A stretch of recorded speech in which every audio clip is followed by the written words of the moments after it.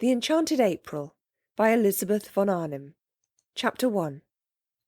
It began in a woman's club in London on a February afternoon.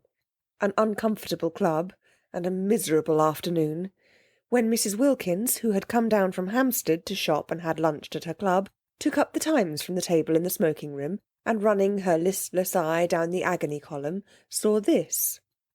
To those who appreciate wisteria and sunshine, small mediaeval Italian castle on the shores of the Mediterranean, to be let, furnished, for the month of April.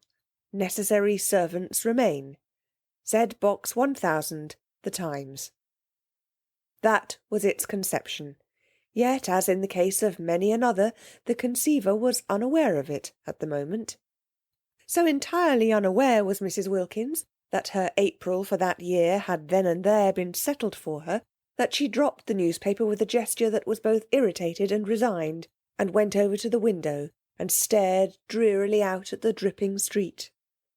Not for her were mediaeval castles, even those that are specially described as small. Not for her the shores in April of the Mediterranean, and the wisteria and sunshine. Such delights were only for the rich. Yet the advertisement had been addressed to persons who appreciate these things, so that it had been, anyhow, addressed too to her, for she certainly appreciated them, more than anyone knew, more than she had ever told. But she was poor. In the whole world she possessed of her very own only £90, saved from year to year, put by carefully pound by pound, out of her dress allowance. She had scraped this sum together at the suggestion of her husband, as a shield and refuge against a rainy day. Her dress allowance, given her by her father, was £100 a year, so that Mrs. Wilkins's clothes were what her husband, urging her to save, called modest and becoming, and her acquaintance to each other, when they spoke of her at all, which was seldom, for she was very negligible, called a perfect sight.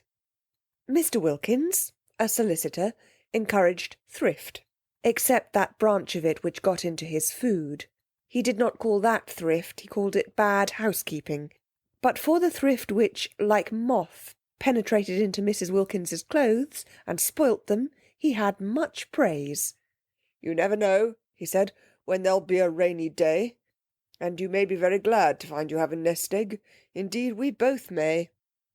Looking out of the club window into Shaftesbury Avenue, hers was an economical club, but convenient for Hampstead, where she lived, and for Shoolbred's, where she shopped, Mrs. Wilkins, having stood there some time very drearily, her mind's eye on the Mediterranean in April, and the wisteria, and the enviable opportunities of the rich, while her bodily eye watched the really extremely horrible sooty rain falling steadily on the hurrying umbrellas and splashing omnibuses, suddenly wondered whether perhaps this was not the rainy day that Mellersh was Mr. Wilkins, had so often encouraged her to prepare for, and whether to get out of such a climate and into the small mediaeval castle wasn't perhaps what Providence had all along intended her to do with her savings. Part of her savings, of course, perhaps quite a small part. The castle, being mediaeval, might also be dilapidated, and dilapidations were surely cheap. She wouldn't in the least mind a few of them, because you didn't pay for dilapidations which were already there. On the contrary, by reducing the price you had to pay, they really paid you. But what nonsense to think of it. She turned away from the window with the same gesture of mingled irritation and resignation with which she had laid down the Times, and crossed the room towards the door with the intention of getting her mackintosh and umbrella, and fighting her way into one of the overcrowded omnibuses, and going to Shoolbred's on her way home, and buying some soles for Mellersh's dinner. Mellersh was difficult with fish, and liked only soles, except salmon, when she beheld Mrs. Arbuthnot, a woman she knew by sight as also living in Hampstead and belonging to the club, sitting at the table in the middle of the room on which the newspapers and magazines were kept, absorbed, in her turn, in the first page of the Times. Mrs. Wilkins had never yet spoken to Mrs. Arbuthnot, who belonged to one of the various church sets, and who analysed, classified, divided and registered the poor. whereas she and Mellersh, when they did go out, went to the parties of impressionist painters, of whom in Hampstead there were many. Mellersh had a sister who had married one of them and lived up on the Heath, and because of this alliance Mrs. Wilkins was drawn into a circle which was highly unnatural to her, and she had learned to dread pictures. She had to say things about them, and she didn't know what to say. She used to murmur, "Marvellous," and feel that it was not enough, but nobody minded. Nobody listened. Nobody took any notice of Mrs. Wilkins. She was the kind of person who is not noticed at parties. Her clothes, infested by thrift, made her practically invisible. Her face was non-arresting. Her conversation was reluctant. She was shy. And if one's clothes and face and conversation are all negligible, thought Mrs. Wilkins, who recognised her disabilities, what, at parties, is there left of one? Also, she was always with Wilkins, that clean-shaven, fine-looking man who gave a party merely by coming to it a great air. Wilkins was very respectable. He was known to be highly thought of by his senior partners. His sister's circle admired him. He pronounced adequately intelligent judgments on art and artists. He was pithy. He was prudent. He never said a word too much, nor, on the other hand, did he ever say a word too little. He produced the impression of keeping copies of everything he said, and he was so obviously reliable that it often happened that people who met him at these parties became discontented with their own solicitors, and after a period of restlessness extricated themselves and went to Wilkins. Naturally, Mrs. Wilkins was blotted out. She, said his sister, with something herself of the judicial, the digested, and the final in her manner, should stay at home. But Wilkins could not leave his wife at home. He was a family solicitor, and all such have wives and show them. With his in the week he went to parties, and with his on Sundays he went to church. Being still fairly young, he was 39, and ambitious of old ladies, of whom he had not yet acquired in his practice a sufficient number, he could not afford to miss church, and it was there that Mrs. Wilkins became familiar, though never through words, with Mrs. Arbuthnot. She saw her marshalling the children of the poor into pews. She would come in at the head of the procession from the Sunday school exactly 5 minutes before the choir, and get her boys and girls neatly fitted into their allotted seats, and down on their little knees in the preliminary prayer, and up again on their feet, just as, to the swelling organ, the vestry door opened, and the choir and clergy, big with the litanies and commandments they were presently to roll out, emerged. She had a sad face, yet she was evidently efficient. The combination used to make Mrs. Wilkins wonder, for she had been told by Mellersh, on days when she had only been able to get place, that if one were efficient one wouldn't be depressed, and that if one does one's job well, one becomes automatically bright and brisk. About Mrs. Arbuthnot there was nothing bright and brisk, though much in her way with the Sunday school children that was automatic. But when Mrs. Wilkins, turning from the window, caught sight of her in the club, she was not being automatic at all, but was looking fixedly at one portion of the first page of the Times, holding the paper quite still, her eyes not moving. She was just staring, and her face, as usual, was the face of a patient and disappointed Madonna. Mrs. Wilkins watched her a minute, trying to screw up courage to speak to her. She wanted to ask her if she had seen the advertisement. She did not know why she wanted to ask her this, but she wanted to. How stupid not to be able to speak to her. She looked so kind. She looked so unhappy. Why couldn't two unhappy people refresh each other on their way through this dusty business of life by a little talk? Real, natural talk about what they felt, what they would have liked, what they still tried to hope. And she could not help thinking that Mrs. Arbuthnot, too, was reading that very same advertisement. Her eyes were on the very part of the paper. Was she, too, picturing what it would be like? The colour, the fragrance, the light, the soft lapping of the sea among little hot rocks. Colour, Fragrance, light, sea, instead of Shaftesbury Avenue and the wet omnibuses and the fish department at Shoolbred's and the tube to Hampstead and dinner and tomorrow the same and the day after the same and always the same. Suddenly Mrs. Wilkins found herself leaning across the table. "Are you reading about the medieval castle and the wisteria?" she heard herself asking. Naturally, Mrs. Arbuthnot was surprised, but she was not half so much surprised as Mrs. Wilkins was at herself for asking. Mrs. Arbuthnot had not yet, to her knowledge, set eyes on the shabby, lank, loosely put-together figure sitting opposite her, with its small freckled face and big grey eyes almost disappearing under a smashed-down wet-weather hat. And she gazed at her a moment without answering. She was reading about the medieval castle and the wisteria, or rather had read about it 10 minutes before, and since then had been lost in dreams, of light, of colour, of fragrance, of the soft lapping of the sea among little hot rocks. "Why do you ask me that?" she said in her grave voice, for her training of and by the poor had made her grave and patient. Mrs. Wilkins flushed and looked excessively shy and frightened. "Oh, only because I saw it too, and I thought I thought somehow," she stammered. Whereupon Mrs. Arbuthnot, her mind being used to getting people into lists and divisions, from habit considered, as she gazed thoughtfully at Mrs. Wilkins, under what heading, supposing she had to classify her, she could most properly be put.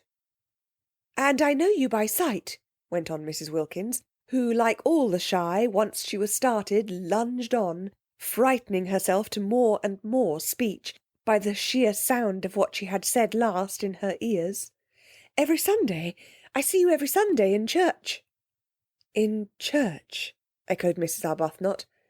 "And this seems such a wonderful thing, this advertisement about the wisteria, and—" Mrs. Wilkins, who must have been at least 30, broke off and wriggled in her chair with the movement of an awkward and embarrassed schoolgirl. "It seems so wonderful," she went on in a kind of burst, and it's such a miserable day." And then she sat looking at Mrs. Arbuthnot with the eyes of an imprisoned dog. The poor thing, thought Mrs. Arbuthnot, whose life was spent in helping and alleviating, needs advice. She accordingly prepared herself patiently to give it. "If you see me in church," she said, kindly and attentively, "I suppose you live in Hampstead too?" "Oh, yes," said Mrs. Wilkins, and she repeated, her head on its long thin neck drooping a little, as if the recollection of Hampstead bowed her. "Oh, yes. Where?"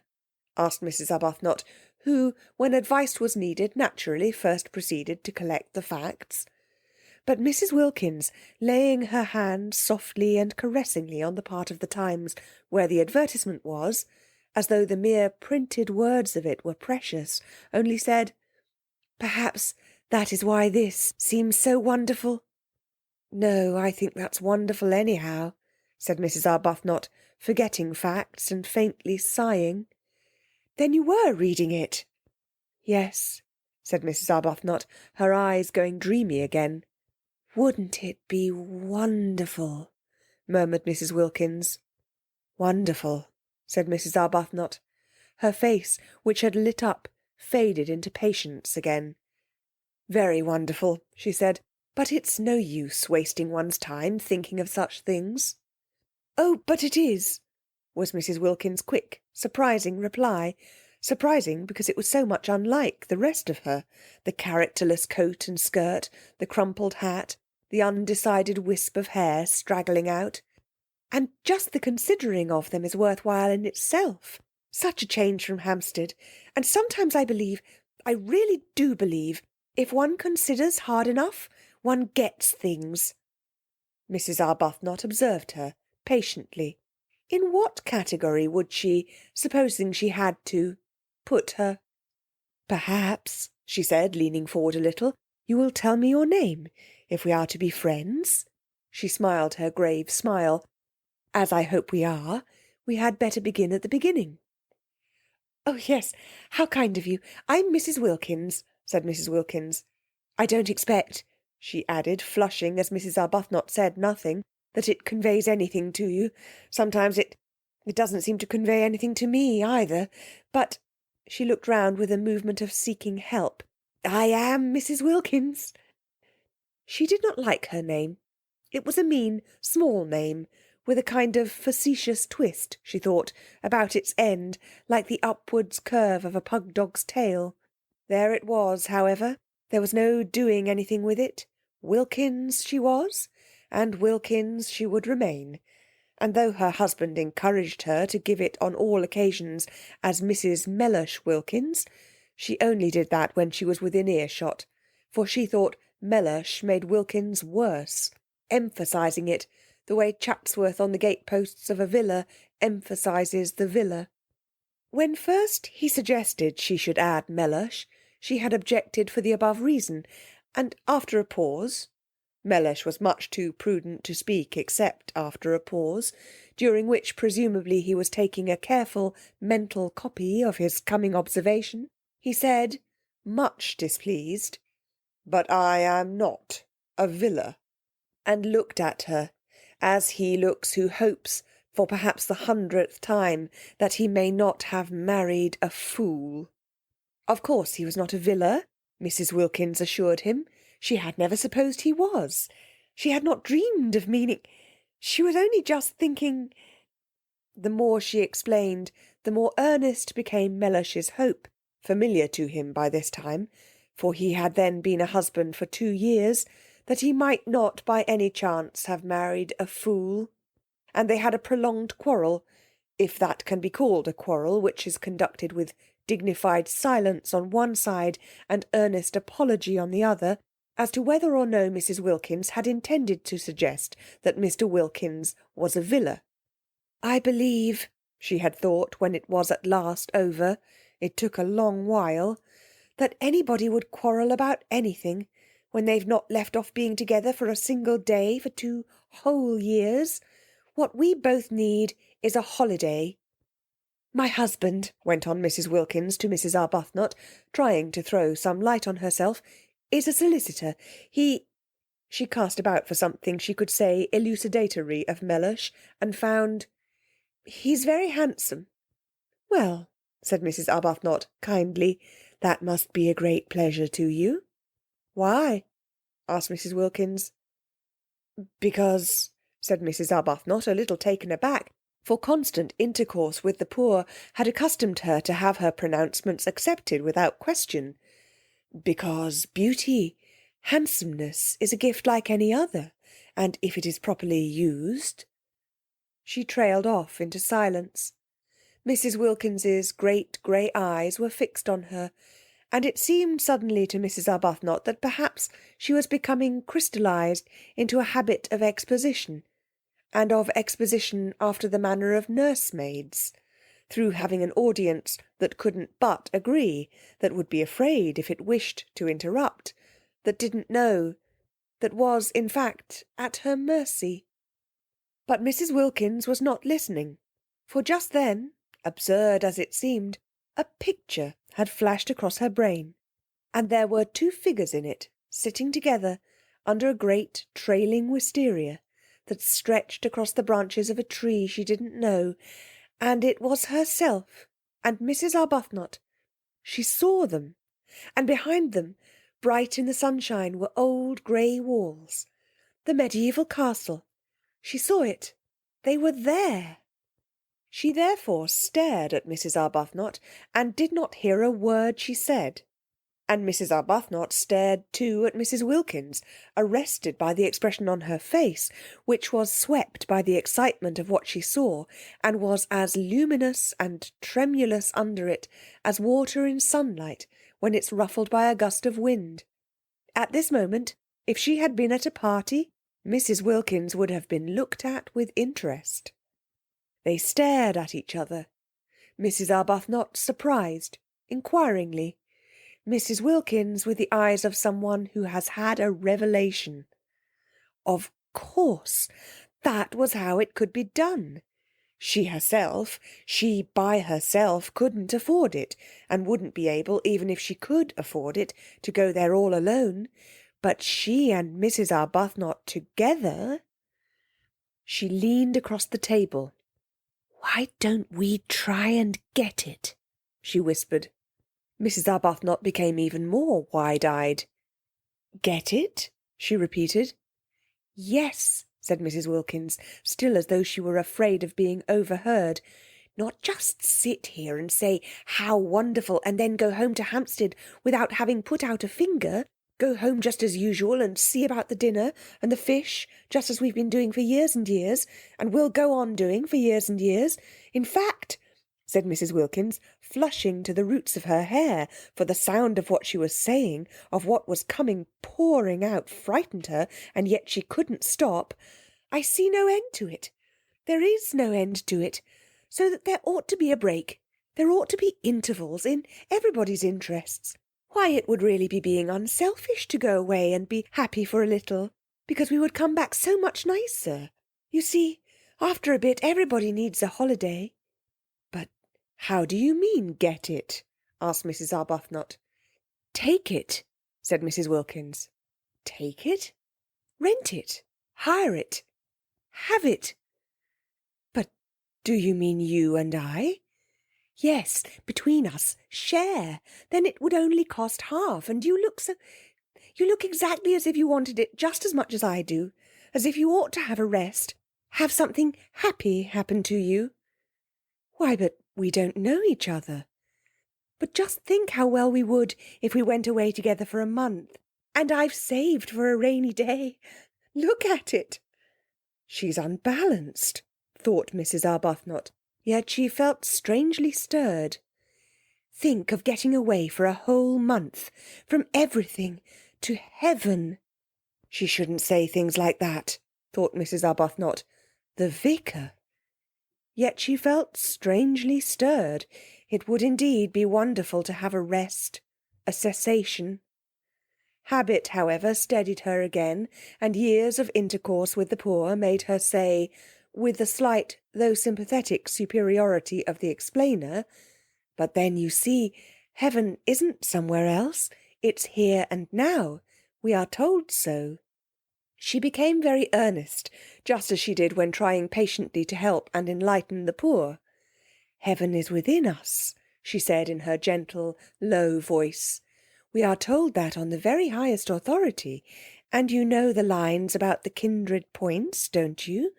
"Oh, yes, I know them," interrupted Mrs. Wilkins impatiently. "The kindred points of heaven and home," continued Mrs. Arbuthnot, who was used to finishing her sentences. "Heaven is in our home." "It isn't," said Mrs. Wilkins, again surprisingly. Mrs. Arbuthnot was taken aback. Then she said gently, "Oh, but it is. It is there if we choose, if we make it." "I do choose, and I do make it, and it isn't," said Mrs. Wilkins. Then Mrs. Arbuthnot was silent, for she too sometimes had doubts about homes. She sat and looked uneasily at Mrs. Wilkins, feeling more and more the urgent need to get her classified. If she could only classify Mrs. Wilkins, get her safely under her proper heading, she felt that she herself would regain her balance, which did seem very strangely to be slipping all to one side. For neither had she had a holiday for years, and the advertisement, when she saw it, had set her dreaming, and Mrs. Wilkins' excitement about it was infectious, and she had the sensation, as she listened to her impetuous odd talk and watched her lit-up face, that she was being stirred out of sleep. Clearly Mrs. Wilkins was unbalanced, but Mrs. Arbuthnot had met the unbalanced before. Indeed, she was always meeting them, and they had no effect on her own stability at all.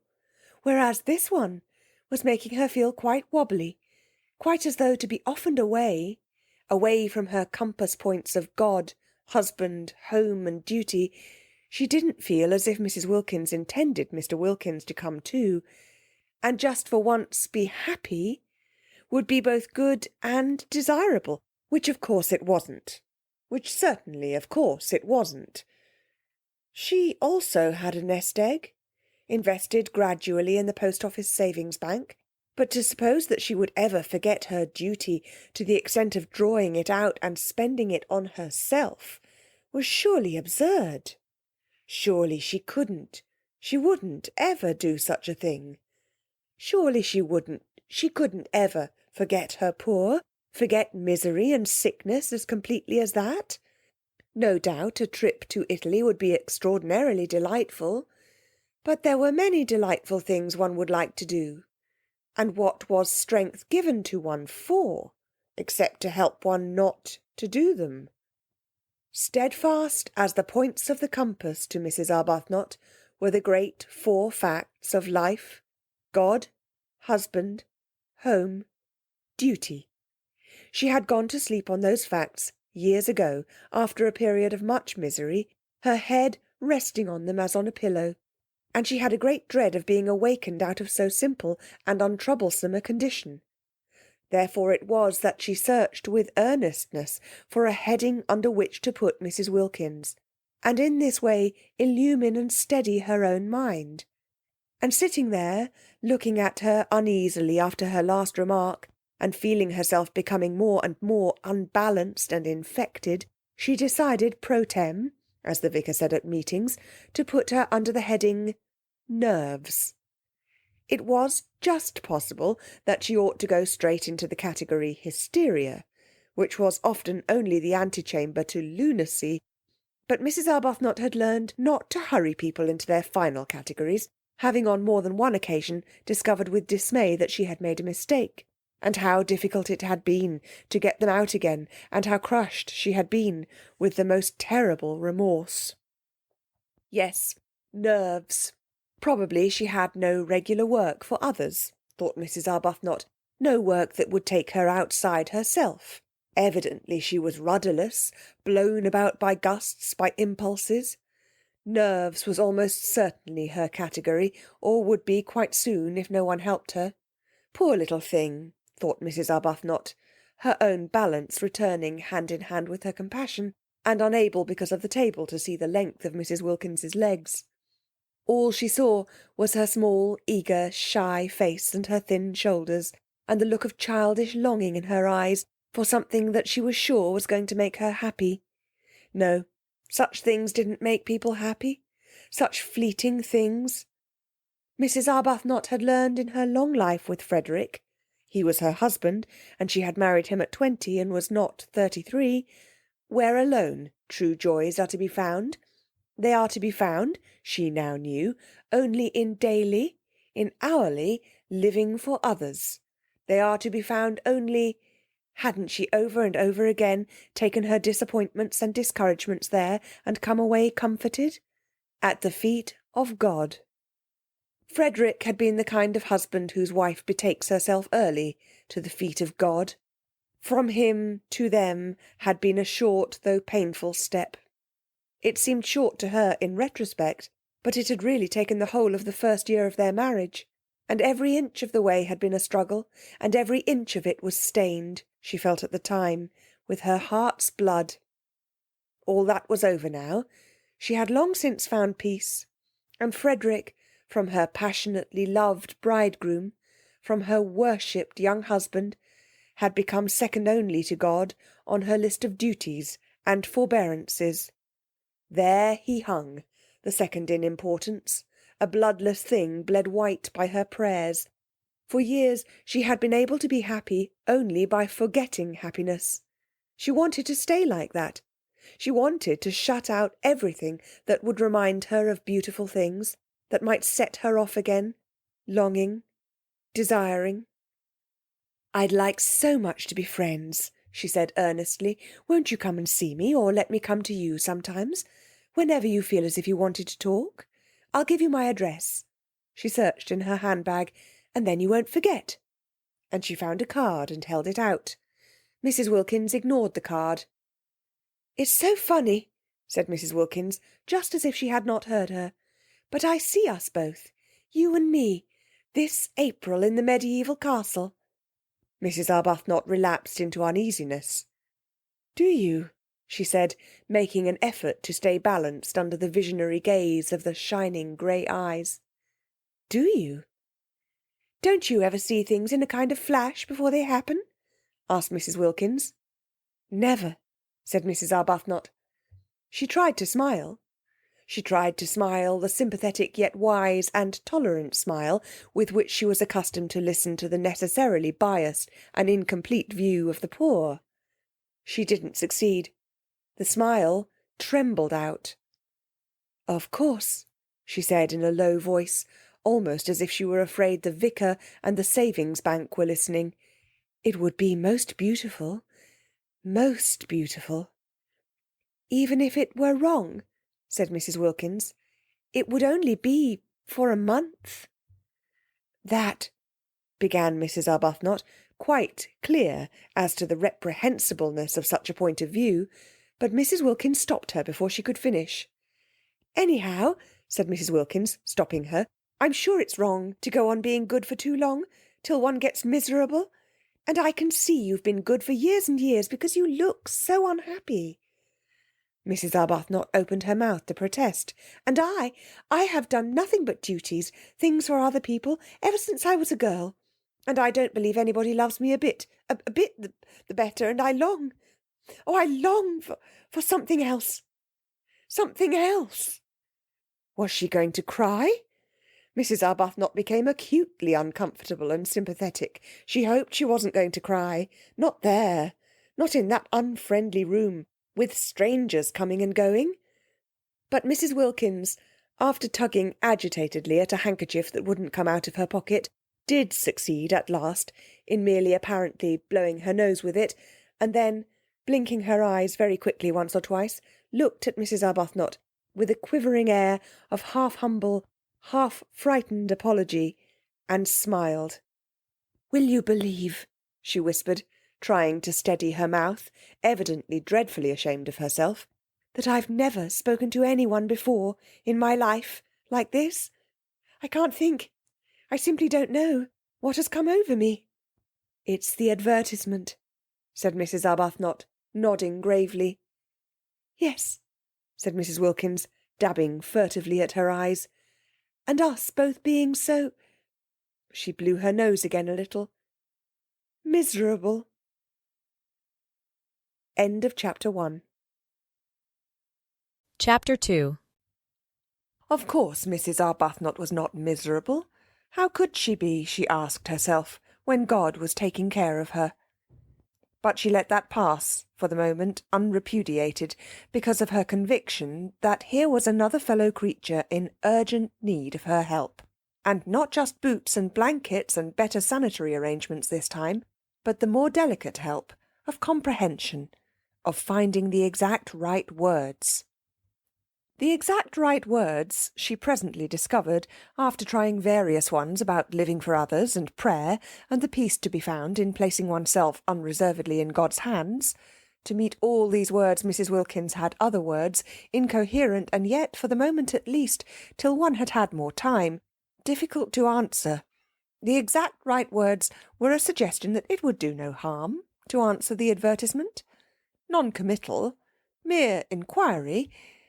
And what disturbed Mrs. Arbuthnot about this suggestion was that she did not make it solely to comfort Mrs. Wilkins. She made it because of her own strange longing for the mediaeval castle.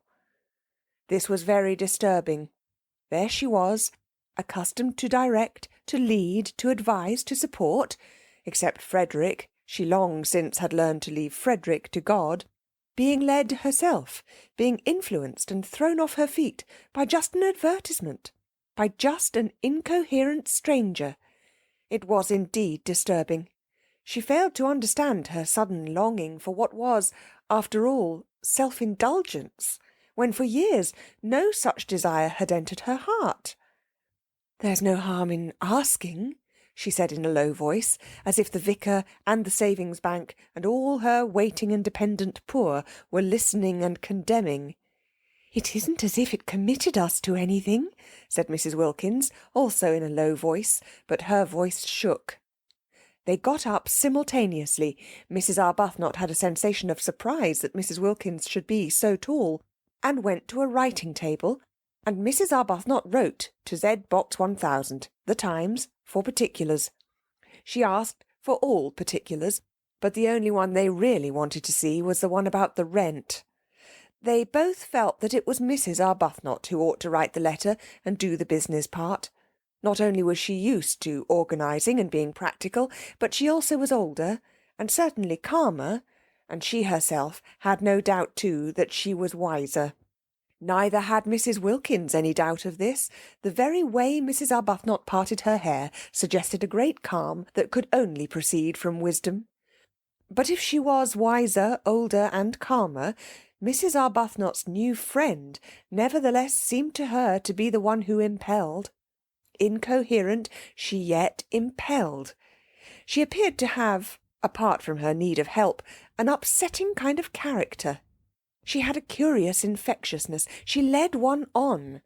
And the way her unsteady mind leapt at conclusions, wrong ones, of course, witness the one that she, Mrs. Arbuthnot, was miserable, the way she leapt at conclusions was disconcerting. Whatever she was, however, and whatever her unsteadiness, Mrs. Arbuthnot found herself sharing her excitement and her longing, and when the letter had been posted in the letter-box in the hall, and actually was beyond getting back again, both she and Mrs. Wilkins felt the same sense of guilt. "It only shows," said Mrs. Wilkins in a whisper, as they turned away from the letter-box, "how immaculately good we've been all our lives. The very first time we do anything our husbands don't know about, we feel guilty." "I'm afraid I can't say I've been immaculately good," gently protested Mrs. Arbuthnot, a little uncomfortable at this fresh example of successful leaping at conclusions, for she had not said a word about her feeling of guilt. "Oh, but I'm sure you have. I see you being good, and that's why you're not happy." She shouldn't say things like that, thought Mrs. Arbuthnot. I must try and help her not to. Aloud she said gravely, "I don't know why you insist that I'm not happy. When you know me better, I think you'll find that I am. And I'm sure you don't mean really that goodness, if one could attain it, makes one unhappy."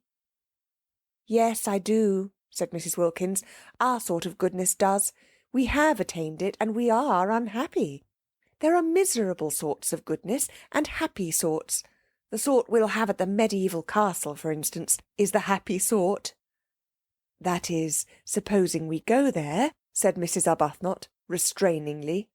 She felt that Mrs. Wilkins needed holding on to. "After all, we've only written just to ask. Anybody may do that. I think it quite likely we shall find the conditions impossible, and even if they were not, probably by tomorrow we shall not want to go." "I see us there," was Mrs. Wilkins's answer to that. All this was very unbalancing. Mrs. Arbuthnot, as she presently splashed through the dripping streets on her way to a meeting she was to speak at, was in an unusually disturbed condition of mind. She had, she hoped, shown herself very calm to Mrs. Wilkins, very practical and sober, concealing her own excitement. But she was really extraordinarily moved, and she felt happy, and she felt guilty, and she felt afraid, and she had all the feelings, though this she did not know, of a woman who was come away from a secret meeting with her lover. That, indeed, was what she looked like when she arrived late on her platform. She, the open-browed, looked almost furtive as her eyes fell on the staring wooden faces, waiting to hear her try and persuade them to contribute to the alleviation of the urgent needs of the Hampstead poor, each one convinced that they needed contributions themselves. She looked as though she were hiding something discreditable but delightful. Certainly her customary clear expression of candour was not there, and its place was taken by a kind of suppressed and frightened pleasedness, which would have led a more worldly-minded audience to the instant conviction of recent and probably impassioned love-making. Beauty, beauty, beauty. The words kept ringing in her ears as she stood on the platform talking of sad things to the sparsely attended meeting. She had never been to Italy. Was that really what her nest-egg was to be spent on after all? though she couldn't approve of the way Mrs. Wilkins was introducing the idea of predestination into her immediate future, just as if she had no choice, just as if to struggle or even to reflect were useless, it yet influenced her. Mrs. Wilkins's eyes had been the eyes of a seer. Some people were like that, Mrs. Arbuthnot knew, and if Mrs. Wilkins had actually seen her at the medieval castle, it did seem probable that struggling would be a waste of time. Still, to spend her nest egg on self-indulgence. The origin of this egg had been corrupt, but she had at least supposed its end was to be creditable. Was she to deflect it from its intended destination, which alone had appeared to justify her keeping it, and spend it on giving herself pleasure? Mrs. Arbuthnot spoke on, so much practised in the kind of speech that she could have said it all in her sleep. And at the end of the meeting, her eyes dazzled by her secret visions, she hardly noticed that nobody was moved in any way whatever, least of all in the way of contributions. But the vicar noticed. The vicar was disappointed. Usually his good friend and supporter Mrs. Arbuthnot succeeded better than this. And what was even more unusual, she appeared, he observed, not even to mind. "I can't imagine," he said to her as they parted, speaking irritably, for he was irritated both by the audience and by her, "what these people are coming to. Nothing seems to move them." "Perhaps they need a holiday," suggested Mrs. Arbuthnot. An unsatisfactory, a queer reply, the vicar thought. "In February?" he called after her sarcastically. "Oh, no, not till April," said Mrs. Arbuthnot over her shoulder. "Very odd," thought the vicar, "very odd indeed." And he went home, and was not perhaps quite Christian to his wife. That night in her prayers, Mrs. Arbuthnot asked for guidance. She felt she ought really to ask, straight out and roundly, that the medieval castle should already have been taken by someone else, and the whole thing thus be settled. But her courage failed her. Suppose her prayer were to be answered. No, she couldn't ask it, she couldn't ask it. And after all, she almost pointed this out to God, if she spent her present nest egg on a holiday, she could quite soon accumulate another. Frederick pressed money on her, and it would only mean, while she rolled up a second egg, that for a time her contributions to the parish charities would be less, and then it could be the next nest egg whose original corruption would be purged away by the use to which it was finally put. For Mrs. Arbuthnot, who had no money of her own, was obliged to live on the proceeds of Frederick's activities, and her very nest egg was the fruit, posthumously ripened, of ancient sin. The way Frederick made his living was one of the standing distresses of her life. He wrote immensely popular memoirs regularly, every year, of the mistresses of kings. There were in history numerous kings who had had mistresses, and there were still more numerous mistresses who had had kings, so that he had been able to publish a book of memoirs during each year of his married life. And even so, there were greater further piles of these ladies waiting to be dealt with. Mrs. Arbuthnot was helpless. Whether she liked it or not, she was obliged to live on the proceeds. He gave her a dreadful sofa once, after the success of his Du Barry memoir, with swollen cushions and soft, receptive lap, and it seemed to her a miserable thing that there, in her very home, should flaunt this reincarnation of a dead old French sinner. Simply good, convinced that morality is the basis of happiness, the fact that she and Frederick should draw their sustenance from guilt, however much purged by the passage of centuries, was one of the secret reasons of her sadness. The more the memoired lady had forgotten herself, the more his book about her was read, and the more free-handed he was to his wife, and all that he gave her was spent, after adding slightly to her nest egg, for she did hope and believe that some day people would cease to want to read of wickedness, and then Frederick would need supporting, on helping the poor.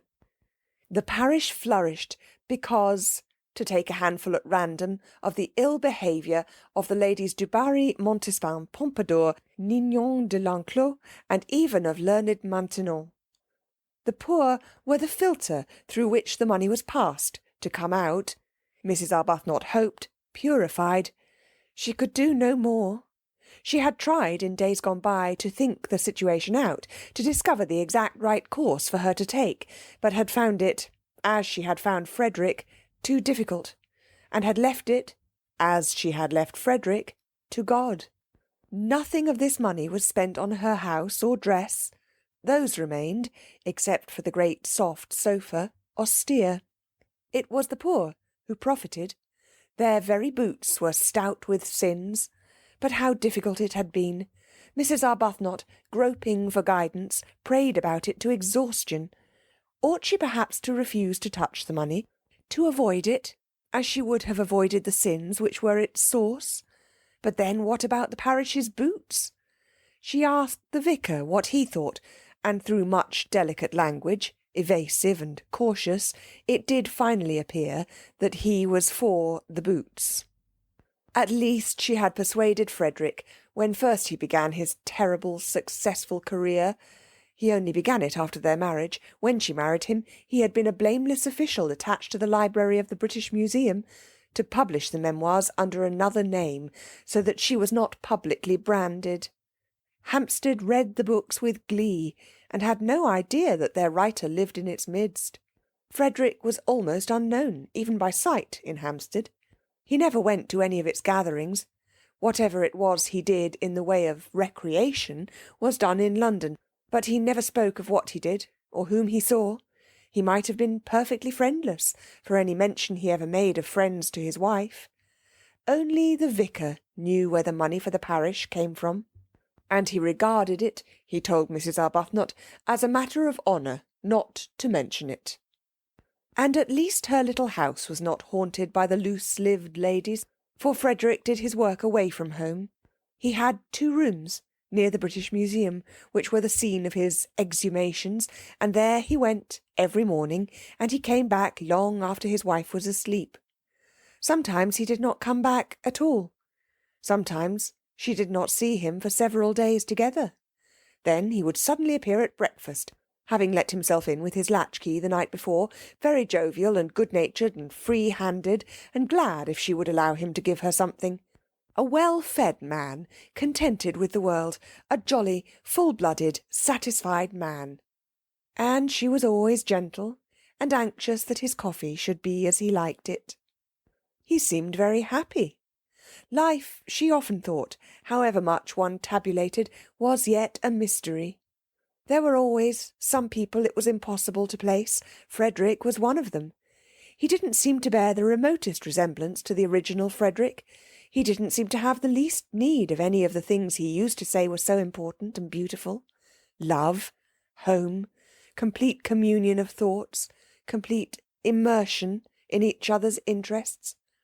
After those early, painful attempts to hold him up to the point from which they had hand in hand so splendidly started, attempts in which she herself had got terribly hurt, and the Frederick she supposed she had married was mangled out of recognition, she hung him up, finally, by her bedside as the chief subject of her prayers, and left him, except for those, entirely to God. She had loved Frederick too deeply to be able now to do anything but pray for him. He had no idea that he never went out of the house without her blessing going with him too, hovering, like a little echo of finished love, round that once dear head. She didn't dare think of him as he used to be, as he had seemed to her to be in those marvellous first days of their love-making, of their marriage. Her child had died. She had nothing, nobody of her own to lavish herself on. The poor became her children, and God the object of her love. What could be happier than such a life, she sometimes asked herself, but her face, and particularly her eyes, continued sad. Perhaps when we're old, perhaps when we are both quite old, she would think wistfully. End of chapter 2. Chapter 3. The owner of the medieval castle was an Englishman, a Mr. Briggs, who was in London at the moment, and wrote that it had beds enough for 8 people, exclusive of servants, 3 sitting rooms, battlements, dungeons, and electric light. The rent was £60 for the month. The servants' wages were extra, and he wanted references. He wanted assurances that the second half of his rent would be paid, the first half being paid in advance, and he wanted assurances of respectability from a solicitor or a doctor or a clergyman. He was very polite in his letter, explaining that his desire for references was what was usual and should be regarded as a mere formality. Mrs. Arbuthnot and Mrs. Wilkins had not thought of references, and they had not dreamed a rent could be so high. In their minds had floated sums like 3 guineas a week, or less, seeing that the place was small and old. £60 for a single month! It staggered them.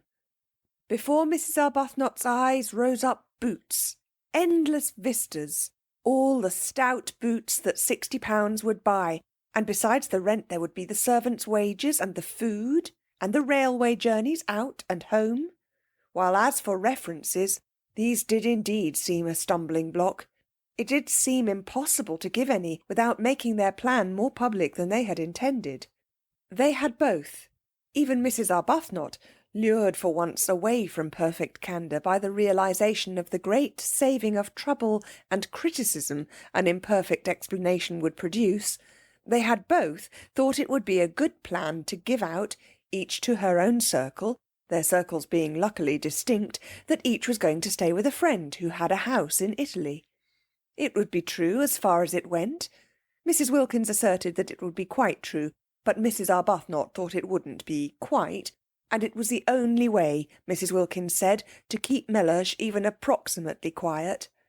To spend any of her money just on the mere getting to Italy would cause him indignation. What he would say if he knew she was renting part of a medieval castle on her own account, Mrs. Wilkins preferred not to think. It would take him days to say it all, and this although it was her very own money, and not a penny of it had ever been his. "But I expect," she said, "your husband is just the same. I expect all husbands are alike in the long run." Mrs. Arbuthnot said nothing, because her reason for not wanting Frederick to know was the exactly opposite one. Frederick would be only too pleased for her to go. He would not mind it in the very least.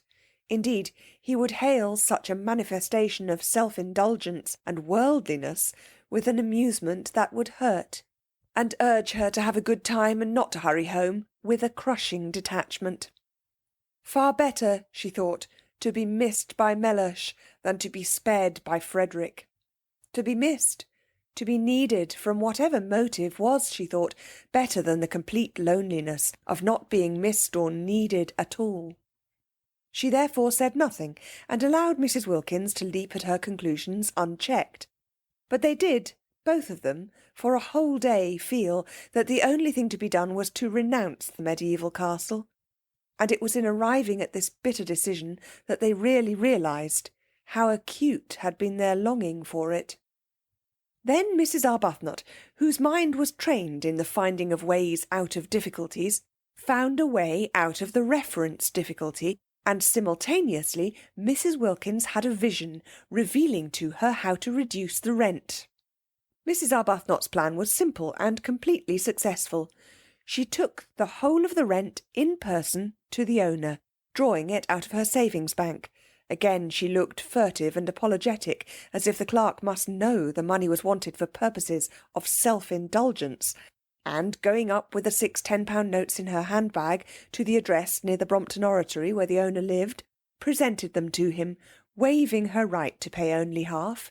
And when he saw her, and her parted hair, and soft dark eyes, and sober apparel, and heard her grave voice, he told her not to bother about writing round for those references. "It'll be all right," he said, scribbling a receipt for the rent. "Do sit down, won't you? Nasty day, isn't it? You'll find the old castle has lots of sunshine, whatever else it hasn't got. Husband going?" Mrs. Arbuthnot, unused to anything but candour, looked troubled at this question and began to murmur inarticulately, and the owner at once concluded that she was a widow, a war one, of course, for other widows were old, and that he had been a fool not to guess it. "Oh, I'm sorry," he said, turning red right up to his fair hair. "I didn't mean to—" He ran his eye over the receipt he had written. "Yes, I think that's all right," he said, getting up and giving it to her. "Now," he added, taking the 6 notes she held out and smiling, for Mrs. Arbuthnot was agreeable to look at, "I'm richer and you're happier. I've got money and you've got San Salvatore. I wonder which is best." "I think you know," said Mrs. Arbuthnot, with her sweet smile. He laughed and opened the door for her. It was a pity the interview was over. He would have liked to ask her to lunch with him. She made him think of his mother, of his nurse, of all things kind and comforting, besides having the attraction of not being his mother or his nurse. "I hope you'll like the old place," he said, holding her hand a minute at the door. The very feel of her hand, even through its glove, was reassuring. It was the sort of hand, he thought, that children would like to hold in the dark. "In April, you know, it's simply a mass of flowers. And then there's the sea.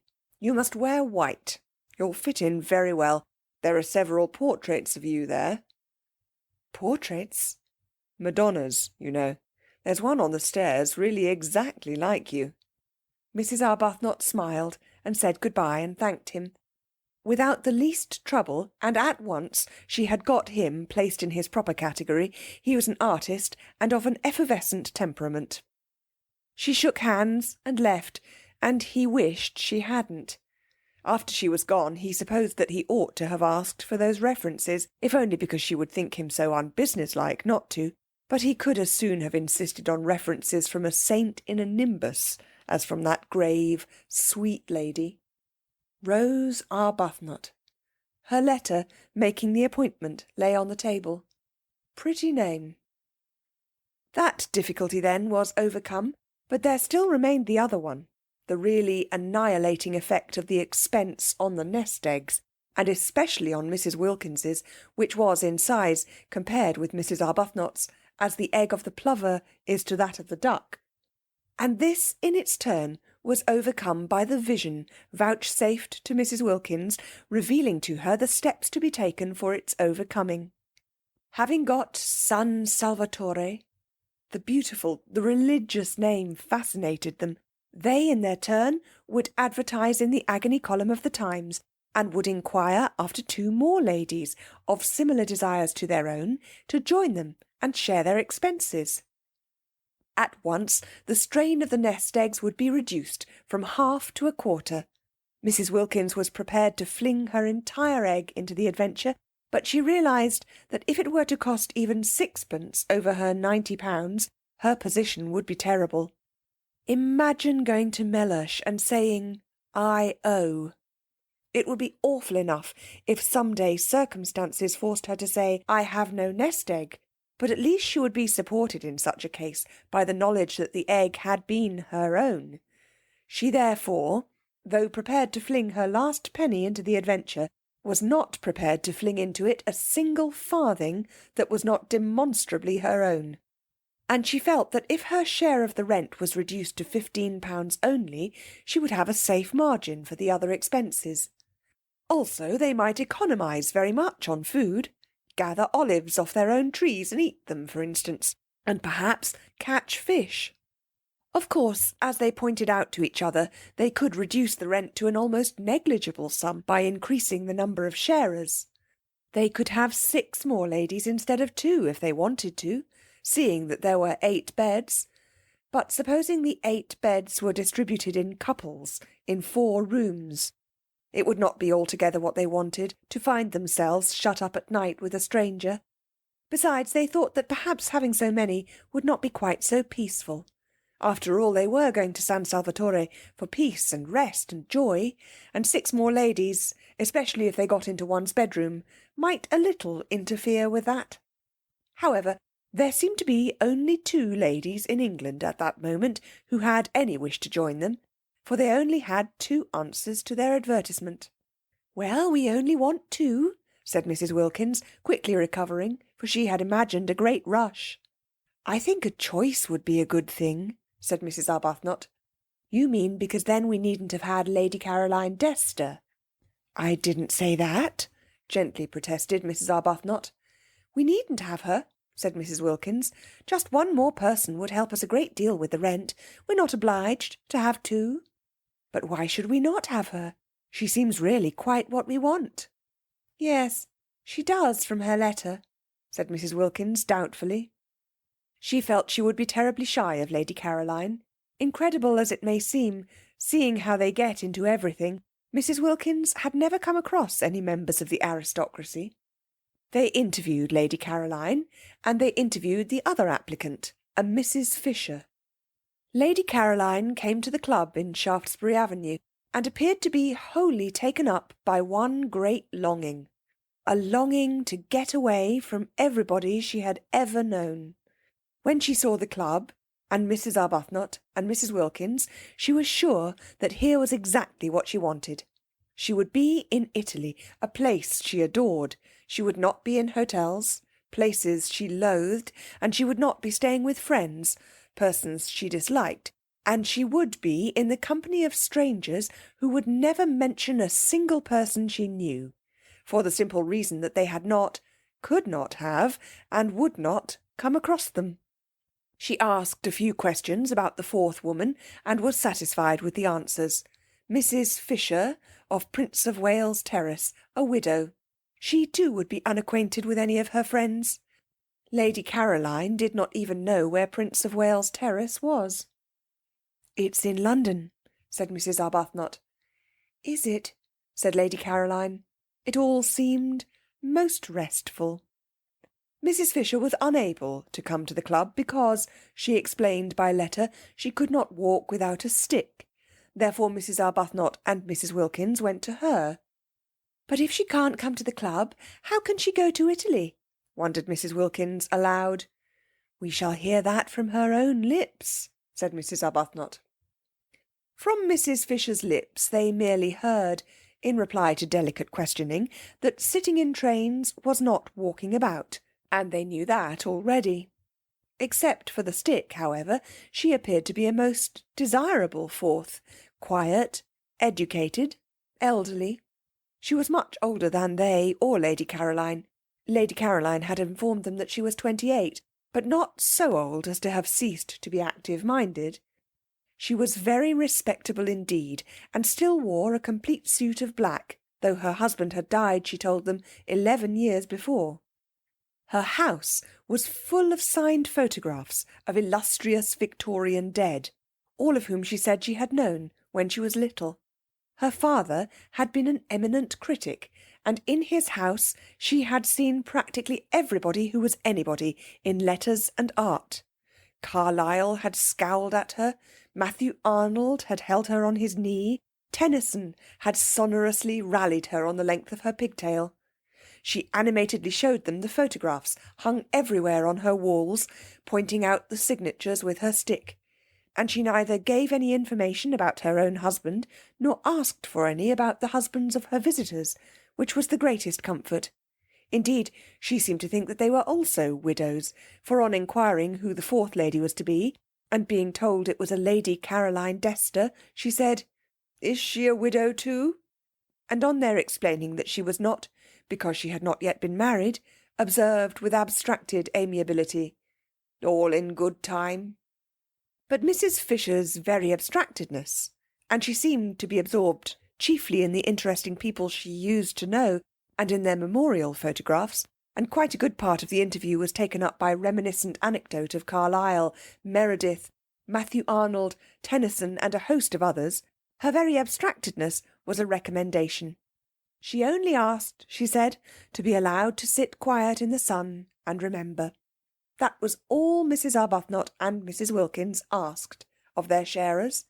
It was their idea of a perfect sharer that she should sit quiet in the sun and remember, rousing herself on Saturday evenings sufficiently to pay her share. Mrs. Fisher was very fond, too, she said, of flowers, and once, when she was spending a weekend with her father at Box Hill— "Who lived at Box Hill?" interrupted Mrs. Wilkins, who hung on Mrs. Fisher's reminiscences, intensely excited by meeting somebody who had actually been familiar with all the really and truly and undoubtedly great, actually seen them, heard them talking, touched them. Mrs. Fisher looked at her over the top of her glasses in some surprise. Mrs. Wilkins, in her eagerness to tear the heart out quickly of Mrs. Fisher's reminiscences, afraid that at any moment Mrs. Arbuthnot would take her away and she wouldn't have heard half, had already interrupted several times with questions which appeared ignorant to Mrs. Fisher. "Meredith, of course," said Mrs. Fisher rather shortly. "I remember a particular weekend," she continued. "My father often took me, but I always remember this weekend particularly." "Did you know Keats?" eagerly interrupted Mrs. Wilkins. Mrs. Fisher, after a pause, said with subacid reserve that she had been unacquainted with both Keats and Shakespeare. "Of course, how ridiculous of me!" cried Mrs. Wilkins, flushing scarlet. "It's because," she floundered, "it's because the immortals somehow still seem alive, don't they? As if they were here, going to walk into the room in another minute, and one forgets they are dead. In fact, one knows perfectly well that they are not dead. Not nearly so dead as you and I, even now," she assured Mrs. Fisher, who observed her over the top of her glasses. "I thought I saw Keats the other day," Mrs. Wilkins incoherently proceeded, driven on by Mrs. Fisher's look over the top of her glasses, "in Hampstead, crossing the road in front of that house, you know, the house where he lived." Mrs. Arbuthnot said they must be going. Mrs. Fisher did nothing to prevent them. "I really thought I saw him," protested Mrs. Wilkins, appealing for belief, first to one and then to the other, while waves of colour passed over her face, and totally unable to stop because of Mrs. Fisher's glasses and the steady eyes looking at her over their tops. "I believe I did see him. He was dressed in a—" Even Mrs. Arbuthnot looked at her now, and in her gentlest voice said that they would be late for lunch.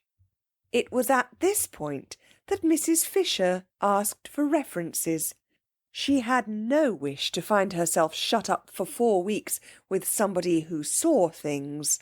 It is true that there were 3 sitting-rooms, besides the garden and the battlements at San Salvatore, so there would be opportunities of withdrawal from Mrs. Wilkins, but it would be disagreeable to Mrs. Fisher, for instance, if Mrs. Wilkins were suddenly to assert that she saw Mr. Fisher.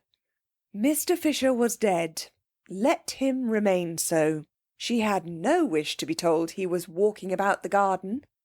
The only reference she really wanted, for she was much too old and firmly seated in her place in the world for questionable associates to matter to her, was one with regard to Mrs. Wilkins's health.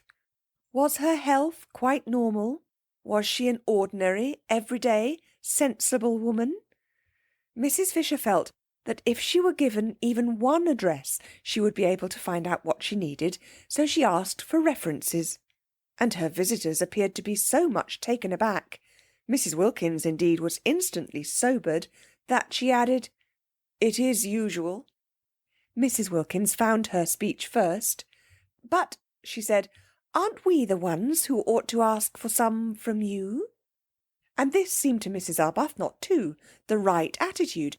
Surely it was they who were taking Mrs. Fisher into their party, and not Mrs. Fisher who was taking them into it. For answer, Mrs. Fisher, leaning on her stick, went to the writing-table, and in a firm hand wrote down 3 names and offered them to Mrs. Wilkins. And the names were so respectable, more, they were so momentous, they were so nearly august, that just to read them was enough. The President of the Royal Academy, the Archbishop of Canterbury, and the Governor of the Bank of England. Who would dare disturb such personages in their meditations with inquiries as to whether a female friend of theirs was all she should be? "They have known me since I was little," said Mrs. Fisher. Everybody seemed to have known Mrs. Fisher since or when she was little. "I don't think references are nice things at all between ordinary decent women," burst out Mrs. Wilkins, made courageous by being, as she felt, at bay. For she very well knew that the only reference she could give without getting into trouble was Shoolbred, and she had little confidence in that, as it would be entirely based on Mellersh's fish. "We're not business people. We needn't distrust each other." And Mrs. Arbuthnot said, with a dignity that yet was sweet, "I'm afraid references do bring an atmosphere into our holiday plan that isn't quite what we want, and I don't think we'll take yours up, or give you any ourselves, so that I suppose you won't wish to join us." And she held out her hand in good-bye. Then Mrs. Fisher, her gaze diverted to Mrs. Arbuthnot, who inspired trust and liking even in tube officials, felt that she would be idiotic to lose the opportunity of being in Italy in the particular conditions offered, and that she and this calm-browed woman between them would certainly be able to curb the other one when she had her attacks. So she said, taking Mrs. Arbuthnot's offered hand, "Very well, I waive references." She waived references. The two, as they walked to the station in Kensington High Street, could not help thinking that this way of putting it was lofty. Even Mrs. Arbuthnot, spendthrift of excuses for lapses, thought Mrs. Fisher might have used other words, and Mrs. Wilkins, by the time she got to the station, and the walk and the struggle on the crowded pavement with other people's umbrellas had warmed her blood, actually suggested waving Mrs. Fisher. "If there is any waving to be done, do let us be the ones who wave," she said eagerly. But Mrs. Arbuthnot, as usual, held on to Mrs. Wilkins, and presently, having cooled down on the train, Mrs. Wilkins announced that at San Salvatore Mrs. Fisher would find her level. "I see her finding her level there," she said, her eyes very bright. Whereupon Mrs. Arbuthnot, sitting with her quiet hands folded, turned over in her mind how best she could help Mrs. Wilkins not to see quite so much, or at least, if she must see, to see in silence. End of chapter 3. Chapter 4. It had been arranged that Mrs. Arbuthnot and Mrs. Wilkins, travelling together, should arrive at San Salvatore on the evening of March 31st. The owner, who told them how to get there, appreciated their disinclination to begin their time in it on April the 1st, and Lady Caroline and Mrs. Fisher, as yet unacquainted, and therefore under no obligations to bore each other on the journey, for only towards the end would they find out by a process of sifting who they were to arrive on the morning of April the 2nd. In this way everything would be got nicely ready for the two, who seemed, in spite of the equality of the sharing, yet to have something about them of guests. There were disagreeable incidents towards the end of March, when Mrs. Wilkins, her heart in her mouth and her face a mixture of guilt, terror and determination, told her husband that she had been invited to Italy, and he declined to believe it. Of course he declined to believe it. Nobody had ever invited his wife to Italy before. There was no precedent. He required proofs. The only proof was Mrs. Arbuthnot, and Mrs. Wilkins had produced her, but after what entreaties, what passionate persuading! Mrs. Arbuthnot had not imagined she would have to face Mr. Wilkins and say things to him that were short of the truth, and it brought home to her what she had for some time suspected, that she was slipping more and more away from God. Indeed, the whole of March was filled with unpleasant, anxious moments. It was an uneasy month. Mrs. Arbuthnot's conscience, made supersensitive by years of pampering, could not reconcile what she was doing with its own high standard of what was right. It gave her little peace. It nudged her at her prayers. It punctuated her entreaties for divine guidance with disconcerting questions, such as, "Are you not a hypocrite? Do you really mean that? Would you not frankly be disappointed if that prayer were granted?" The prolonged wet, raw weather was on the side, too, of her conscience, producing far more sickness than usual among the poor. They had bronchitis, they had fevers, there was no end to the distress, and here she was going off, spending precious money on going off simply and solely to be happy. One woman being happy, and these piteous multitudes. She was unable to look the vicar in the face. He did not know, nobody knew, what she was going to do, and from the very beginning she was unable to look anybody in the face. She excused herself from making speeches appealing for money. How could she stand up and ask people for money when she herself was spending so much on her own selfish pleasure? Nor did it help her or quiet her that, having actually told Frederick, in her desire to make up for what she was squandering, that she would be grateful if he would let her have some money, he instantly gave her a cheque for £100. He asked no questions. She was scarlet. He looked at her a moment and then looked away. It was a relief to Frederick that she should take some money. She gave it all immediately to the organisation she worked with, and found herself more tangled in doubts than ever. Mrs. Wilkins, on the contrary, had no doubts. She was quite certain that it was a most proper thing to have a holiday, and altogether right and beautiful to spend one's own hard-collected savings on being happy. "Think how much nicer we shall be when we come back," she said to Mrs. Arbuthnot, encouraging that pale lady. No, Mrs. Wilkins had no doubts, but she had fears, and March was for her too an anxious month, with the unconscious Mr. Wilkins coming back daily to his dinner and eating his fish in the silence of imagined security. Also things happen so awkwardly. It really is astonishing how awkwardly they happen. Mrs. Wilkins, who was very careful all this month to give Mellersh only the food he liked, buying it and hovering over its cooking with a zeal more than common, succeeded so well that Mellersh was pleased, definitely pleased, so much pleased that he began to think that he might, after all, have married the right wife instead of, as he had frequently suspected, the wrong one. The result was that on the 3rd Sunday in the month, Mrs. Wilkins had made up her trembling mind that on the 4th Sunday, there being 5 in that March, and it being on the 5th of them that she and Mrs. Arbuthnot were to start, she would tell Mellersh of her invitation. On the 3rd Sunday, then, after a very well-cooked lunch in which the Yorkshire pudding had melted in his mouth, and the apricot tart had been so perfect that he ate it all, Mellersh, smoking his cigar by the brightly burning fire, while hail gusts banged on the window, said, "I'm thinking of taking you to Italy for Easter," and paused for her astounded and grateful ecstasy. None came. The silence in the room, except for the hail hitting the windows and the gay roar of the fire, was complete. Mrs. Wilkins could not speak. She was dumbfounded.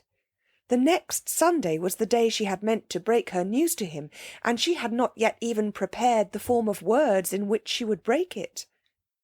Mr. Wilkins, who had not been abroad since before the war, and was noticing with increasing disgust, as week followed week of wind and rain, the peculiar persistent vileness of the weather, had slowly conceived a desire to get away from England for Easter. He was doing very well in his business. He could afford a trip. Switzerland was useless in April. There was a familiar sound about Easter in Italy. To Italy he would go, and as it would cause comment if he did not take his wife, take her he must. Besides, she would be useful. A second person was always useful, in a country whose language one did not speak, for holding things, for waiting with the luggage. He had expected an explosion of gratitude and excitement. The absence of it was incredible. She could not, he concluded, have heard. Probably she was absorbed in some foolish daydream. It was regrettable how childish she remained. He turned his head. Their chairs were in front of the fire, and looked at her. She was staring straight into the fire, and it was no doubt the fire that made her face so red. "I am thinking," he repeated, raising his clear, cultivated voice and speaking with acerbity, for inattention at such a moment was deplorable, "of taking you to Italy for Easter. Did you not hear me?" Yes, she had heard him, and she had been wondering at the extraordinary coincidence, really most extraordinary. She was just going to tell him how she had been invited. A friend had invited her. Easter, too. Easter was in April, wasn't it? Her friend had a house there. In fact, Mrs. Wilkins, driven by terror, guilt, and surprise, had been more incoherent, if possible, than usual. It was a dreadful afternoon.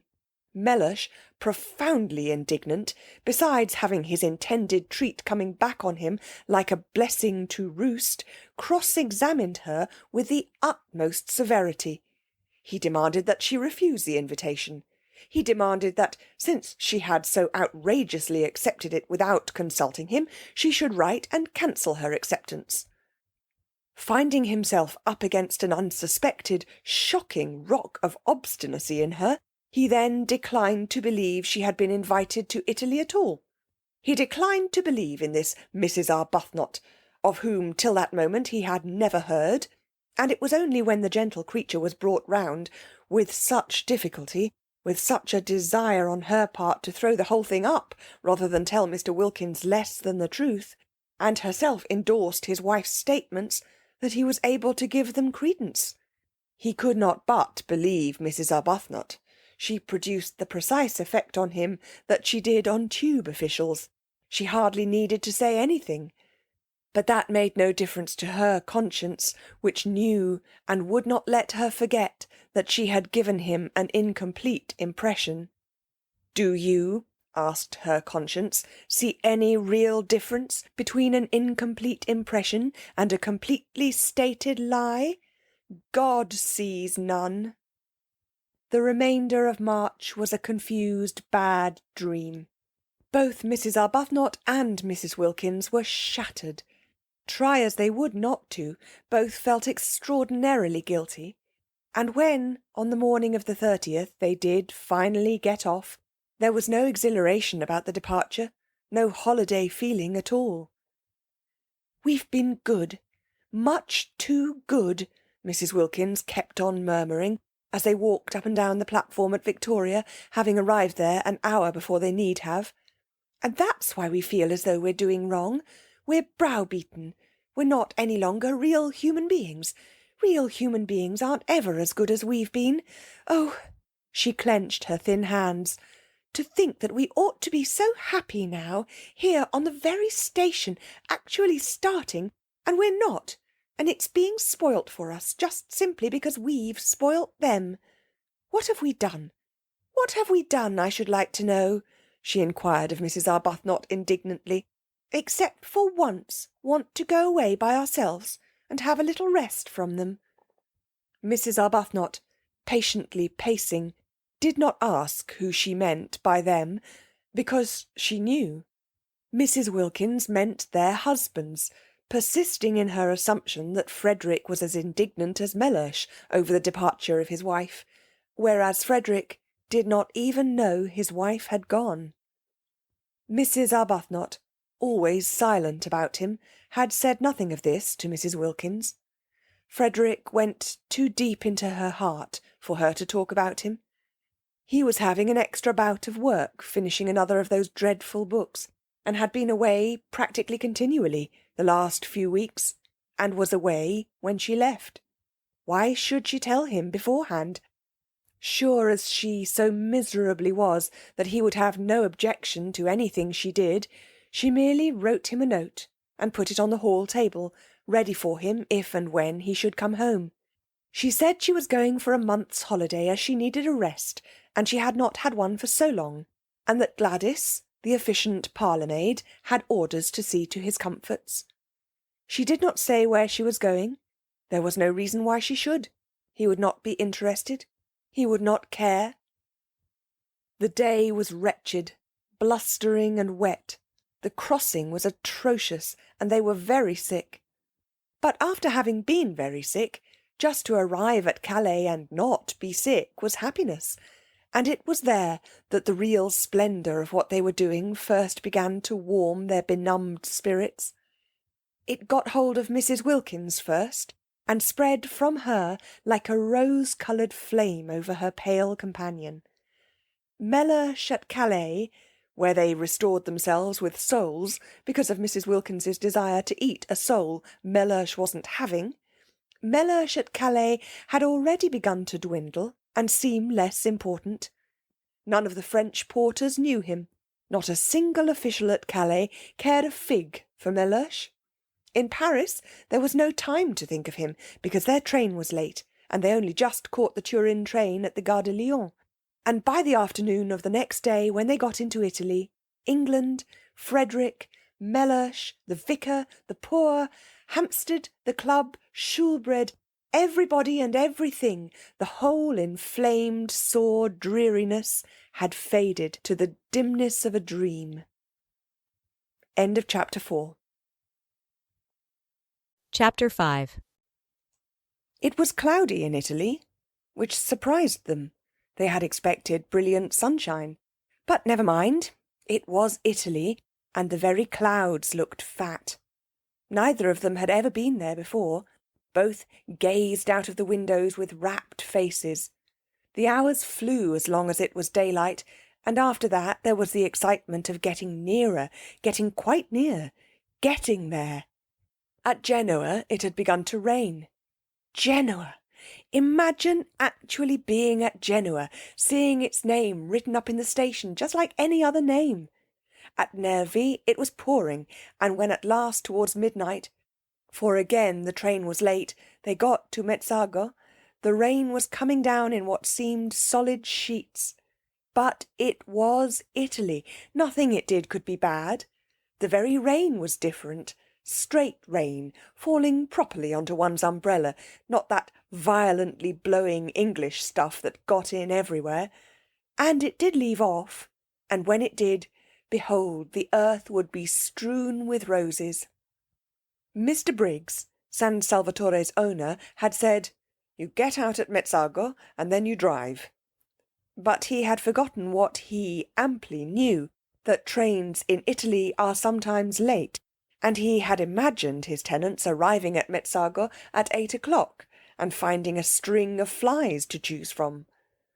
The train was 4 hours late, and when Mrs. Arbuthnot and Mrs. Wilkins scrambled down the ladder-like high steps of their carriage into the black downpour, their skirts sweeping off great pools of sooty wet because their hands were full of suitcases, if it had not been for the vigilance of Domenico, the gardener at San Salvatore, they would have found nothing for them to drive in. All ordinary flies had long since gone home. Domenico, foreseeing this, had sent his aunt's fly, driven by her son, his cousin, and his aunt and her fly lived at Castagneto, the village crouching at the feet of San Salvatore, and therefore, however late the train was, the fly would not dare come home without containing that which it had been sent to fetch. Domenico's cousin's name was Beppo, and he presently emerged out of the dark, where Mrs. Arbuthnot and Mrs. Wilkins stood, uncertain what to do next after the train had gone on, for they could see no porter, and they thought, from the feel of it, that they were standing not so much on a platform as in the middle of the permanent way. Beppo, who had been searching for them, emerged from the dark with a kind of pounce, and talked Italian to them vociferously. Beppo was a most respectable young man, but he did not look as if he were, especially not in the dark, and he had a dripping hat slouched over one eye. They did not like the way he seized their suitcases. He could not be, they thought, a porter. However, they presently, from out of his streaming talk, discerned the words San Salvatore, and after that they kept on saying them to him, for it was the only Italian they knew, as they hurried after him, unwilling to lose sight of their suitcases, stumbling across rails and through puddles, out to where in the road a small high fly stood. Its hood was up, and its horse was in an attitude of thought. They climbed in, and the minute they were in, Mrs. Wilkins, indeed, could hardly be called in, the horse awoke with a start from its reverie, and immediately began going home rapidly, without Beppo, without the suitcases. Beppo darted after him, making the night ring with his shouts, and caught the hanging reins just in time. He explained proudly, and as it seemed to him with perfect clearness, that the horse always did that, being a fine animal, full of corn and blood, and cared for by him, Beppo, as if he were his own son, and the ladies mustn't be alarmed. He had noticed they were clutching each other. But clear and loud and profuse of words though he was, they only looked at him blankly. He went on talking, however, while he piled the suitcases up around them, sure that sooner or later they must understand him, especially as he was careful to talk very loud and illustrate everything he said with the simplest elucidatory gestures. But they both continued only to look at him. They both, he noticed sympathetically, had white faces, fatigued faces, and they both had big eyes, fatigued eyes. They were beautiful ladies, he thought, and their eyes, looking at him over the tops of their suitcases, watching his every movement — there were no trunks, only numbers of suitcases — were like the eyes of the Mother of God. The only thing the ladies said, and they repeated it at regular intervals, even after they had started, gently prodding him as he sat on his box to call his attention to it, was "San Salvatore?" And each time he answered vociferously, encouragingly, "Si, si, San Salvatore." "We don't know, of course, if he's taking us there," said Mrs. Arbuthnot at last, in a low voice, after they had been driving, as it seemed to them, a long while, and had got off the paving stones of the sleep-shrouded town, and were out on a winding road, with what they could just see was a low wall on their left, beyond which was a great black emptiness and the sound of the sea. On their right was something close and steep and high and black. Rocks, they whispered to each other. Huge rocks. They felt very uncomfortable. It was so late. It was so dark. The road was so lonely. Suppose a wheel came off. Suppose they met fascisti, or the opposite of fascisti. How sorry they were now that they had not slept at Genoa and come on the next morning in daylight. "But that would have been the 1st of April," said Mrs. Wilkins in a low voice. "It is that now," said Mrs. Arbuthnot beneath her breath. "So it is," murmured Mrs. Wilkins. They were silent. Beppo turned round on his box, a disquieting habit already noticed, for surely his horse ought to be carefully watched, and again addressed them with what he was convinced was lucidity, no patois, and the clearest explanatory movements. How much they wished their mothers had made them learn Italian when they were little. If only now they could have said, "Please sit round the right way and look after the horse." They did not even know what horse was in Italian. It was contemptible to be so ignorant. In their anxiety, for the road twisted round great jutting rocks, and on their left was only the low wall to keep them out of the sea should anything happen, they too began to gesticulate, waving their hands at Beppo, pointing ahead. They wanted him to turn round again and face his horse, that was all.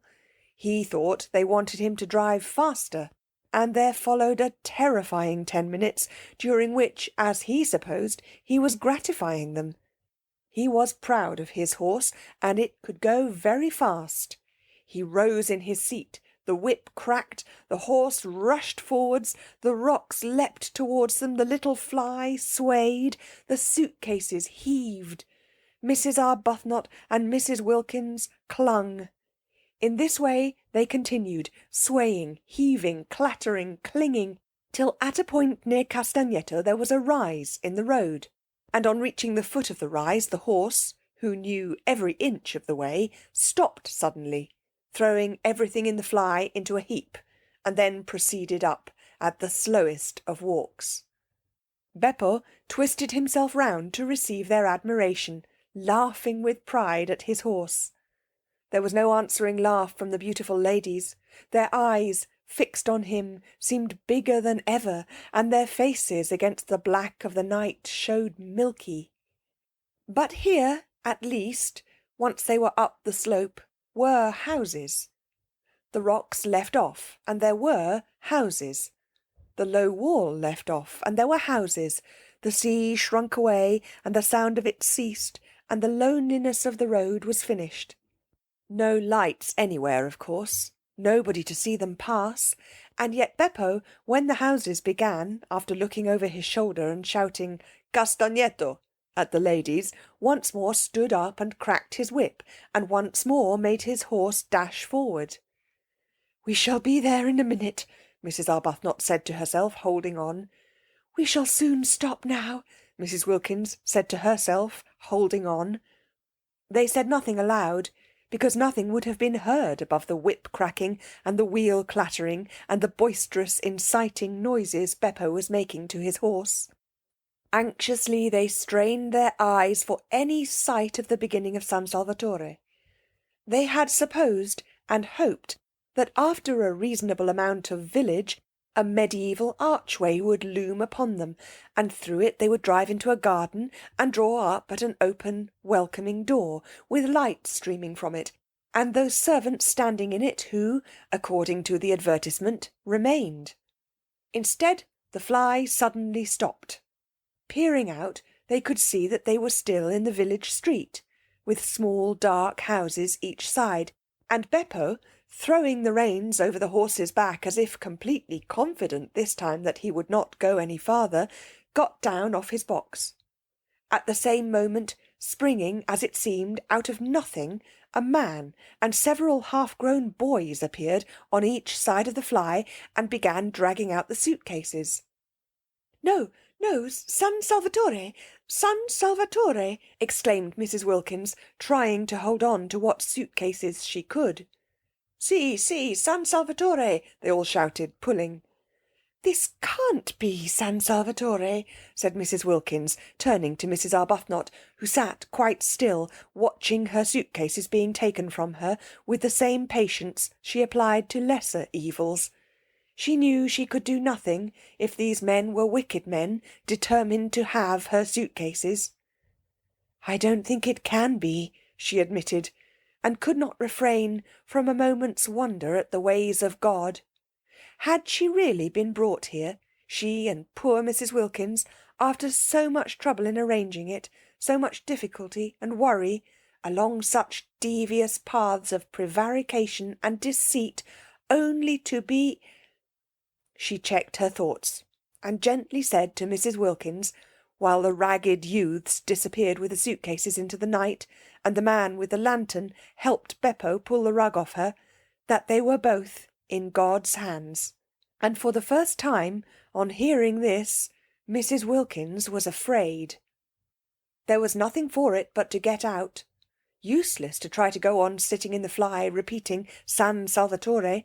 Every time they said it, and their voices each time were fainter, Beppo and the other man merely echoed it in a series of loud shouts. If only they had learned Italian when they were little, if only they could have said, "We wish to be driven to the door." But they did not even know what door was in Italian. Such ignorance was not only contemptible, it was, they now saw, definitely dangerous. Useless, however, to lament it now. Useless to put off whatever it was that was going to happen to them by trying to go on sitting in the fly. They therefore got out. The two men opened their umbrellas for them and handed them to them. From this they received a faint encouragement, because they could not believe that if these men were wicked they would pause to open umbrellas. The man with the lantern then made signs to them to follow him, talking loudly and quickly, and Beppo, they noticed, remained behind. Ought they to pay him? Not, they thought, if they were going to be robbed and perhaps murdered. Surely on such an occasion one did not pay. Besides, he had not, after all, brought them to San Salvatore. Where they had got to was evidently somewhere else. Also, he did not show the least wish to be paid. He let them go away into the night with no clamour at all. This, they could not help thinking, was a bad sign. He asked for nothing, because presently he was to get so much. They came to some steps. The road ended abruptly in a church and some descending steps. The man held the lantern low for them to see the steps. "San Salvatore?" said Mrs. Wilkins once again, very faintly, before committing herself to the steps. It was useless to mention it now, of course, but she could not go down steps in complete silence. No medieval castle, she was sure, was ever built at the bottom of steps. Again, however, came the echoing shout, "Si, si, San Salvatore." They descended gingerly, holding up their skirts, just as if they would be wanting them another time, and had not in all probability finished with skirts for ever. The steps ended in a steeply sloping path, with flat stone slabs down the middle. They slipped a good deal on these wet slabs, and the man with the lantern, talking loudly and quickly, held them up. His way of holding them up was polite. "Perhaps," said Mrs. Wilkins, in a low voice to Mrs. Arbuthnot, "it is all right after all."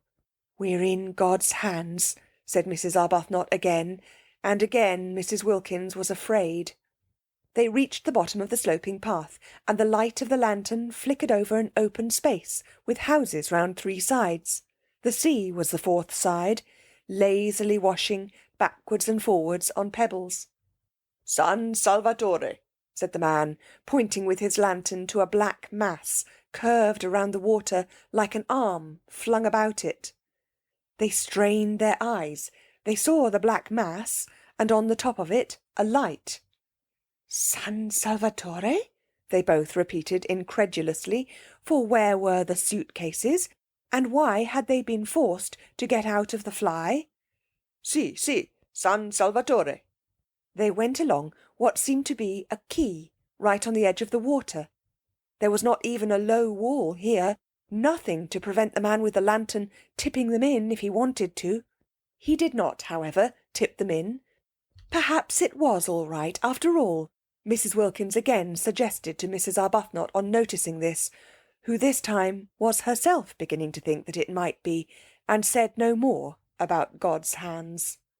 The flicker of the lantern danced along, reflected in the wet pavement of the quay. Out to the left, in the darkness and evidently at the end of a jetty, was a red light. They came to an archway with a heavy iron gate. The man with the lantern pushed the gate open. This time they went up steps instead of down, and at the top of them was a little path that wound upwards among flowers. They could not see the flowers, but the whole place was evidently full of them. It here dawned on Mrs. Wilkins that perhaps the reason why the fly had not driven them up to the door was that there was no road, only a footpath. That also would explain the disappearance of the suitcases. She began to feel confident that they would find their suitcases waiting for them when they got up to the top. San Salvatore was, it seemed, on the top of a hill, as a medieval castle should be. At a turn of the path they saw above them, much nearer now and shining more brightly, the light they had seen from the quay. She told Mrs. Arbuthnot of her dawning belief, and Mrs. Arbuthnot agreed that it was very likely a true one.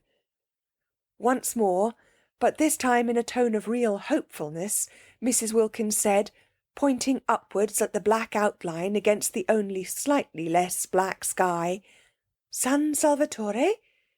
And once more, but this time comfortingly, encouragingly, came back the assurance, "Si, si, San Salvatore." They crossed a little bridge over what was apparently a ravine, and then came a flat bit with long grass at the sides and more flowers. They felt the grass flicking wet against their stockings, and the invisible flowers were everywhere.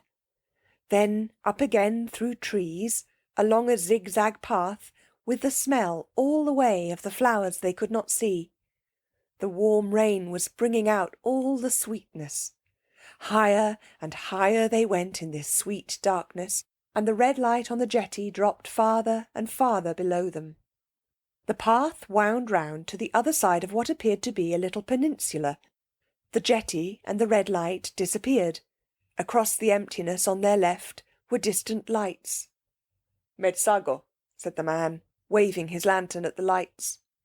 "Si, si," they answered, for they had by now learned si, si, upon which the man congratulated them with a great flow of polite words, not one of which they understood, on their magnificent Italian. For this was Domenico, the vigilant and accomplished gardener of San Salvatore, the prop and stay of the establishment, the resourceful, the gifted, the eloquent, the courteous, the intelligent Domenico. Only they did not know that yet, and he did in the dark, and even sometimes in the light, look, with his knife-sharp, swarthy features and swift panther movements, very like somebody wicked.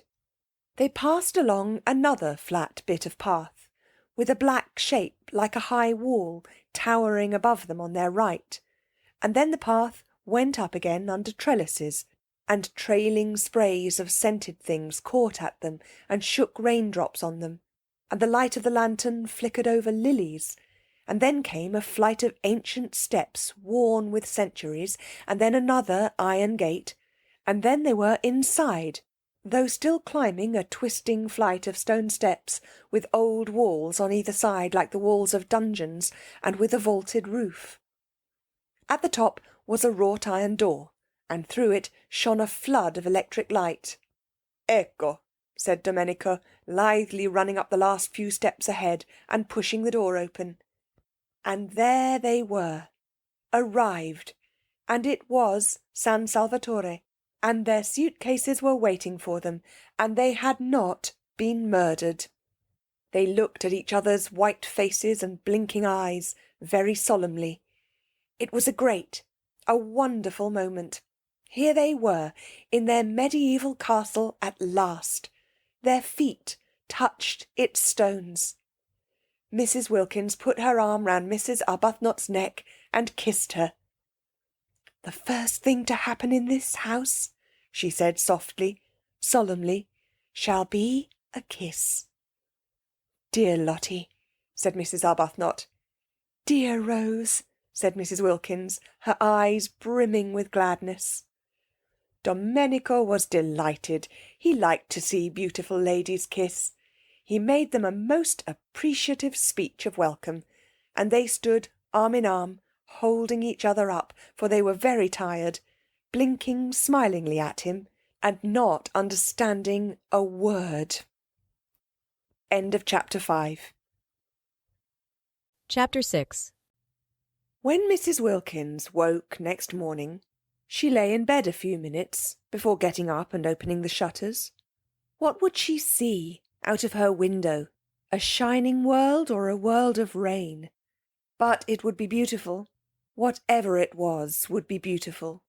She was in a little bedroom with bare white walls and a stone floor and sparse old furniture. The beds, there were two, were made of iron, enamelled black and painted with bunches of gay flowers. She lay, putting off the great moment of going to the window, as one puts off opening a precious letter, gloating over it. She had no idea what time it was. She had forgotten to wind up her watch ever since, centuries ago, she last went to bed in Hampstead. No sounds were to be heard in the house, so she supposed it was very early, yet she felt as if she had slept a long while, so completely rested, so perfectly content. She lay with her arms clasped round her head, thinking how happy she was, her lips curved upwards in a delighted smile. In bed by herself. Adorable condition. She had not been in a bed without Mellersh once now for 5 whole years.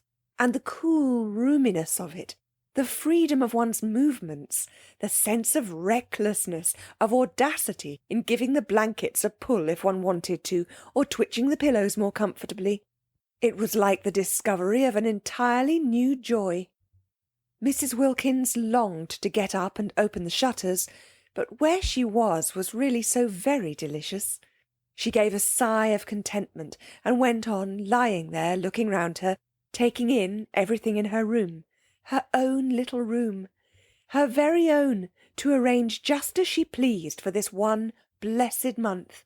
Her room, bought with her own savings, the fruit of her careful denials, whose door she could bolt if she wanted to, and nobody had the right to come in. It was such a strange little room, so different from any she had known, and so sweet. It was like a cell. Except for the 2 beds, it suggested a happy austerity. And the name of the chamber, she thought, quoting and smiling round at it, was Peace. Well, this was delicious, to lie there thinking how happy she was, but outside those shutters it was more delicious still. She jumped up, pulled on her slippers, for there was nothing on the stone floor but one small rug, ran to the window and threw open the shutters. "Oh!" cried Mrs. Wilkins. All the radiance of April in Italy lay gathered together at her feet. The sun poured in on her. The sea lay asleep in it, hardly stirring. Across the bay, the lovely mountains, exquisitely different in colour, were asleep too in the light, and underneath her window, at the bottom of the flower-starred grass slope from which the wall of the castle rose up, was a great cypress, cutting through the delicate blues and violets and rose colours of the mountains and the sea, like a great black sword. She stared. Such beauty, and she there to see it. Such beauty, and she alive to feel it. Her face was bathed in light. Lovely scents came up to the window and caressed her. A tiny breeze gently lifted her hair. Far out into the bay, a cluster of almost motionless fishing boats hovered like a flock of white birds on the tranquil sea. How beautiful, how beautiful! Not to have died before this, to have been allowed to see, breathe, feel this. She stared, her lips parted. Happy? Poor, ordinary, everyday word. But what could one say? How could one describe it? It was as though she could hardly stay inside herself. It was as though she were too small to hold so much of joy. It was as though she were washed through with light. And how astonishing to feel this sheer bliss, for here she was, not doing and not going to do a single unselfish thing, not going to do a thing she didn't want to do.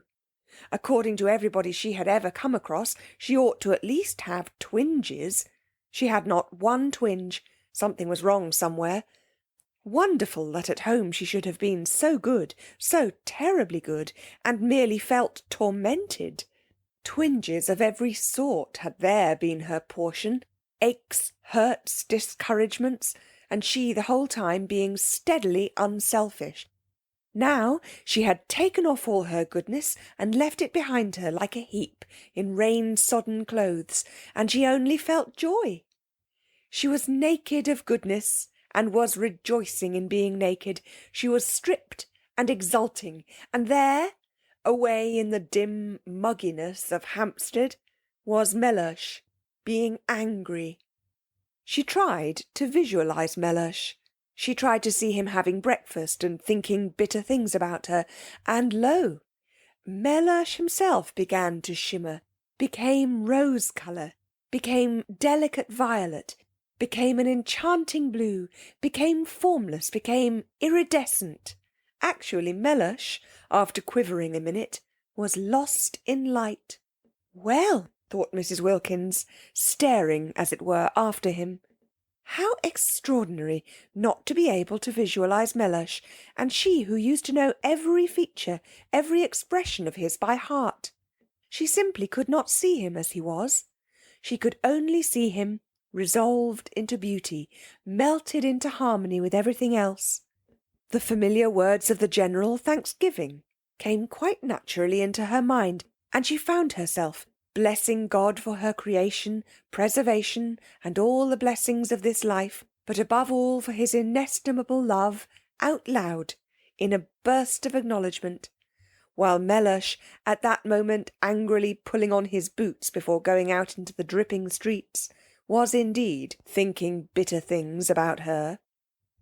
She began to dress, choosing clean white clothes in honour of the summer's day, unpacking her suitcases, tidying her adorable little room. She moved about with quick, purposeful steps, her long, thin body held up straight, her small face, so much puckered at home with effort and fear, smoothed out. All she had been and done before this morning, all she had felt and worried about, was gone. Each of her worries behaved as the image of Mellersh had behaved, and dissolved into colour and light, and she noticed things she had not noticed for years. When she was doing her hair in front of the glass, she noticed it and thought, "Why, what pretty stuff!" For years she had forgotten she had such a thing as hair, plaiting it in the evening and unplaiting it in the morning, with the same hurry and indifference with which she laced and unlaced her shoes. Now she suddenly saw it, and she twisted it round her fingers before the glass, and was glad it was so pretty. Mellersh couldn't have seen it either, for he had never said a word about it. Well, when she got home, she would draw his attention to it. "Mellersh," she would say, "look at my hair. Aren't you pleased you've got a wife with hair like curly honey?" She laughed. She had never said anything like that to Mellersh yet, and the idea of it amused her. But why had she not? Oh, yes, she used to be afraid of him. Funny to be afraid of anybody, and especially of one's husband, whom one saw in his more simplified moments, such as asleep and not breathing properly through his nose. When she was ready, she opened her door to go across to see if Rose, who had been put the night before by a sleepy maidservant into a cell opposite, were awake. She would say good morning to her, and then she would run down and stay with that cypress tree till breakfast was ready, and after breakfast she wouldn't so much as look out of a window till she had helped Rose get everything ready for Lady Caroline and Mrs. Fisher. There was much to be done that day, settling in, arranging the rooms. She mustn't leave Rose to do it alone. They would make it all so lovely for the two to come, have such an entrancing vision ready for them of little cells bright with flowers. She remembered she had wanted Lady Caroline not to come. Fancy wanting to shut someone out of heaven because she thought she would be shy of her, and as though it mattered if she were, and as though she would be anything so self-conscious as shy. Besides, what a reason! She could not accuse herself of goodness over that. And she remembered she had wanted not to have Mrs. Fisher either, because she had seemed lofty. How funny of her! So funny to worry about such little things, making them important. The bedrooms and 2 of the sitting-rooms at San Salvatore were on the top floor, and opened into a roomy hall with a wide glass window at the north end. San Salvatore was rich in small gardens in different parts and on different levels. The garden this window looked down on was made on the highest part of the walls, and could only be reached through the corresponding spacious hall on the floor below.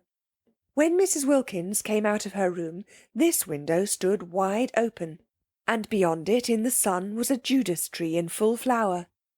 There was no sign of anybody, no sound of voices or feet. Tubs of arum lilies stood about on the stone floor, and on a table flamed a huge bunch of fierce nasturtiums. Spacious, flowery, silent, with the wide window at the end opening up into the garden, and the Judas tree absurdly beautiful in the sunshine, it seemed to Mrs. Wilkins, arrested on her way across to Mrs. Arbuthnot, too good to be true. Was she really going to live in this for a whole month? Up to now she had to take what beauty she could as she went along, snatching at little bits of it when she came across it. A patch of daisies on a fine day in a Hampstead field, a flash of sunset between 2 chimney-pots. She had never been in definitely, completely beautiful places. She had never been even in a venerable house, and such a thing as a profusion of flowers in her rooms was unattainable to her. Sometimes in the spring she had bought 6 tulips at Shoolbred's, unable to resist them, conscious that Mellersh, if he knew what they had cost, would think it inexcusable. But they had soon died, and then there were no more. As for the Judas tree, she hadn't an idea what it was, and gazed at it out there against the sky with the rapt expression of one who sees a heavenly vision. Mrs. Arbuthnot, coming out of her room, found her there like that, standing in the middle of the hall, staring. Now what does she think she sees now? Thought Mrs. Arbuthnot. We are in God's hands, said Mrs. Wilkins, turning to her, speaking with extreme conviction. Oh, said Mrs. Arbuthnot quickly, her face, which had been covered with smiles when she came out of her room, falling. Why, what has happened?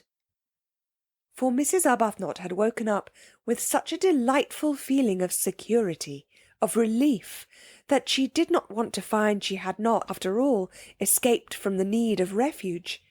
She had not even dreamed of Frederick. For the first time in years she had been spared the nightly dream that he was with her, that they were heart to heart, and its miserable awakening. She had slept like a baby, and had woken up confident.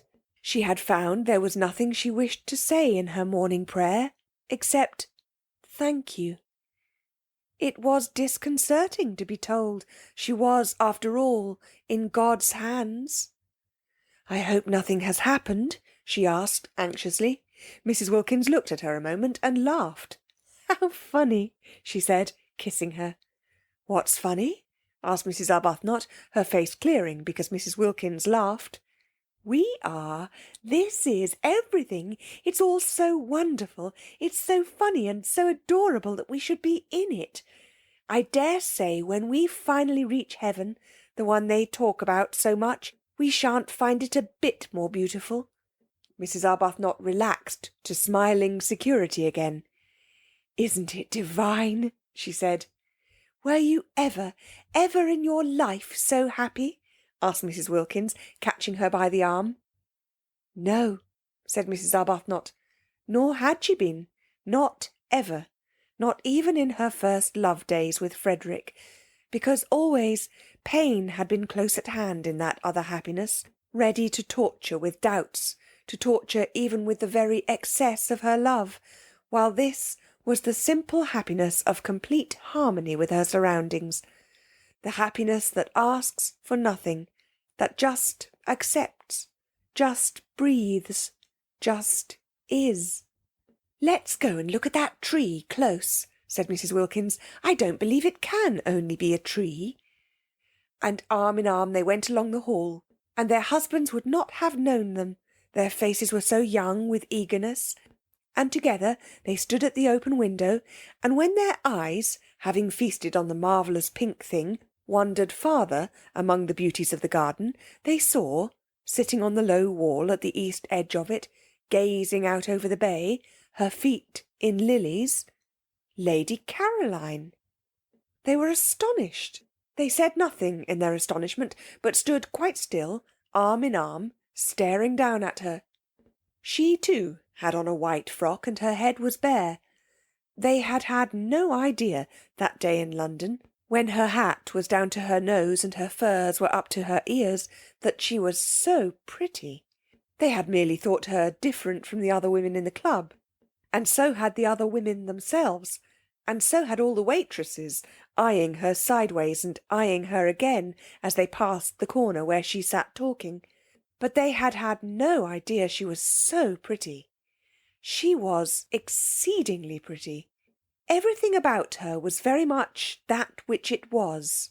Her fair hair was very fair. Her lovely grey eyes were very lovely and grey. Her dark eyelashes were very dark. Her white skin was very white. Her red mouth was very red. She was extravagantly slender, the merest thread of a girl, though not without little curves beneath her thin frock where little curves should be. She was looking out across the bay, and was sharply defined against the background of empty blue. She was full in the sun. Her feet dangled among the leaves and flowers of the lilies, just as if it did not matter that they should be bent or bruised. "She ought to have a headache," whispered Mrs. Arbuthnot at last, "sitting there in the sun like that." "She ought to have a hat," whispered Mrs. Wilkins. "She's treading on lilies." "But they're hers as much as ours." "Only 1/4 of them." Lady Caroline turned her head. She looked up at them a moment, surprised to see them so much younger than they had seemed that day at the club, and so much less unattractive. Indeed, they were really almost quite attractive, if anyone could ever be really quite attractive in the wrong clothes. Her eyes, swiftly glancing over them, took in every inch of each of them in the half-second before she smiled and waved her hand and called out good morning. There was nothing, she saw at once, to be hoped for in the way of interest from their clothes. She did not consciously think this, for she was having a violent reaction against beautiful clothes and the slavery they impose on one, her experience being that the instant one had got them, they took one in hand and gave one no peace till they had been everywhere and been seen by everybody. You didn't take your clothes to parties, they took you. It was quite a mistake to think that a woman, a really well-dressed woman, wore out her clothes. It was the clothes that wore out the woman, dragging her about at all hours of the day and night. No wonder men stayed younger longer. Just new trousers couldn't excite them. She couldn't suppose that even the newest trousers ever behaved like that, taking the bit between their teeth. Her images were disorderly, but she thought as she chose. She used what images she liked. As she got off the wall and came towards the window, it seemed a restful thing to know that she was going to spend an entire month with people in dresses made, as she dimly remembered dresses used to be made 5 summers ago. "I got here yesterday morning," she said, looking up at them and smiling. She really was bewitching. She had everything, even a dimple. "It's a great pity," said Mrs. Arbuthnot, smiling back, "because we were going to choose the nicest room for you." "Oh, but I've done that," said Lady Caroline. "At least, I think it's the nicest. It looks 2 ways. I adore a room that looks 2 ways, don't you? Over the sea to the west, and over this Judas tree to the north." "And we had meant to make it pretty for you with flowers," said Mrs. Wilkins. "Oh, Domenico did that. I told him directly I got here. He's the gardener. He's wonderful." "It's a good thing, of course," said Mrs. Arbuthnot a little hesitatingly, "to be independent and to know exactly what one wants." "Yes, it saves trouble," agreed Lady Caroline. "But one shouldn't be so independent," said Mrs. Wilkins, "as to leave no opportunity for other people to exercise their benevolences on one." Lady Caroline, who had been looking at Mrs. Arbuthnot, now looked at Mrs. Wilkins. That day at the Queer Club she had had merely a blurred impression of Mrs. Wilkins, for it was the other one who did all the talking, and her impression had been of somebody so shy, so awkward, that it was best to take no notice of her. She had not even been able to say good-bye properly, doing it in an agony, turning red, turning damp. Therefore she now looked at her in some surprise, and she was still more surprised when Mrs. Wilkins added, gazing at her with the most obvious sincere admiration, speaking indeed with a conviction that refused to remain unuttered, "I didn't realise you were so pretty." She stared at Mrs. Wilkins. She was not usually told this quite so immediately and roundly. Abundantly as she was used to it, impossible not to be after 28 solid years, it surprised her to be told it with such bluntness, and by a woman. "It's very kind of you to think so," she said. "Why, you're very lovely," said Mrs. Wilkins. "Quite lovely." "I hope," said Mrs. Arbuthnot pleasantly, "you make the most of it." Lady Caroline then stared at Mrs. Arbuthnot. "Oh, yes," she said, "I make the most of it. I've been doing that ever since I can remember." "Because," said Mrs. Arbuthnot, smiling and raising a warning forefinger, "it won't last." Then Lady Caroline began to be afraid that these two were originals. If so, she would be bored. Nothing bored her so much as people who insisted on being original, who came and buttonholed her and kept her waiting while they were being original. And the one who admired her, it would be tiresome if she dogged about her in order to look at her.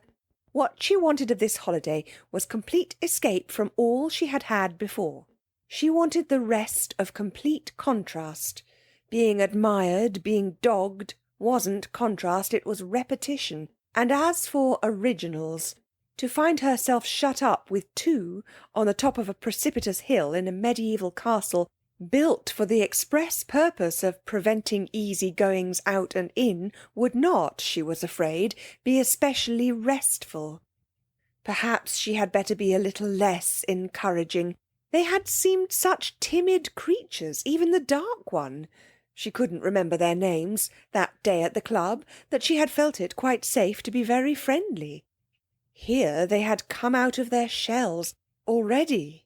Indeed, at once. There was no sign of timidity about either of them here. If they had got out of their shells so immediately, at the very first contact, unless she checked them, they would soon begin to press upon her, and then good-bye to her dream of 30 restful, silent days, lying unmolested in the sun, getting her feathers smooth again, not being spoken to, not waited on, not grabbed at and monopolised, but just recovering from the fatigue, the deep and melancholy fatigue of the too much. Besides, there was Mrs. Fisher. She too must be checked. Lady Caroline had started 2 days earlier than had been arranged, for 2 reasons. First, because she wished to arrive before the others, in order to pick out the room or rooms she preferred, and second, because she judged it likely that otherwise she would have to travel with Mrs. Fisher. She did not want to travel with Mrs. Fisher. She did not want to arrive with Mrs. Fisher. She saw no reason whatever why for a single moment she should have to have anything at all to do with Mrs. Fisher. But unfortunately, Mrs. Fisher also was filled with a desire to get to San Salvatore first, and pick out the room or rooms she preferred, and she and Lady Caroline had, after all, travelled together. As early as Calais they began to suspect it. In Paris they feared it. At Modane they knew it. At Mezzago they concealed it, driving out to Castagneto in 2 separate flies, the nose of the one almost touching the back of the other the whole way. But when the road suddenly left off, at the church and the steps, further evasion was impossible, and faced by this abrupt and difficult finish to their journey, there was nothing for it but to amalgamate. Because of Mrs. Fisher's stick, Lady Caroline had to see about everything. Mrs. Fisher's intentions, she explained from her fly, when the situation had become plain to her, were active, but her stick prevented their being carried out. The 2 drivers told Lady Caroline boys would have to carry the luggage up to the castle, and she went in search of some, while Mrs. Fisher waited in the fly, because of her stick. Mrs. Fisher could speak Italian, but only, she explained, the Italian of Dante, which Matthew Arnold used to read with her when she was a girl, and she thought this might be above the heads of boys. Therefore Lady Caroline, who spoke ordinary Italian very well, was obviously the one to go and do things. "I am in your hands," said Mrs. Fisher, sitting firmly in her fly. "You must please regard me as merely an old woman with a stick." And presently, down the steps and cobbles to the piazza, and along the quay, and up the zigzag path, Lady Caroline found herself as much obliged to walk slowly with Mrs. Fisher as if she were her own grandmother. "It's my stick," Mrs. Fisher complacently remarked at intervals. And when they rested at those bends of the zigzag path where seats were, and Lady Caroline, who would have liked to run on and get to the top quickly, was forced, in common humanity, to remain with Mrs. Fisher because of her stick, Mrs. Fisher told her how she had been on a zigzag path once with Tennyson. "Isn't his cricket wonderful?" said Lady Caroline absently. "The Tennyson," said Mrs. Fisher, turning her head and observing her a moment over her spectacles. "Isn't he?" said Lady Caroline. "And it was a path too," Mrs. Fisher went on severely, "curiously like this. No eucalyptus tree, of course, but otherwise curiously like this. And at one of the bends he turned and said to me, I see him now, turning and saying to me—" Yes, Mrs. Fisher would have to be checked, and so would these 2 up at the window. She had better begin at once. She was sorry she had got off the wall. All she need have done was to have waved her hand and waited till they came down and out into the garden to her. So she ignored Mrs. Arbuthnot's remark and raised forefinger, and said with marked coldness, at least she tried to make it sound marked, that she supposed they would be going to breakfast, and that she had had hers. But it was her fate that however coldly she sent forth her words, they came out sounding quite warm and agreeable. That was because she had a sympathetic and delightful voice, due entirely to some special formation of her throat and the roof of her mouth, and having nothing whatever to do with what she was feeling. Nobody, in consequence, ever believed that they were being snubbed. It was most tiresome. And if she stared icily, it did not look icy at all, because her eyes, lovely to begin with, had the added loveliness of very long, soft, dark eyelashes. No icy stare could come out of eyes like that. It got caught and lost in the soft eyelashes, and the person stared at merely thought they were being regarded with a flattering and exquisite attentiveness. And if ever she was out of humour, or definitely cross, and who would not be sometimes in such a world, she only looked so pathetic that people all rushed to comfort her, if possible, by means of kissing. It was more than tiresome. It was maddening. Nature was determined that she should look and sound angelic. She could never be disagreeable or rude without being completely misunderstood. "I had my breakfast in my room," she said, trying her utmost to sound curt. "Perhaps I'll see you later." And she nodded and went back to where she had been sitting on the wall, with the lilies being nice and cool around her feet. End of chapter 6. Chapter 7.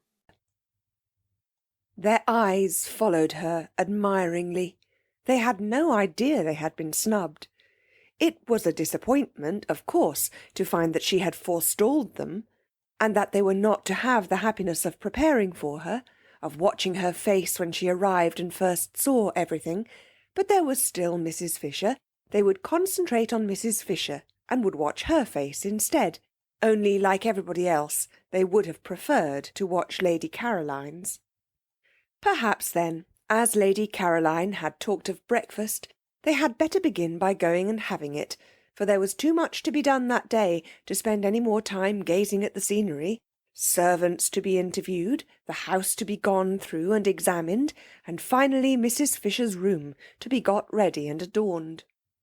They waved their hands gaily at Lady Caroline, who seemed absorbed in what she saw and took no notice, and turning away found the maidservant of the night before had come up silently behind them in cloth slippers with string soles. She was Francesca, the elderly parlour-maid, who had been with the owner, he had said, for years, and whose presence made inventories unnecessary. And after wishing them good morning and hoping they had slept well, she told them breakfast was ready in the dining-room on the floor below, and if they would follow her, she would lead. They did not understand a single word of the very many in which Francesca succeeded in clothing this simple information, but they followed her, for it at least was clear that they were to follow, and going down the stairs and along the broad hall, like the one above, except for glass doors at the end, instead of a window opening into the garden, they were shown into the dining-room, where, sitting at the head of the table, having her breakfast, was Mrs. Fisher. This time they exclaimed, even Mrs. Arbuthnot exclaimed, though her exclamation was only, "Oh!" Mrs. Wilkins exclaimed at greater length. "Why, but it's like having the bread taken out of one's mouth!" exclaimed Mrs. Wilkins. "How do you do?" said Mrs. Fisher. "I can't get up because of my stick." And she stretched out her hand across the table. They advanced and shook it. "We had no idea you were here," said Mrs. Arbuthnot. "Yes," said Mrs. Fisher, resuming her breakfast. "Yes, I am here." And with composure she removed the top of her egg. "It's a great disappointment," said Mrs. Wilkins. "We had meant to give you such a welcome." This was the one, Mrs. Fisher remembered, briefly glancing at her, who, when she came to Prince of Wales Terrace, said she had seen Keats. She must be careful with this one, curb her from the beginning. She therefore ignored Mrs. Wilkins and said gravely, with a downward face of impenetrable calm, bent on her egg, "Yes, I arrived yesterday, with Lady Caroline." "It's really dreadful," said Mrs. Wilkins, exactly as if she had not been ignored. "There's nobody left to get anything ready for now. I feel thwarted.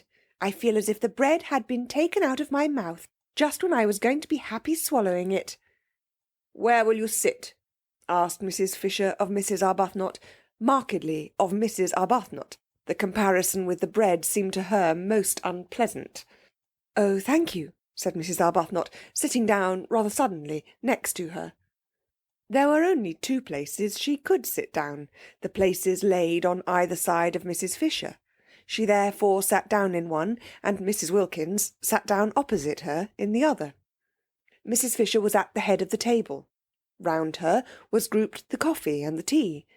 Of course they were all sharing San Salvatore equally, but it was she herself and Lotty, Mrs. Arbuthnot mildly reflected, who had found it, who had had the work of getting it, who had chosen to admit Mrs. Fisher into it. Without them, she could not help thinking, Mrs. Fisher would not have been there. Morally, Mrs. Fisher was a guest. There was no hostess in this party, but supposing there had been a hostess, it would not have been Mrs. Fisher, nor Lady Caroline. It would have been either herself or Lotty. Mrs. Arbuthnot could not help feeling this as she sat down, and Mrs. Fisher, the hand which Ruskin had wrung suspended over the pots before her, inquired, "Tea or coffee?" She could not help feeling it even more definitely when Mrs. Fisher touched a small gong on the table beside her, as though she had been used to that gong and that table ever since she was little, and on Francesca's appearing bade her in the language of Dante bring more milk. There was a curious air about Mrs. Fisher, thought Mrs. Arbuthnot, of being in possession, and if she herself had not been so happy, she would have perhaps minded. Mrs. Wilkins noticed it too, but it only made her discursive brain think of cuckoos. She would no doubt immediately have begun to talk of cuckoos, incoherently, unrestrainably and deplorably, if she had been in the condition of nerves and shyness she was in last time she saw Mrs. Fisher. But happiness had done away with shyness. She was very serene. She could control her conversation. She did not have, horrified, to listen to herself saying things she had no idea of saying when she began. She was quite at her ease, and completely natural. The disappointment of not going to be able to prepare a welcome for Mrs. Fisher had evaporated at once, for it was impossible to go on being disappointed in heaven. Nor did she mind her behaving as hostess. What did it matter? You did not mind things in heaven?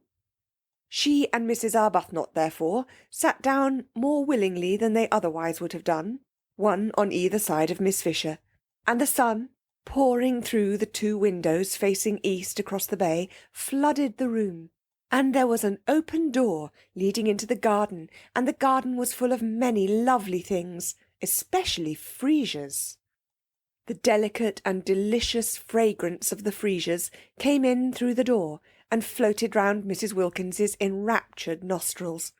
Freesias in London were quite beyond her. Occasionally she went into a shop and asked what they cost, so as just to have an excuse for lifting up a bunch and smelling them, well knowing that it was something awful like a shilling for about 3 flowers. Here they were everywhere, bursting out of every corner and carpeting the rose-beds. Imagine it, having freesias to pick in armfuls if you wanted to, and with glorious sunshine flooding the room, and in your summer frock, and its being only the 1st of April. I suppose you realise, don't you, that we've got to heaven, she said, beaming at Mrs. Fisher with all the familiarity of a fellow angel. They are considerably younger than I had supposed, thought Mrs. Fisher, and not nearly so plain. And she mused a moment, while she took no notice of Mrs. Wilkins's exuberance, on their instant and agitated refusal that day at Prince of Wales Terrace to have anything to do with the giving or taking of references. Nothing could affect her, of course, nothing that anybody did. She was far too solidly seated in respectability. At her back stood massively, in a tremendous row, those 3 great names she had offered, and they were not the only ones she could turn to for support and countenance.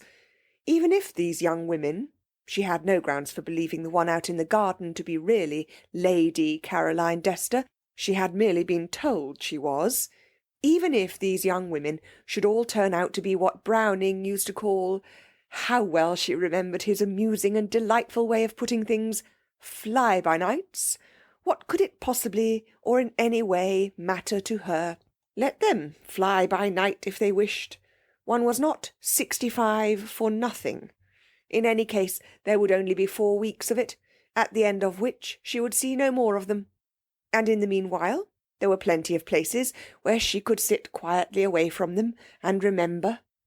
Also, there was her own sitting-room, a charming room, all honey-coloured furniture and pictures, with windows to the sea towards Genoa, and a door opening on to the battlements. The house possessed 2 sitting-rooms, and she explained to that pretty creature, Lady Caroline. Certainly a pretty creature, whatever else she was. Tennyson would have enjoyed taking her for blows on the Downs, who had seemed inclined to appropriate the honey-coloured one, that she needed some little refuge entirely to herself, because of her stick. Nobody wants to see an old woman hobbling about everywhere, she had said. I shall be quite content to spend much of my time by myself in here, or sitting out on these convenient battlements. And she had a very nice bedroom, too. It looked 2 ways, across the bay in the morning sun. She liked the morning sun, and onto the garden. There were only 2 of these bedrooms with cross views in the house, she and Lady Caroline had discovered, and they were by far the airiest. They each had 2 beds in them, and she and Lady Caroline had had the extra beds taken out at once and put into 2 of the other rooms. In this way there was much more space and comfort. Lady Caroline, indeed, had turned hers into a bed-sitting-room, with the sofa out of the bigger drawing-room, and the writing-table, and the most comfortable chair. But she herself had not had to do that, because she had her own sitting-room, equipped with what was necessary. Lady Caroline had thought at first of taking the bigger sitting-room entirely for her own, because the dining-room on the floor below could quite well be used between meals to sit in by the 2 others, and was a very pleasant room with nice chairs. But she had not liked the bigger sitting-room's shape. It was a round room in the tower, with deep slit windows piercing through the massive walls, and a domed and ribbed ceiling arranged to look like an open umbrella, and it seemed a little dark. Undoubtedly Lady Caroline had cast covetous glances at the honey-coloured room, and if she, Mrs. Fisher, had been less firm, would have installed herself in it, which would have been absurd. I hope, said Mrs. Arbuthnot, smilingly making an attempt to convey to Mrs. Fisher that though she, Mrs. Fisher, might not be exactly a guest, she certainly was not in the very least a hostess. Your room is comfortable? Quite, said Mrs. Fisher. Will you have some more coffee? No, thank you. Will you? No, thank you. There were 2 beds in my bedroom, filling it up unnecessarily, and I had one taken out.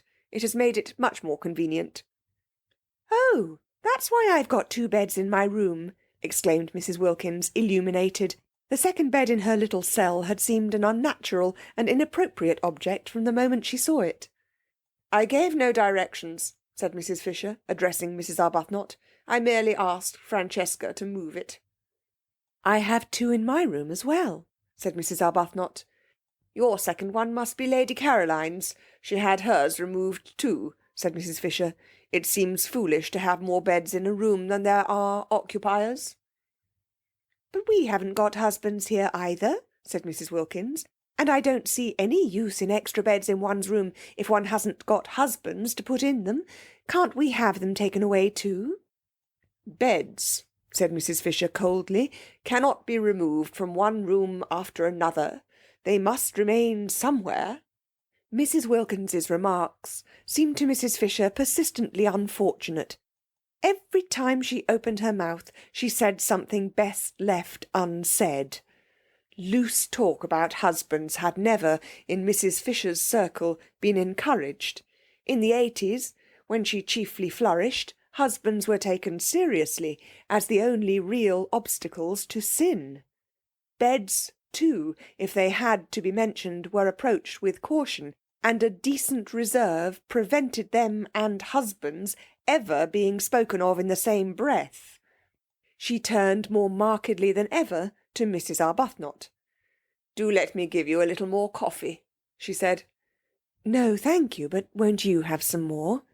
"No, indeed, I never have more than 2 cups at breakfast. Would you like an orange?" "No, thank you. Would you?" "No, I don't eat fruit at breakfast. It's an American fashion which I am too old now to adopt. Have you had all you want?" "Quite. Have you?" Mrs. Fisher paused before replying. Was this a habit, this trick of answering a simple question with the same question? If so, it must be curbed, for no one could live for 4 weeks in any real comfort with somebody who had a habit. She glanced at Mrs. Arbuthnot, and her parted hair and gentle brow reassured her. No, it was accident, not habit, that had produced those echoes. She could as soon imagine a dove having tiresome habits as Mrs. Arbuthnot. Considering her, she thought what a splendid wife she would have been for poor Carlyle. So much better than that horrid, clever Jane. She would have soothed him. "Then shall we go?" she suggested. "Let me help you up," said Mrs. Arbuthnot, all consideration. "Oh, thank you. I can manage perfectly. It's only sometimes that my stick prevents me." Mrs. Fisher got up quite easily. Mrs. Arbuthnot had hovered over her for nothing. "I'm going to have one of these gorgeous oranges," said Mrs. Wilkins, staying where she was and reaching across to a black bowl piled with them. "Rose, how can you resist them? Look, have this one. Do have this beauty." And she held out a big one. "No, I'm going to see to my duties," said Mrs. Arbuthnot, moving towards the door. "You'll forgive me for leaving you, won't you?" she added politely to Mrs. Fisher. Mrs. Fisher moved towards the door too, quite easily, almost quickly. Her stick did not hinder her at all. She had no intention of being left with Mrs. Wilkins. "What time would you like to have lunch?" Mrs. Arbuthnot asked her, trying to keep her head as at least a non-guest, if not precisely a hostess, above water. "Lunch," said Mrs. Fisher, "is at 12:30. "You shall have it at 12:30 then," said Mrs. Arbuthnot. "I'll tell the cook. It will be a great struggle," she continued, smiling, "but I've brought a little dictionary." "The cook," said Mrs. Fisher, "knows." "Oh?" said Mrs. Arbuthnot. "Lady Caroline has already told her," said Mrs. Fisher. "Oh?" said Mrs. Arbuthnot. "Yes, Lady Caroline speaks the kind of Italian cooks understand. I am prevented going into the kitchen because of my stick, and even if I were able to go, I fear I shouldn't be understood." "But," began Mrs. Arbuthnot.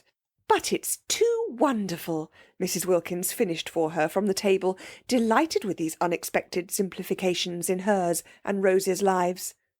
"Why, we've got positively nothing to do here, either of us, except just be happy. You wouldn't believe," she said, turning her head and speaking straight to Mrs. Fisher, portions of orange in either hand, "how terribly good Rose and I have been for years without stopping, and how much now we need a perfect rest." And Mrs. Fisher, going without answering her out of the room, said to herself, "She must, she shall be curbed." End of chapter 7. Chapter 8. Presently, when Mrs. Wilkins and Mrs. Arbuthnot, unhampered by any duties, wandered out and down the worn stone steps and under the pergola into the lower garden, Mrs. Wilkins said to Mrs. Arbuthnot, who seemed pensive, "Don't you see that if somebody else does the ordering, it frees us?" Mrs. Arbuthnot said she did see, but nevertheless she thought it rather silly to have everything taken out of their hands. "I love things to be taken out of my hands," said Mrs. Wilkins. "But we found San Salvatore," said Mrs. Arbuthnot, "and it is rather silly that Mrs. Fisher should behave as if it belonged only to her." "What is rather silly," said Mrs. Wilkins with much serenity, "is to mind. I can't see the least point in being an authority at the price of one's liberty." Mrs. Arbuthnot said nothing to that for 2 reasons. First, because she was struck by the remarkable and growing calm of the hitherto incoherent and excited Lotty, and secondly, because what she was looking at was so very beautiful. All down the stone steps on either side were periwinkles in full flower, and she could now see what it was that had caught at her the night before and brushed, wet and scented, across her face. It was wisteria. Wisteria and sunshine. She remembered the advertisement. Here indeed were both in profusion. The wisteria was tumbling over itself in its excess of life, its prodigality of flowering, and where the pergola ended, the sun blazed on scarlet geraniums, bushes of them, and nasturtiums in great heaps, and marigolds so brilliant they seemed to be burning, and red and pink snapdragons all outdoing each other in bright, fierce colour. The ground behind these flaming things dropped away in terraces to the sea, each terrace a little orchard, where among the olives grew vines on trellises, and fig trees, and peach trees, and cherry trees. The cherry trees and peach trees were in blossom, lovely showers of white and deep rose colour among the trembling delicacy of the olives. The fig leaves were just big enough to smell of figs. The vine buds were only beginning to show. And beneath these trees were groups of blue and purple irises, and bushes of lavender, and grey sharp cactuses, and the grass was thick with dandelions and daisies, and right down at the bottom was the sea. Colour seemed flung down anyhow, anywhere, every sort of colour piled up in heaps, pouring along in rivers. The periwinkles looked exactly as if they were being poured down each side of the steps, and flowers that grew only in borders in England, proud flowers keeping themselves to themselves over there, such as the great blue irises and the lavender, were being jostled by small, shining, common things like dandelions and daisies and the white bells of the wild onion, and only seemed the better and the more exuberant for it. They stood looking at this crowd of loveliness, this happy jumble, in silence. No, it didn't matter what Mrs. Fisher did. Not here. Not in such beauty. Mrs. Arbuthnot's discomposure melted out of her, in the warmth and light of what she was looking at, of what to her was a manifestation, an entirely new side of God. How could one be discomposed? If only Frederick were with her, seeing it too, seeing as he would have seen it when first they were lovers, in the days when he saw what she saw, and loved what she loved. She sighed. "You mustn't sigh in heaven," said Mrs. Wilkins. "One doesn't." "I was thinking how one longs to share this with those one loves," said Mrs. Arbuthnot. "You mustn't long in heaven," said Mrs. Wilkins. "You're supposed to be quite complete there. And it is heaven, isn't it, Rose? See how everything has been let in together, the dandelions and the irises, the vulgar and the superior, me and Mrs. Fisher. All welcome, all mixed up anyhow, and all so visibly happy and enjoying ourselves." "Mrs. Fisher doesn't seem happy, not visibly anyhow," said Mrs. Arbuthnot, smiling. "She'll begin soon, you'll see." Mrs. Arbuthnot said she didn't believe that after a certain age people began anything. Mrs. Wilkins said she was sure no one, however old and tough, could resist the effects of perfect beauty.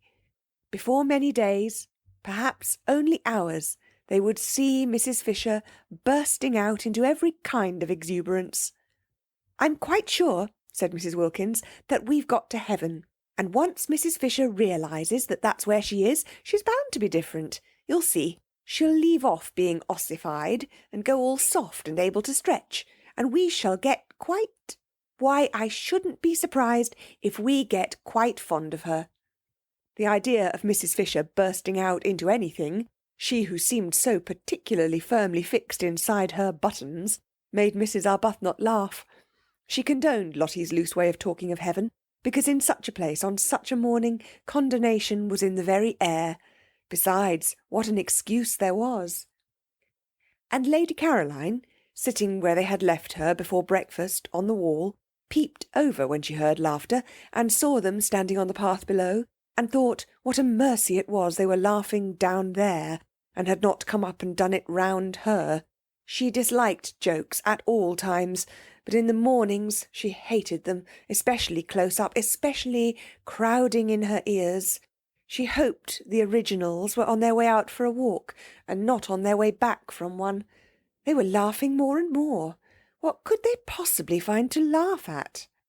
She looked down on the tops of their heads with a very serious face, for the thought of spending a month with laughers was a grave one, and they, as though they felt her eyes, turned suddenly and looked up. The dreadful geniality of those women! She shrank away from their smiles and wavings, but she could not shrink out of sight without falling into the lilies. She neither smiled nor waved back, and turning her eyes to the more distant mountains, surveyed them carefully till the two, tired of waving, moved away along the path and turned the corner and disappeared. This time they both did notice that they had been met with, at least, unresponsiveness. "If we weren't in heaven," said Mrs. Wilkins serenely, "I should say we had been snubbed. But as nobody snubs anybody there, of course we can't have been." "Perhaps she is unhappy," said Mrs. Arbuthnot. "Whatever it is she is, she'll get over it here," said Mrs. Wilkins with conviction. "We must try and help her," said Mrs. Arbuthnot. "Oh, but nobody helps anybody in heaven. That's finished with. You don't try to be or do. You simply are." Well, Mrs. Arbuthnot wouldn't go into that, not here, not today. The vicar, she knew, would have called Lotty's talk levity, if not profanity. How old he seemed from here. An old, old vicar. They left the path and clambered down the olive terraces, down and down, to where at the bottom the warm, sleepy sea heaved gently among the rocks. There a pine tree grew close to the water, and they sat under it, and a few yards away was a fishing boat lying motionless and green-bellied on the water. The ripples of the sea made little gurgling noises at their feet. They screwed up their eyes to be able to look into the blaze of light beyond the shade of their tree. The hot smell from the pine needles and from the cushions of wild thyme that padded the spaces between the rocks, and sometimes a smell of pure honey from a clump of warm irises up behind them in the sun, puffed across their faces. Very soon Mrs. Wilkins took her shoes and stockings off and let her feet hang in the water. After watching her a minute, Mrs. Arbuthnot did the same. Their happiness was then complete. Their husbands would not have known them. They left off talking. They ceased to mention heaven. They were just cups of acceptance. Meanwhile, Lady Caroline, on her wall, was considering her position. The garden on the top of the wall was a delicious garden, but its situation made it insecure and exposed to interruptions. At any moment the others might come and want to use it, because both the hall and the dining-room had doors opening straight into it. Perhaps, thought Lady Caroline, she could arrange that it should be solely hers. Mrs. Fisher had the battlements, delightful with flowers, and a watchtower all to herself, besides having snatched the one really nice room in the house. There were plenty of places the originals could go to. She had herself seen at least 2 other little gardens, while the hill the castle stood on was itself a garden, with walks and seats. Why should not this one spot be kept exclusively for her? She liked it. She liked it best of all. It had the Judas tree and an umbrella pine. It had the freesias and the lilies. It had a tamarisk beginning to flush pink. It had the convenient low wall to sit on. It had from each of its 3 sides the most amazing views. To the east the bay and mountains, to the north the village across the tranquil, clear green water of the little harbour, and the hills dotted with white houses and orange groves, and to the west was the thin thread of land by which San Salvatore was tied to the mainland, and then the open sea and the coastline beyond Genoa, reaching away into the blue dimness of France. Yes, she would say she wanted to have this entirely to herself. How obviously sensible if each of them had their own special place to sit in apart. It was essential to her comfort that she should be able to be apart, left alone, not talked to. The others ought to like it best too. Why heard? One had enough of that in England, with one's relations and friends, oh, the numbers of them, pressing on one continually. Having successfully escaped them for 4 weeks, why continue? And with persons having no earthly claim on one, to herd. She lit a cigarette. She began to feel secure. Those two had gone for a walk. There was no sign of Mrs. Fisher.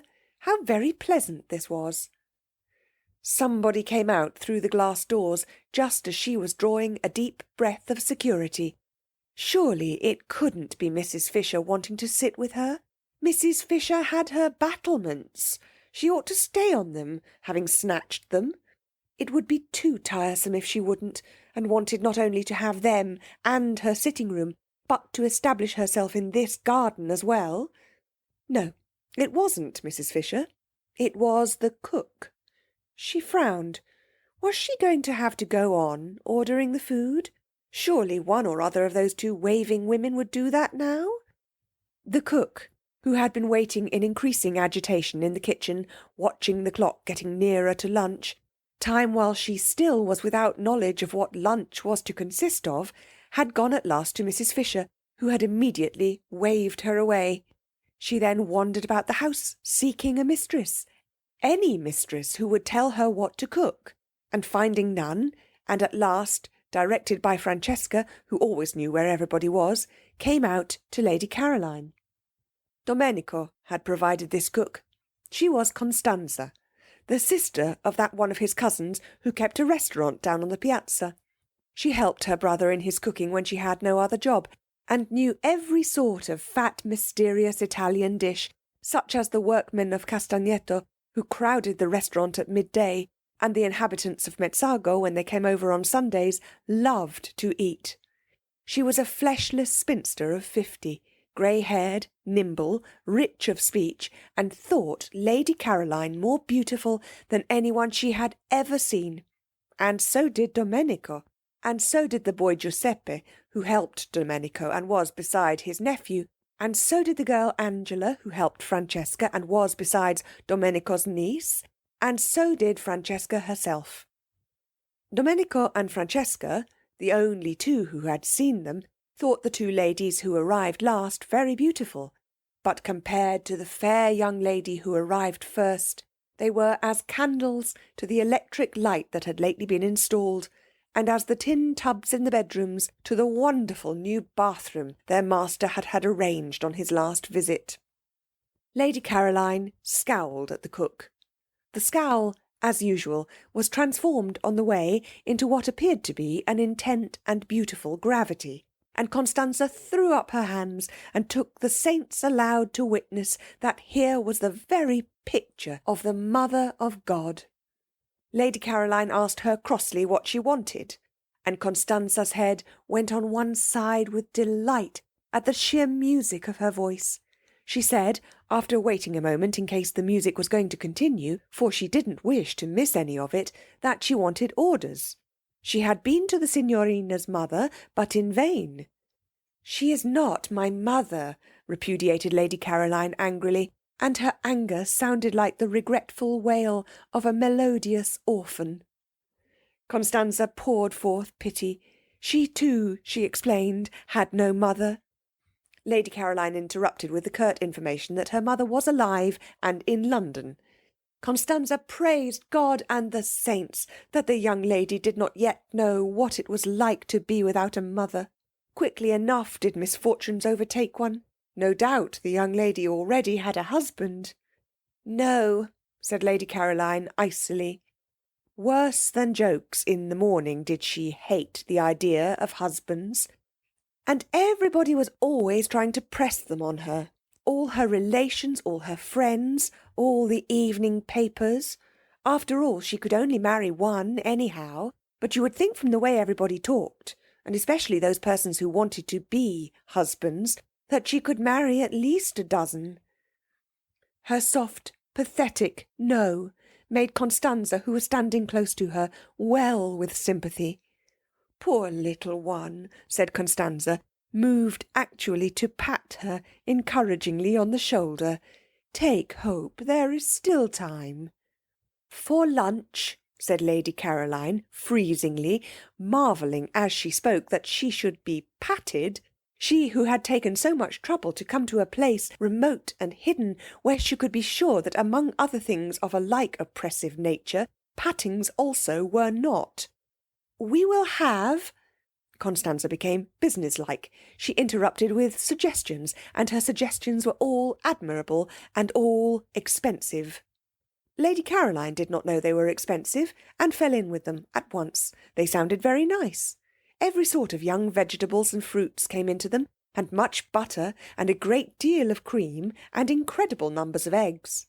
Constanza said enthusiastically at the end, as a tribute to this acquiescence, that of the many ladies and gentlemen she had worked for on temporary jobs such as this, she preferred the English ladies and gentlemen.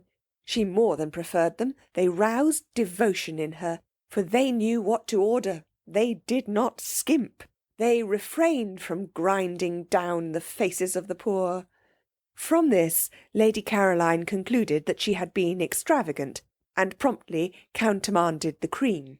Constanza's face fell, for she had a cousin who had a cow, and the cream was to have come from them both. "And perhaps we had better not have chickens," said Lady Caroline. Constanza's face fell more, for her brother at the restaurant kept chickens in his backyard, and many of them were ready for killing. "Also, do not order strawberries till I have consulted with the other ladies," said Lady Caroline, remembering that it was only the 1st of April, and that perhaps people who lived in Hampstead might be poor, indeed must be poor, or why live in Hampstead? "It is not I who am mistress here." "Is it the old one?" asked Constanza, her face very long. "No," said Lady Caroline. "Which of the other 2 ladies is it?" "Neither," said Lady Caroline. Then Constanza's smiles returned, for the young lady was having fun with her and making jokes. She told her so in her friendly Italian way, and was genuinely delighted. "I never make jokes," said Lady Caroline briefly. "You had better go, or lunch will certainly not be ready by 12:30.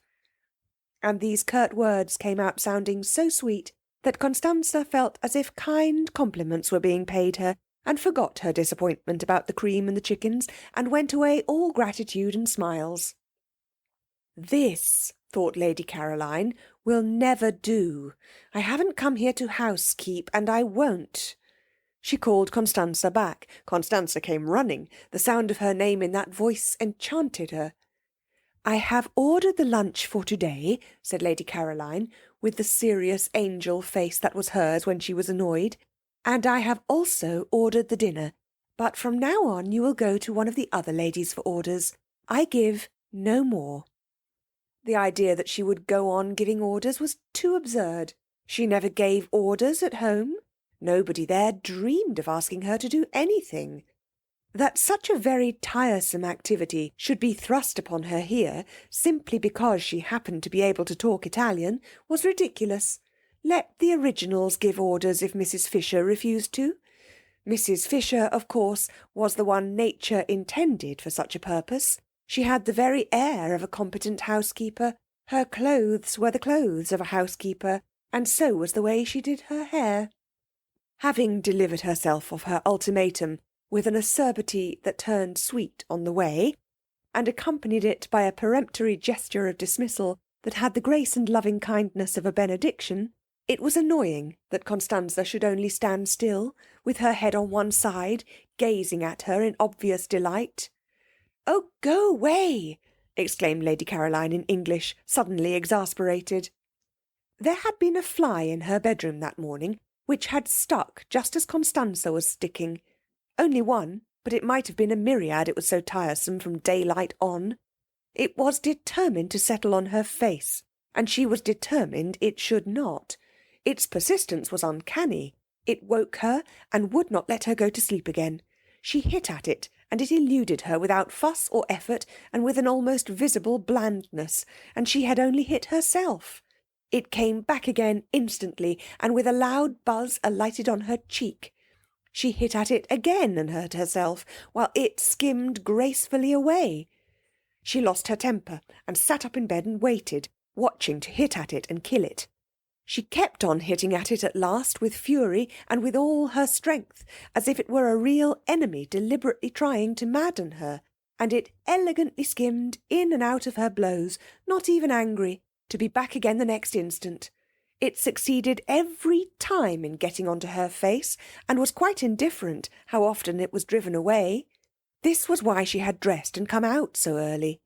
Francesca had already been told to put a net over her bed, for she was not going to allow herself to be annoyed twice like that. People were exactly like flies. She wished there were nets for keeping them off too. She hit at them with words and frowns, and like the fly they slipped between her blows and were untouched. Worse than the fly, they seemed unaware that she had even tried to hit them. The fly at least did for a moment go away. With human beings the only way to get rid of them was to go away herself.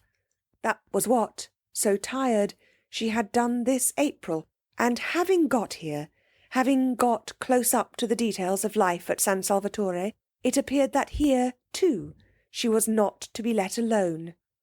Viewed from London, there had seemed to be no details. San Salvatore from there seemed to be an empty, a delicious blank. Yet, after only 24 hours of it, she was discovering that it was not a blank at all, and that she was having to ward off as actively as ever. Already she had been much stuck to. Mrs. Fisher had stuck nearly the whole of the day before, and this morning there had been no peace, not 10 minutes uninterruptedly alone. Constanza, of course, had finally to go because she had to cook, but hardly had she gone before Domenico came.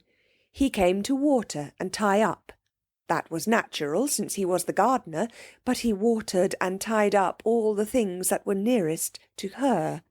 He hovered closer and closer. He watered to excess. He tied plants that were as straight and steady as arrows. Well, at least he was a man, and therefore not quite so annoying, and his smiling good morning was received with an answering smile, upon which Domenico forgot his family, his wife, his mother, his grown-up children, and all his duties, and only wanted to kiss the young lady's feet. He could not do that, unfortunately, but he could talk while he worked, and talk he did, voluminously, pouring out every kind of information, illustrating what he said with gestures so lively that he had to put down the watering pot, and thus delay the end of the watering.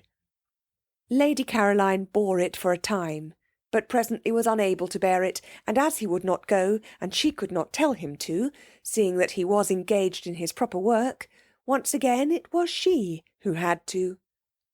She got off the wall, and moved to the other side of the garden, where in a wooden shed were some comfortable low cane chairs. All she wanted was to turn one of these round, with its back to Domenico and its front to the sea, towards Genoa. Such a little thing to want. One would have thought she might have been allowed to do that unmolested. But he, who watched her every movement, when he saw her approaching the chairs, darted after her and seized one, and asked to be told where to put it. Would she never get away from being waited on, being made comfortable, being asked where she wanted things put, having to say thank you? She was short with Domenico, who instantly concluded the sun had given her a headache, and ran in and fetched her a sunshade, and a cushion, and a footstool, and was skilful, and was wonderful, and was one of nature's gentlemen. She shut her eyes in heavy resignation. She could not be unkind to Domenico. She could not get up and walk indoors, as she would have done if it had been one of the others. Domenico was intelligent and very competent. She had at once discovered that it was he who really ran the house, who really did everything, and his manners were definitely delightful, and he undoubtedly was a charming person. It was only that she did so much long to be let alone. If only she could be left quite quiet for this 1 month, she felt that she might perhaps make something of herself after all. She kept her eyes shut, because then he would think she wanted to sleep and would go away. Domenico's romantic Italian soul melted within him at the sight, for having her eyes shut was extraordinarily becoming to her. He stood entranced, quite still, and she thought he had stolen away, so she opened them again. No, he was there, staring at her, even he. There was no getting away from being stared at. I have a headache, she said, shutting them again. It is the sun, said Domenico, and sitting on the wall without a hat. I wish to sleep. Si, signorina, he said sympathetically, and went softly away. She opened her eyes with a sigh of relief. The gentle closing of the glass doors showed her that he had not only gone quite away, but had shut her out in the garden, so that she should be undisturbed. Now perhaps she would be alone till lunch-time. It was very curious, and no one in the world could have been more surprised than she herself. But she wanted to think. She had never wanted to do that before. Everything else that it is possible to do without too much inconvenience she had either wanted to do or had done at one period or another of her life, but not before had she wanted to think. She had come to San Salvatore with the single intention of lying comatose for 4 weeks in the sun, somewhere where her parents and friends were not, lapped in forgetfulness, stirring herself only to be fed. And she had not been there more than a few hours when this strange new desire took hold of her. There had been wonderful stars the evening before, and she had gone out into the top garden after dinner, leaving Mrs. Fisher alone over her nuts and wine, and sitting on the wall at the place where the lilies crowded their ghost heads, she had looked out into the gulf of the night, and it had suddenly seemed as if her life had been a noise, all about nothing. She had been intensely surprised. She knew stars and darkness did produce unusual emotions, because in others she had seen them being produced, but they had not before done it in herself.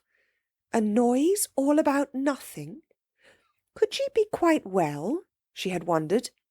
For a long while past she had been aware that her life was a noise, but it had seemed to be very much about something, a noise indeed about so much that she felt she must get out of earshot for a little, or she would be completely and perhaps permanently deafened. But suppose it was only a noise about nothing? She had not had a question like that in her mind before. It had made her feel lonely. She wanted to be alone, but not lonely. That was very different. There was something that ached and hurt dreadfully, right inside one. It was what one dreaded most. It was what made one go to so many parties, and lately even the parties had seemed once or twice not to be a perfectly certain protection.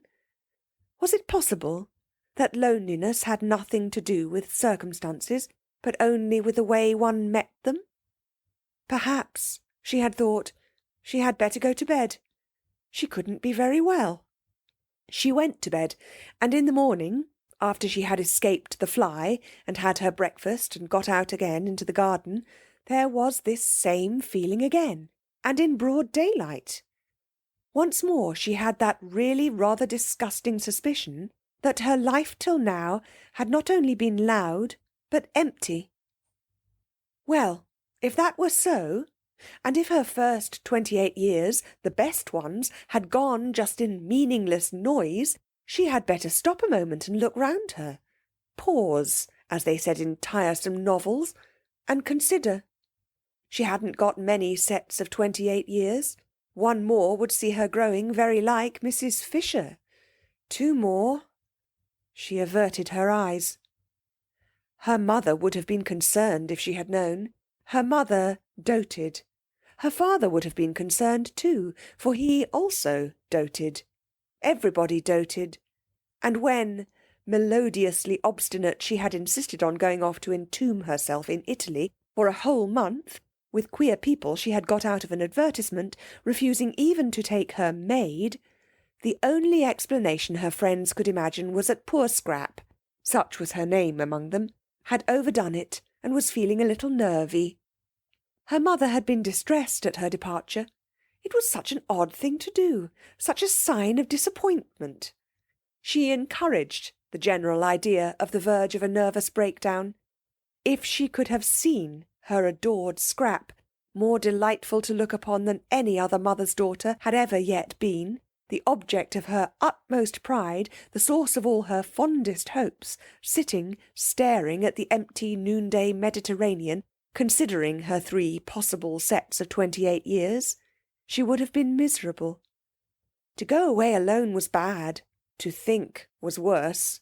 No good could come out of the thinking of a beautiful young woman. Complications could come out of it in profusion, but no good. The thinking of the beautiful was bound to result in hesitations, in reluctances, in unhappiness all round. And here, if she could have seen her, sat her Scrap, thinking quite hard. And such things, such old things, things nobody ever began to think till they were at least 40. End of chapter 8. Chapter 9. That one of the 2 sitting rooms which Mrs. Fisher had taken for her own was a room of charm and character. She surveyed it with satisfaction on going into it after breakfast, and was glad it was hers. It had a tiled floor, and walls the colour of pale honey, and inlaid furniture the colour of amber, and mellow books, many in ivory or lemon-coloured covers. There was a big window overlooking the sea towards Genoa, and a glass door through which she could proceed out onto the battlements, and walk along past the quaint and attractive watch-tower, in itself a room with chairs and a writing-table, to where, on the other side of the tower, the battlements ended in a marble seat, and one could see the western bay, and the point round which began the Gulf of Spezia. Her south view, between these 2 stretches of sea, was another hill, higher than San Salvatore, the last of the little peninsula, with the bland turrets of a smaller and uninhabited castle on the top, on which the setting sun still shone when everything else was sunk in shadow.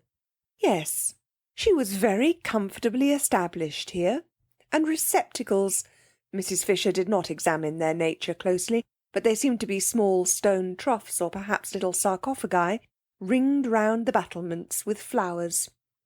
These battlements, she thought, considering them, would have been a perfect place for her to pace up and down gently, in moments when she least felt the need of her stick, or to sit on the marble seat, having first put a cushion on it, if there had not unfortunately been a second glass door opening on to them, destroying their complete privacy, spoiling her feeling that the place was only for her.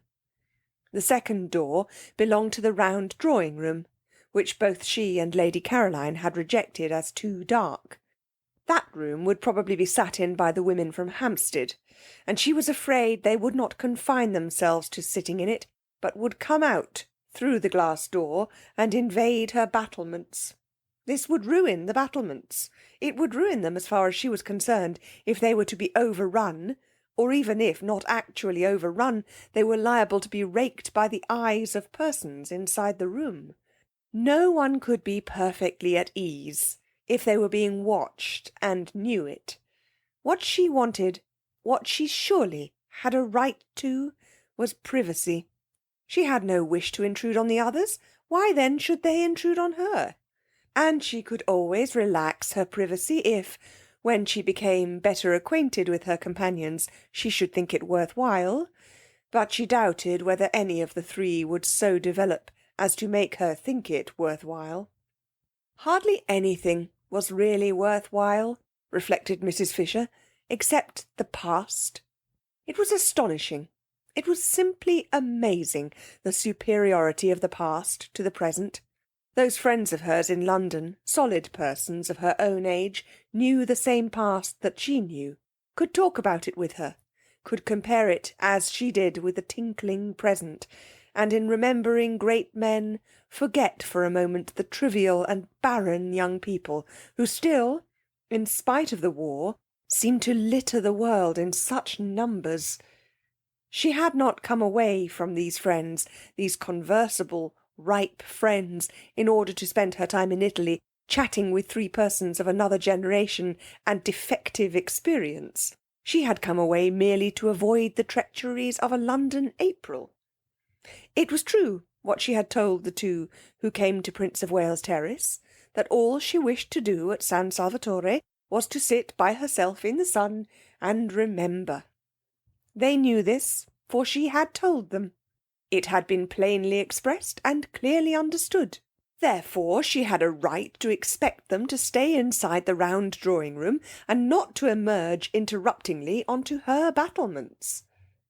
But would they? The doubt spoiled her morning.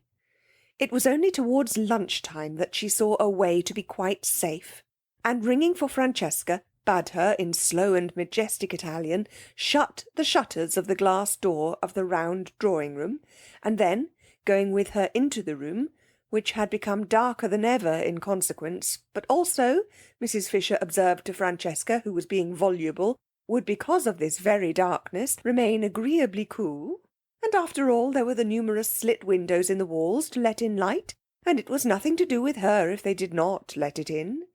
She directed the placing of a cabinet of curios across the door on its inside. This would discourage egress. Then she rang for Domenico, and caused him to move one of the flower-filled sarcophagi across the door on its outside. This would discourage ingress. No one, said Domenico, hesitating, will be able to use the door. No one, said Mrs. Fisher firmly, will wish to. She then retired to her sitting-room, and from a chair placed where she could look straight on to them, gazed at her battlements, secured to her now completely, with calm pleasure. Being here, she reflected placidly, was much cheaper than being in an hotel, and if she could keep off the others, immeasurably more agreeable. She was paying for her rooms, extremely pleasant rooms, now that she was arranged in them, £3 a week, which came to about 8 shillings a day, battlements, watchtower, and all. Where else abroad could she live as well for so little, and have as many baths as she liked for 8 shillings a day? Of course she did not yet know what her food would cost, but she would insist on carefulness over that, though she would also insist on its being carefulness combined with excellence. The two were perfectly compatible if the caterer took pains. The servants' wages, she had ascertained, were negligible, owing to the advantageous exchange, so that there was only the food that caused her anxiety. If she saw signs of extravagance, she would propose that they each hand over a reasonable sum every week to Lady Caroline, which should cover the bills, any of it that was not used to be returned, and if it were exceeded, the loss to be borne by the caterer. Mrs. Fisher was well off, and had the desire for comforts proper to her age, but she disliked expenses. So well off was she that had she so chosen, she could have lived in an opulent part of London, and driven from it and to it in a Rolls-Royce. She had no such wish. It needed more vitality than went with true comfort to deal with a house in an opulent spot and a Rolls-Royce. Worries attended such possessions, worries of every kind, crowned by bills. In the sober gloom of Prince of Wales Terrace, she could obscurely enjoy inexpensive yet real comfort, without being snatched at by predatory manservants or collectors for charities, and a taxi-stand was at the end of the road. Her annual outlay was small. The house was inherited. Death had furnished it for her. She trod in the dining-room on the Turkey carpet of her father's. She regulated her day by the excellent black marble clock on the mantelpiece, which she remembered from her childhood. Her walls were entirely covered by the photographs her illustrious deceased friends had given either herself or her father, with their own handwriting across the lower parts of their bodies. And the windows, shrouded by the maroon curtains of all her life, were decorated besides with the self-same aquariums to which she owed her first lessons in sea-law, and in which still swam slowly the goldfishes of her youth. Were they the same goldfish? She did not know. Perhaps, like carp, they outlived everybody. Perhaps, on the other hand, behind the deep-sea vegetation provided for them at the bottom, they had, from time to time, as the years went by, withdrawn and replaced themselves. Were they or were they not, she sometimes wondered, contemplating them between the courses of her solitary meals, the same goldfish that had that day been there when Carlyle, how well she remembered it, angrily strode up to them in the middle of some argument with her father that had grown heated, and striking the glass smartly with his fist had put them to flight, shouting as they fled, "Och, ye deaf devils! "Oh, you lucky deaf devils, you can't hear anything of the blasted, blethering, dodering, glesket fool stuff your master talks, can ye?" Or words to that effect. Dear, great-souled Carlyle, such natural gushings forth, such true freshness, such real grandeur. Rugged, if you will, yes, undoubtedly sometimes rugged and startling in a drawing-room, but magnificent. Who was there now to put beside him? Who was there to mention in the same breath? Her father, than whom no one had had more flair, said, "Thomas is immortal." And here was this generation of puniness, raising its little voice in doubts, or still worse, not giving itself the trouble to raise it at all. Not, it was incredible, but it had thus been reported to her, even reading him. Mrs. Fisher did not read him either, but that was different. She had read him. She had certainly read him. Of course she had read him. There was Teufelsdrock. She quite well remembered a tailor called Teufelsdrock. So like Carlyle to call him that. Yes, she must have read him, though naturally details escaped her. The gong sounded. Lost in reminiscence, Mrs. Fisher had forgotten time, and hastened to her bedroom to wash her hands and smooth her hair. She did not wish to be late and set a bad example, and perhaps find her seat at the head of the table taken. One could put no trust in the manners of the younger generation, especially not in those of that Mrs. Wilkins. She was, however, the first to arrive in the dining-room. Francesca, in a white apron, stood ready with an enormous dish of smoking hot, glistening macaroni. But nobody was there to eat it. Mrs. Fisher sat down, looking stern. Lax. "Serve me," she said to Francesca, who showed a disposition to wait for the others. Francesca served her. Of the party, she liked Mrs. Fisher least. In fact, she did not like her at all. She was the only one of the four ladies who had not yet smiled. True, she was old. True, she was unbeautiful. True, she therefore had no reason to smile, but kind ladies smiled, reason or no. They smiled not because they were happy, but because they wished to make happy. This one of the four ladies could not then, Francesca decided, be kind. So she handed her the macaroni, being unable to hide any of her feelings, morosely. It was very well cooked, but Mrs. Fisher had never cared for macaroni, especially not this long, worm-shaped variety. She found it difficult to eat, slippery, wriggling off her fork, making her look, she felt, undignified, when, having got it, as she supposed, into her mouth, ends of it yet hung out. Always, too, when she ate it, she was reminded of Mr. Fisher. He had, during their married life, behaved very much like macaroni. He had slipped. He had wriggled. He had made her feel undignified, and when at last she had got him safe, as she thought, there had invariably been little bits of him that still, as it were, hung out. Francesca, from the sideboard, watched Mrs. Fisher's way with macaroni gloomily, and her gloom deepened when she saw her at last take her knife to it and chop it small. Mrs. Fisher really did not know how else to get hold of the stuff.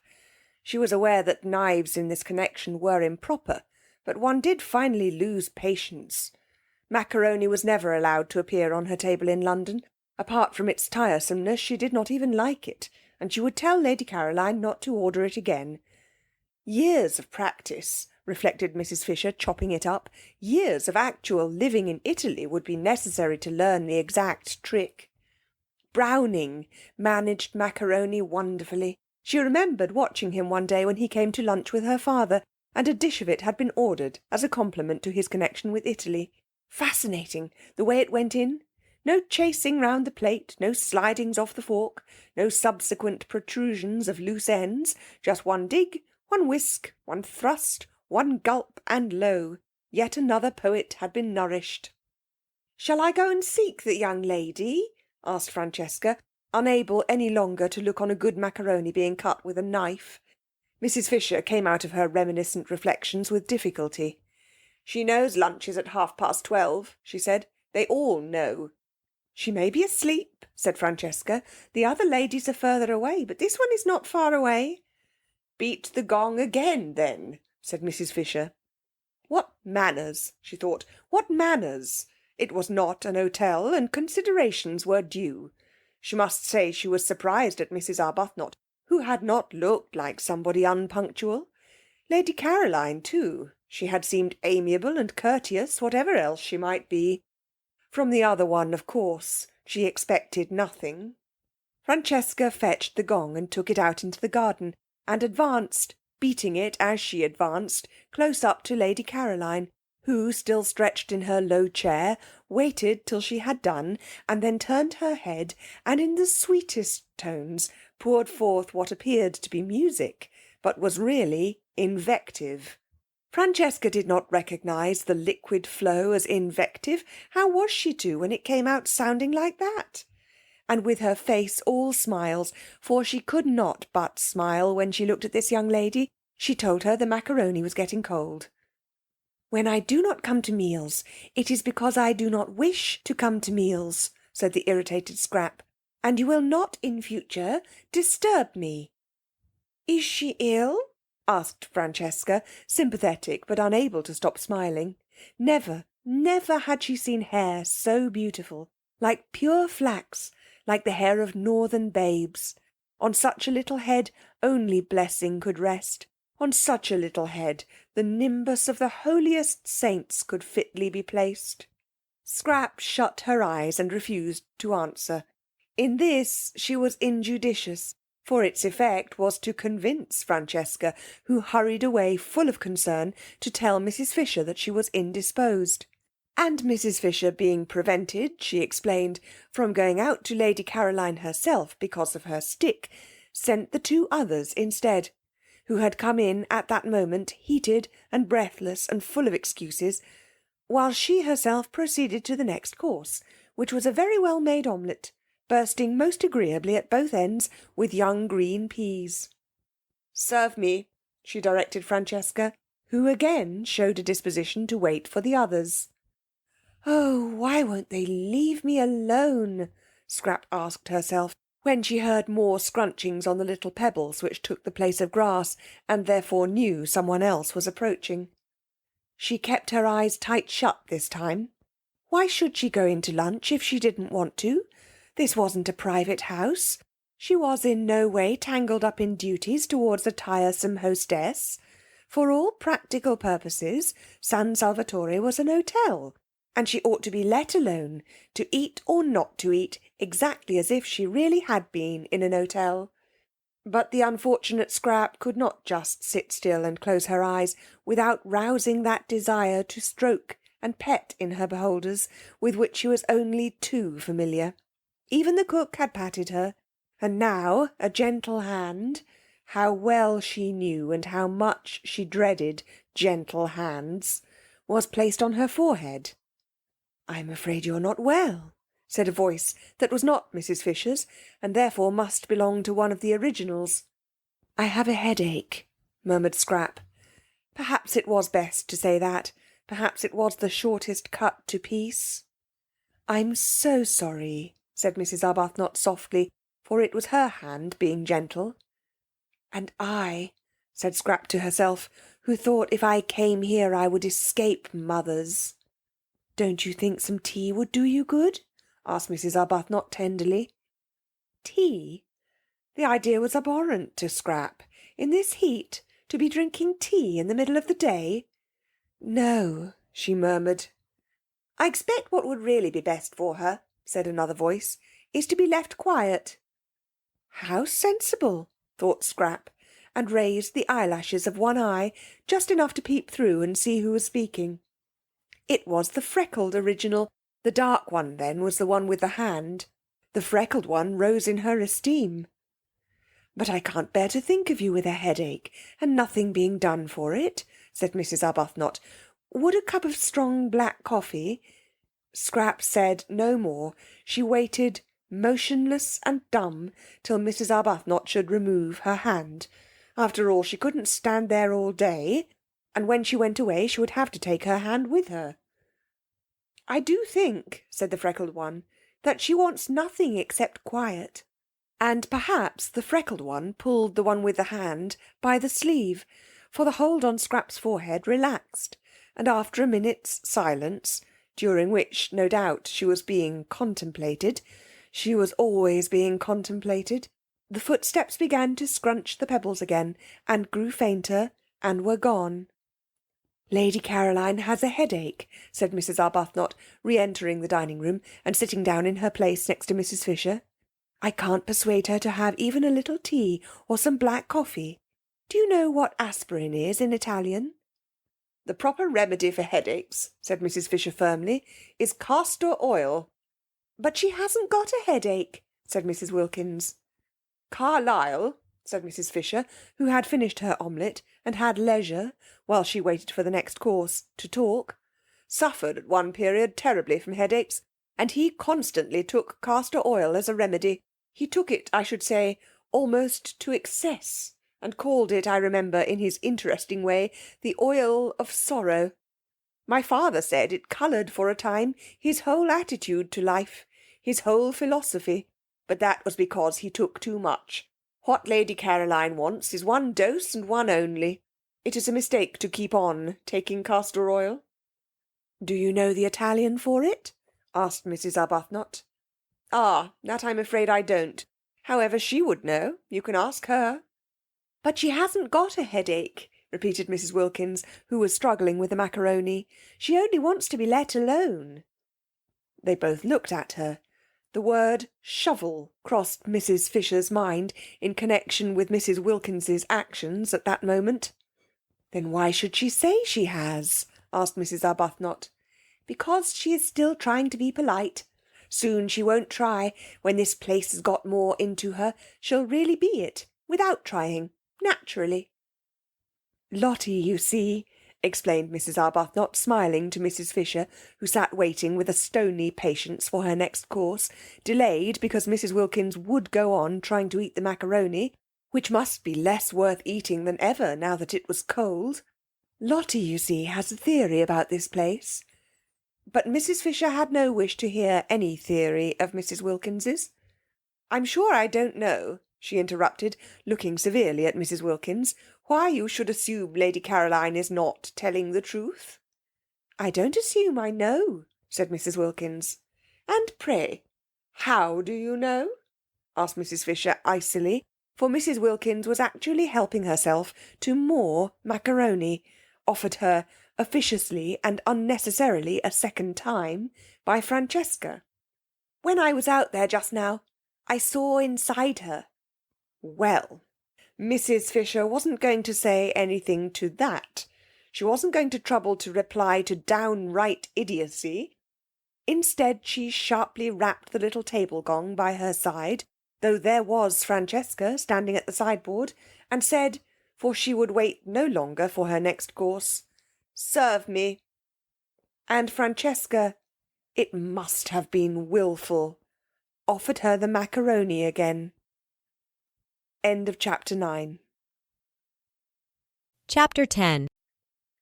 There was no way of getting into or out of the top garden at San Salvatore except through the two glass doors, unfortunately side by side, of the dining-room and the hall. A person in the garden who wished to escape unseen could not, for the person to be escaped from could be met on the way. It was a small oblong garden, and concealment was impossible.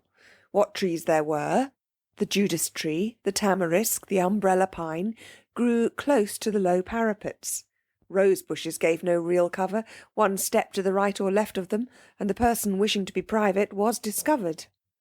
Only the north-west corner was a little place jutting out from the great wall, a kind of excrescence or loop, no doubt used in the old distrustful days for observation, where it was possible to sit really unseen, because between it and the house was a thick clump of daphne. Scrap, after glancing round to see that no one was looking, got up and carried her chair into this place, stealing away as carefully on tiptoe as those who steal whose purpose is sin. There was another excrescence on the walls just like it at the north-east corner, but this, though the view from it was almost more beautiful, for from it you could see the bay and the lovely mountains behind Metsago, was exposed. No bushes grew near it, nor had it any shade. The northwest loop, then, was where she would sit, and she settled into it, and nestling her head in her cushion, and putting her feet comfortably on the parapet, from whence they appeared to the villagers on the piazza below as two white doves, thought that now indeed she would be safe. Mrs. Fisher found her there, guided by the smell of her cigarette. The incautious Scrap had not thought of that. Mrs. Fisher did not smoke herself, and all the more distinctly could she smell the smoke of others. The virile smell met her directly as she went out into the garden from the dining-room after lunch in order to have her coffee.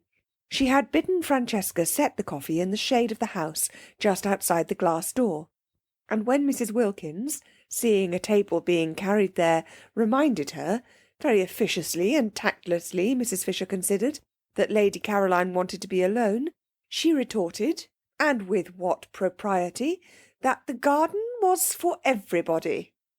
Into it, accordingly, she went, and was immediately aware that Lady Caroline was smoking. She said to herself, "These modern young women," and proceeded to find her.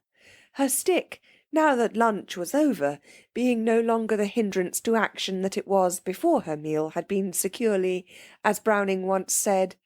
Surely it was Browning? Yes, she remembered how much diverted she had been. Roped in. Nobody diverted her now, reflected Mrs. Fisher, making straight for the clump of daphne. The world had grown very dull, and had entirely lost its sense of humour. Perhaps they still had their jokes, these people. In fact, she knew they did, for Punch still went on. But how differently it went on, and what jokes! Thackeray, in his inimitable way, would have made mincemeat of this generation. Of how much it needed the tonic properties of that astringent pen it was, of course, unaware. It no longer even held him, at least so she had been informed, in any particular esteem. Well, she could not give it eyes to see, and ears to hear, and a heart to understand, but she could and would give it represented and united in the form of Lady Caroline one good dose of honest medicine. "I hear you are not well," she said, standing in the narrow entrance of the loop, and looking down with the inflexible face of one who is determined to do good, at the motionless and apparently sleeping Scrap. Mrs. Fisher had a deep voice like a man's, for she had been overtaken by that strange masculinity that sometimes pursues a woman during the last lapse of her life. Scrap tried to pretend that she was asleep, but if she had been, her cigarette would not have been held in her fingers, but would have been lying on the ground. She forgot this. Mrs. Fisher did not, and coming inside the loop, sat down on a narrow stone seat built out of the wall. For a little she could sit on it, for a little, till the chill began to penetrate. She contemplated the figure before her. Undoubtedly a pretty creature, and one that would have been a success at Farringford. Strange how easily even the greatest men were moved by exteriors. She had seen with her own eyes Tennyson turn away from everybody, turn positively his back on a crowd of eminent people assembled to do him honour, and withdraw to the window with a young person nobody had ever heard of, who had been brought there by accident, and whose one and only merit, if it be a merit, that which is conferred by chance, was beauty. Beauty. All over before you can turn round. An affair, one might almost say, of minutes. Well, while it lasted, it did seem able to do what it liked with men. Even husbands were not immune. There had been passages in the life of Mr. Fisher. "I expect the journey has upset you," she said in her deep voice. "What you want is a good dose of some simple medicine. I shall ask Domenico if there's such a thing in the village as castor oil." Scrap opened her eyes and looked straight at Mrs. Fisher. "Ah," said Mrs. Fisher, "I knew you were not asleep. If you had been, you would have let your cigarette fall to the ground." "Waste," said Mrs. Fisher. "I don't like smoking for women, but I still less like waste." What does one do with people like this? Scrap asked herself, her eyes fixed on Mrs. Fisher in what felt to her an indignant stare, but appeared to Mrs. Fisher as really charming docility. "Now you'll take my advice," said Mrs. Fisher, touched, "and not neglect what may very well turn into an illness. We are in Italy, you know, and one has to be careful. You ought, to begin with, to go to bed." "I never go to bed," snapped Scrap, and it sounded as moving, as forlorn, as that line spoken years and years ago by an actress playing the part of poor Jo in a dramatised version of Bleak House. "I'm always moving on," said poor Jo in this play, urged to do so by a policeman, and Mrs. Fisher, then a girl, had laid her head on the red velvet parapet of the front row of the dress circle and wept aloud. It was wonderful, Scrap's voice. It had given her, in the 10 years since she came out, all the triumphs that intelligence and wit can have, because it made whatever she said seem memorable. She ought, with a throat formation like that, to have been a singer. But in every kind of music Scrap was dumb, except this one music of the speaking voice. And what a fascination, what a spell lay in that! Such was the liveliness of her face and the beauty of her colouring, that there was not a man into whose eyes at the sight of her there did not leap a flame of intensest interest. But when he heard her voice, the flame in that man's eyes was caught and fixed. It was the same with every man, educated and uneducated, old, young, desirable themselves or undesirable, men of her own world and bus conductors, generals and Tommies. During the war she had had a perplexing time. Bishops equally with vergers. Round about her confirmation startling occurrences had taken place. Wholesome and unwholesome, rich and penniless, brilliant or idiotic, it made no difference at all what they were, or how long and securely married. Into the eyes of every one of them, when they saw her, leapt this flame, and when they heard her, it stayed there. Scrap had had enough of this look. It only led to difficulties. At first it had delighted her. She had been excited, triumphant. To be apparently incapable of doing or saying the wrong thing, to be applauded, listened to, petted, adored wherever she went, and when she came home to find nothing there either but the most indulgent, proud fondness, why, how extremely pleasant! And so easy, too. No preparation necessary for this achievement, no hard work, nothing to learn. She need take no trouble. She had only to appear and presently say something. But gradually experiences gathered round her. After all, she had to take trouble. She had to make efforts because, she discovered with astonishment and rage, she had to defend herself. That look, that leaping look, meant that she was going to be grabbed at. Some of those who had it were more humble than others, especially if they were young, but they all, according to their several ability, grabbed. And she who had entered the world so jauntily, with her head in the air, and the completest confidence in anybody whose hair was grey, began to distrust, and then to dislike, and soon to shrink away from, and presently to be indignant. Sometimes it was just as if she didn't belong to herself, wasn't her own at all, but was regarded as a universal thing, a sort of beauty of all work. Really men! And she found herself involved in queer vague quarrels, being curiously hated. Really women!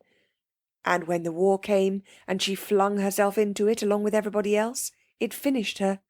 Really generals! The war finished Scrap. It killed the one man she felt safe with, whom she would have married, and it finally disgusted her with love. Since then she had been embittered. She was struggling as angrily in the sweet stuff of life as a wasp got caught in honey. Just as desperately did she try to unstick her wings. It gave her no pleasure to outdo other women. She didn't want their tiresome men. What could one do with men when one had got them? None of them would talk to her of anything but the things of love, and how foolish and fatiguing that became after a bit. It was as though a healthy person with a normal hunger was given nothing whatever to eat but sugar. Love, love, the very word made her want to slap somebody. Why should I love you? Why should I? She would ask, amazed sometimes, when somebody was always trying to propose to her. But she never got a real answer, only further incoherence. A deep cynicism took hold of the unhappy Scrap. Her inside grew hoary with disillusionment, while her gracious and charming outside continued to make the world more beautiful. What had the future in it for her? She would not be able, after such a preparation, to take hold of it. She was fit for nothing. She had wasted all this time being beautiful. Presently she wouldn't be beautiful, and what then? Scrap didn't know what then. It appalled her to wonder even. Tired as she was of being conspicuous, she was at least used to that. She had never known anything else. And to become inconspicuous, to fade, to grow shabby and dim, would probably be most painful. And once she began, what years and years of it there would be. Imagine, thought Scrap, having most of one's life at the wrong end. Imagine being old for 2 or 3 times as long as being young. Stupid. Stupid. Everything was stupid. There wasn't a thing she wanted to do. There were thousands of things she didn't want to do. Avoidance, silence, invisibility, if possible, unconsciousness. These negations were all she asked for a moment. And here, even here, she was not allowed a minute's peace, and this absurd woman must come pretending, merely because she wanted to exercise power and make her go to bed and make her, hideous, drink castor oil, that she thought she was ill. "I'm sure," said Mrs. Fisher, who felt the cold of the stone beginning to come through and knew she could not sit much longer, "you'll do what is reasonable. Your mother would wish... Have you a mother?" A faint wonder came into Scrap's eyes. Have you a mother? If ever anybody had a mother, it was Scrap. It had not occurred to her that there could be people who had never heard of her mother. She was one of the major marchionesses. There being, as no one knew better than Scrap, marchionesses, and had held high positions at court. Her father, too, in his day had been most prominent. His day was a little over, poor dear, because in the war he had made some important mistakes, and besides he was now grown old. Still there he was, an excessively well-known person. How restful, how extraordinarily restful, to have found someone who had never heard of any of her lot, or at least had not yet connected her with them. She began to like Mrs. Fisher. Perhaps the originals didn't know anything about her either. When she first wrote to them and signed her name, the great name of Dester, which twisted in and out of English history like a bloody thread, for its bearers constantly killed, she had taken it for granted that they would know who she was, and at the interview of Shaftesbury Avenue she was sure they did know, because they hadn't asked, as they otherwise would have, for references. Scrap began to cheer up. If nobody at San Salvatore had ever heard of her, if for a whole month she could shed herself, get right away from everything connected with herself, be allowed really to forget the clinging and the clogging and all the noise, why perhaps she might make something of herself after all. She might really think, really clear up her mind, really come to some conclusion. "What I want to do here," she said, leaning forward in her chair and clasping her hands round her knees and looking up at Mrs. Fisher, whose seat was higher than hers, almost with animation, so much pleased was she that Mrs. Fisher knew nothing about her, "is to come to a conclusion. That's all. It isn't much to want, is it? Just that." She gazed at Mrs. Fisher and thought that almost any conclusion would do. The great thing was to get hold of something, catch something tight, cease to drift. Mrs. Fisher's little eyes surveyed her. "I should say," she said, "that what a young woman like you wants is a husband and children." "Well, that's one of the things I'm going to consider," said Scrap amiably, "but I don't think it would be a conclusion." "And meanwhile," said Mrs. Fisher, getting up, for the cold of the stone was now through, I shouldn't trouble my head if I were you with considerings and conclusions. Women's heads weren't made for thinking, I assure you. I should go to bed and get well." "I am well," said Scrap. "Then why did you send a message that you were ill?" "I didn't." "Then I have had all the trouble of coming out here for nothing." "But wouldn't you prefer coming out and finding me well than coming out and finding me ill?" said Scrap, smiling. Even Mrs. Fisher was caught by the smile. "Well, you're a pretty creature," she said forgivingly.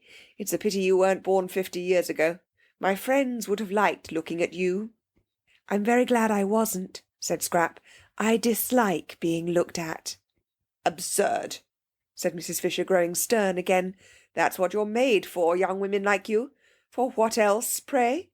And I assure you that if my friends had looked at you, you would have been looked at by some very great people."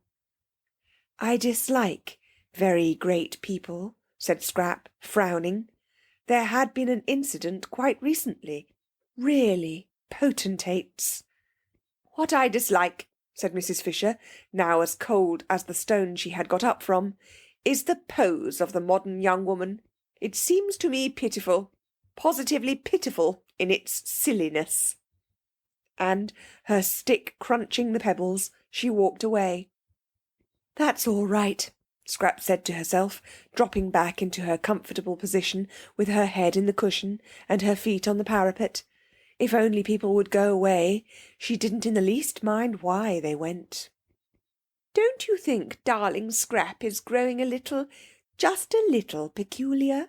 her mother had asked her father a short time before that latest peculiarity of the flight to San Salvatore, uncomfortably struck by the very odd things Scrap said, and the way she had taken to slinking out of reach whenever she could, and avoiding everybody except, such a sign of age, quite young men, almost boys. "Eh? What? Peculiar? Well, let her be peculiar if she likes.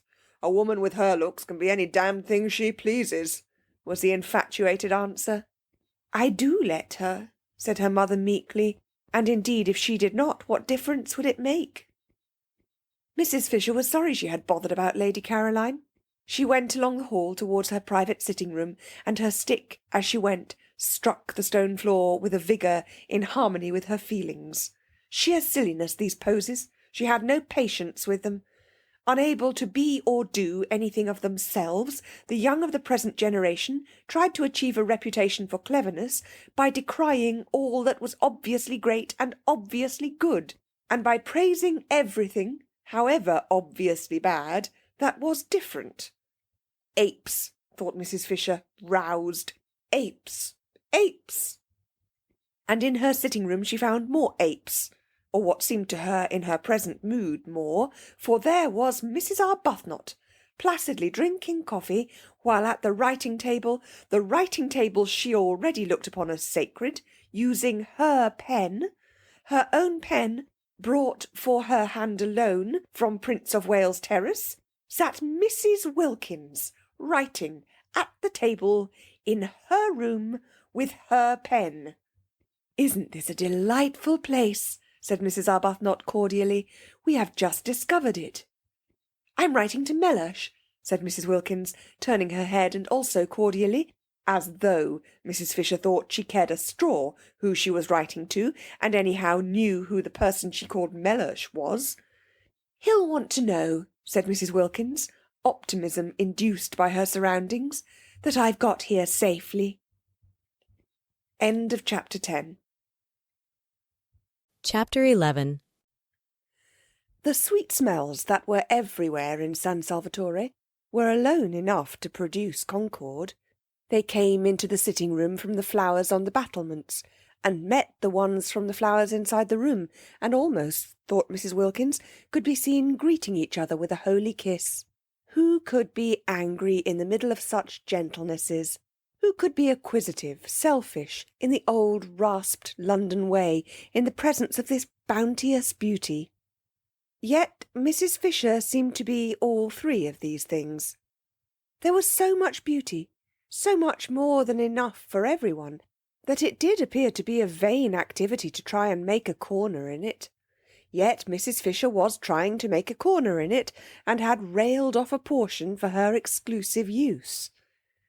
Well, she would get over that presently. She would get over it inevitably, Mrs. Wilkins was sure, after a day or two in the extraordinary atmosphere of peace in that place. Meanwhile, she obviously hadn't even begun to get over it.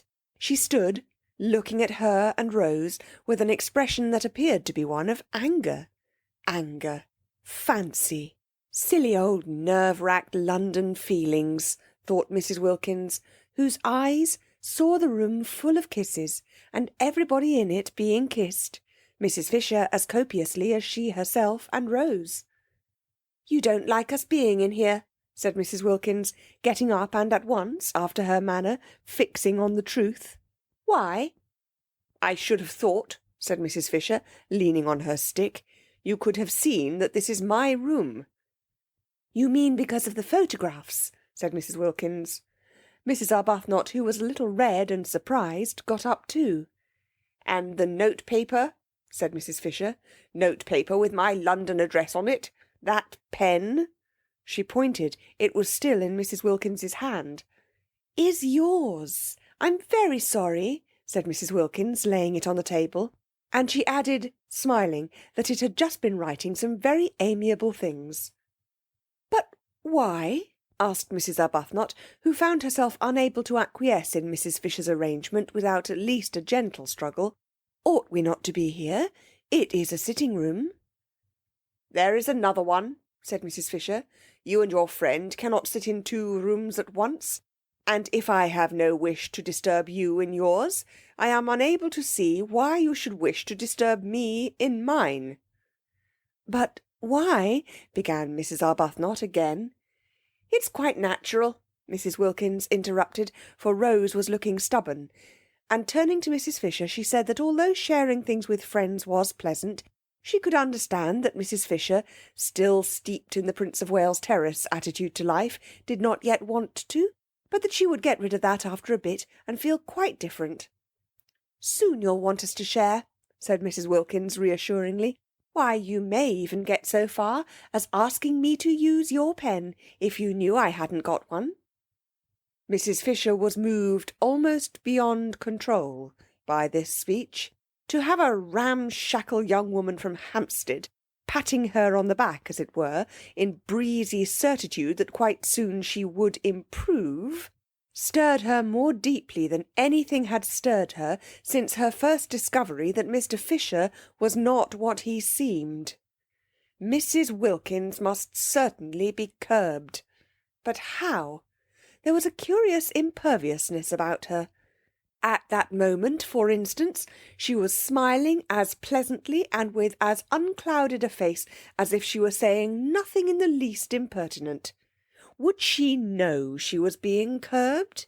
If she didn't know, if she were too tough to feel it, then what? Nothing, except avoidance, except precisely one's own private sitting-room. "I'm an old woman," said Mrs. Fisher, "and I need a room to myself.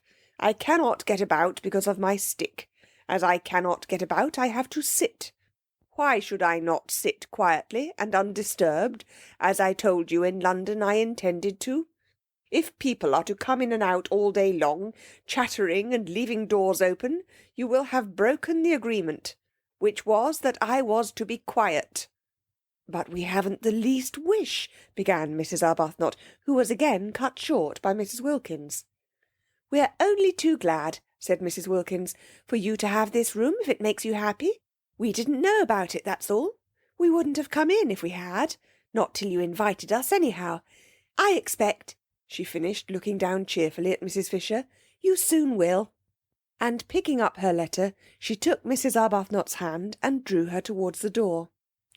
Mrs. Arbuthnot did not want to go. She, the mildest of women, was filled with a curious and surely unchristian desire to stay and fight. Not, of course, really, not even with any definitely aggressive words. No, she only wanted to reason with Mrs. Fisher, and to reason patiently. But she did feel that something ought to be said, and that she ought not to allow herself to be rated and turned out as if she were a schoolgirl caught in ill behaviour by authority. Mrs. Wilkins, however, drew her firmly to and through the door, and once again Rose wondered at Lotty, at her balance, her sweet and equable temper, she who in England had been such a thing of gusts. From the moment they got into Italy, it was Lotty who seemed the elder. She certainly was very happy, blissful, in fact. Did happiness so completely protect one? Did it make one so untouchable, so wise? Rose was happy herself, but not anything like so happy.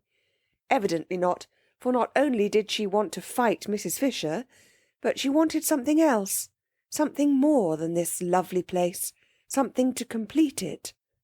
She wanted Frederick. For the first time in her life she was surrounded by perfect beauty, and her one thought was to show it to him, to share it with him. She wanted Frederick. She yearned for Frederick. Ah, if only Frederick. Poor old thing, said Mrs. Wilkins, shutting the door gently on Mrs. Fisher and her triumph. Fancy, on a day like this. She's a very rude old thing, said Mrs. Arbuthnot. She'll get over that. I'm sorry we chose just her room to go and sit in. It's much the nicest, said Mrs. Arbuthnot, and it isn't hers. Oh, but there are lots of other places, and she's such a poor old thing. Let her have the room. Whatever does it matter? And Mrs. Wilkins said she was going down to the village to find out where the post office was and post her letter to Mellersh, and would Rose go too? I've been thinking about Mellersh, said Mrs. Wilkins, as they walked, one behind the other, down the narrow zigzag path, up which they had climbed in the rain the night before. She went first. Mrs. Arbuthnot, quite naturally now, followed. In England it had been the other way about. Lotty, timid, hesitating, except when she burst out so awkwardly, getting behind the calm and reasonable Rose whenever she could. I've been thinking about Mellersh, repeated Mrs. Wilkins over her shoulder, as Rose seemed not to have heard. Have you?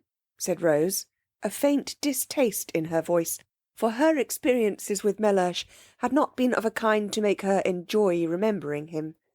She had deceived Mellersh, therefore she didn't like him. She was unconscious that this was the reason of her dislike, and thought it was that there didn't seem to be much, if any, of the grace of God about him.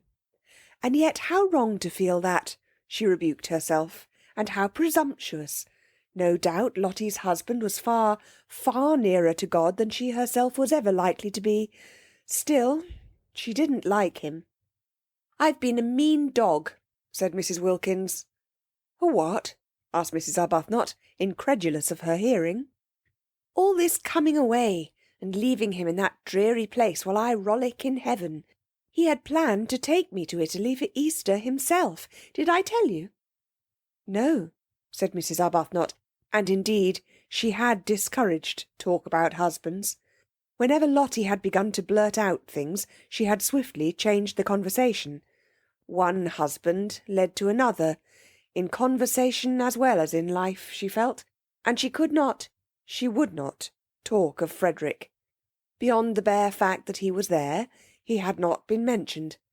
Mellersh had to be mentioned because of his obstructiveness, but she had carefully kept him from overflowing outside the limits of necessity. Well, he did, said Mrs. Wilkins. He had never done such a thing in his life before, and I was horrified. Fancy, just as I'd planned to come to it myself. She paused on the path and looked up at Rose. Yes, said Rose, trying to think of something else to talk about. Now you see why I say I've been a mean dog. He had planned a holiday in Italy with me, and I had planned a holiday in Italy, leaving him at home. I think, she went on, her eyes fixed on Rose's face, Mellersh has every reason to be both angry and hurt. Mrs. Arbuthnot was astonished. The extraordinary quickness with which, hour by hour, under her very eyes, Lotty became more selfless, disconcerted her. She was turning into something surprisingly like a saint. Here she was now being affectionate about Mellersh, Mellersh, who only that morning, while they hung their feet into the sea, had seemed a mere iridescence, Lotty had told her, a thing of gauze. That was only that morning, and by the time they had had lunch, Lotty had developed so far as to have got him solid enough again to write to, and to write to at length. And now, a few minutes later, she was announcing that he had every reason to be angry with her and hurt, and that she herself had been, the language was unusual, but it did express real penitence, a mean dog. Rose stared at her, astonished. If she went on like this, soon a nimbus might be expected round her head. Was there already, if one didn't know it was the sun through the tree trunks, catching her sandy hair. A great desire to love and be friends, to love everybody and to be friends with everybody, seemed to be invading Lotty, a desire for sheer goodness. Rose's own experience was that goodness, the state of being good, was only reached with difficulty and pain. It took a long time to get to it. In fact, one never did get to it, or, if for a flashing instant one did, it was only for a flashing instant. Desperate perseverance was needed to struggle along its path, and all the way was dotted with doubts. Lotty simply flew along. She had certainly, thought Rose, not got rid of her impetuousness. It had merely taken another direction. She was now impetuously becoming a saint. Could one really attain goodness so violently? Wouldn't there be an equally violent reaction? I shouldn't, said Rose with caution, looking down into Lotty's bright eyes. The path was steep, so that Lotty was well below her. I shouldn't be sure of that too quickly. But I am sure of it, and I've written and told him so. Rose stared. Why, but only this morning, she began. It's all in this, interrupted Lotty, tapping the envelope and looking pleased. What, everything? You mean about the advertisement and my savings being spent? Oh, no, not yet, but I'll tell him all that when he comes. When he comes? Repeated Rose. I've invited him to come and stay with us. Rose could only go on staring. It's the least I could do. Besides, look at this. Lotty waved her hand. Disgusting not to share it. I was a mean dog to go off and leave him. But no dog I've ever heard of was ever as mean as I'd be if I didn't try and persuade Mellersh to come out and enjoy this too. It's barest decency that he should have some of the fun out of my nest egg. After all, he has housed me and fed me for years. One shouldn't be churlish. But do you think he'll come? Oh, I hope so, said Lotty with utmost earnestness, and added, poor lamb. At that Rose felt she would like to sit down. Mellersh, a poor lamb? That same Mellersh who a few hours before was a mere shimmer? There was a seat at the bend of the path, and Rose went to it and sat down. She wished to get her breath, gain time.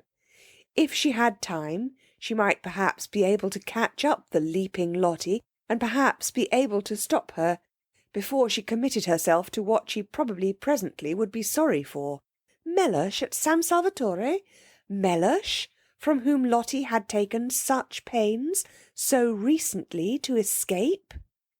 I see him here, said Lotty, as if in answer to her thoughts.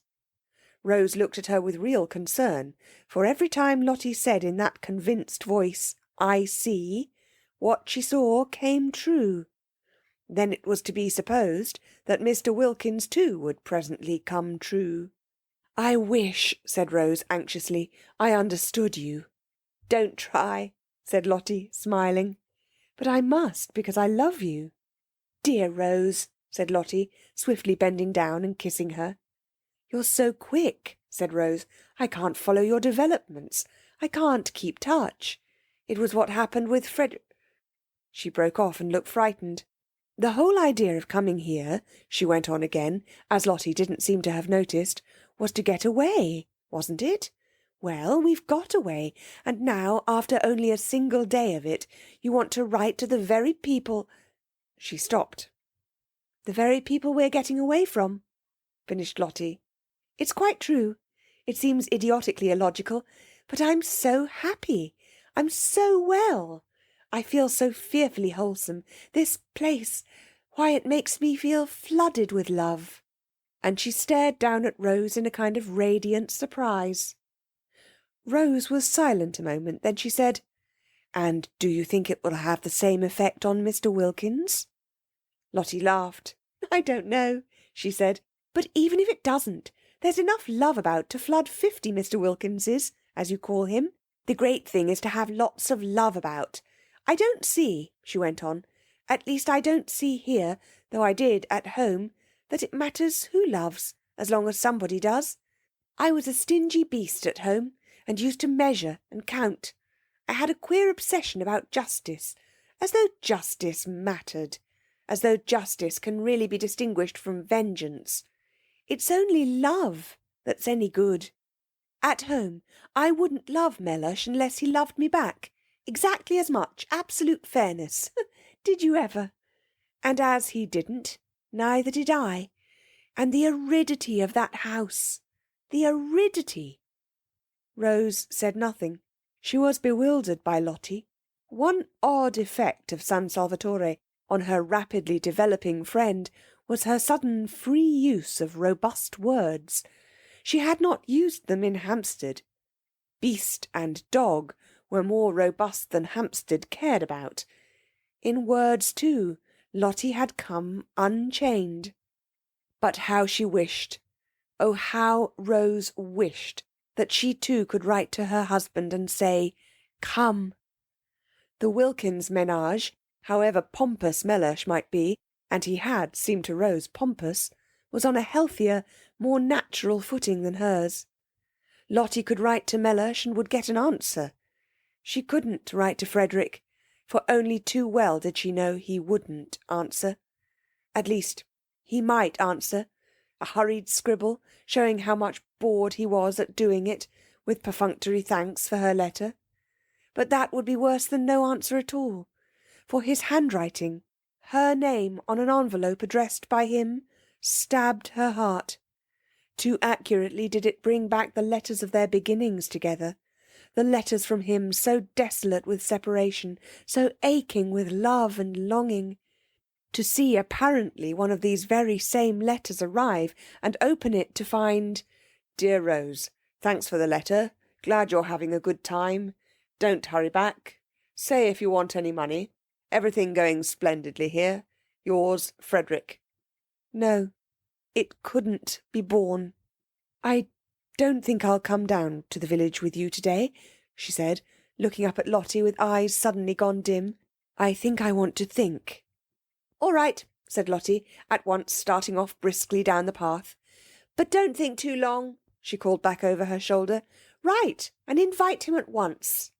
"Invite whom?" asked Rose, startled. "Your husband."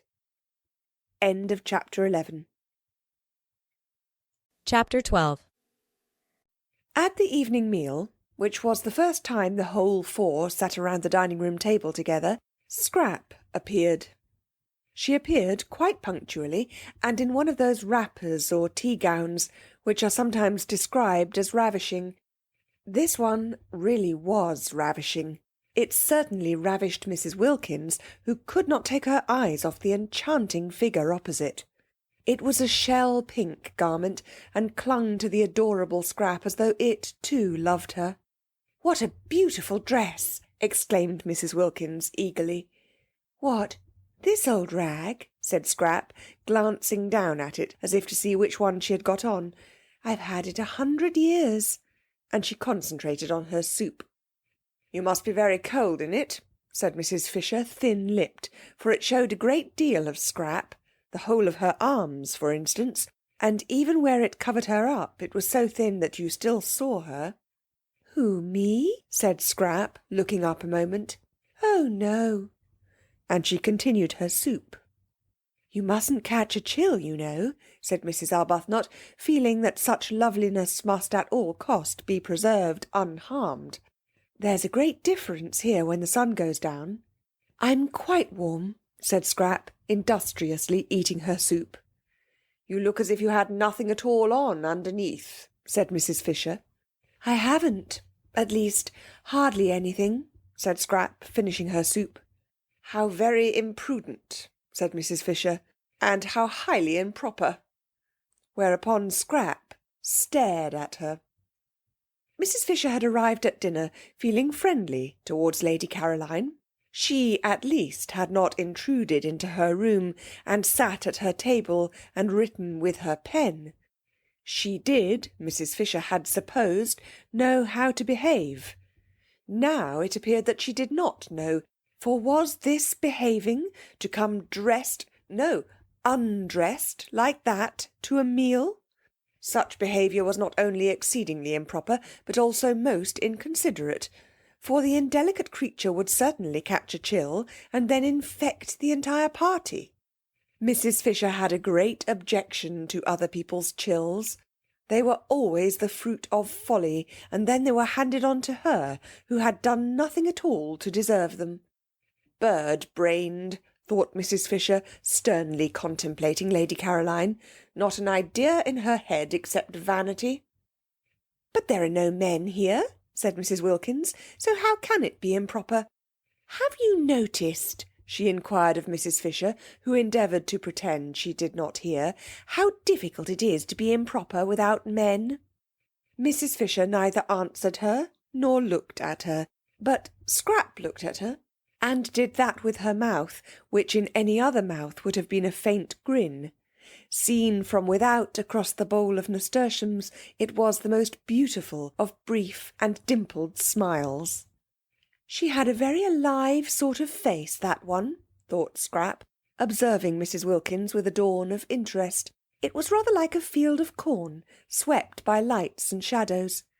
Both she and the dark one, Scrap noticed, had changed their clothes, but only in order to put on silk jumpers. The same amount of trouble would have been enough to dress them properly, reflected Scrap. Naturally they looked like nothing on earth in the jumpers. It didn't matter what Mrs. Fisher wore. Indeed, the only thing for her, short of plumes and ermine, was what she did wear. But these others were quite young still, and quite attractive. They really definitely had faces. How different life would be for them if they made the most of themselves instead of the least. And yet... Scrap was suddenly bored, and turned away her thoughts and absently ate toast. What did it matter? If you did make the most of yourself, you only collected people round you who ended by wanting to grab. "I've had the most wonderful day," began Mrs. Wilkins, her eyes shining. Scrap lowered hers. Oh, she thought, she's going to gush. As though anybody were interested in her day, thought Mrs. Fisher, lowering hers also. In fact, whenever Mrs. Wilkins spoke, Mrs. Fisher deliberately cast down her eyes. Thus would she mark her disapproval. Besides, it seemed the only safe thing to do with her eyes, for no one could tell what the uncurbed creature would say next.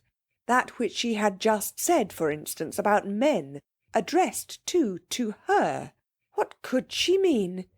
Better not conjecture, thought Mrs. Fisher.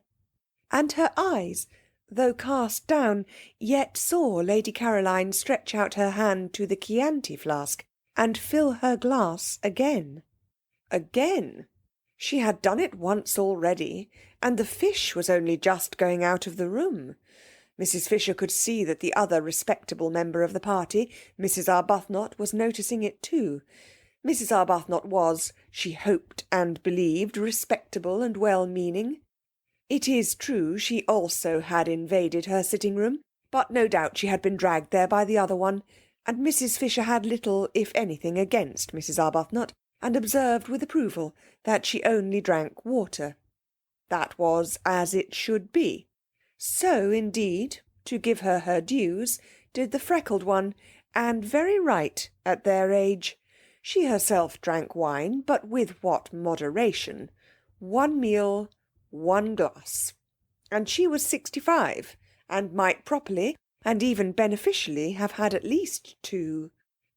"That," she said to Lady Caroline, cutting right across what Mrs. Wilkins was telling them about her wonderful day, and indicating the wine-glass, "is very bad for you."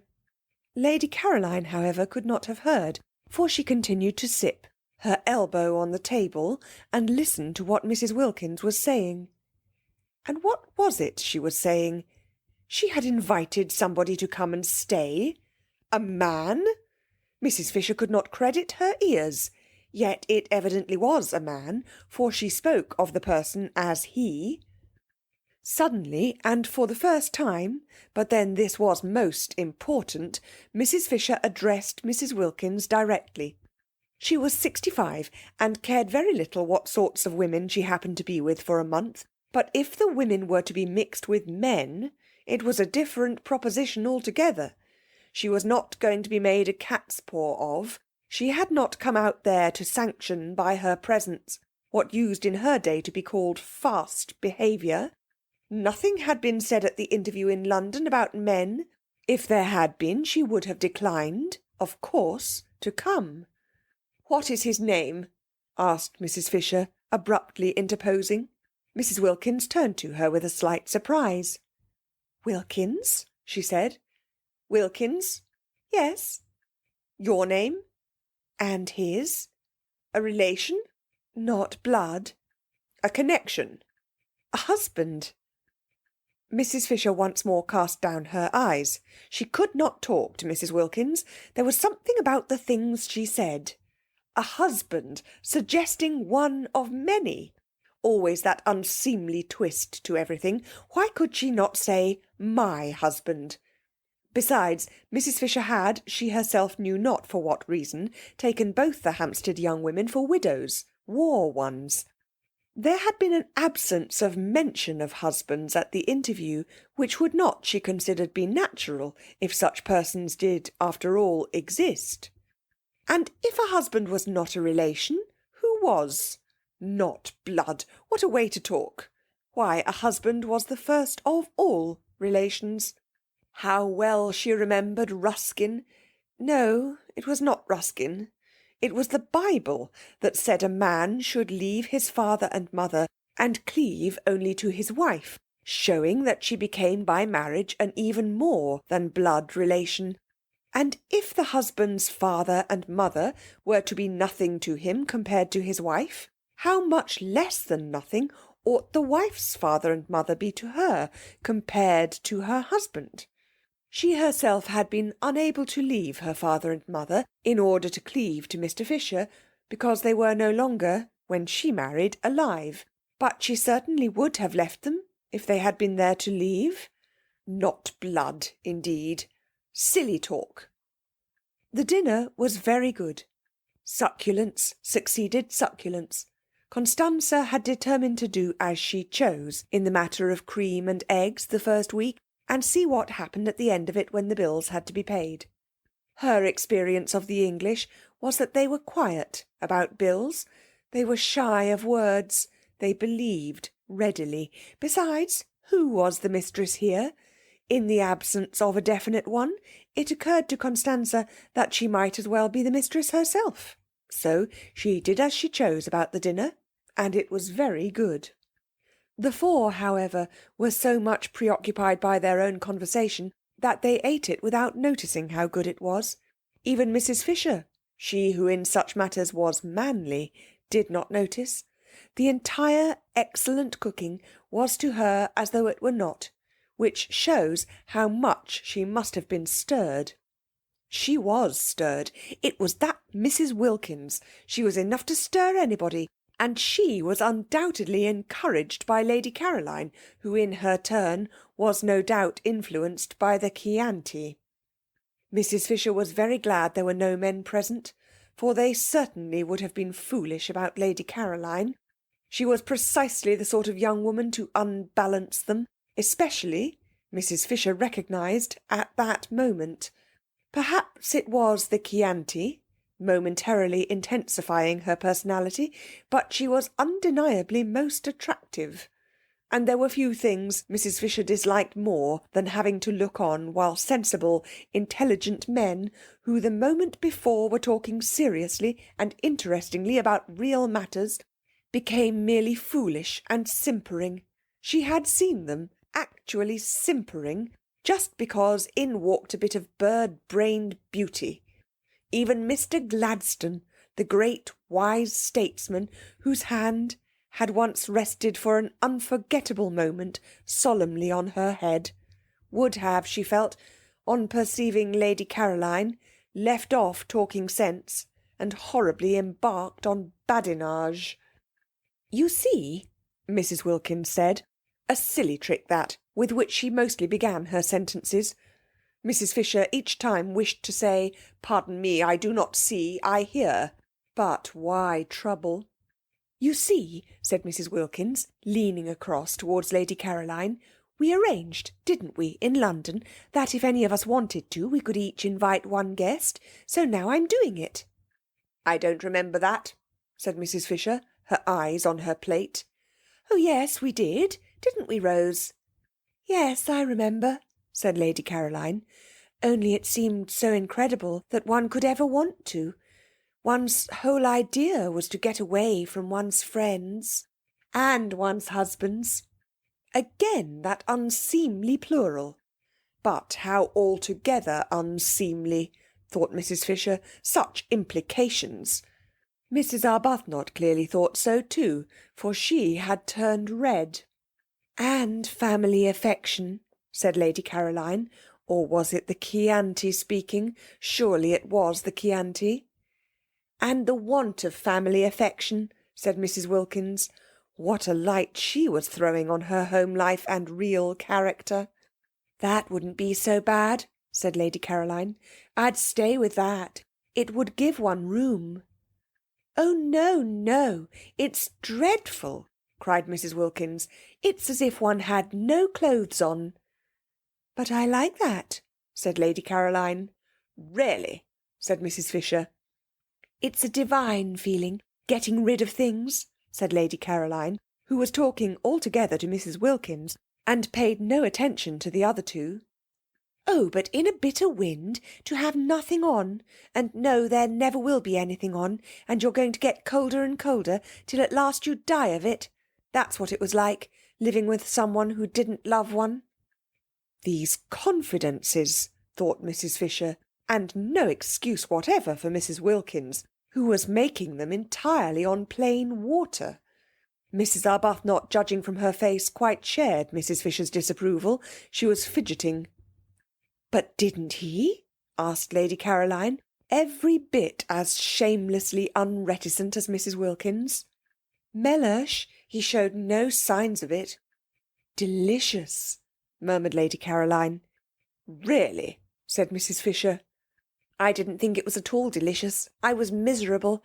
And now, since I've been here, I simply stare at myself being miserable as that. And about Mellersh."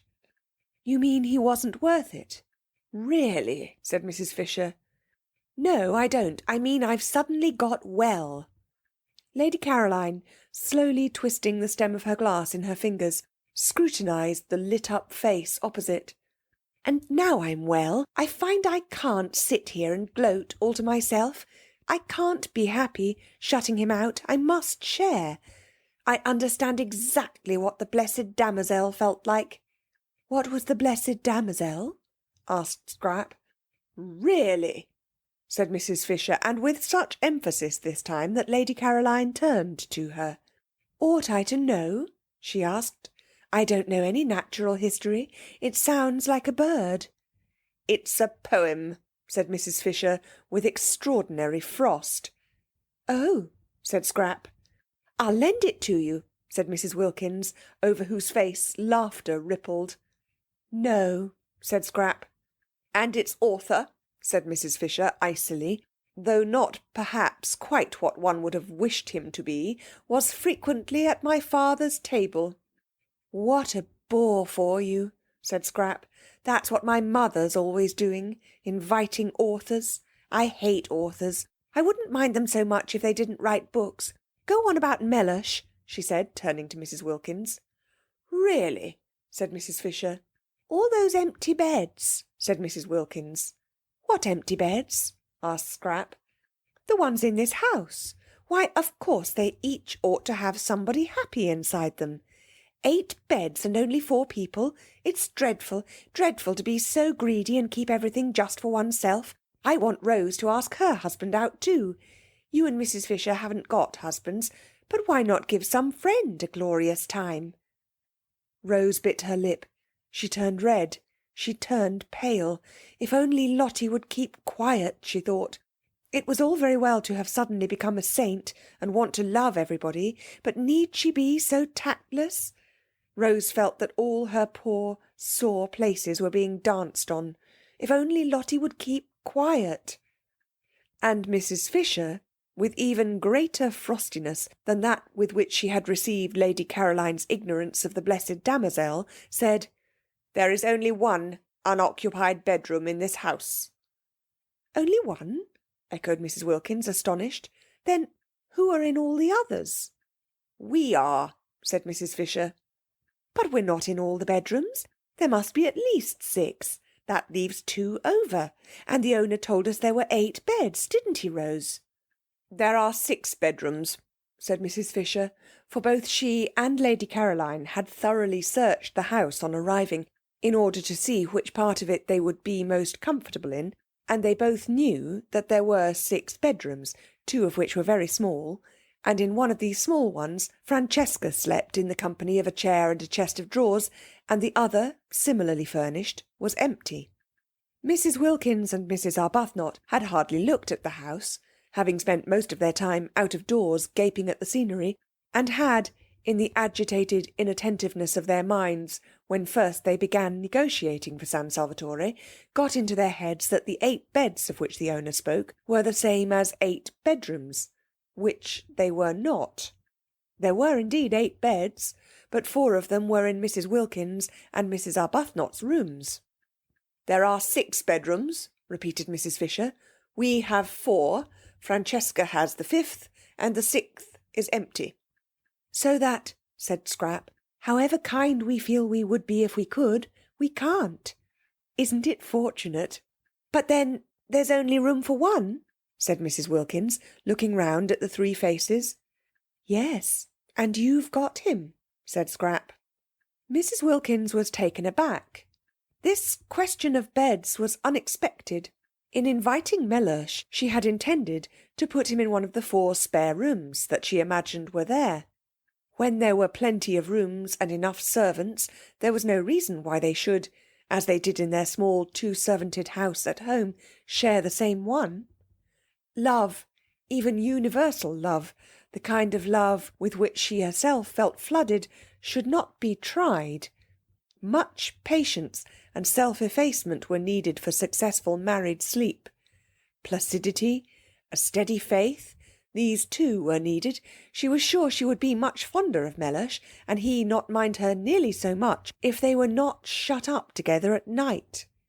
If in the morning they could meet with the cheery affection of friends, between whom lies no shadow of differences about the window or the washing arrangements, or of absurd little choked-down resentments at something that had seemed to one of them unfair. Her happiness, she felt, and her ability to be friends with everybody, was the result of her sudden new freedom and its peace. Would there be that sense of freedom, that peace, after a night shut up with Mellersh? Would she be able in the morning to be full towards him, as she was at that moment full of nothing at all but loving kindness? After all, she hadn't been very long in heaven. Suppose she hadn't been in it long enough for her to have become fixed in blandness? And only that morning, what an extraordinary joy it had been to find herself alone when she woke, and able to pull the bedclothes any way she liked. Francesca had to nudge her. She was so much absorbed that she did not notice the pudding. If, thought Mrs. Wilkins, distractedly helping herself, I share my room with Mellersh, I risk losing all I now feel about him. If, on the other hand, I put him in the one spare room, I prevent Mrs. Fisher and Lady Caroline from giving somebody a treat. True, they don't seem to want to at present, but at any moment in this place one or the other of them may be seized with a desire to make somebody happy, and then they wouldn't be able to because of Mellersh. What a problem, she said aloud, her eyebrows puckered. What is? Asked Scrap. Where to put Mellersh? Scrap stared. "Why, isn't one room enough for him?" she asked. "Oh, yes, quite. But then there wouldn't be any room left at all. Any room for somebody you may want to invite." "I shan't want to," said Scrap. "Or you," said Mrs. Wilkins to Mrs. Fisher. "Rose, of course, doesn't count. I'm sure she would like sharing her room with her husband. It's written all over her." "Really?" said Mrs. Fisher. "Really what?" asked Mrs. Wilkins, turning hopefully to her, for she thought the word this time was the preliminary to a helpful suggestion. It was not. It stood by itself. It was, as before, mere frost. Challenged, however, Mrs. Fisher did fasten it on to a sentence. "Really, am I to understand," she asked, "that you propose to reserve the one spare room for the exclusive use of your own family?" "He isn't my own family," said Mrs. Wilkins. "He's my husband. You see—" "I see nothing." Mrs. Fisher could not this time refrain from interrupting, for what an intolerable trick. "At the most, I hear, and that reluctantly." But Mrs. Wilkins, as impervious to rebuke as Mrs. Fisher had feared, immediately repeated the tiresome formula and launched out into a long and excessively indelicate speech about the best place for the person she called Mellersh to sleep in. Mellersh! Mrs. Fisher, remembering the Thomases and Johns and Alfreds and Roberts of her day, plain names that yet had all become glorious, thought it sheer affection to be christened Mellersh, was, it seemed, Mrs. Wilkins's husband, and therefore his place was clearly indicated. Why this talk? She herself, as if foreseeing his arrival, had had a second bed put in Mrs. Wilkins's room. There were certain things in life which were never talked about, but only done.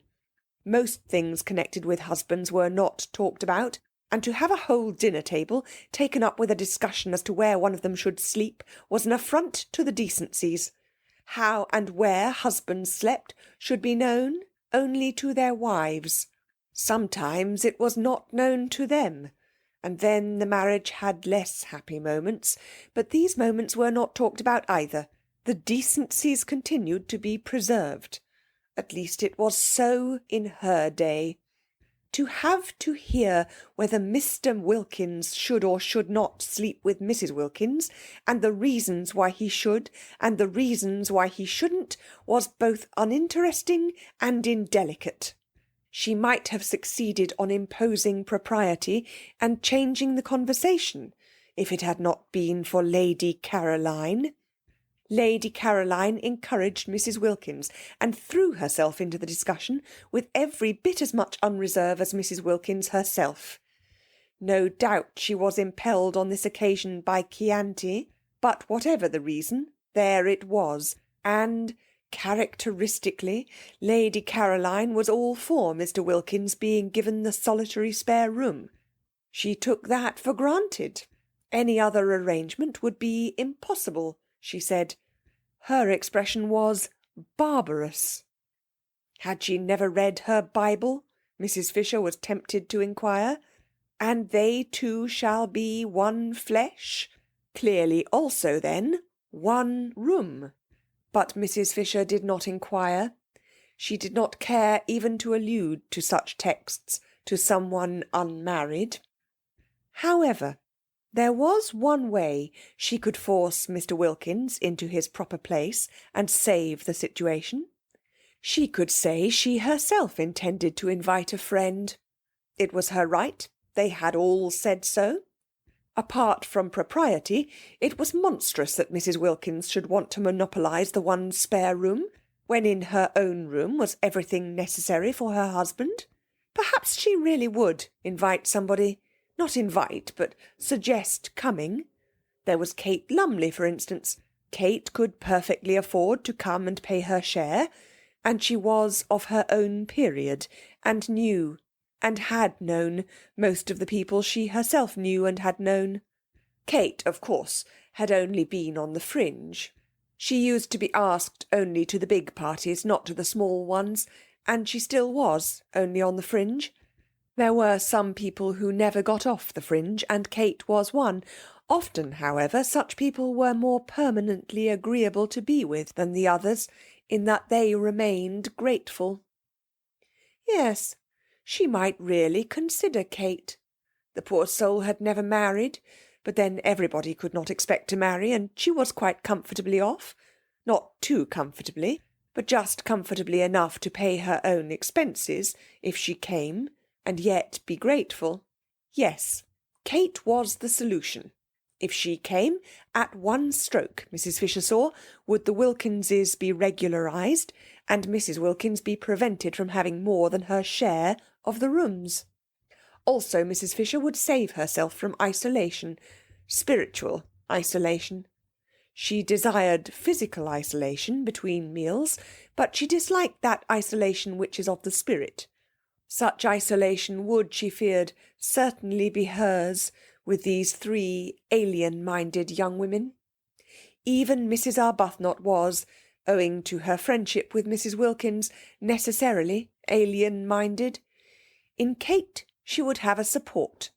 Kate, without intruding on her sitting-room, for Kate was tractable, would be there at meals to support her.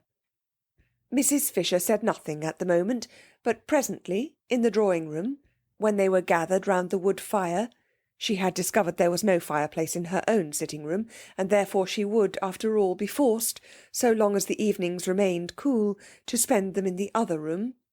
Presently, while Francesca was handing coffee round, and Lady Caroline was poisoning the air with smoke, Mrs. Wilkins, looking relieved and pleased, said, "Well, if nobody really wants that room, and wouldn't use it anyhow, I shall be very glad if Mellersh may have it." "Of course he must have it," said Lady Caroline. Then Mrs. Fisher spoke.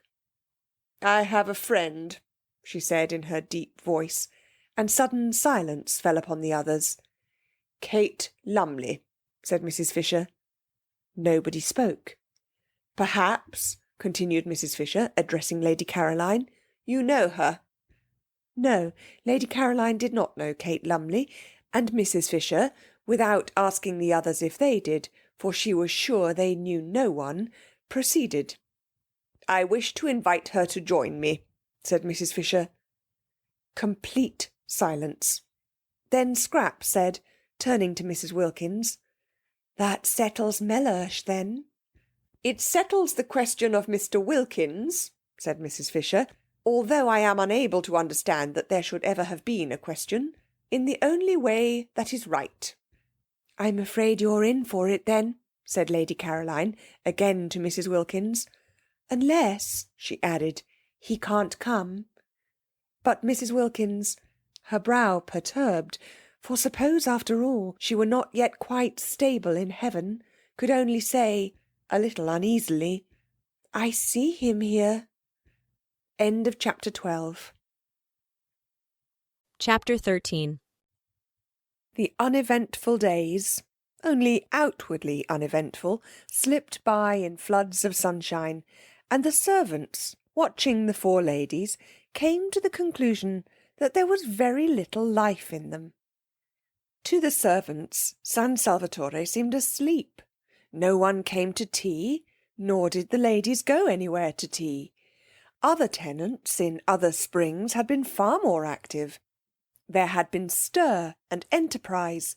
The boat had been used, excursions had been made, Beppo's fly was ordered, people from Mezzago came over and spent the day. The house rang with voices. Even sometimes champagne had been drunk. Life was varied, life was interesting, but this? What was this? The servants were not even scolded, they were left completely to themselves.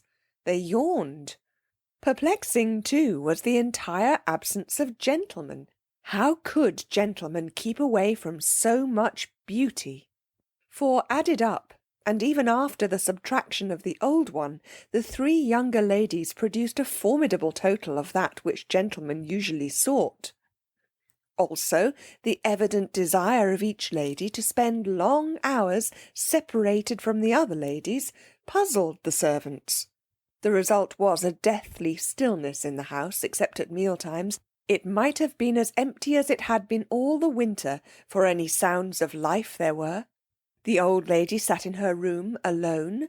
The dark-eyed lady wandered off alone, loitering, so Domenico told them, who sometimes came across her in the course of his duties, incomprehensibly among the rocks.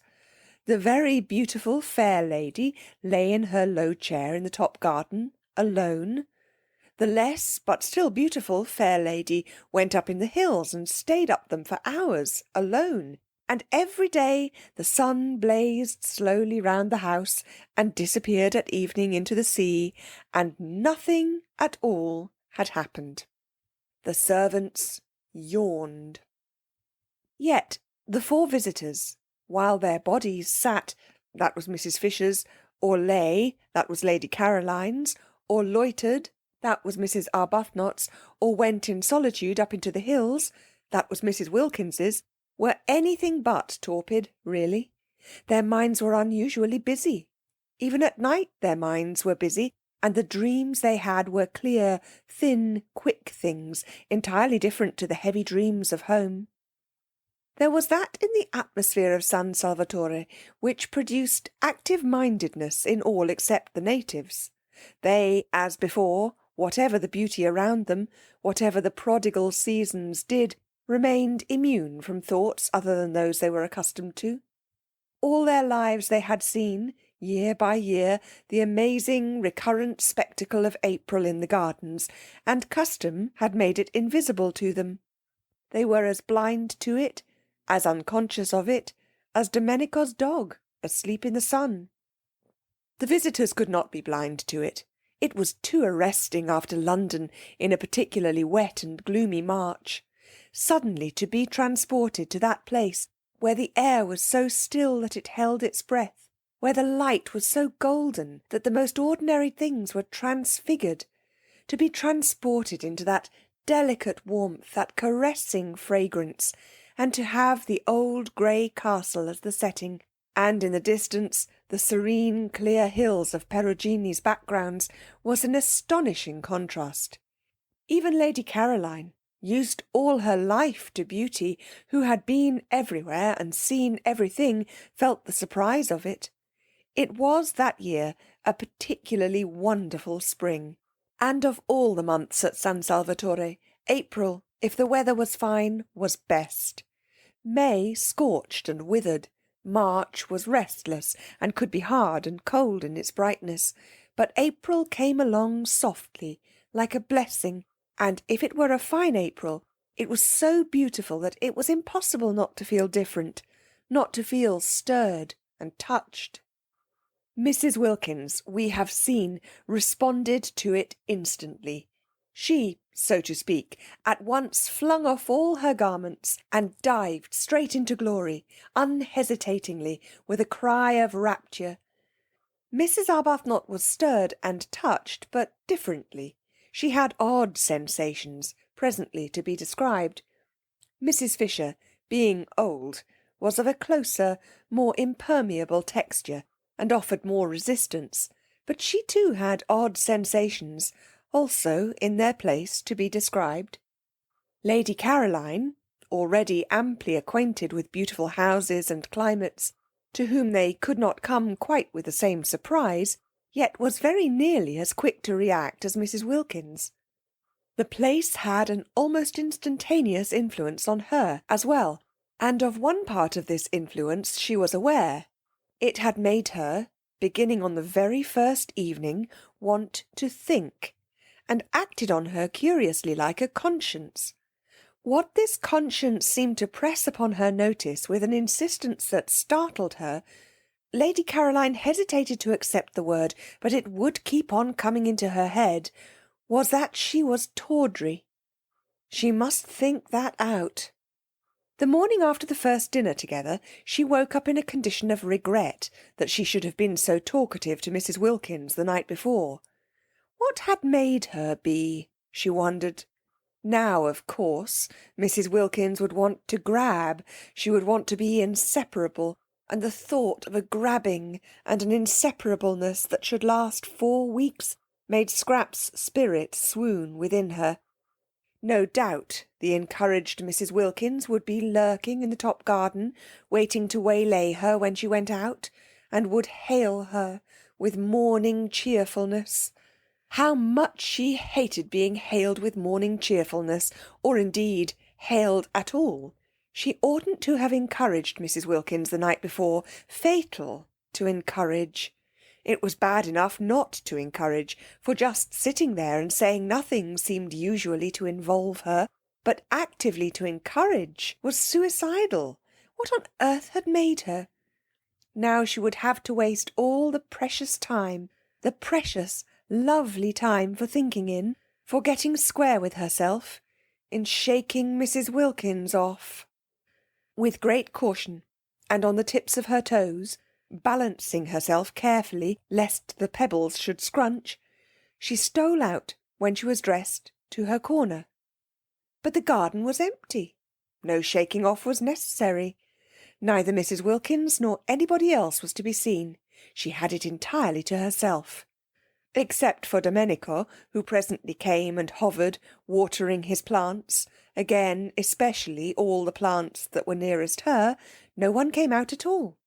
And when, after a long while of following up thoughts, which seemed to escape her just as she had got them, and dropping off exhausted to sleep in the intervals of this chase, she felt hungry and looked at her watch and saw that it was past 3, she realised that nobody had even bothered to call her in to lunch. So that, Scrap could not but remark, if anyone was shaken off, it was she herself. Well, but how delightful! And how very new! Now she would really be able to think, uninterruptedly. Delicious to be forgotten. Still, she was hungry, and Mrs. Wilkins, after that excessive friendliness the night before, might at least have told her lunch was ready. And she had really been excessively friendly, so nice about Mellersh's sleeping arrangements, wanting him to have the spare room and all. She wasn't usually interested in arrangements, in fact she wasn't ever interested in them, so that Scrap considered she might be said almost to have gone out of her way to be agreeable to Mrs. Wilkins. And in return Mrs. Wilkins didn't even bother whether or not she had any lunch. Fortunately, though she was hungry, she didn't mind missing a meal. Life was full of meals. They took up an enormous proportion of one's time, and Mrs. Fisher was, she was afraid, one of those persons who at meals linger. Twice now she had dined with Mrs. Fisher, and each time she had been difficult at the end to dislodge, lingering on, slowly cracking innumerable nuts and slowly drinking a glass of wine that seemed as if it would never be finished. Perhaps it would be a good thing to make a habit of missing lunch. And as it was quite easy to have tea brought out to her, and as she breakfasted in her room, only once a day would she have to sit at the dining-room table and endure the nuts.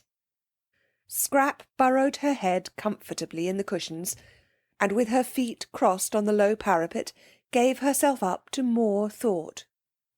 She said to herself, as she had said at intervals throughout the morning, "Now I'm going to think." But never having thought out anything in her life, it was difficult. Extraordinary how one's attention wouldn't stay fixed. Extraordinary how one's mind slipped sideways. Settling herself down to a review of her past as a preliminary to the consideration of her future, and hunting in it to begin with for any justification of that distressing word, tawdry, the next thing she knew was that she wasn't thinking about this at all, but had somehow switched on to Mr. Wilkins. Well, Mr. Wilkins was quite easy to think about, though not pleasant. She viewed his approach with misgivings, for not only was it a profound and unexpected bore to have a man added to the party, and a man, too, of the kind she was sure Mr. Wilkins must be, but she was afraid, and her fear was the result of a drearily unvarying experience, that he might wish to hang about her. The possibility had evidently not yet occurred to Mrs. Wilkins, and it was not one to which she could very well draw her attention, not, that is, without being too fatuous to live. She tried to hope that Mr. Wilkins would be a wonderful exception to the dreadful rule. If only he were, she would be so much obliged to him that she believed she might really quite like him. But She had misgivings. Supposing he hung about her so, she was driven from her lovely top garden. Suppose the light in Mrs. Wilkins' funny, flickering face was blown out. Scrap felt she would particularly dislike this to happen to Mrs. Wilkins's face, yet she had never in her life met any wives, not any at all, who had been able to understand that she didn't in the least want their husbands. Often she had met wives who didn't want their husbands either, but that made them none the less indignant if they thought someone else did, and none the less sure, when they saw them hanging around Scrap, that she was trying to get them. Trying to get them! The bare thought, the bare recollection of these situations filled her with a boredom so extreme that it instantly sent her to sleep again. When she woke up, she went on with Mr. Wilkins. Now if, thought Scrap, Mr. Wilkins were not an exception, and behaved in the usual way, would Mrs. Wilkins understand, or would it just simply spoil her holiday? She seemed quick, but would she be quick about just this? She seemed to understand and see inside one, but would she understand and see inside one when it came to Mr. Wilkins? The experienced Scrap was full of doubts. She shifted her feet on the parapet. She jerked a cushion straight. Perhaps she had better try and explain to Mrs. Wilkins, during the days still remaining before the arrival, explain in a general way, rather vague and talking at large, her attitude towards such things. She might also expound to her her particular dislike of people's husbands, and her profound craving to be, at least for this 1 month, let alone. But Scrap had her doubts about this too. Such talk meant a certain familiarity, meant embarking on a friendship with Mrs. Wilkins, and if, after having embarked on it, and faced the peril it contained of too much Mrs. Wilkins, Mr. Wilkins should turn out to be artful, and people did get very artful when they were set on anything, and manage after all to slip through into the top garden, Mrs. Wilkins might easily believe she had been taken in, and that she, Scrap, was deceitful. Deceitful! And about Mr. Wilkins! Wives were really pathetic. At 4:30 she heard sounds of saucers on the other side of the daphne bushes. Was tea being sent out to her? No, the sounds came no closer. They stopped near the house. Tea was to be in the garden. In her garden. Scrap considered she might at least have been asked if she minded being disturbed. They all knew she sat there. Perhaps someone would bring hers to her in her corner. No, nobody brought her anything. Well, she was too hungry not to go and have it with the others to-day, but she would give Francesca strict orders for the future. She got up and walked with that slow grace which was another of her outrageous number of attractions towards the sounds of tea. She was conscious not only of being very hungry, but of wanting to talk to Mrs. Wilkins again. Mrs. Wilkins had not grabbed. She had left her quite free all day, in spite of the rapprochement the night before. Of course, she was an original, and put on a silk jumper for dinner, but she hadn't grabbed. This was a great thing. Scrap went towards the tea-table, quite looking forward to Mrs. Wilkins, and when she came in sight of it, she saw only Mrs. Fisher and Mrs. Arbuthnot. Mrs. Fisher was pouring out the tea, and Mrs. Arbuthnot was offering Mrs. Fisher macaroons. Every time Mrs. Fisher offered Mrs. Arbuthnot anything, her cup, or milk, or sugar, Mrs. Arbuthnot offered her macaroons, pressed them on her with an odd assiduousness, almost with obstinacy. Was it a game, Scrap wondered, sitting down and seizing a macaroon? "Where's Mrs. Wilkins?" asked Scrap. They did not know. At least, Mrs. Arbuthnot, on Scrap's inquiry, did not know. Mrs. Fisher's face, at the name, became elaborately uninterested. It appeared that Mrs. Wilkins had not been seen since breakfast. Mrs. Arbuthnot thought she had probably gone for a picnic. Scrap missed her. She ate the enormous macaroons, the best and the biggest she had ever come across, in silence. Tea without Mrs. Wilkins was dull.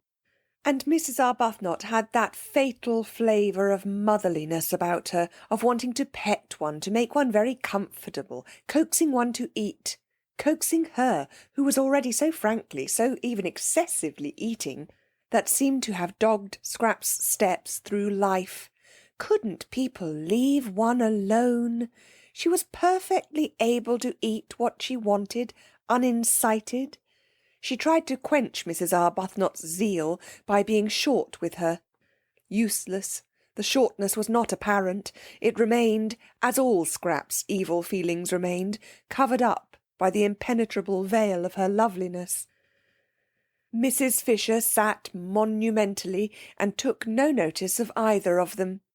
She had had a curious day, and was a little worried.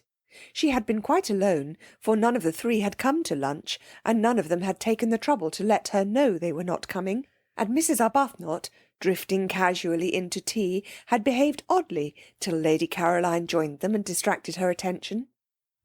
Mrs. Fisher was prepared not to dislike Mrs. Arbuthnot, whose parted hair and mild expression seemed very decent and womanly, but she certainly had habits that were difficult to like. Her habit of instantly echoing any offer made her of food and drink, of throwing the offer back on one, as it were, was not somehow what one expected of her. "Will you have some more tea?" was surely a question to which the answer was simply yes or no. But Mrs. Arbuthnot persisted in the trick she had exhibited the day before at breakfast, of adding to her yes or no the words, "Will you?" She had done it again that morning at breakfast, and here she was doing it at tea, the two meals at which Mrs. Fisher presided and poured out. Why did she do it? Mrs. Fisher failed to understand. But this was not what was worrying her. This was merely by the way. What was worrying her was that she had been quite unable that day to settle to anything, and had done nothing but wander restlessly from her sitting-room to her battlements and back again. It had been a wasted day, and how much she disliked waste. She had tried to read, she had tried to write to Kate Lumley, but no. A few words read, a few lines written, and up she got again and went out onto the battlements and stared at the sea. It did not matter that the letter to Kate Lumley should not be written. There was time enough for that. Let the others suppose her coming was definitely fixed. All the better. So would Mr. Wilkins be kept out of the spare room and put where he belonged. Kate would keep. She could be held in reserve. Kate in reserve was just as potent as Kate in actuality, and there were points about Kate in reserve which might be missing from Kate in actuality. For instance, if Mrs. Fisher were going to be restless, she would rather Kate were not there to see. There was a want of dignity about restlessness, about trotting backwards and forwards. But it did matter that she could not read a sentence of any of her great dead friends' writings, no, not even of Browning's, who had been so much in Italy, nor of Ruskin's, whose Stones of Venice she had brought with her to reread so nearly on the very spot, nor even a sentence of a really interesting book like the one she had found in her sitting-room about the home life of the German Emperor, poor man, written in the 90s, when he had not yet begun to be more sinned against than sinning, which was, she was firmly convinced, what was the matter with him now, and full of exciting things about his birth and his right arm and accoucheurs, without having to put it down and go and stare at the sea. Reading was very important.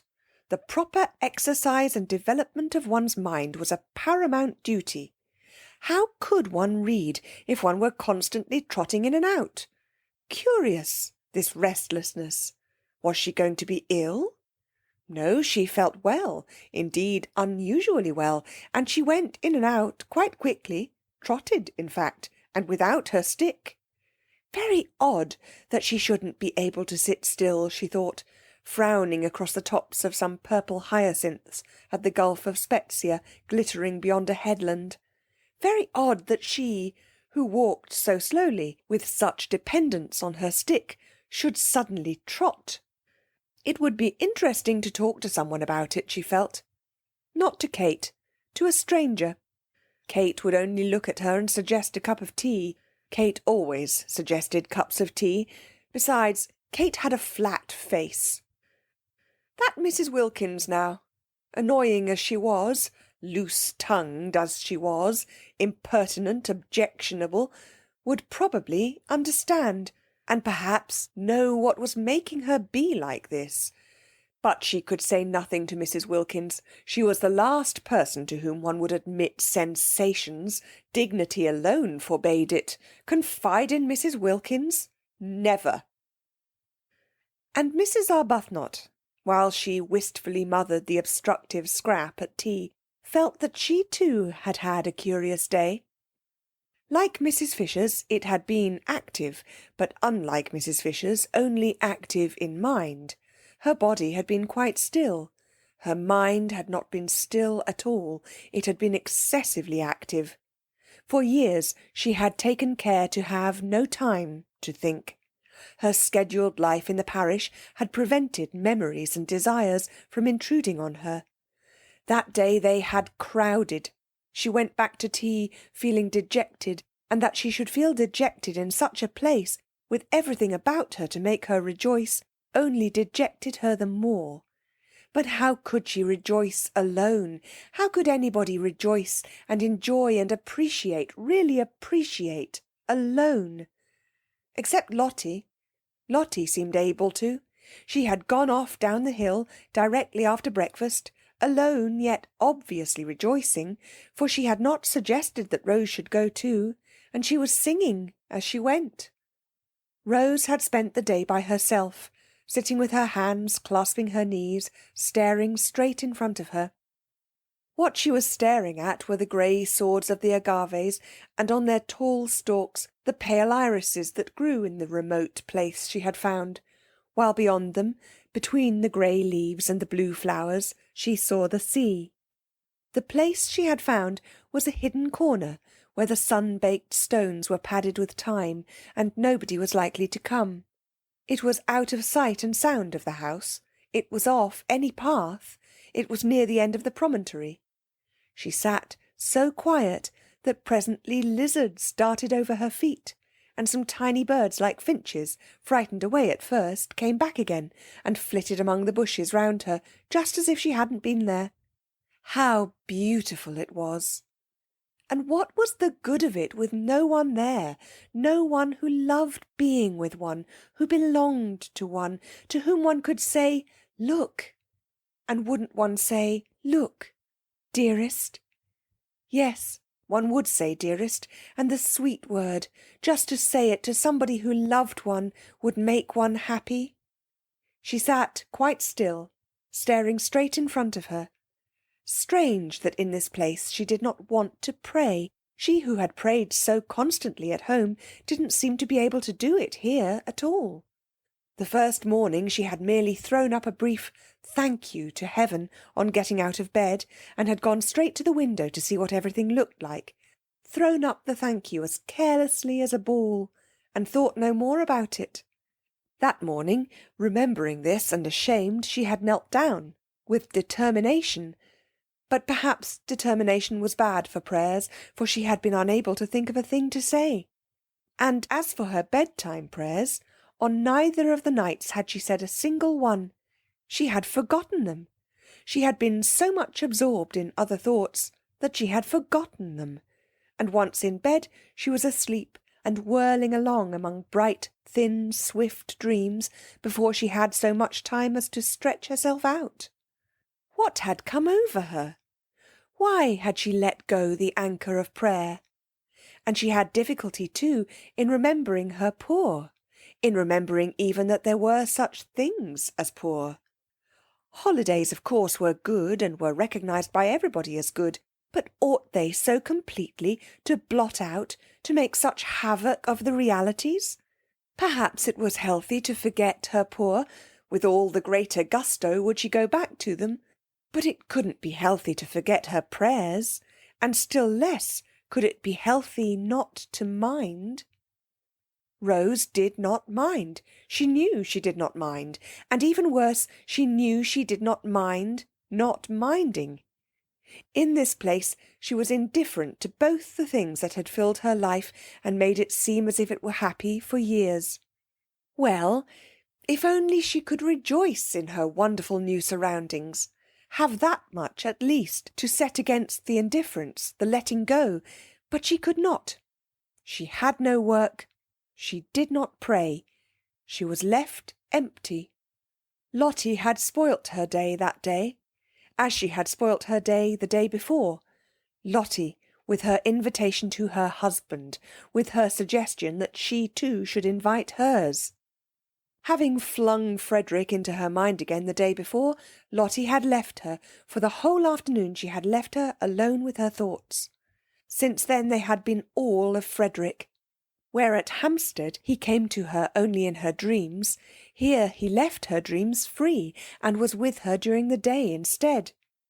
And again that morning, as she was struggling not to think of him, Lotty had asked her, just before disappearing singing down the path, if she had written yet and invited him.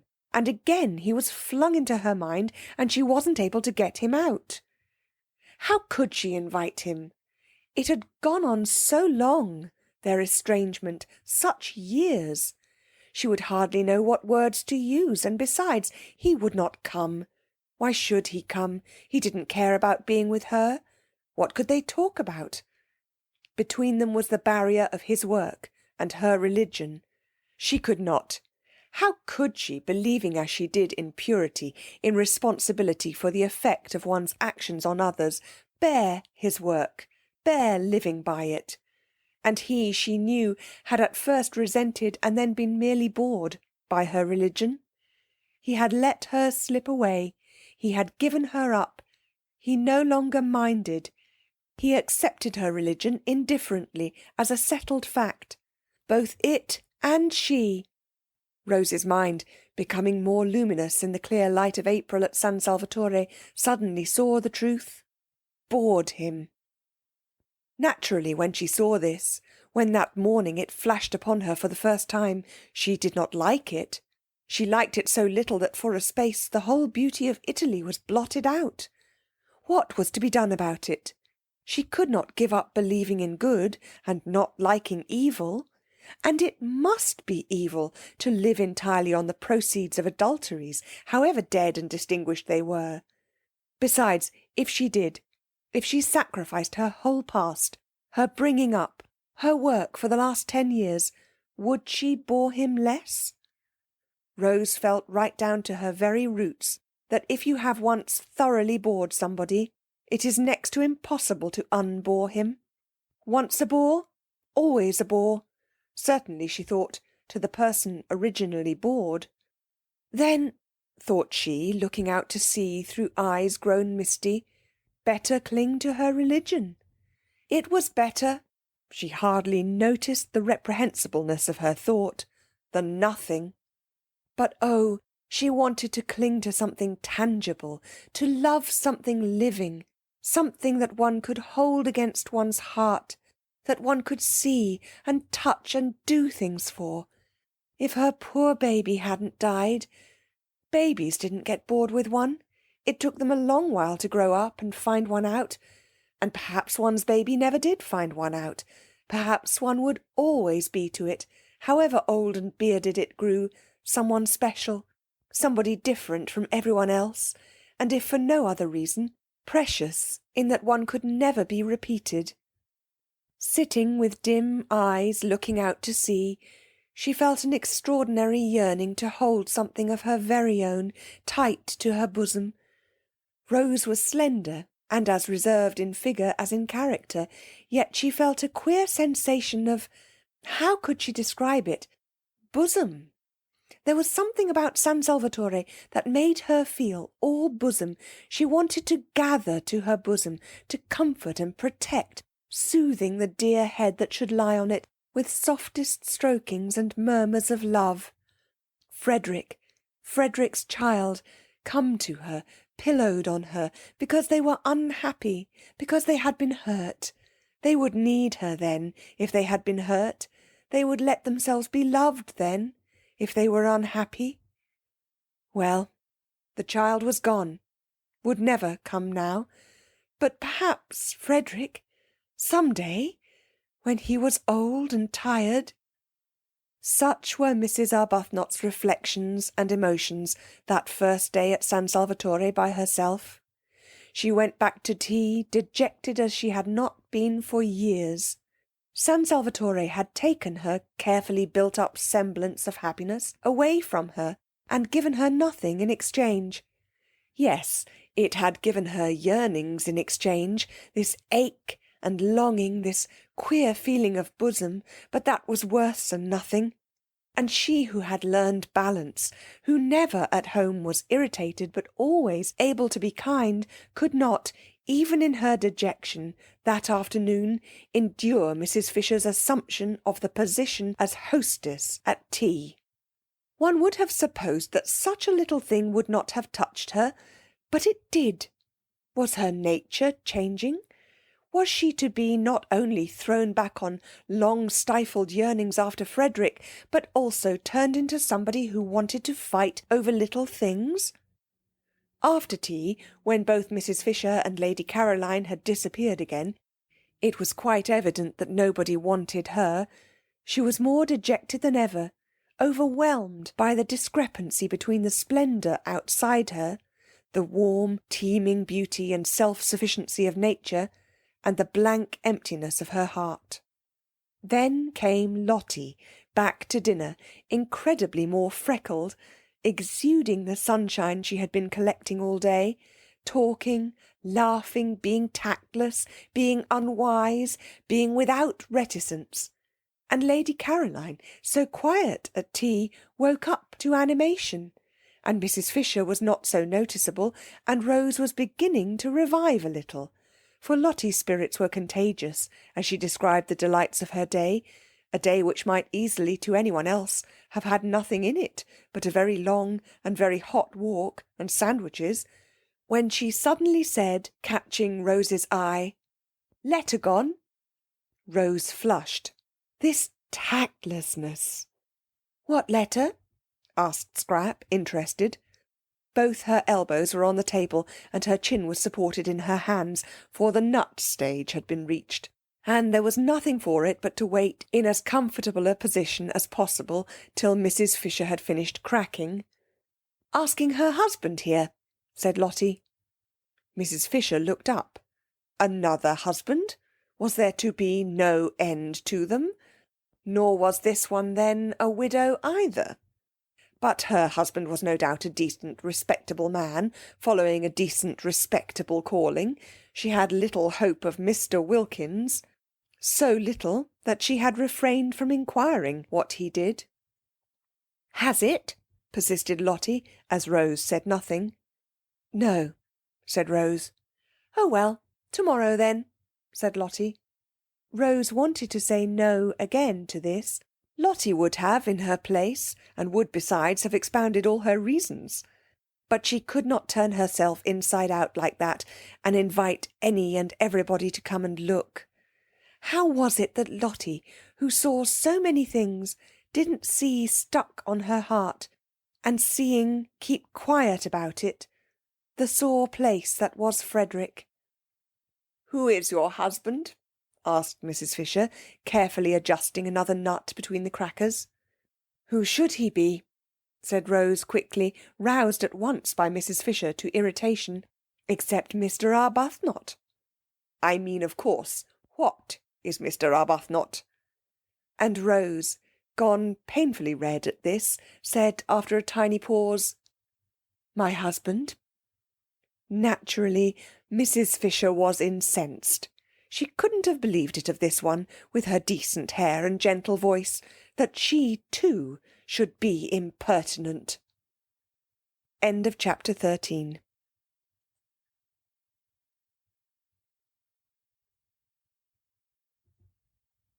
Chapter 14. That first week, the wisteria began to fade, and the flowers of the Judas tree and peach trees fell off and carpeted the ground with rose colour. Then all the freesias disappeared, and the irises grew scarce. And then, while these were clearing themselves away, the double Banksia roses came out, and the big summer roses suddenly flaunted gorgeously on the walls and trellises. Fortune's yellow was one of them, a very beautiful rose. Presently the tamarisk and the daphnes were at their best, and the lilies at their tallest.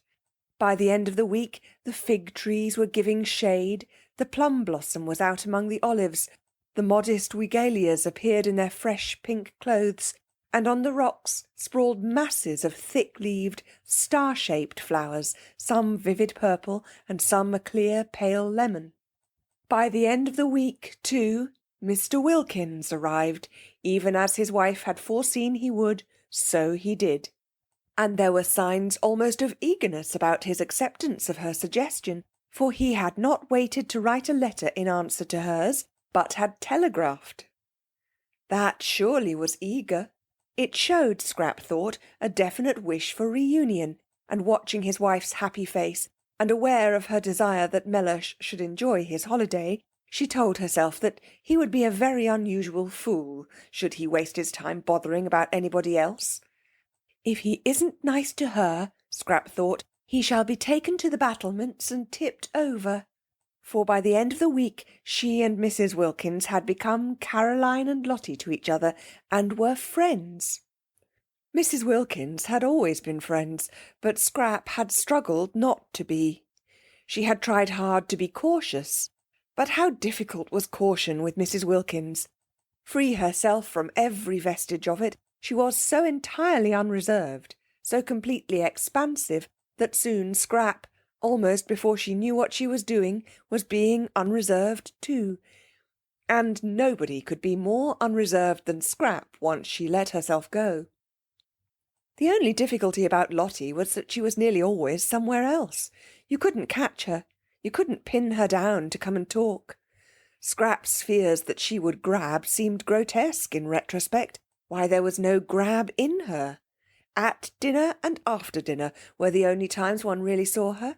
All day long she was invisible, and would come back in the late afternoon looking a perfect sight, her hair full of bits of moss, and her freckles worse than ever.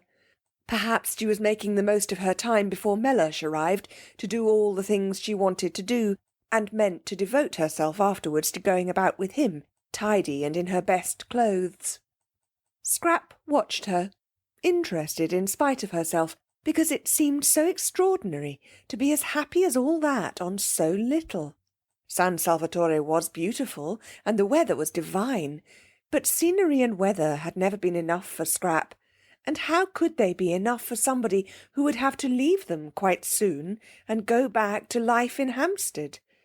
Also there was the imminence of Mellersh, of that Mellersh from whom Lotty had so lately run.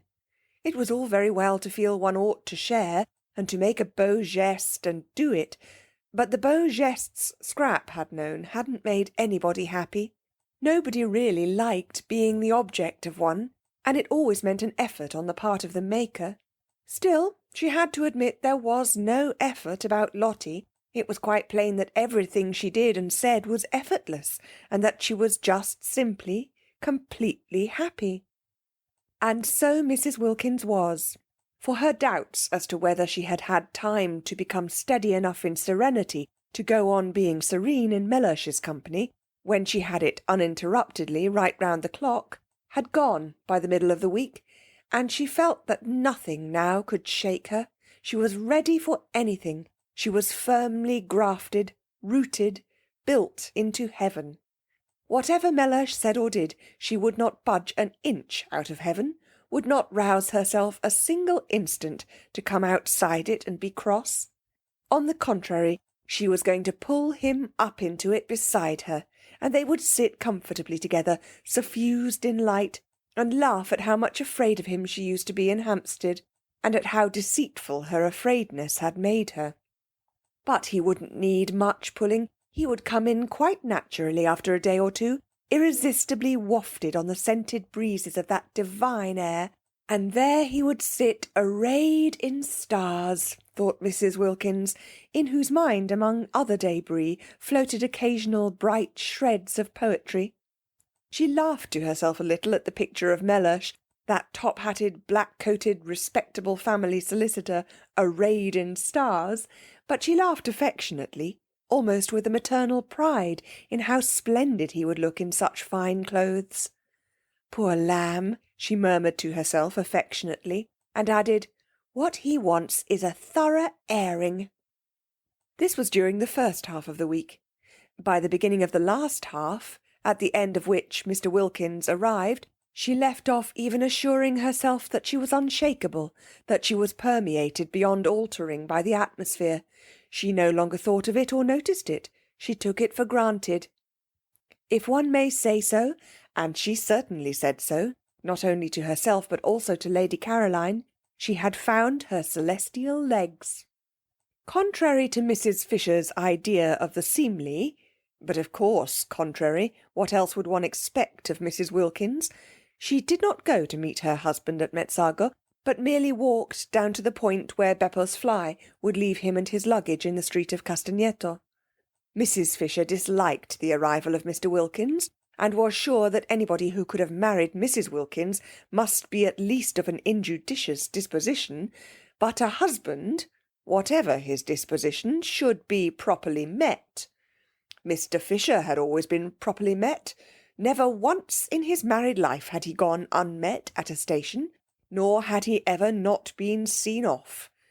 These observances, these courtesies, strengthened the bonds of marriage, and made the husband feel he could rely on his wife's being always there. Always being there was the essential secret for a wife. What would have become of Mr. Fisher if she had neglected to act on this principle she preferred not to think? Enough things became of him as it was. For whatever one's care in stopping up, married life yet seemed to contain chinks. But Mrs. Wilkins took no pains. She just walked down the hill singing. Mrs. Fisher could hear her, and picked up her husband in the street as casually as if he were a pin. The three others, still in bed, for it was not nearly time to get up, heard her as she passed beneath their windows down the zigzag path to meet Mr. Wilkins, who was coming by the morning train, and Scrap smiled, and Rose sighed, and Mrs. Fisher rang her bell and desired Francesca to bring her breakfast in her room. All three had breakfast that day in their rooms, moved by a common instinct to take cover. Scrap always breakfasted in bed, but she had the same instinct for cover, and during breakfast she made plans for spending the whole day where she was. Perhaps, though, it wouldn't be as necessary that day as the next. That day, Scrap calculated, Mellersh would be provided for. He would want to have a bath, and having a bath at San Salvatore was an elaborate business, a real adventure, if one had a hot one in the bathroom, and it took a lot of time. It involved the attendance of the entire staff, Domenico and the boy Giuseppe coaxing the patent stove to burn, restraining it when it burnt too fiercely, using the bellows to it when it threatened to go out, relighting it when it did go out.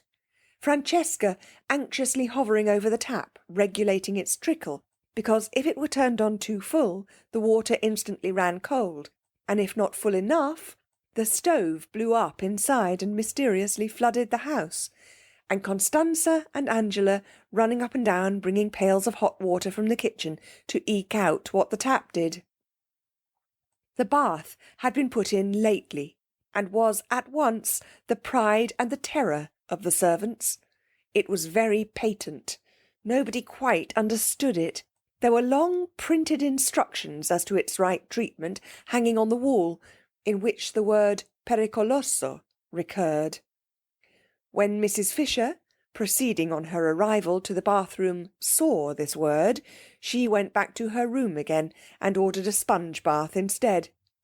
And when the others found what using the bathroom meant, and how reluctant the servants were to leave them alone with the stove, and how Francesca positively refused to, and stayed with her back turned watching the tap, and how the remaining servants waited anxiously outside the door till the bather came safely out again, they too had sponge baths brought to their rooms instead.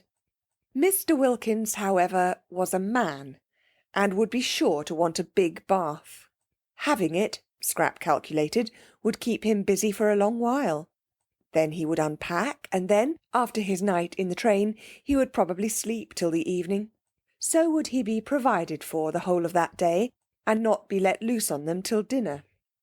Therefore, Scrap came to the conclusion she would be quite safe in the garden that day, and got up as usual after breakfast, and dawdled as usual through her dressing, listening with a slight cocked ear to the sounds of Mr. Wilkins's arrival, of his luggage being carried into Lotty's room on the other side of the landing, of his educated voice as he inquired of Lotty first, "Do I give this fellow anything?"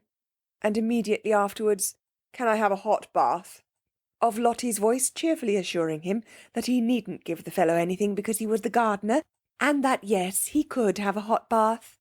And soon after this the landing was filled with the familiar noises of wood being brought, of water being brought, of feet running, of tongues vociferating, in fact, with the preparation of the bath. Scrap finished dressing, and then loitered at her window, waiting till she should hear Mr. Wilkins go into the bathroom. When he was safely there, she would slip out and settle herself in her garden, and resume her inquiries into the probable meaning of life. She was getting on with her inquiries. She dozed much less frequently, and was beginning to be inclined to agree that tawdry was the word to apply to her past. Also, she was afraid that her future looked black. There! She could hear Mr. Wilkins's educated voice again. Lotty's door had opened, and he was coming out of it asking his way to the bathroom.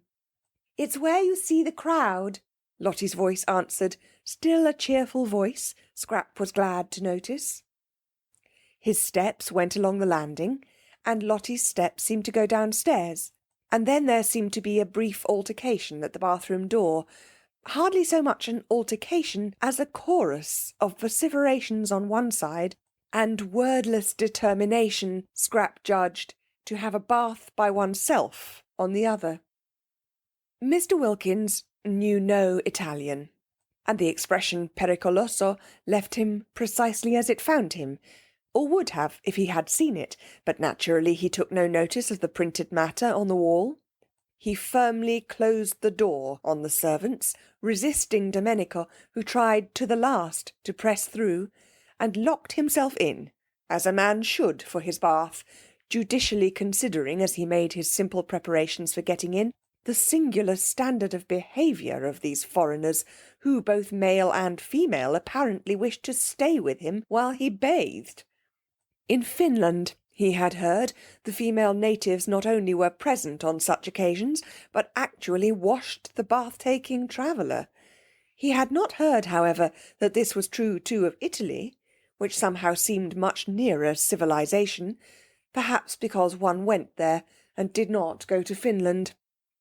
Impartially examining his reflection, and carefully balancing the claims to civilization of Italy and Finland, Mr. Wilkins got into the bath and turned off the tap. Naturally, he turned off the tap. It was what one did. But on the instructions, printed in red letters, was a paragraph saying that the tap should not be turned off as long as there was still fire in the stove. It should be left on, not much on, but on, until the fire was quite out. Otherwise, and here again was the word pericoloso, the stove would blow up. Mr. Wilkins got into the bath, turned off the tap, and the stove blew up, exactly as the printed instructions said it would. It blew up, fortunately, only on its inside, but it blew up with a terrific noise, and Mr. Wilkins leapt out of the bath and rushed to the door, and only the instinct born of years of training made him snatch up a towel as he rushed. Scrap, halfway across the landing on her way out of the doors, heard the explosion. Good heavens, she thought, remembering the instruction, there goes Mr. Wilkins. And she ran towards the head of the stairs to call the servants. And as she ran, out ran Mr. Wilkins, clutching his towel, and they ran into each other. "That damned bath!" cried Mr. Wilkins, imperfectly concealed in his towel, his shoulders exposed at one end and his legs at the other, to Lady Caroline Dester, to meet whom he had swallowed all his anger with his wife and come out to Italy. For Lotty in her letter had told him who was at San Salvatore, besides herself and Mrs. Arbuthnot, and Mr. Wilkins at once had perceived that this was an opportunity which might never recur. Lotty had merely said, "There are 2 other women here, Mrs. Fisher and Lady Caroline Dester." But that was enough. He knew all about the Droitwiches, their wealth, their connections, their place in history, and the power they had, should they choose to exert it, of making yet another solicitor happy by adding him to those they already employed. Some people employed one solicitor for one branch of their affairs, and another for another. The affairs of the Droitwiches must have many branches. He had also heard, for it was, he considered, part of his business to hear, and having heard, to remember, of the beauty of their only daughter. Even if the Droitwiches themselves did not need his services, their daughter might. Beauty led one into strange situations. Advice could never come amiss. And should none of them, neither parents nor daughter, nor any of their brilliant sons, need him in his professional capacity, it yet was obviously a most valuable acquaintance to make. It opened up vistas. It swelled with possibilities. He might go on living in Hampstead for years, and not again come across such another chance.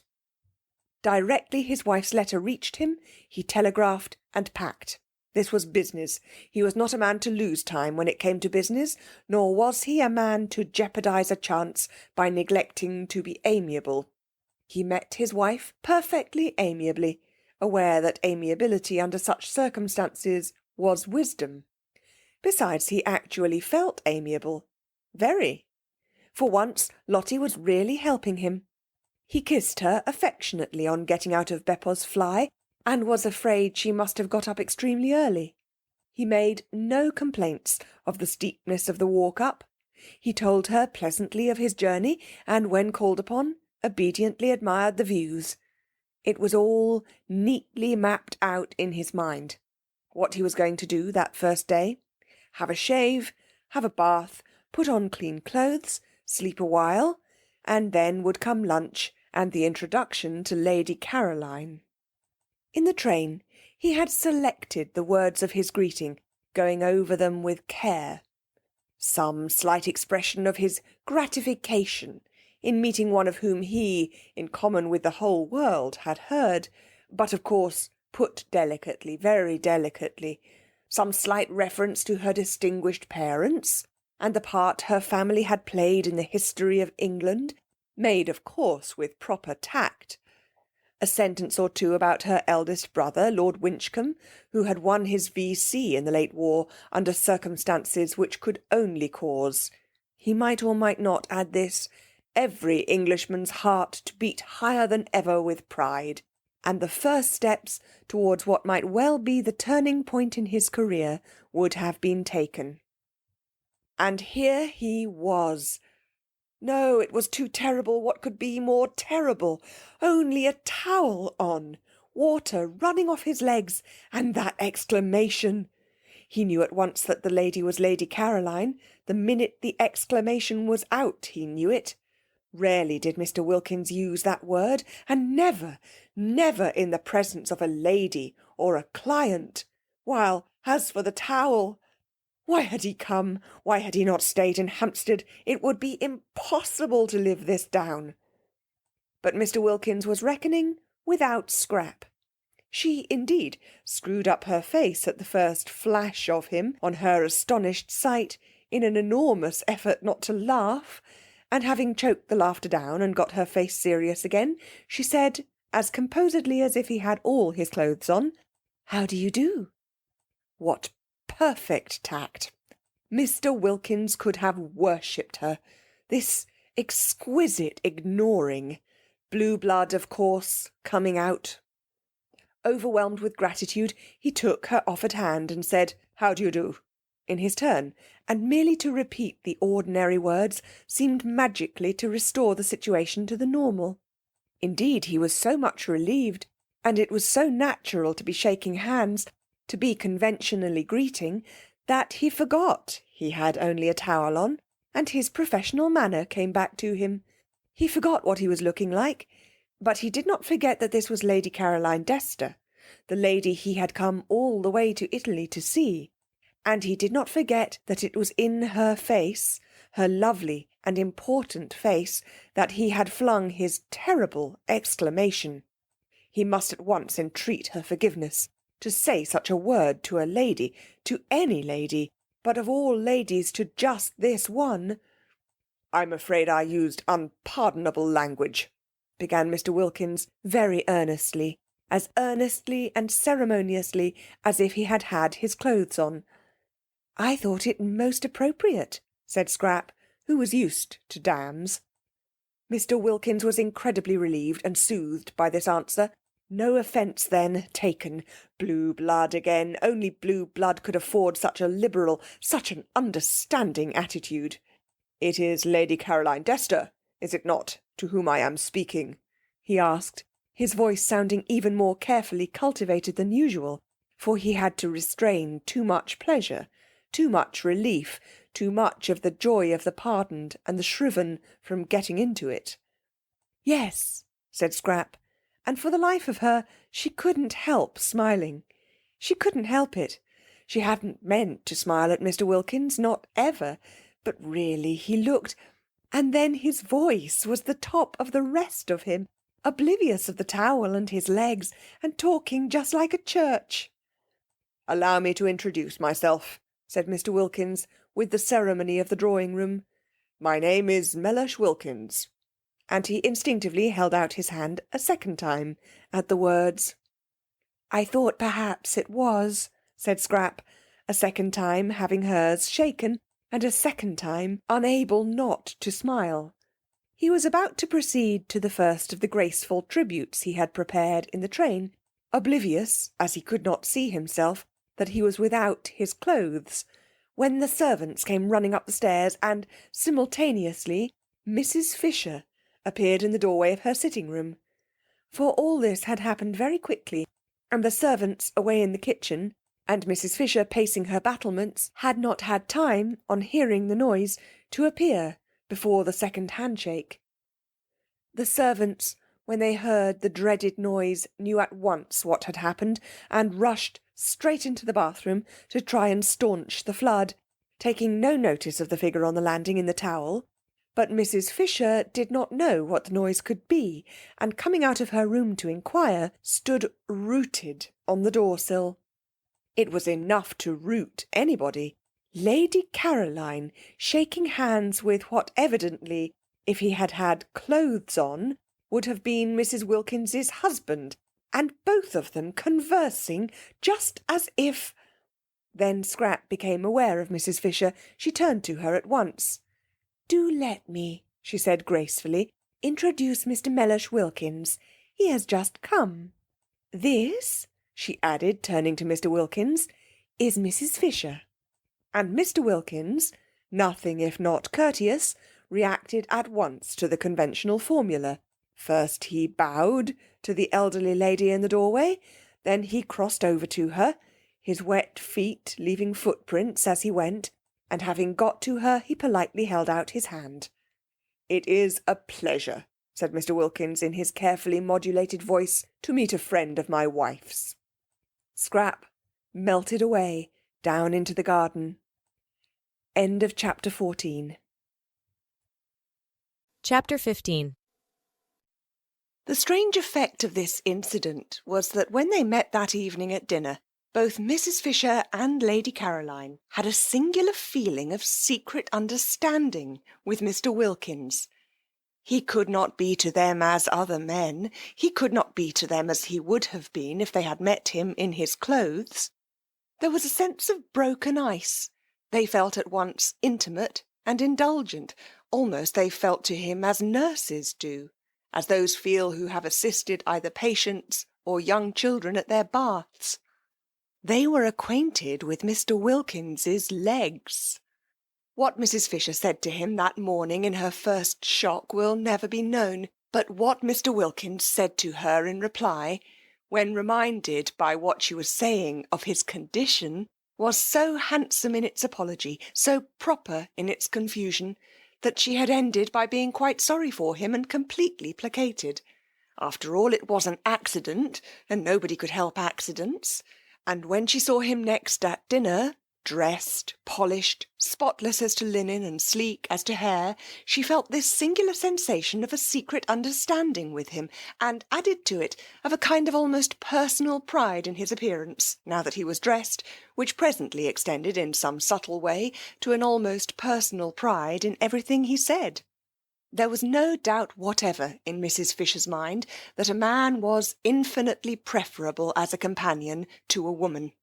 Mr. Wilkins's presence and conversation at once raised the standard of the dinner-table from that of a bear garden, yes, a bear garden, to that of a civilised social gathering. He talked, as men talk, about interesting subjects, and though most courteous to Lady Caroline, showed no traces of dissolving into simpers and idiocy whenever he addressed her. He was indeed precisely as courteous to Mrs. Fisher herself, and when for the first time at that table politics were introduced, he listened to her with a proper seriousness on her exhibiting a desire to speak, and treated her opinions with the attention they deserved. He appeared to think as much as she did about Lloyd George, and in regard to literature he was equally sound. In fact, there was real conversation, and he liked nuts. How he could have married Mrs. Wilkins was a mystery. Lotty, for her part, looked on with round eyes. She had expected Mellersh to take at least 2 days before he got to this stage, but the San Salvatore spell had worked instantly. It was not only that he was pleasant at dinner, for she had always seen him pleasant at dinners with other people, but he had been pleasant all day, privately, so pleasant that he had complimented her on her looks while she was brushing out her hair, and kissed her. Kissed her! And it was neither good morning nor good night. Well, this being so, she would put off telling him the truth about her nest egg, and about Rose not being his hostess after all, till next day. Pity to spoil things. She had been going to blurt it out as soon as he had had a rest, but it did seem a pity to disturb such a very beautiful frame of mind as that of Mellersh this first day. Let him, too, get more firmly fixed in heaven. Once fixed, he wouldn't mind anything. Her face sparkled with delight at the instantaneous effect of San Salvatore. Even the catastrophe of the bath, of which she had been told when she came in from the garden, had not shaken him. Of course, all that he had needed was a holiday. What a brute she had been to him when he wanted to take her himself to Italy. But this arrangement, as it happened, was ever so much better, though not through any merit of hers. She talked and laughed gaily, not a shred of fear of him left in her, and even when she said, struck by his spotlessness, that he looked so clean that one could eat one's dinner off him, and Scrap laughed, Mellersh laughed too. He would have minded that at home, supposing that at home she had had the spirit to say it. It was a successful evening. Scrap, whenever she looked at Mr. Wilkins, saw him in his towel, dripping water, and felt indulgent. Mrs. Fisher was delighted with him. Rose was a dignified hostess in Mr. Wilkins's eyes, quiet and dignified, and he admired the way she waived her right to preside at the head of the table, as a graceful compliment, of course, to Mrs. Fisher's age. Mrs. Arbuthnot was, opined Mr. Wilkins, naturally retiring. She was the most retiring of the 3 ladies. He had met her before dinner alone for a moment in the drawing-room, and had expressed in appropriate language his sense of her kindness in wishing him to join her party, and she had been retiring. Was she shy? Probably. She had blushed, and murmured as if in deprecation, and then the others had come in. At dinner she talked least. He would, of course, become better acquainted with her during the next few days, and it would be a pleasure, he was sure. Meanwhile, Lady Caroline was all and more than all Mr. Wilkins had imagined, and had received his speeches, worked in skilfully between the courses, graciously. Mrs. Fisher was the exact old lady he had been hoping to come across all his professional life, and Lotty had not only immensely improved, but was obviously au mieux, Mr. Wilkins knew what was necessary in French, with Lady Caroline. He had been much tormented during the day by the thought of how he had stood conversing with Lady Caroline, forgetful of his not being dressed, and had at last written her a note most deeply apologising and beseeching her to overlook his amazing, his incomprehensible obliviousness, to which she had replied in pencil on the back of an envelope, "Don't worry," and he had obeyed her commands and had put it from him. The result was he was now in great contentment. Before going to sleep that night, he pinched his wife's ear. She was amazed. These endearments!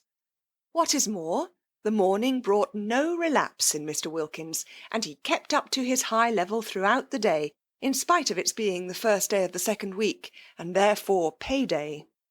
It being pay-day precipitated Lotty's confession, which she had, when it came to the point, been inclined to put off a little longer. She was not afraid. She dared anything. But Mellersh was in such an admirable humour, why risk clouding it just yet?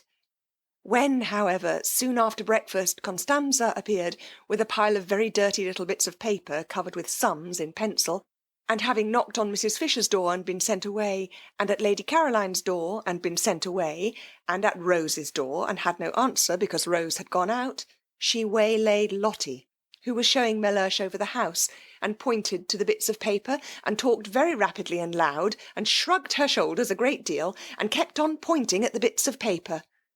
Lotty remembered that a week had passed without anybody paying anything to anyone, and that the moment had come to settle up. "Does this good lady want something?" inquired Mr. Wilkins mellifluously. "Money," said Lotty. "Money?" "It's the housekeeping bills." "Well, you have nothing to do with those," said Mr. Wilkins serenely. "Oh, yes, I have." And the confession was precipitated. It was wonderful how Mellersh took it. One would have imagined that his sole idea about the nest egg had always been that it should be lavished on just this. He did not, as he would have done at home, cross-examine her. He accepted everything as it came pouring out, about her fibs and all, and when she had finished and said, "You have every right to be angry, I think, but I hope you won't be and will forgive me instead," he merely asked, "What can be more beneficial than such a holiday?" Whereupon she put her arm through his and held it tight and said, "Oh, Mellersh, you really are too sweet," her face red with pride in him. That he should so quickly assimilate the atmosphere, that he should at once become nothing but kindness, showed surely what a real affinity he had with good and beautiful things. He belonged quite naturally in this place of heavenly calm. He was extraordinary how she had misjudged him, by nature a child of light. Fancy not minding the dreadful fibs she had gone in for before leaving home. Fancy passing even those over without comment. Wonderful! Yet not wonderful, for wasn't he in heaven? In heaven nobody minded any of those done-with things. One didn't even trouble to forgive and forget. One was much too happy. She pressed his arm tight in her gratitude and appreciation, and though he did not withdraw his, neither did he respond to her pressure. Mr. Wilkins was of a cool habit, and rarely had any real wish to press. Meanwhile Constanza, perceiving that she had lost the Wilkinses' ear, had gone back to Mrs. Fisher, who at least understood Italian, besides being clearly in the servants' eyes the one of the party marked down by age and appearance to pay the bills, and to her, while Mrs. Fisher put the final touches to her toilette, for she was preparing, by means of putting on a hat and veil and feather boa and gloves, to go for her first stroll in the lower garden, positively her first since her arrival, she explained that unless she was given money to pay the last week's bills, the shops of Castagneto would refuse credit for the current week's food. Not even credit would they give, affirmed Constanza, who had been spending a great deal and was anxious to pay all her relations what was owed them, and also to find out how her mistresses took it, for that day's meals. Soon it would be the hour of colazione, and how could there be colazione without meat, without fish, without eggs, without... Mrs. Fisher took the bills out of her hand and looked at the total, and she was so much astonished by its size, so much horrified by the extravagance to which it testified, that she sat down at her writing table to go into the thing thoroughly. Constanza had a very bad half-hour. She had not supposed it was in the English to be so mercenary. And then La Vecchia, as she was called in the kitchen, knew so much Italian, and with a doggedness that filled Constanza with shame on her behalf, for such conduct was the last one expected from the noble English, she went through item after item, requiring, and persisting till she got them, explanations. There were no explanations, except that Constanza had had one glorious week of doing exactly as she chose, of splendid unbridled licence, and that this was the result. Constanza, having no explanations, wept. It was miserable to think she would have to cook from now on under watchfulness, under suspicion, and what would her relations say when they found the orders they had received were whittled down? They would say she had no influence. They would despise her. Constanza wept, but Mrs. Fisher was unmoved. In slow and splendid Italian, with the roll of the cantos of the Inferno, she informed her that she would pay no bills till the following week, and that meanwhile the food was to be precisely as good as ever, and at a quarter of the cost. Constanza threw up her hands. Next week, proceeded Mrs. Fisher, unmoved, if she found this had been so, she would pay the whole. Otherwise, she paused, for what she would do otherwise she did not know herself, but she paused and looked impenetrable, majestic and menacing, and Constanza was cowed. Then Mrs. Fisher, having dismissed her with a gesture, went in search of Lady Caroline to complain. She had been under the impression that Lady Caroline ordered the meals, and therefore was responsible for the prices. But now it appeared that the cook had been left to do exactly as she pleased ever since they got there, which of course was simply disgraceful. Scrap was not in her bedroom, but the room, on Mrs. Fisher's opening the door, for she suspected her of being in it, and only pretending not to hear the knock, was still flower-like from her presence. Scent, sniffed Mrs. Fisher, shutting it again, and she wished Carlyle could have had 5 minutes' straight talk with this young woman. And yet, perhaps even he... She went downstairs to go into the garden in search of her, and in the hall encountered Mr. Wilkins. He had his hat on, and was lighting a cigar. Indulgent as Mrs. Fisher felt towards Mr. Wilkins, and peculiarly and even mystically related after the previous morning's encounter, she yet could not like a cigar in the house. Out of doors she endured it, but it was not necessary when out of doors was such a big place to indulge the habit indoors. Even Mr. Fisher, who had been, she should say, a man originally tenacious of habits, had quite soon after their marriage got out of this one. However, Mr. Wilkins, snatching off his hat on seeing her, instantly threw the cigar away. He threw it into the water a great jar of arum lilies presumably contained, and Mrs. Fisher, aware of the value men attached to their newly lit cigars, could not but be impressed by this immediate and magnificent amende honorable. But the cigar did not reach the water. It got caught in the lilies, and smoked on by itself among them, a strange and depraved-looking object. "Where are you going to, my pretty—" began Mr. Wilkins, advancing towards Mrs. Fisher, but he broke off just in time. Was it morning spirits impelling him to address Mrs. Fisher in the terms of a nursery rhyme? He wasn't even aware that he knew the thing. Most strange. What could have put it at such a moment into his self-possessed head?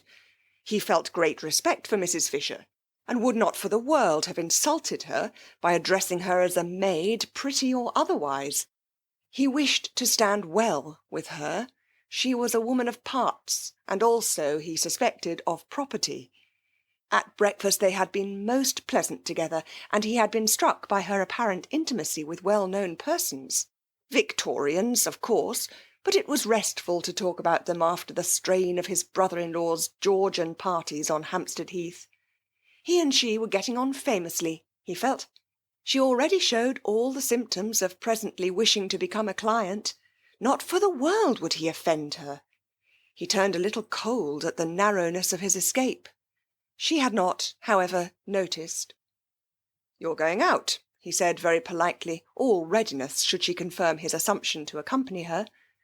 I want to find Lady Caroline, said Mrs. Fisher, going towards the glass door leading to the top garden. An agreeable quest, remarked Mr. Wilkins.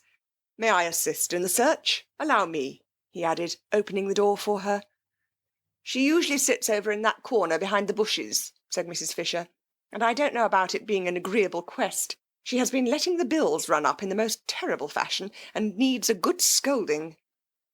Lady Caroline, said Mr. Wilkins, unable to follow such an attitude. What has Lady Caroline, if I may inquire, to do with the bills here? The housekeeping was left to her, and as we all share alike, it ought to have been a matter of honour with her. But Lady Caroline, housekeeping for the party here, a party which includes my wife? My dear lady, you render me speechless. Do you not know she is the daughter of the Droitwiches? Oh, is that who she is? Said Mrs. Fisher, scrunching heavily over the pebbles towards the hidden corner. Well, that accounts for it. The muddle that man Droitwich made in his department in the war was a national scandal. It amounted to misappropriation of the public funds. But it is impossible, I assure you, to expect the daughter of the Droitwiches, began Mr. Wilkins earnestly. The Droitwiches, interrupted Mrs. Fisher, are neither here nor there. Duties undertaken should be performed. I don't intend my money to be squandered for the sake of any Droitwiches. A headstrong old lady, perhaps not so easy to deal with as he had hoped, but how wealthy! Only the consciousness of great wealth would make her snap her fingers in this manner at the Droitwiches. Lotty, on being questioned, had been vague about her circumstances, and had described her house as a mausoleum with goldfish swimming about in it. But now he was sure she was more than very well off. Still, he wished he had not joined her at this moment, for he had no sort of desire to be present at such a spectacle as the scolding of Lady Caroline Dester. Again, however, he was reckoning without Scrap. Whatever she felt when she looked up and beheld Mr. Wilkins discovering her corner on the very first morning, nothing but angelicness appeared on her face.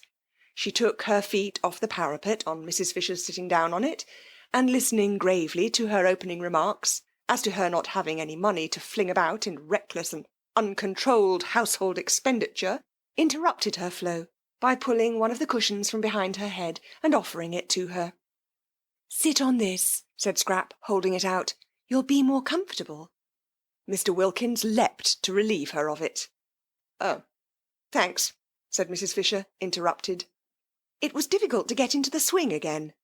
Mr. Wilkins inserted the cushion solicitously between the slightly raised Mrs. Fisher and the stone of the parapet, and again she had to say thanks.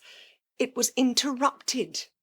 Besides, Lady Caroline said nothing in her defence. She only looked at her, and listened with the face of an attentive angel. It seemed to Mr. Wilkins that it must be difficult to scold a Dester who looked like that and so exquisitely said nothing. Mrs. Fisher, he was glad to see, gradually found it difficult herself, for her severity slackened, and she ended by saying lamely, You ought to have told me you were not doing it.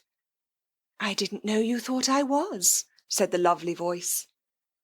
I would now like to know, said Mrs. Fisher, what you propose to do for the rest of the time here. Nothing, said Scrap, smiling. Nothing?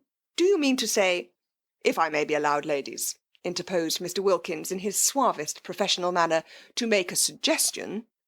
They both looked at him, and remembering him as they first saw him, felt indulgent. I would advise you not to spoil a delightful holiday with worries over housekeeping.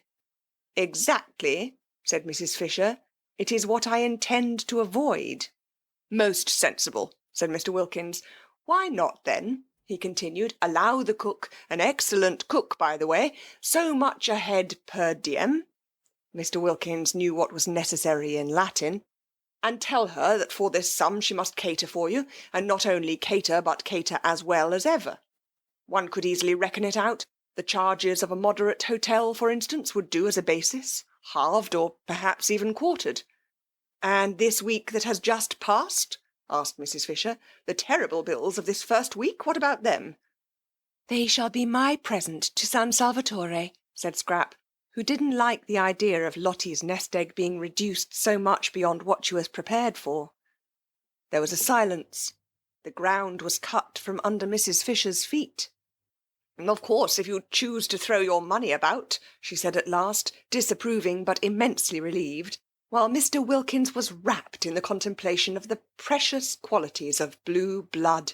This readiness, for instance, not to trouble about money, this free-handedness. It was not only what one admired in others perhaps more than anything else, but it was extraordinarily useful to the professional classes. When met with, it should be encouraged by warmth of reception. Mrs. Fisher was not warm. She accepted, from which he deduced that with her wealth went closeness, but she accepted grudgingly. Presents were presents, and one did not look them in this manner in the mouth, he felt, and if Lady Caroline found her pleasure in presenting his wife and Mrs. Fisher with their entire food for a week, it was their part to accept gracefully. One should not discourage gifts. On behalf of his wife, then, Mr. Wilkins expressed what she would wish to express, and remarking to Lady Caroline, with a touch of lightness, for so should gifts be accepted in order to avoid embarrassing the donor, that she had in that case been his wife's hostess since her arrival, he turned almost gaily to Mrs. Fisher, and pointed out that she and his wife must now jointly write to Lady Caroline the customary letter of thanks for hospitality. "A Collins," said Mr. Wilkins, who knew what was necessary in literature. "I prefer the name Collins for such a letter to either that of board and lodging or bread and butter. Let us call it a Collins." Scrap smiled and held out her cigarette case. Mrs. Fisher could not help being mollified. A way out of waste was going to be found, thanks to Mr. Wilkins, and she hated waste quite as much as having to pay for it. Also a way was found out of housekeeping.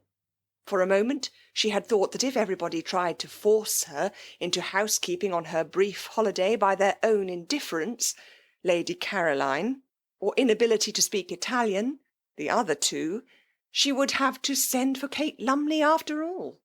Kate could do it. Kate and she had learnt Italian together. Kate would only be allowed to come on condition that she did do it. But this was much better, this way of Mr. Wilkins's. Really a most superior man. There was nothing like an intelligent, not too young man for profitable and pleasurable companionship.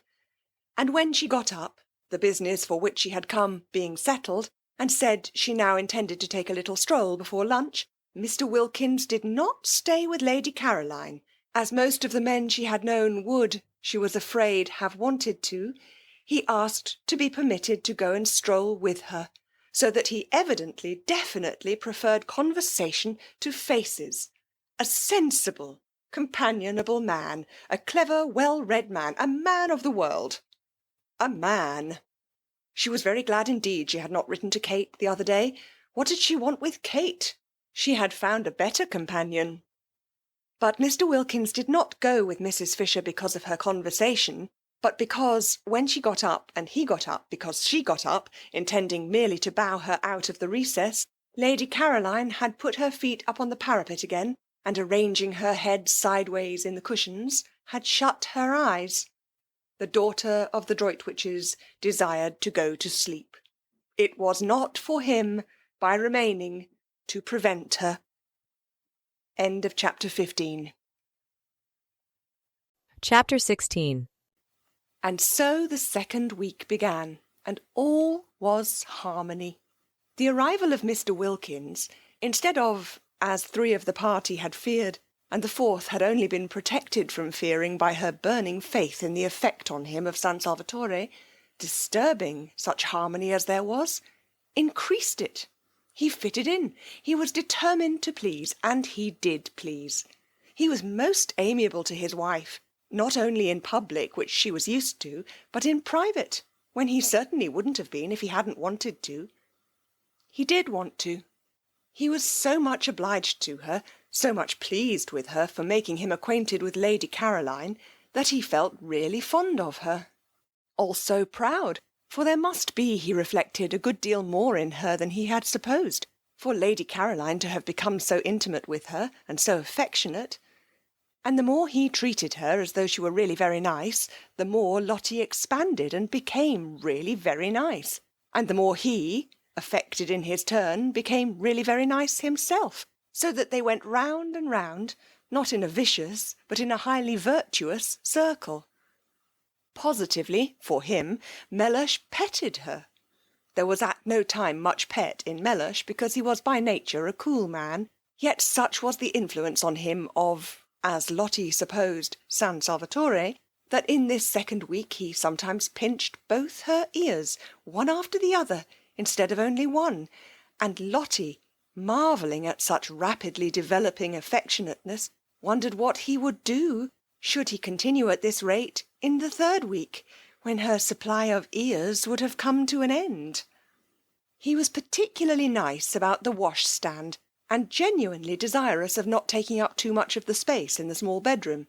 Quick to respond, Lotty was even more desirous not to be in his way, and the room became the scene of many an affectionate combat de générosité, each of which left them more pleased with each other than ever.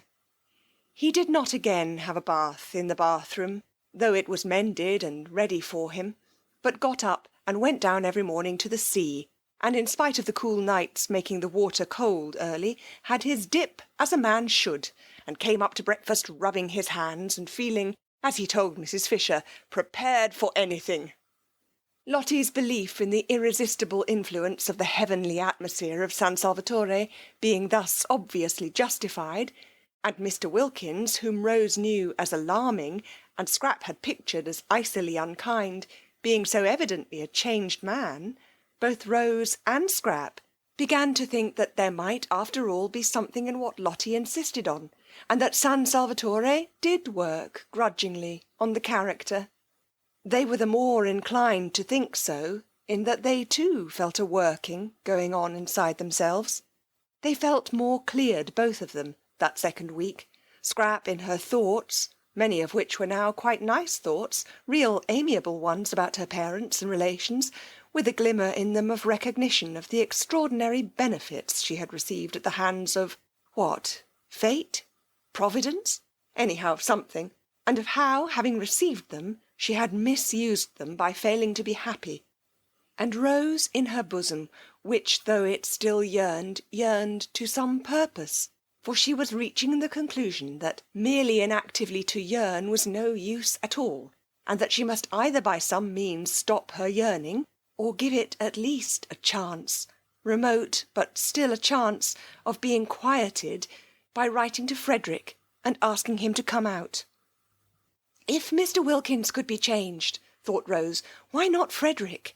How wonderful it would be, how too wonderful, if the place worked on him too, and were able to make them even a little understand each other, even a little to be friends. Rose, so far had loosening and disintegration gone on in her character, now was beginning to think her obstinate straight-lacedness about his books and her austere absorption in good works had been foolish, and perhaps even wrong. He was her husband, and she had frightened him away. She had frightened love away, precious love, and that couldn't be good. Was not Lotty right when she said the other day that nothing at all except love mattered? Nothing certainly seemed much use unless it was built up on love. But once frightened away, could it ever come back? Yes, it might in that beauty. It might in the atmosphere of happiness Lotty and San Salvatore seemed between them to spread round like some divine infection. She had, however, to get him there first, and he certainly couldn't be got there if she didn't write and tell him where she was. She would write. She must write, for if she did, there was at least a chance of his coming, and if she didn't, there was manifestly none. And then, once here in this loveliness, with everything so soft and kind and sweet all round, it would be easier to tell him, to try and explain, to ask for something different, for at least an attempt at something different in their lives in the future, instead of the blankness of separation, the cold of nothing at all but the great windiness of faith, the great bleakness of works. Why, one person in the world, one single person belonging to one, of one's very own, to talk to take care of, to love, to be interested in, was worth more than all the speeches on platforms and the compliments of chairmen in the world. It was also worth more, Rose couldn't help it, the thought would come, than all the prayers. These thoughts were not head thoughts, like Scraps, who was altogether free from yearnings, but bosom thoughts. They lodged in the bosom. It was in the bosom that Rose ached, and felt so dreadfully lonely. And when her courage failed her, as it did on most days, and it seemed impossible to write to Frederick, she would look at Mr. Wilkins and revive. There he was, a changed man. There he was, going into that small, uncomfortable room every night, that room whose proximities had been Lotty's only misgiving, and coming out of it in the morning, and Lotty coming out of it too, both of them as unclouded and as nice to each other as when they went in. And hadn't he, so critical at home, Lotty had told her, of the least thing going wrong, emerged from the bath catastrophe as untouched in spirit as Shadrach, Meshach and Abednego were untouched in body when they emerged from the fire? Miracles were happening in this place. If they could happen to Mr. Wilkins, why not to Frederick? She got up quickly. Yes, she would write. She would go and write to him at once. But suppose... She paused. Suppose he didn't answer. Suppose he didn't even answer. And she sat down again to think a little longer. In these hesitations did Rose spend most of the second week. Then there was Mrs. Fisher. Her restlessness increased that second week. It increased to such an extent that she might just as well have not had her private sitting-room after all, for she could no longer sit. Not for 10 minutes together could Mrs. Fisher sit. And added to the restlessness, as the days of the second week proceeded on their way, she had a curious sensation, which worried her, of rising sap. She knew the feeling, because she had sometimes had it in childhood, in specially swift springs, when the lilacs and the syringas seemed to rush out into blossom in a single night. But it was strange to have it again after over 50 years. She would have liked to remark on the sensation to someone, but she was ashamed. It was such an absurd sensation at her age. Yet, oftener and oftener, and every day more and more, did Mrs. Fisher have a ridiculous feeling, as if she were presently going to burgeon. Sternly she tried to frown the unseemly sensation down. Burgeon, indeed! She had heard of dried staffs, pieces of mere dead wood, suddenly putting forth fresh leaves, but only in legend. She was not in legend. She knew perfectly well what was due to herself. Dignity demanded that she should have nothing to do with fresh leaves at her age.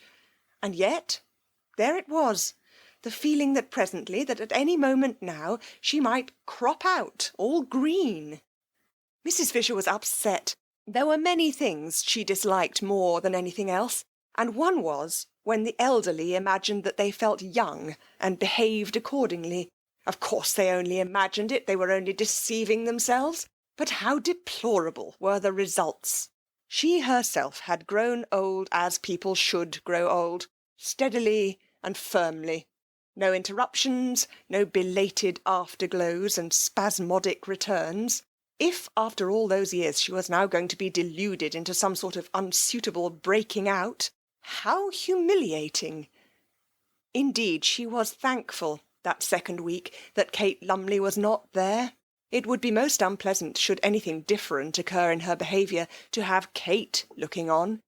Kate had known her all her life. She felt she could let herself go. Here Mrs. Fisher frowned at the book she was vainly trying to concentrate on, for where did that expression come from?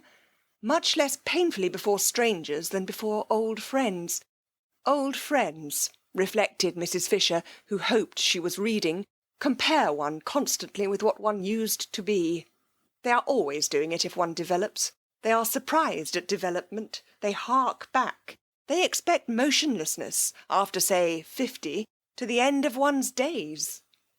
That thought Mrs. Fisher, her eyes going steadily line by line down the page, and not a word of it getting through into her consciousness, is foolish of friends. It is condemning one to a premature death. One should continue, of course with dignity, to develop, however old one might be.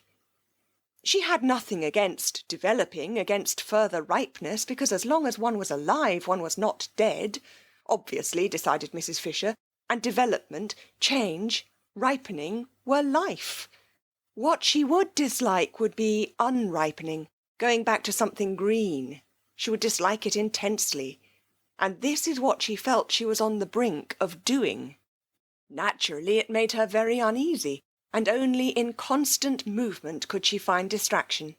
Increasingly restless, and no longer able to confine herself to her battlements, she wandered more and more frequently, and also aimlessly, in and out of the top garden, to the growing surprise of Scrap, especially when she found that all Mrs. Fisher did was to stare for a few minutes at the view, pick a few dead leaves off the rose bushes, and go away again.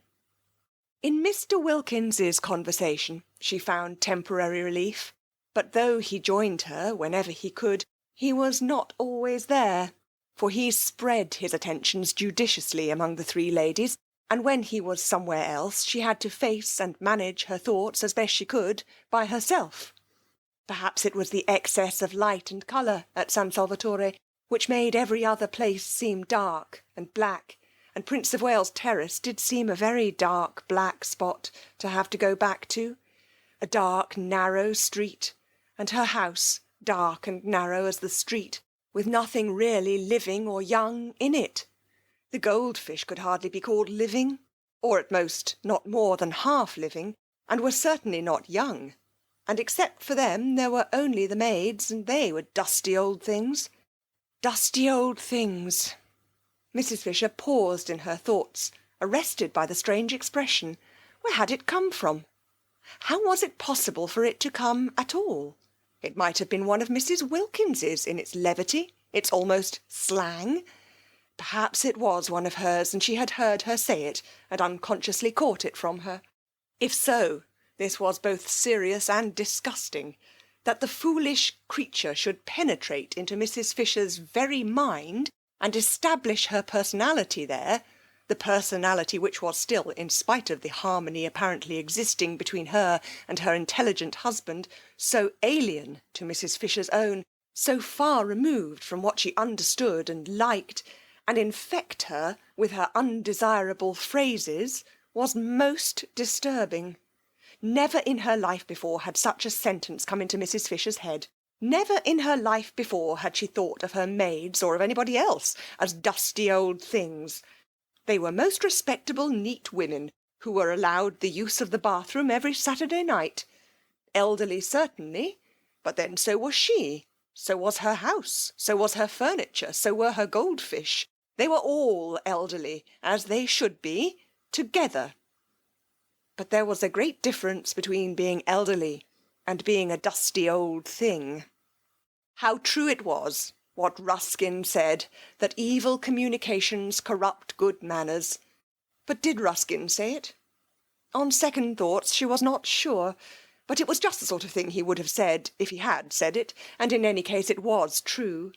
Merely hearing Mrs. Wilkins' evil communications at meals, she did not listen, she avoided listening, yet it was evident she had heard, those communications which, in that they so often were at once vulgar, indelicate, and profane, and always, she was sorry to say, laughed at by Lady Caroline, must be classed as evil, was spoiling her own mental manners. Soon she might not only think, but say. How terrible that would be! If that were the form her breaking out was going to take, the form of unseemly speech, Mrs. Fisher was afraid she would hardly, with any degree of composure, be able to bear it. At this stage Mrs. Fisher wished more than ever that she were able to talk over her strange feelings with someone who would understand. There was, however, no one who would understand, except Mrs. Wilkins herself. She would. She would know at once, Mrs. Fisher was sure, what she felt like. But this was impossible, It would be as abject as begging the very microbe that was infecting one for protection against disease. She continued accordingly to bear her sensations in silence, and was driven by them into that frequent aimless appearing at the top garden which presently roused even Scrap's attention. Scrap had noticed it and vaguely wondered at it for some time before Mr. Wilkins inquired of her one morning, as he arranged her cushions for her. He had established the daily assisting of Lady Caroline into her chair as his special privilege, whether there was anything the matter with Mrs. Fisher. At that moment Mrs. Fisher was standing by the eastern parapet, shading her eyes and carefully scrutinising the distant white houses of Mezzago. They could see her through the branches of the daphnes. "I don't know," said Scrap. "She is a lady, I take it," said Mr. Wilkins, "who would be unlikely to have anything on her mind." "I should imagine so," said Scrap, smiling. "If she has, and her restlessness appears to suggest it, I should be more than glad to assist her with advice." "I am sure you would be most kind." "Of course she has her own legal adviser, but he is not on the spot. I am, and a lawyer on the spot," said Mr. Wilkins, who endeavoured to make his conversation when he talked to Lady Caroline light, aware that one must be light with young ladies, "is worth two in... we won't be ordinary and complete the proverb, but say London." "You should ask her." "Ask her if she needs assistance? Would you advise it? Would it not be a little delicate to touch on such a question? The question whether or no a lady has something on her mind?" "Perhaps she will tell you if you go and talk to her. I think it must be lonely to be Mrs. Fisher." "You are all thoughtfulness and consideration," declared Mr. Wilkins, wishing for the first time in his life that he were a foreigner, so that he might respectfully kiss her hand on withdrawing to go obediently and relieve Mrs. Fisher's loneliness. It was wonderful what a variety of exits from her corner Scrap contrived for Mr. Wilkins. Each morning she found a different one, which sent him off pleased after he had arranged her cushions for her. She allowed him to arrange the cushions because she instantly had discovered, the very first 5 minutes of the very first evening, that her fears lest he should cling to her and stare in dreadful admiration were baseless. Mr. Wilkins did not admire like that. It was not only, she instinctively felt, not in him, but if it had been, he would not have dared to in her case. He was all respectfulness. She could direct his movements in regard to herself with the raising of an eyelash. His one concern was to obey. She had been prepared to like him, if he would only be so obliging as not to admire her, and she did like him. She did not forget his moving defencelessness the first morning in his towel, and he amused her, and he was kind to Lotty. It is true she liked him most when he wasn't there, but then she usually liked everybody most when they weren't there. Certainly he did seem to be one of those men, rare in her experience, who never looked at a woman from the predatory angle. The comfort of this, the simplification it brought into the relations of the party, was immense. From this point of view Mr. Wilkins was simply ideal. He was unique and precious. Whenever she thought of him, and was perhaps inclined to dwell on the aspects of him that were a little boring, she remembered this and murmured, "But what a treasure!" Indeed, it was Mr. Wilkins's one aim during his stay at San Salvatore to be a treasure. At all costs, the 3 ladies who were not his wife must like him and trust him. Then presently, when trouble arose in their lives, and in what lives did not trouble sooner or later arise, they would recollect how reliable he was, and how sympathetic, and turn to him for advice. Ladies with something on their minds were exactly what he wanted. Lady Caroline, he judged, had nothing on hers at the moment, but so much beauty, for he could not but see what was evident, must have had its difficulties in the past, and would have more of them before it had done. In the past he had not been at hand. In the future he hoped to be. And meanwhile the behaviour of Mrs. Fisher, the next in importance of the ladies from the professional point of view, showed definite promise. It was almost certain that Mrs. Fisher had something on her mind. He had been observing her attentively, and it was almost certain. With the third, with Mrs. Arbuthnot, he had up to this made least headway, for she was so very retiring and quiet. But might not this very retiringness, this tendency to avoid the others and spend her time alone, indicate that she too was troubled? If so, he was her man.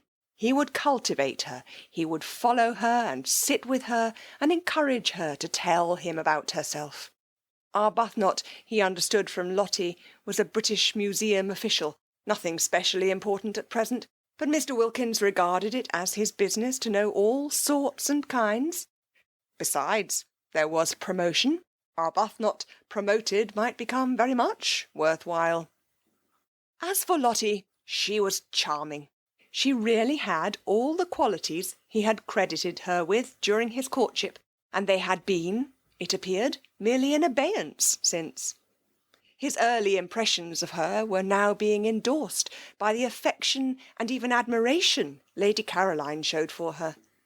Lady Caroline Dester was the last person, he was sure, to be mistaken on such a subject. Her knowledge of the world, her constant association with only the best, must make her quite unerring. Lotty was evidently then that which before marriage he had believed her to be. She was valuable. She certainly had been most valuable in introducing him to Lady Caroline and Mrs. Fisher. A man in his profession could be immensely helped by a clever and attractive wife. Why had she not been attractive sooner? Why this sudden flowering? Mr. Wilkins began too to believe there was something peculiar, as Lotty had almost at once informed him, in the atmosphere of San Salvatore.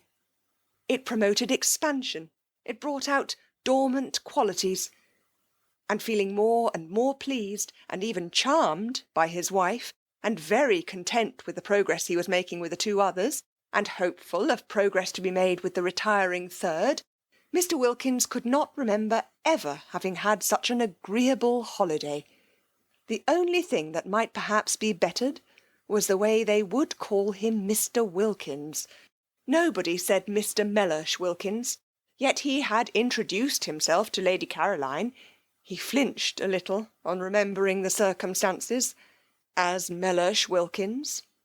Still, this was a small matter, not enough to worry about. He would be foolish if in such a place and such society he worried about anything. He was not even worrying about what the holiday was costing, and had made up his mind to pay not only his own expenses, but his wife's as well, and surprise her at the end by presenting her with her nest egg as intact as when she started, and just the knowledge that he was preparing a happy surprise for her made him feel warmer than ever towards her. In fact, Mr. Wilkins, who had begun by being consciously and according to plan on his best behaviour, remained on it unconsciously and with no effort at all. And meanwhile the beautiful golden days were dropping gently from the second week one by one, equal in beauty with those of the first, and the scent of bean fields in flower on the hillside behind the village came across to San Salvatore whenever the air moved. In the garden that second week the poet's eyed narcissus disappeared out the long grass at the edge of the zigzag path, and wild gladiolus, slender and rose-coloured, came in their stead. White pinks bloomed in their borders, filling the whole place with their smoky sweet smell, and a bush nobody had noticed burst into glory and fragrance, and it was a purple lilac bush. Such a jumble of spring and summer was not to be believed in, except by those who dwelt in those gardens. Everything seemed to be out together, all the things crowded into 1 month, which in England are spread penuriously over 6. Even primroses were found one day by Mrs. Wilkins in a cold corner up in the hills, and when she brought them down to the geraniums and heliotrope of San Salvatore, they looked quite shy. End of chapter 16. Chapter 17. On the first day of the third week, Rose wrote to Frederick. in case she should again hesitate and not post the letter, she gave it to Domenico to post, for if she did not write now, there would be no time left at all. Half the month at San Salvatore was over. Even if Frederick started directly he got the letter, which of course he wouldn't be able to do, what with packing and passport, besides not being in a hurry to come, he couldn't arrive for 5 days. Having done it, Rose wished she hadn't.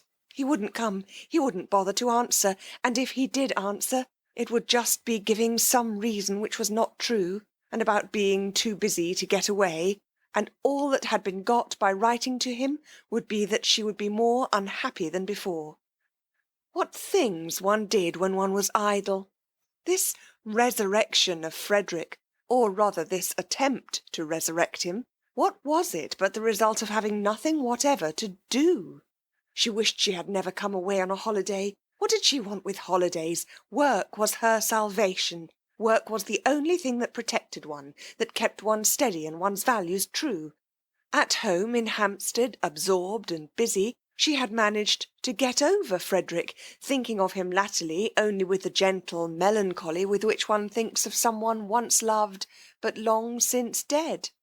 And now this place, idleness in this soft place, had thrown her back to the wretched state she had climbed so carefully out of years ago.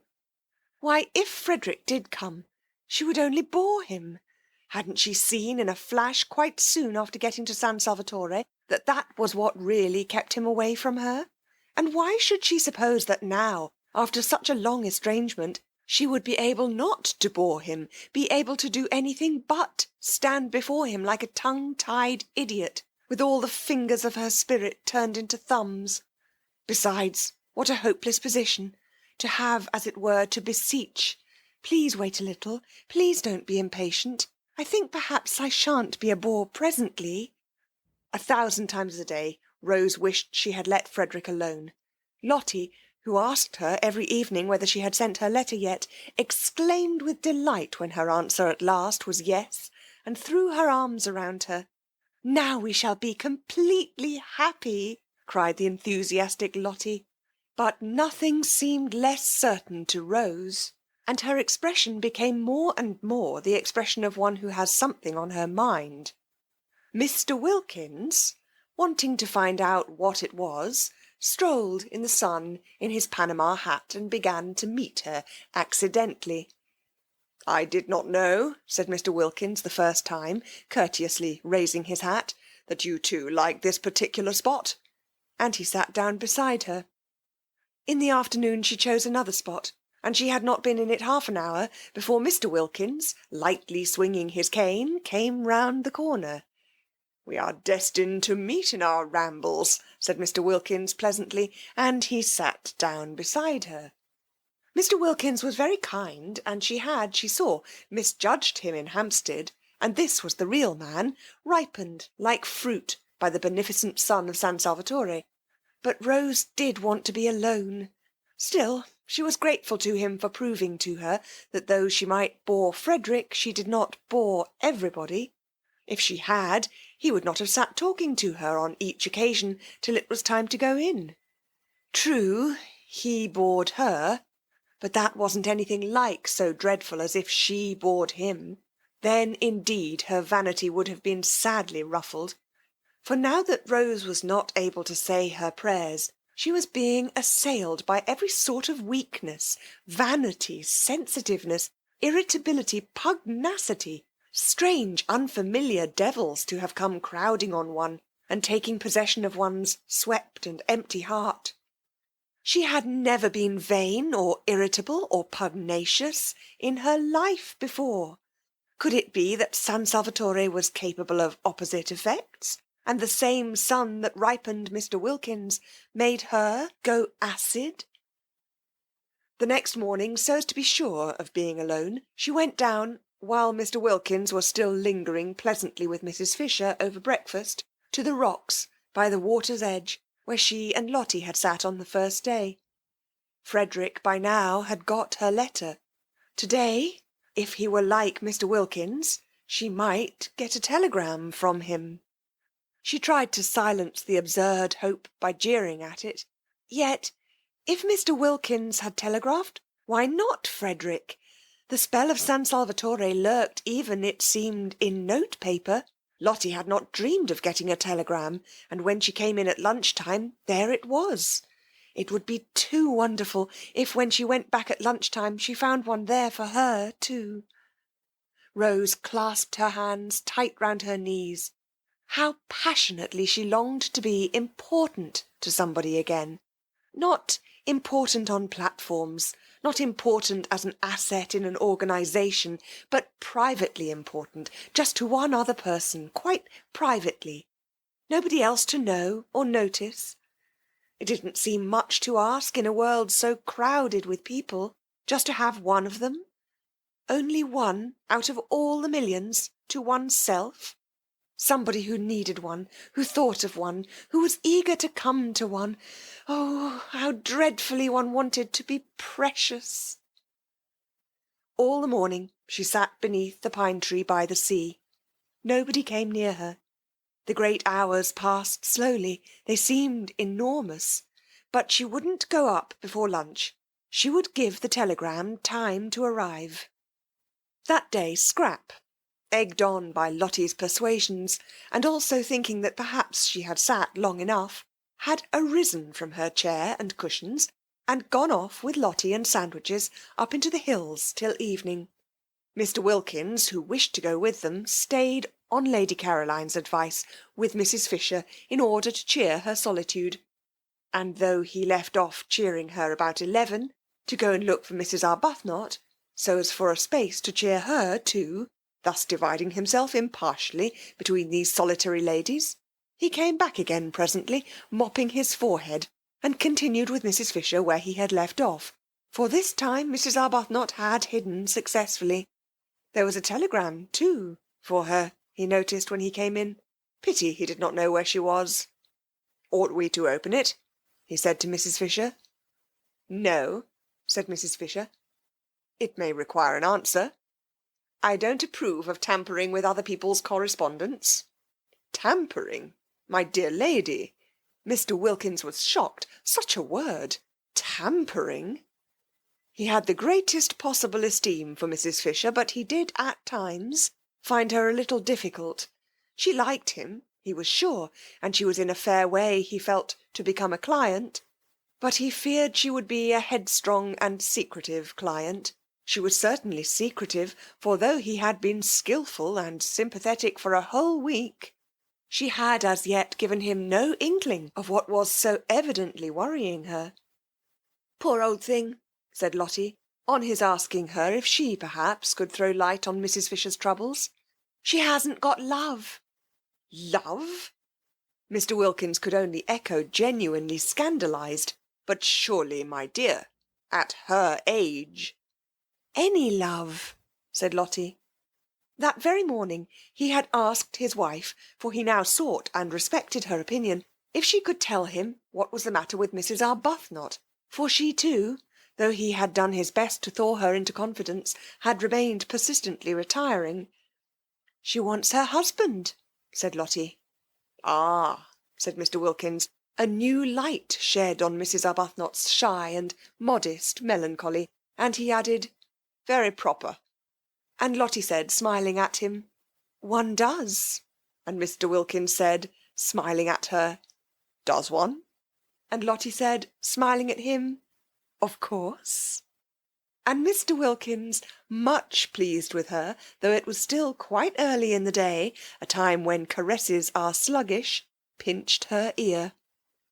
Just before 12:30, Rose came slowly up through the pergola and between the camellias ranged on either side of the old stone steps. The rivulets of periwinkles that flowed down them when first she arrived were gone, and now there were these bushes, incredibly rosetted, pink, white, red, striped. She fingered and smelt them one after the other, so as not to get to her disappointment too quickly. As long as she hadn't seen for herself, seen the table in the hall quite empty, except for its bowl of flowers, she still could hope, she still could have the joy of imagining the telegram lying on it waiting for her. But there is no smell in a camellia, as Mr. Wilkins, who was standing in the doorway on the lookout for her, and knew what was necessary in horticulture, reminded her. She started at his voice and looked up. "A telegram has come for you," said Mr. Wilkins. She stared at him, her mouth open. "I searched for you everywhere, but failed—" Of course, she knew it. She had been sure of it all the time. Bright and burning, youth in that instant flashed down again on Rose. She flew up the steps, red as the camellia she had just been fingering, and was in the hall and tearing open the telegram before Mr. Wilkins had finished his sentence.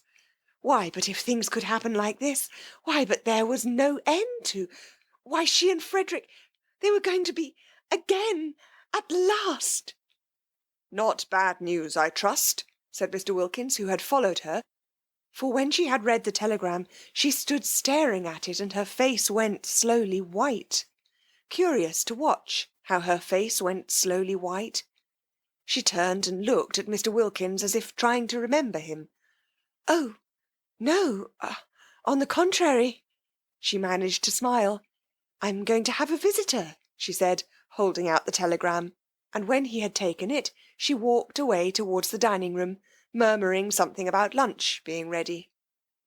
Mr. Wilkins read the telegram. It had been sent that morning from Mezzago, and was: "Am passing through on way to Rome. May I pay my respects this afternoon? Thomas Briggs." Why should such a telegram make the interesting lady turn pale? For her pallor on reading it had been so striking as to convince Mr. Wilkins that she was receiving a blow. "Who is Thomas Briggs?" he asked, following her into the dining-room. She looked at him vaguely. "Who is—" she repeated, getting her thoughts together again. "Thomas Briggs." "Oh, yes, he is the owner. This is his house. He's very nice. He's coming this afternoon." Thomas Briggs was at that very moment coming. He was jogging along the road between Mezzago and Castagneto in a fly, sincerely hoping that the dark-eyed lady would grasp that all he wanted was to see her, and not at all to see if his house was still there.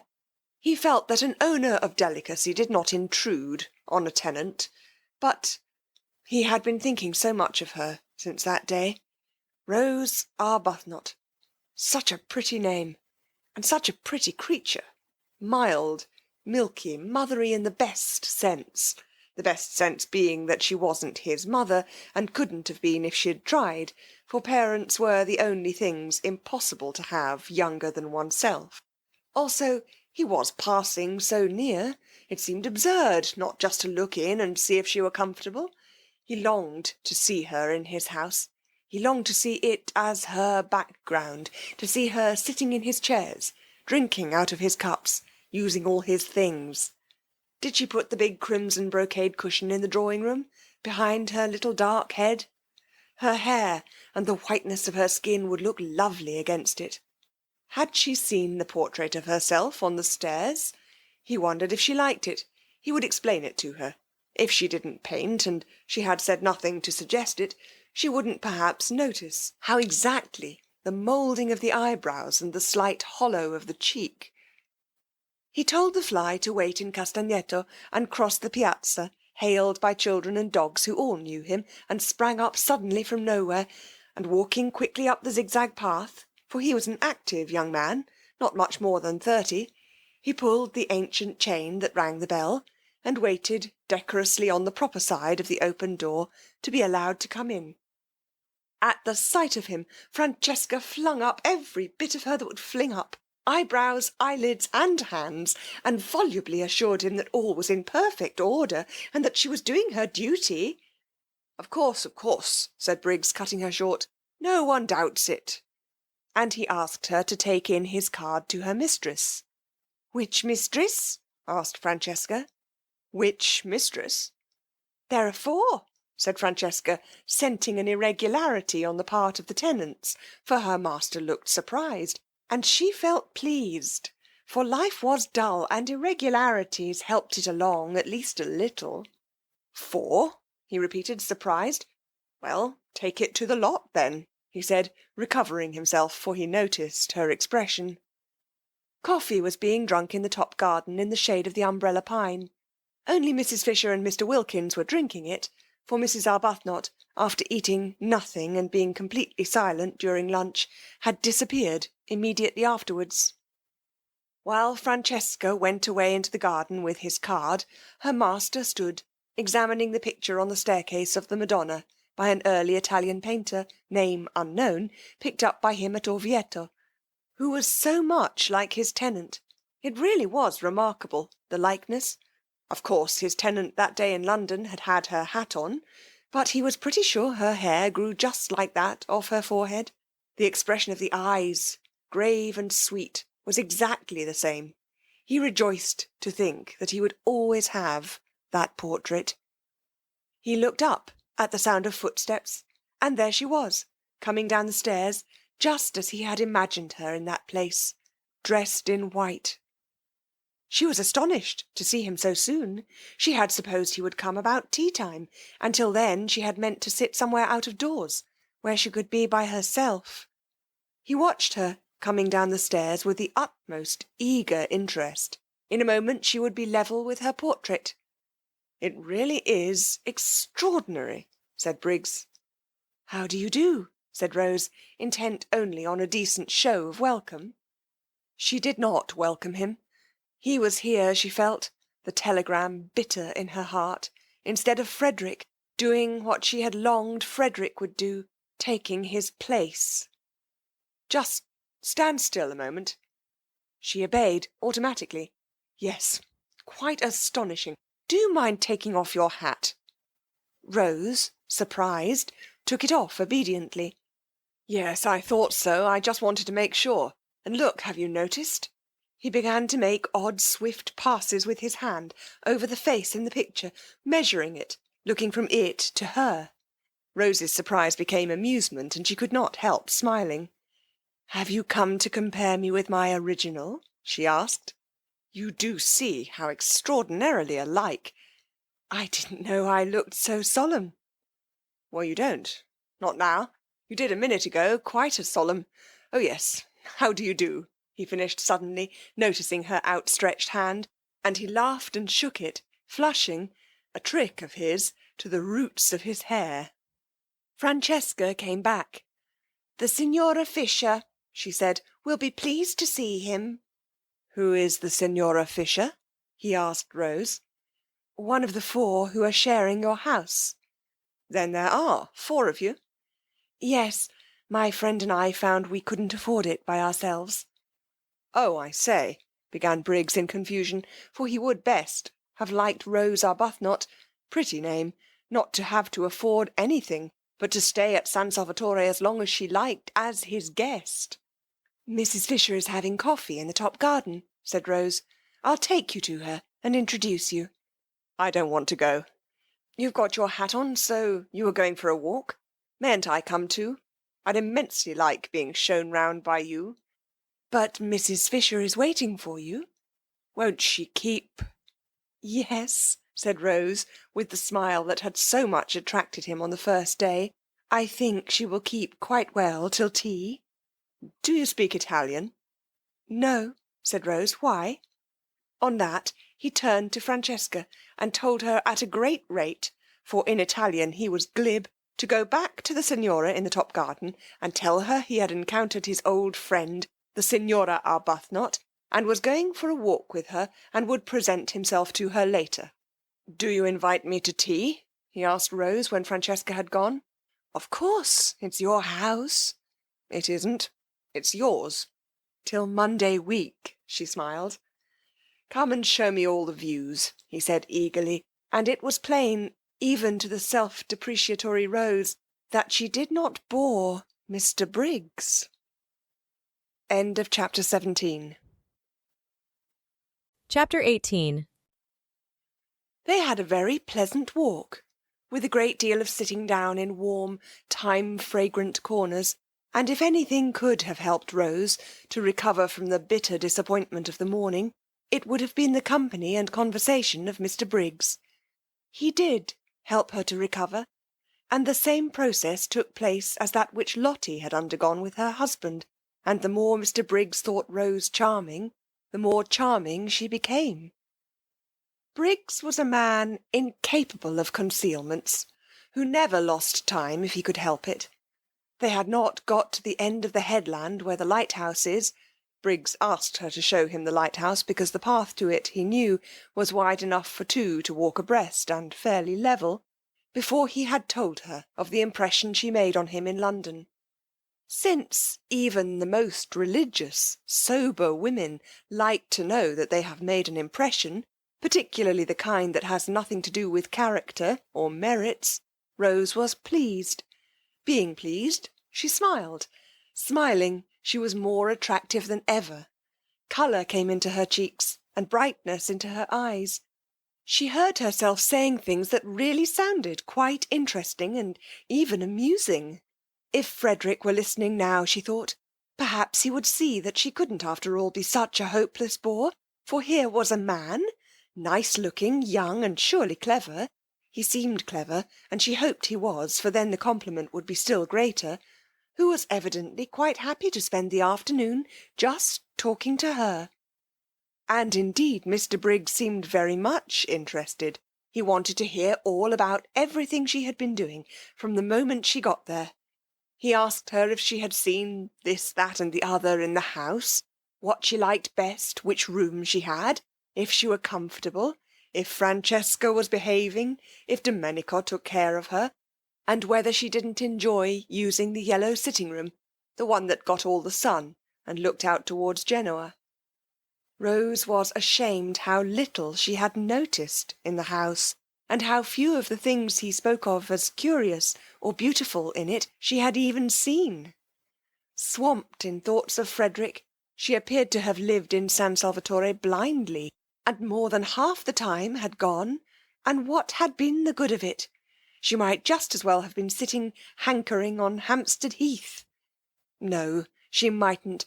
Through all her hankerings, she had been conscious that she was at least in the very heart of beauty, and indeed it was this beauty, this longing to share it, that had first started her off hankering. Mr. Briggs, however, was too much alive for her to be able to spare any attention at this moment for Frederick, and she praised the servants in answer to his questions, and praised the yellow sitting-room, without telling him she had only been in it once and then was ignominiously ejected. And she told him she knew hardly anything about art and curiosities, but thought perhaps if somebody would tell her about them she would know more. And she said she had spent every day since her arrival out of doors, because out of doors there was so very wonderful and different from anything she had ever seen. Briggs walked by her side along his paths, that were yet so happily for the moment her paths, and felt all the innocent glows of family life. He was an orphan and an only child, and had a warm, domestic disposition. He would have adored a sister and spoilt a mother, and was beginning at this time to think of marrying. For though he had been very happy with his various loves, each of whom, contrary to the usual experience, turned ultimately into his devoted friend, he was fond of children, and thought he had perhaps now got to the age of seeing if he did not wish to be too old by the time his eldest son was 20. San Salvatore had latterly seemed a little forlorn. He fancied it echoed when he walked about it. He had felt lonely there, so lonely that he had preferred this year to miss out a spring and let it. It wanted a wife in it. It wanted that final touch of warmth and beauty, for he never thought of his wife except in terms of warmth and beauty. She would, of course, be beautiful and kind. It amused him how much in love with this vague wife he was already. At such a rate was he making friends with the lady with the sweet name, as he walked along the path towards the lighthouse, that he was sure presently he would be telling her everything about himself and his past doings and his future hopes, and the thought of such a swiftly developing confidence made him laugh. Why are you laughing? She asked, looking at him and smiling. It's so like coming home, he said. But it is coming home for you to come here. I mean really like coming home, to one's family. I never had a family, I'm an orphan. Oh, are you? Said Rose, with a proper sympathy. I hope you've not been one very long. No, I don't mean I hope you have been one very long. No, I don't know what I mean, except that I'm sorry. He laughed again. Oh, I'm used to it. I haven't anybody. No sisters or brothers. Then you're an only child, she observed intelligently.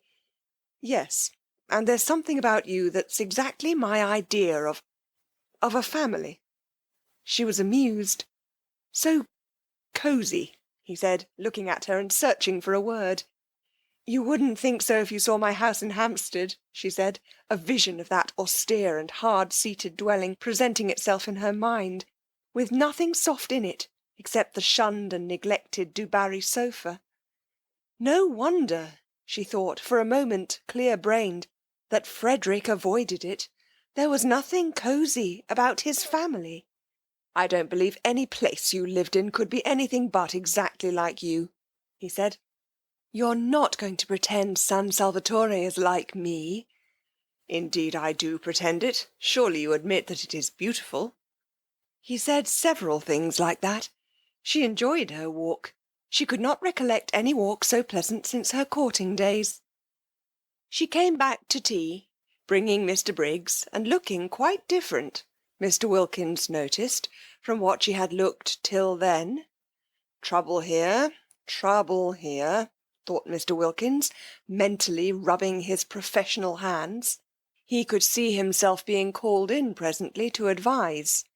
On the one hand there was Arbuthnot, on the other hand here was Briggs. Trouble brewing, trouble sooner or later. But why had Briggs's telegram acted on the lady like a blow? If she had turned pale from excess of joy, then trouble was nearer than he had supposed. She was not pale now. She was more like her name than he had yet seen her. Well, he was the man for trouble. He regretted, of course, that people should get into it, but being in, he was their man. And Mr. Wilkins, invigorated by these thoughts, his career being very precious to him, proceeded to assist in doing the honours to Mr. Briggs, both in his quality of sharer in the temporary ownership of San Salvatore, and of probable helper out of difficulties, with great hospitality, and pointed out the various features of the place to him, and led him on to the parapet and showed him Mezzago across the bay. Mrs. Fisher, too, was gracious. This was the young man's house. He was a man of property. She liked property, and she liked men of property. Also, there seemed a peculiar merit in being a man of property so young. Inheritance, of course, and inheritance was more respectable than acquisition. It did indicate fathers, and in an age where most people appeared neither to have them nor to want them, she liked this too.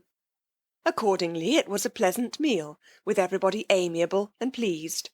Briggs thought Mrs. Fisher a dear old lady, and showed he thought so, and again the magic worked, and she became a dear old lady. She developed benignity with him, and a kind of benignity that was almost playful, actually, before tea was over, including in some observation she made him the words, my dear boy. Strange words in Mrs. Fisher's mouth. It is doubtful whether in her life she had used them before. Rose was astonished. How nice people really were. When would she leave off making mistakes about them? She hadn't suspected this side of Mrs. Fisher, and she began to wonder whether those other sides of her, with which alone she was acquainted, had not perhaps after all been the effect of her own militant and irritating behaviour. Probably they were. How horrid then she must have been. She felt very penitent when she saw Mrs. Fisher beneath her eyes blossoming out into real amiability the moment someone came along who was charming to her, and she could have sunk into the ground with shame when Mrs. Fisher presently laughed, and she realized by the shock it gave her that the sound was entirely new. Not once before had she or anyone else there heard Mrs. Fisher laugh. What an indictment of the lot of them! For they had all laughed, the others, some more and some less, at one time or another since their arrival, and only Mrs. Fisher had not. Clearly, since she could enjoy herself as she was now enjoying herself, she had not enjoyed herself before. Nobody had cared whether she did or not, except perhaps Lotty. Yes, Lotty had cared, and had wanted her to be happy, but Lotty seemed to produce a bad effect on Mrs. Fisher, while as for Rose herself, she had never been with her for 5 minutes without really wanting to provoke and oppose her. How very horrid she had been! She had behaved unpardonably. Her penitence showed itself in a shy and deferential solicitude towards Mrs. Fisher, which made the observant Briggs think her still more angelic, and wish for a moment that he was an old lady himself, in order to be behaved to by Rose Arbuthnot just like that. There was evidently no end, he thought, to the things she could do sweetly. He would even not mind taking medicine, really nasty medicine, if it were Rose Arbuthnot bending over him with the dose. She felt his bright blue eyes, the brighter because he was so sunburnt, fixed on her with a twinkle in them, and smiling, asked him what he was thinking about. But he couldn't very well tell her that, he said, and added, some day. Trouble, thought Mr. Wilkins at this, again mentally rubbing his hands. Well, I'm their man. I'm sure, said Mrs. Fisher benignly, you have no thoughts we may not hear. I'm sure, said Briggs, I would be telling you every one of my secrets in a week. You would be telling somebody very safe then, said Mrs. Fisher benevolently. Just such a son would she have liked to have had. And in return, she went on, I dare say I would tell you mine. Ah, no, said Mr. Wilkins, adapting himself to this tone of easy badinage. I must protest, I really must. I have a prior claim. I am the older friend. I have known Mrs. Fisher 10 days, and you, Briggs, have not yet known her 1. I assert my right to be told her secrets first. That is, he added, bowing gallantly, if she has any, which I beg leave to doubt. Oh, haven't I? Exclaimed Mrs. Fisher, thinking of those green leaves. That she should exclaim at all was surprising, but that she should do it with gaiety was miraculous. Rose could only watch her in wonder. Then I shall worm them out, said Briggs with equal gaiety. They won't need much worming out, said Mrs. Fisher. My difficulty is to keep them from bursting out. It might have been Lotty talking. Mr. Wilkins adjusted the single eyeglass he carried with him for occasions like this, and examined Mrs. Fisher carefully. Rose looked on, unable not to smile too, since Mrs. Fisher seemed so much amused, though Rose did not quite know why, and her smile was a little uncertain, for Mrs. Fisher amused was a new sight, not without its awe-inspiring aspects, and had to be got accustomed to. What Mrs. Fisher was thinking was how much surprised they would be if she told them of her very odd and exciting sensation of going to come out all over buds. They would think she was an extremely silly old woman, and so would she have thought as lately as 2 days ago, but the bud idea was becoming familiar to her. She was more apprivoisée now, as dear Matthew Arnold used to say, and though it would undoubtedly be best if one's appearance and sensations matched, yet supposing they did not, one couldn't have everything, was it not better to feel young somewhere, rather than old everywhere? Time enough to be old everywhere again, inside as well as out, when she got back to her sarcophagus in Prince of Wales Terrace. Yet it is probable that without the arrival of Briggs, Mrs. Fisher would have gone on secretly fermenting in her shell. The others only knew her as severe. It would have been more than her dignity could bear, suddenly to relax, especially towards the 3 young women. But now came the stranger Briggs, a stranger who at once took to her as no young man had taken to her in her life, and it was the coming of Briggs, and his real and manifest appreciation, for just such a grandmother, thought Briggs, hungry for home life and its concomitants, would he have liked to have, that released Mrs. Fisher from her shell, and here she was at last, as Lotty had predicted, pleased, good-humoured, and benevolent. Lotty, coming back half an hour later from her picnic, and following the sound of voices into the top garden in the hope of still finding tea, saw at once what had happened, for Mrs. Fisher at that very moment was laughing.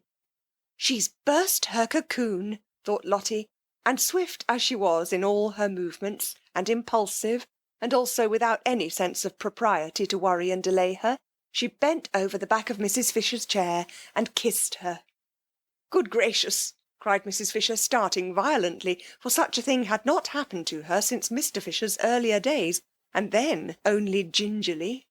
This kiss was a real kiss, and rested on Mrs. Fisher's cheek a moment, with a strange, soft sweetness. When she saw whose it was, a deep flush spread over her face. Mrs. Wilkins kissing her, and the kiss feeling so affectionate, even if she had wanted to, she could not, in the presence of the appreciative Mr. Briggs, resume her cast-off severity and begin rebuking again. But she did not want to. Was it possible Mrs. Wilkins liked her, had liked her all this time, while she had been so much disliking her herself? A queer little trickle of warmth filtered through the frozen defences of Mrs. Fisher's heart. Somebody young kissing her, somebody young wanting to kiss her. Very much flushed, she watched the strange creature, apparently quite unconscious she had done anything extraordinary, shaking hands with Mr. Briggs, on her husband's introducing him, and immediately embarking on the friendliest conversation with him, exactly as if she had known him all her life. What a strange creature! What a very strange creature! It was natural, she being so strange, that one should have, perhaps, misjudged her. I'm sure you want some tea, said Briggs with eager hospitality to Lotty. He thought her delightful. Freckles, picnic untidiness and all. Just such a sister, would he? This is cold, he said, feeling the teapot. I'll tell Francesca to make you some fresh. He broke off and blushed. Aren't I forgetting myself? He said, laughing and looking round at them. Very natural, Mr. Wilkins reassured him. I'll go and tell Francesca, said Rose, getting up. No, said Briggs, don't go away. And he put his hands to his mouth and shouted. Francesca! shouted Briggs. She came running. No summons in their experience had been answered by her with such celerity. Her master's voice, remarked Mr. Wilkins, aptly, he considered. Make fresh tea, ordered Briggs in Italian. Quick, quick! And remembering himself, he blushed again, and begged everybody's pardon. Very natural, Mr. Wilkins reassured him. Briggs then explained to Lotty what he had explained twice already, once to Rose and once to the other two, that he was on his way to Rome and thought he would get out at Mezzago and just look in to see if they were comfortable and continue his journey the next day, staying the night in a hotel in Mezzago. But how ridiculous, said Lotty. Of course you must stay here. It's your house. There's Kate Lumley's room, she added, turning to Mrs. Fisher. You wouldn't mind Mr. Briggs having it for one night? Kate Lumley isn't in it, you know, she said, turning to Briggs and laughing. And Mrs. Fisher, to her immense surprise, laughed too.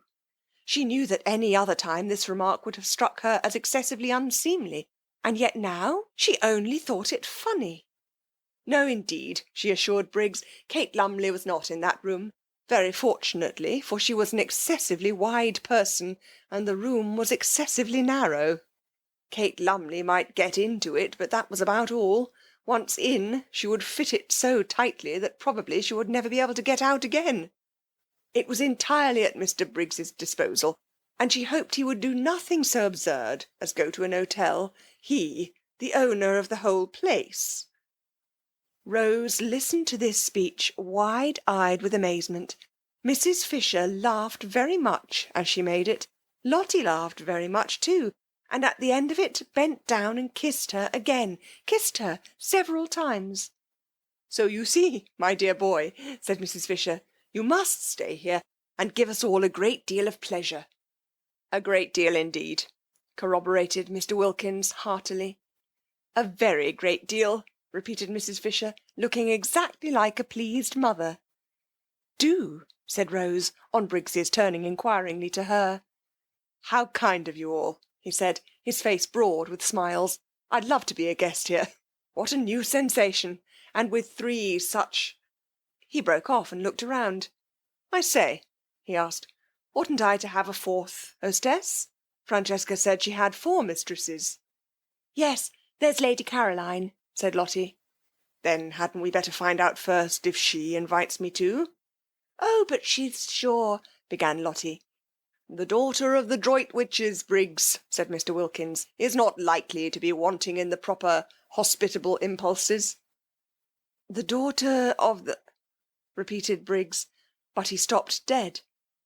For there in the doorway was the daughter of the Droitwiches herself, or rather, coming towards him out of the dark doorway into the brightness of the sunset, was that which he had not yet in his life seen, but only dreamed of, his ideal of absolute loveliness.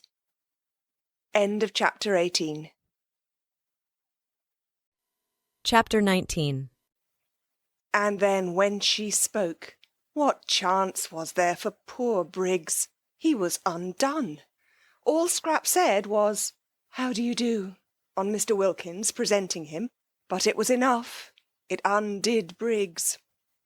From a cheerful, chatty, happy young man, overflowing with life and friendliness, he became silent, solemn, and with little beads on his temples. Also he became clumsy, dropping the teaspoon as he handed her her cup, mismanaging the macaroons so that one rolled on the ground. His eyes could not keep off the enchanting face for a moment, and when Mr. Wilkins, elucidating him, for he failed to elucidate himself, informed Lady Caroline that in Mr. Briggs she beheld the owner of San Salvatore, who was on his way to Rome, but had got out at Mezzago, etc., etc., and that the other 3 ladies had invited him to spend the night in what was to all intents and purposes his own house, rather than an hotel, and Mr. Briggs was only waiting for her seal of approval to his invitation, she being the 4th hostess, when Mr. Wilkins, balancing his sentences and being admirably clear, and enjoying the sound of his own cultured voice, explained the position in this manner to Lady Caroline, Briggs sat and never said a word. A deep melancholy invaded Scrap. The symptoms of the incipient grabber were all there, and only too familiar, and she knew that if Briggs stayed, her rest-cure might be regarded as over. Then Kate Lumley occurred to her. She caught at Kate as at a straw. It would have been delightful, she said, faintly smiling at Briggs. She could not in decency not smile, at least a little, but even a little betrayed the dimple, and Briggs's eyes became more fixed than ever. I'm only wondering if there is room. Yes, there is, said Lotty. There's Kate Lumley's room. I thought, said Scrap to Mrs. Fisher, and it seemed to Briggs that he had never heard music till now, your friend was expected immediately. Oh, no, said Mrs. Fisher, with an odd placidness, Scrap thought. Miss Lumley, said Mr. Wilkins, or should I, he inquired of Miss Fisher, say Mrs.? Nobody has ever married Kate, said Mrs. Fisher complacently. Quite so. Miss Lumley does not arrive today in any case, Lady Caroline, and Mr. Briggs has, unfortunately, if I may say so, to continue his journey tomorrow, so that his staying would in no way interfere with Miss Lumley's possible movements. Then, of course, I join in with the invitation, said Scrap, with what was to Briggs the most divine cordiality. He stammered something, flushing scarlet, and Scrap thought, oh, and turned her head away, but that merely made Briggs acquainted with her profile, and if there existed anything more lovely than Scrap's full face, it was her profile. Well, it was only for this one afternoon and evening. He would leave, no doubt, the first thing in the morning. It took hours to get to Rome. Awful if he hung on till the night train. She had a feeling that the principal express to Rome passed through at night. Why hadn't that woman Kate Lumley arrived yet? She had forgotten all about her, but now she remembered she was to have been invited a fortnight ago. What had become of her?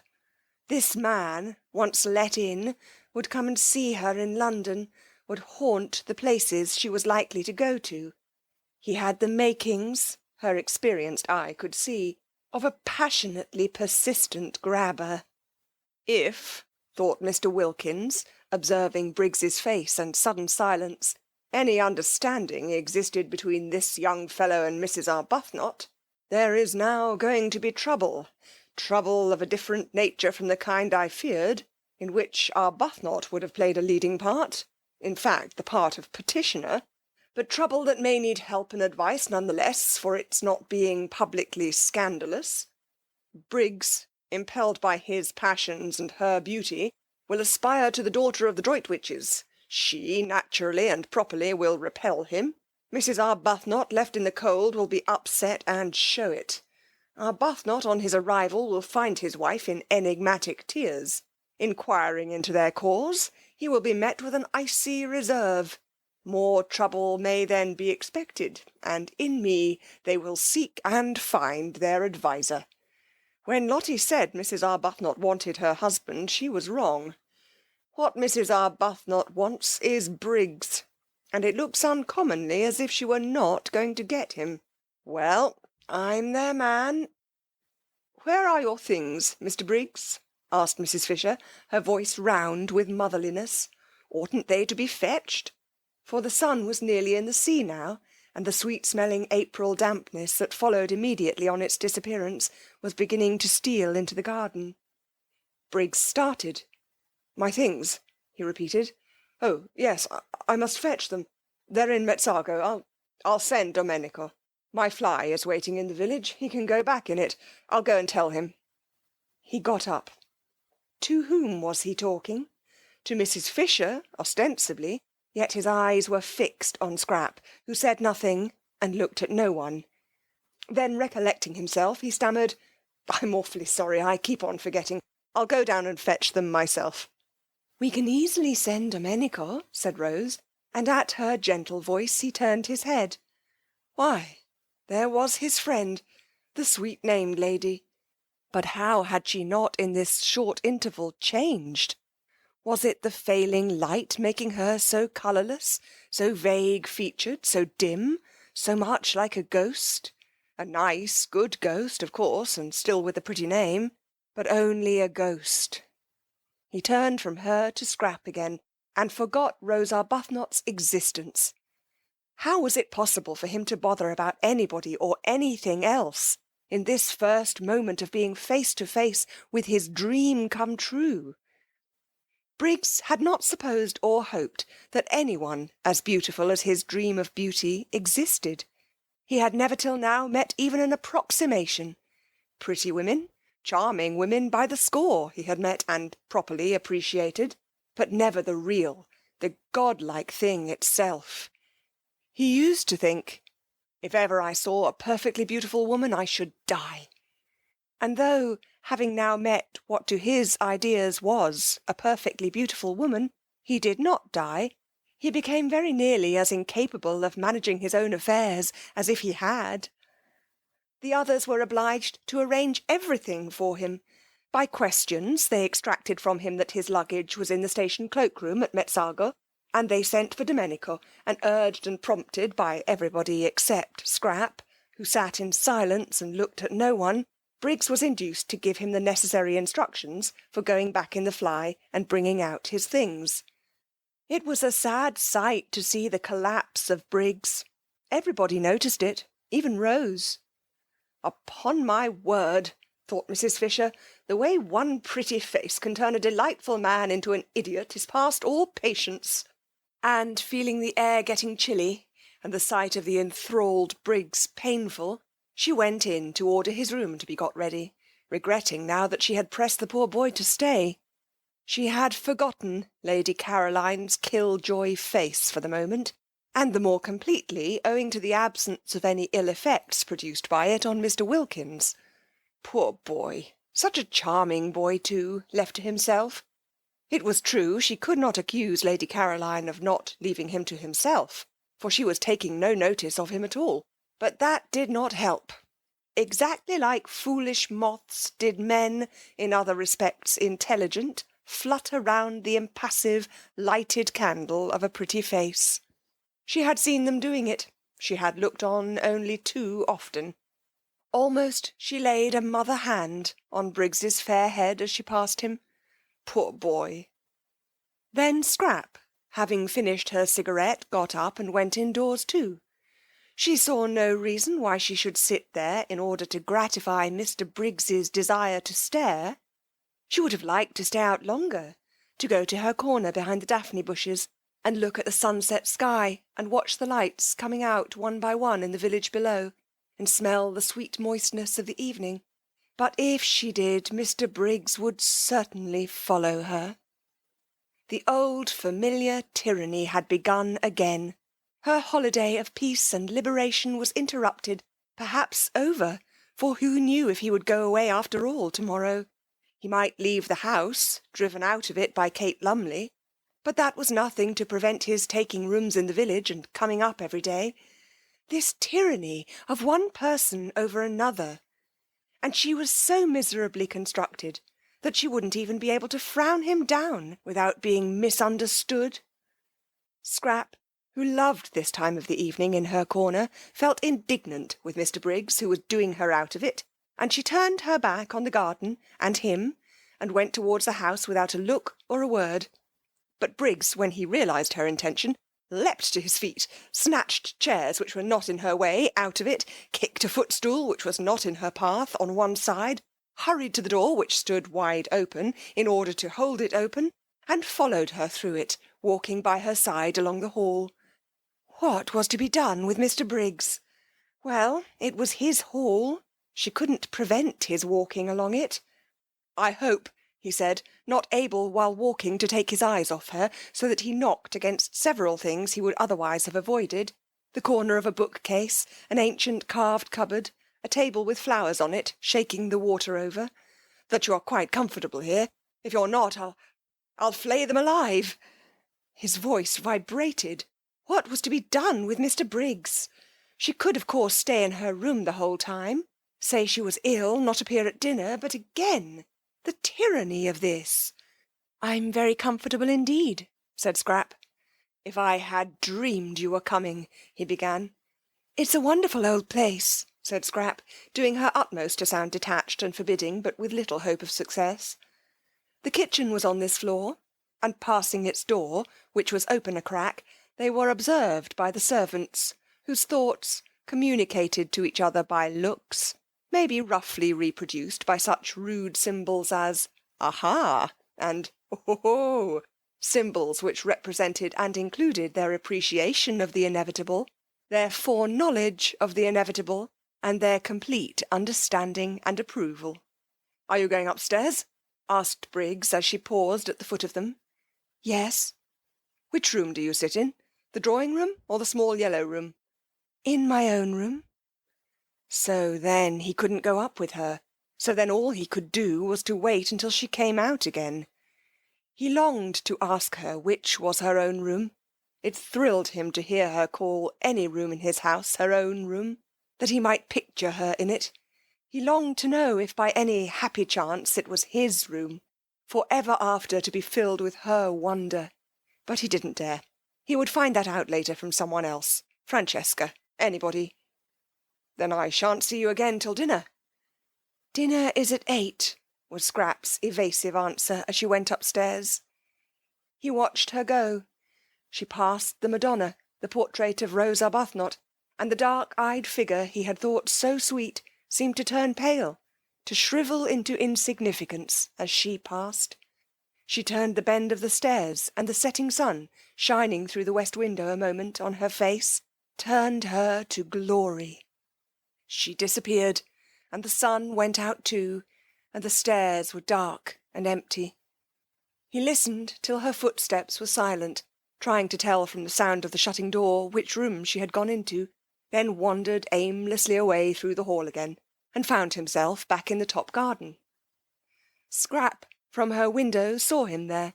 She saw Lotty and Rose sitting on the end parapet, where she would have liked to have been, and she saw Mr. Wilkins buttonholing Briggs and evidently telling him the story of the oleander tree in the middle of the garden.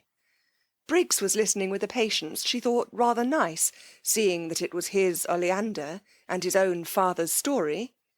She knew Mr. Wilkins was telling him the story by his gestures. Domenico had told it her soon after her arrival, and he had also told Mrs. Fisher, who had told Mr. Wilkins. Mrs. Fisher thought highly of this story and often spoke of it. It was about a cherrywood walking stick. Briggs's father had thrust this stick into the ground at that spot, and said to Domenico's father, who was then the gardener, "Here we will have an oleander." And Briggs's father left the stick in the ground, as a reminder to Domenico's father, and presently, how long afterwards nobody remembered, the stick began to sprout, and it was an oleander. There stood poor Mr. Briggs, being told all about it, and listening to the story he must have known from infancy, with patience. Probably he was thinking of something else. She was afraid he was. How unfortunate, how extremely unfortunate, the determination that seized people to get hold of and engulf other people. If only they could be induced to stand more on their own feet. Why couldn't Mr. Briggs be more like Lotty, who never wanted anything of anybody, but was complete in herself and respected other people's completeness? One loved being with Lotty. With her one was free, and yet befriended. Mr. Briggs looked so really nice, too. She thought she might like him, if only he wouldn't so excessively like her. Scrap felt melancholy. Here she was, shut up in her bedroom, which was stuffy from the afternoon sun that had been pouring into it, instead of out in the cool garden, and all because of Mr. Briggs.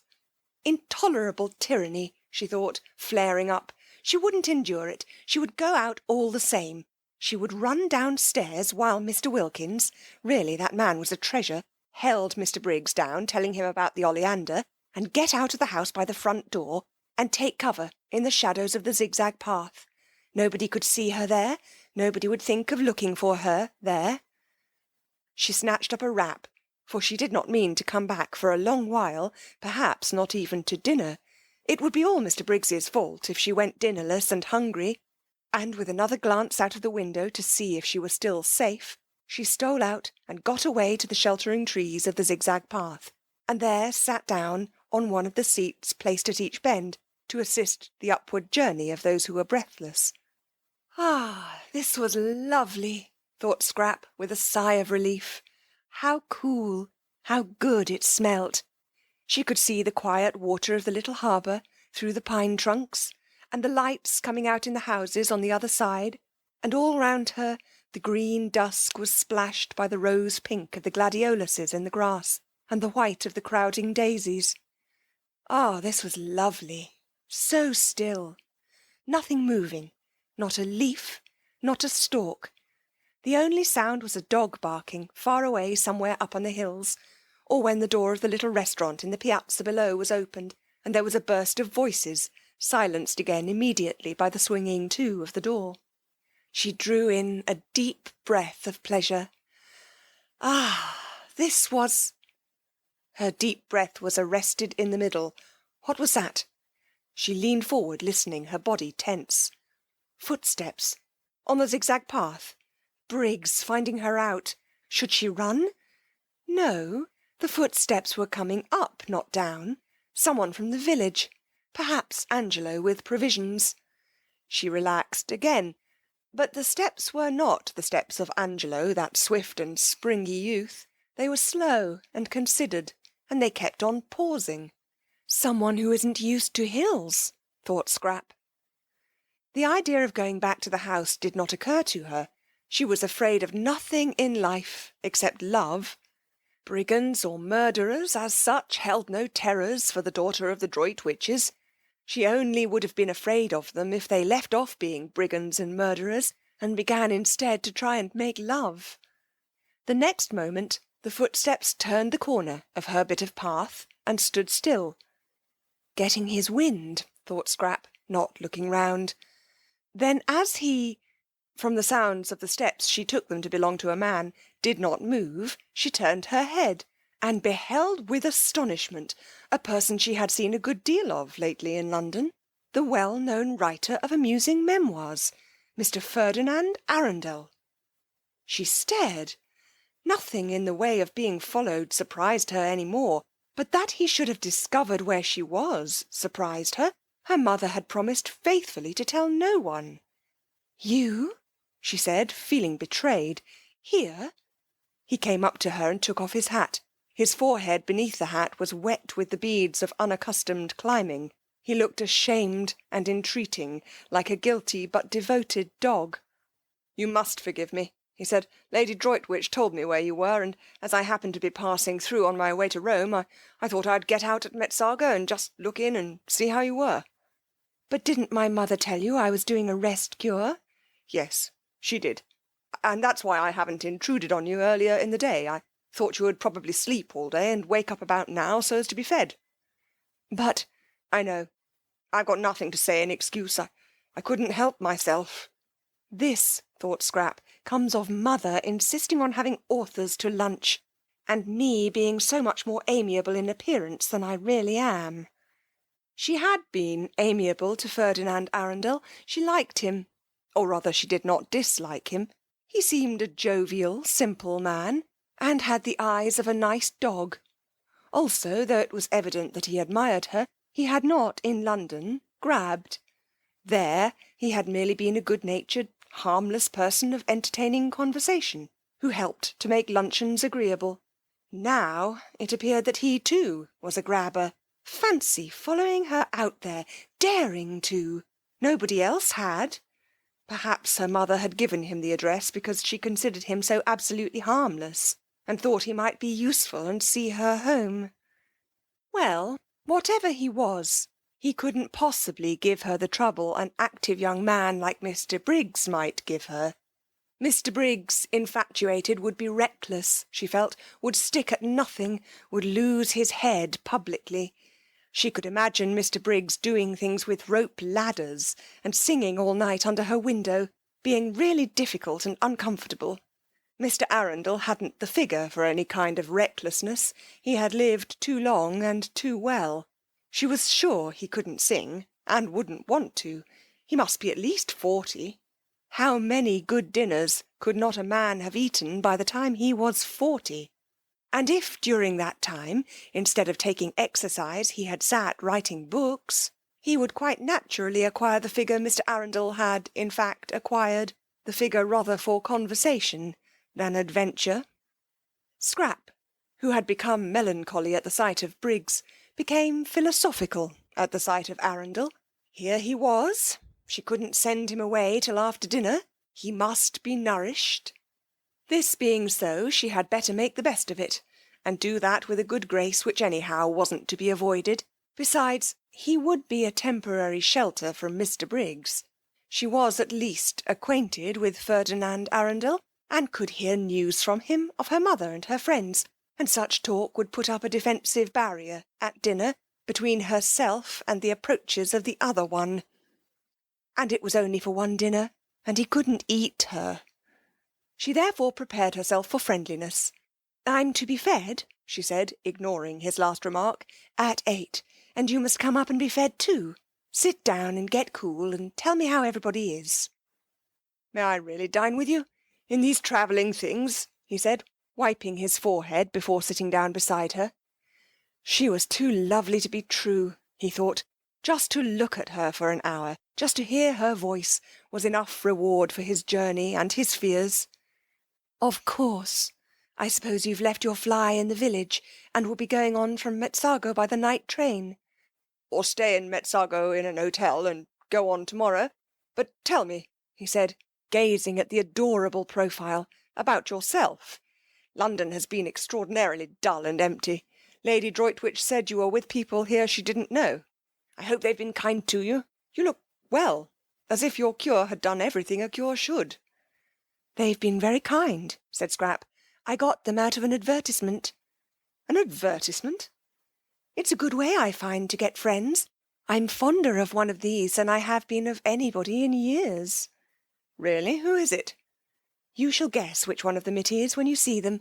Tell me about Mother. When did you see her last? We arranged not to write to each other unless there was something special. I wanted to have a month that was perfectly blank. And now I've come and interrupted. I can't tell you how ashamed I am, both of having done it and of not being able to help it. Oh, but, said Scrap quickly, for he could not have come on a better day, when up there, waiting and watching for her, was, she knew, the enamoured Briggs. I'm really very glad indeed to see you. Tell me about Mother.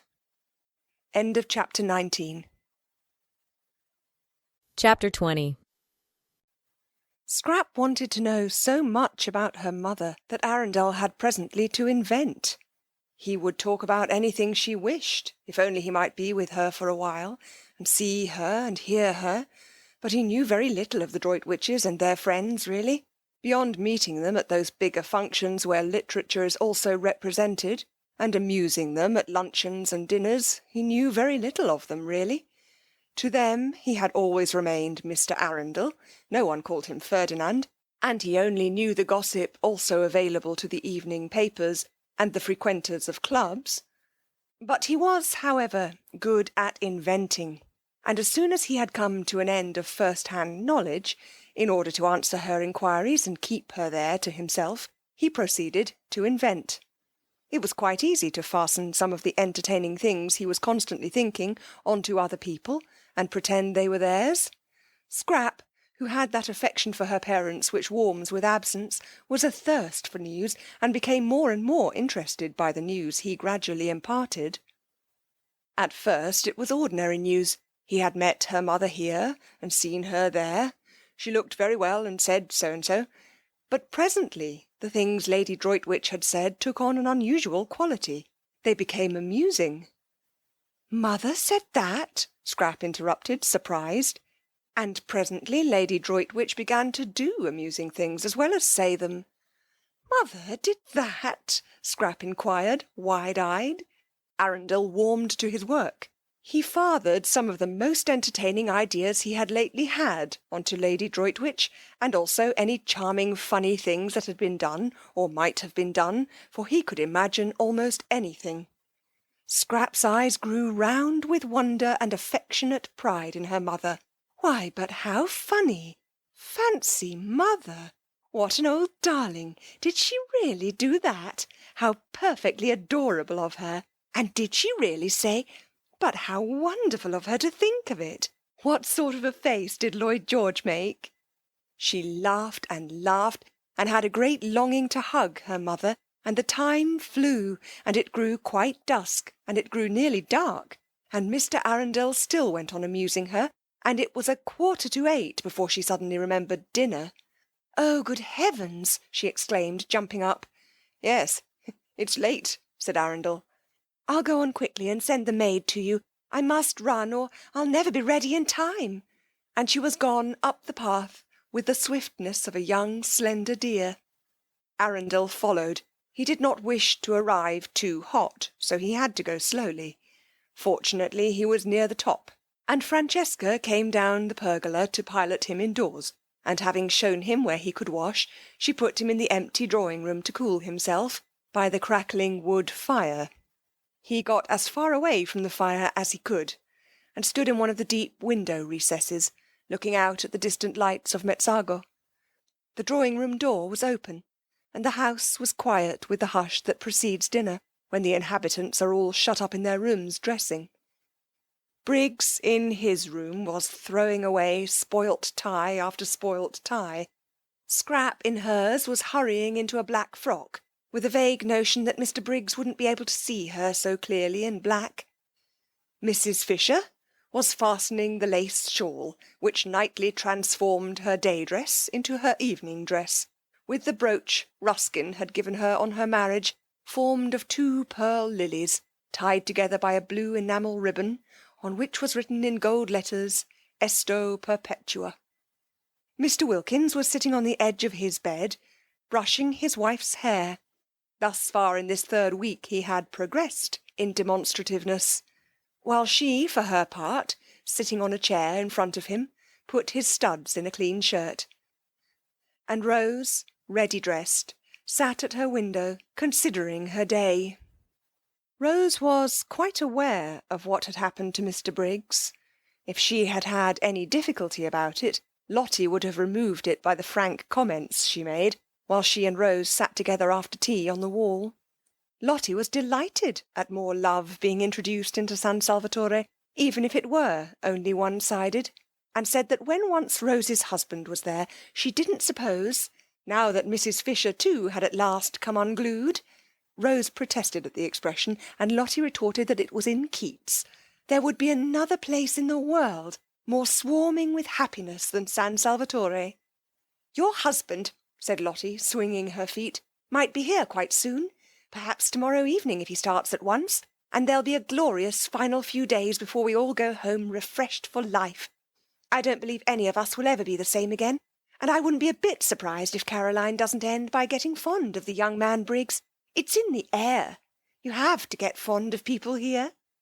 Rose sat at her window, thinking of these things. Lotty's optimism. Yet it had been justified by Mr. Wilkins, and look too at Mrs. Fisher. If only it would come true as well about Frederick. For Rose, who between lunch and tea had left off thinking about Frederick, was now, between tea and dinner, thinking of him harder than ever. It had been funny and delightful, that little interlude of admiration, but of course it couldn't go on once Caroline appeared. Rose knew her place. She could see as well as anyone the unusual, the unique loveliness of Lady Caroline.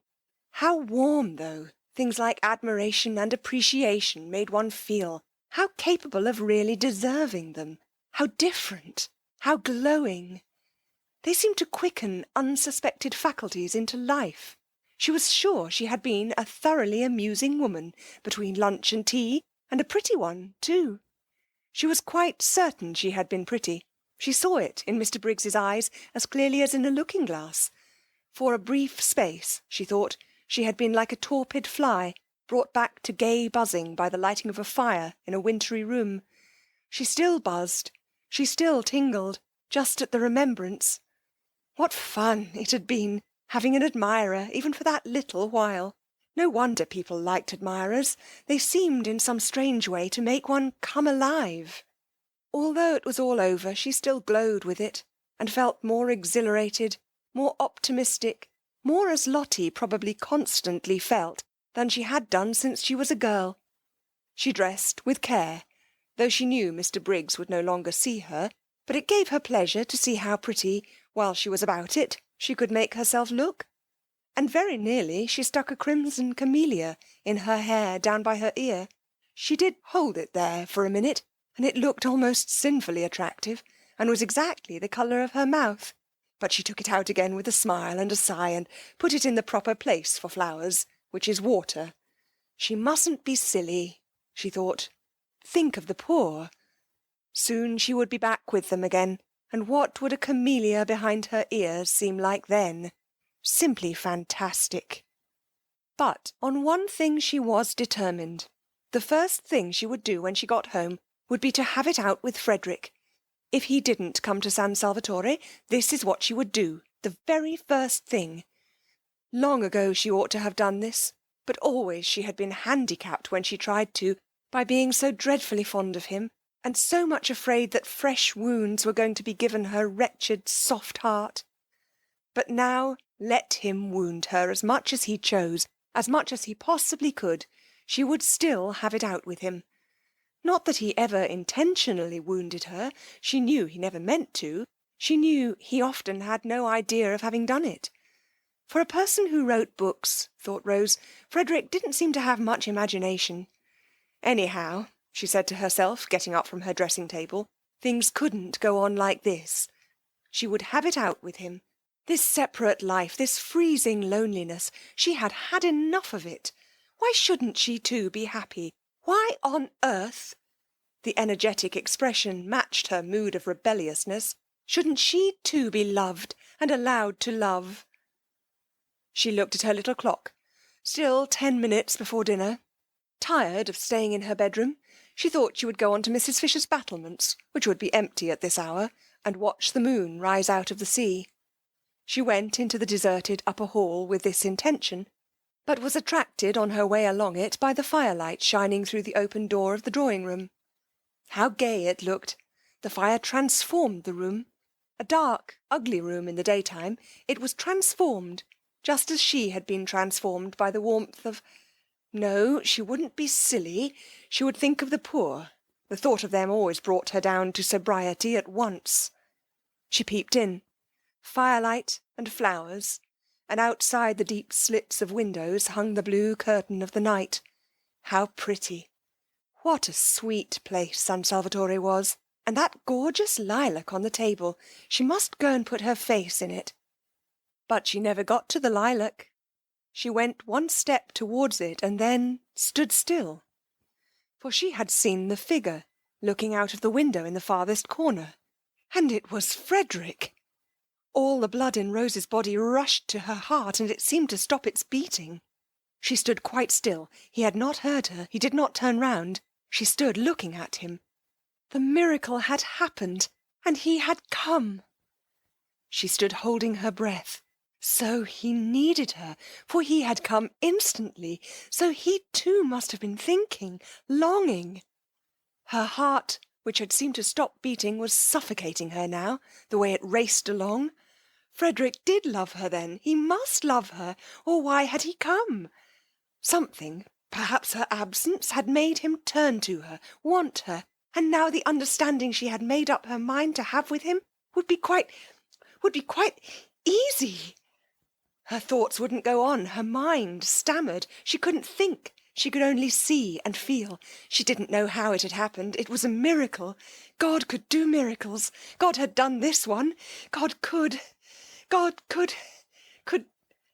Her mind stammered again and broke off. Frederick, she tried to say, but no sound came, or if it did, the crackling of the fire covered it up. She must go nearer. She began to creep towards him, softly, softly. He did not move. He had not heard. She stole nearer and nearer, and the fire crackled, and he heard nothing. She stopped a moment, unable to breathe. She was afraid. Suppose he... Oh, but he had come. He had come. She went on again, close up to him, and her heart beat so loud that she thought he must hear it. And couldn't he feel? Didn't he know? Frederick, she whispered, hardly able even to whisper, choked by the beating of her heart. He spun round on his heels. Rose! He exclaimed, staring blankly. But she did not see his stare, for her arms were round his neck, and her cheek was against his, and she was murmuring, her lips on his ear, I knew you would come. In my very heart I always knew you would come. End of chapter 20. Chapter 21. Now, Frederick was not the man to hurt anything if he could help it. Besides, he was completely bewildered. Not only was his wife here, of all places in the world, but she was clinging to him as she had not clung for years, and murmuring love and welcoming him. If she welcomed him, she must have been expecting him. Strange as this was, it was the only thing in the situation which was evident. That, and the softness of her cheek against his, and the long-forgotten sweet smell of her.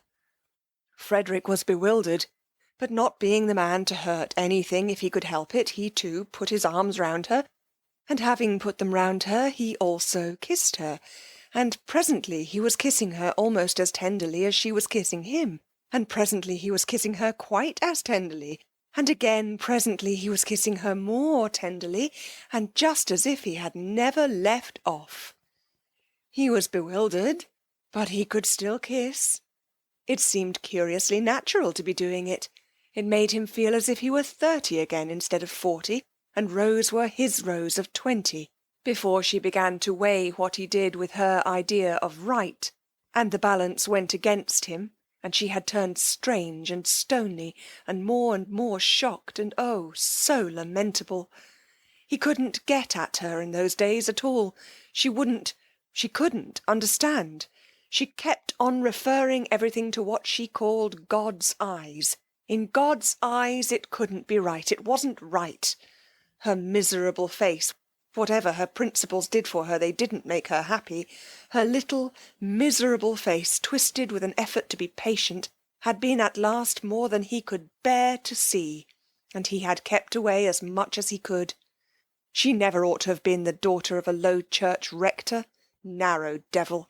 She was quite unfitted to stand up against such an upbringing. What had happened, why she was here, why she was his Rose again, passed his comprehension, and meanwhile, and until such time as he understood, he still could kiss. In fact, he could not stop kissing, and it was he now who began to murmur, to say love things in her ear, under the hair that smelt so sweet, and tickled him just as he remembered it used to tickle him.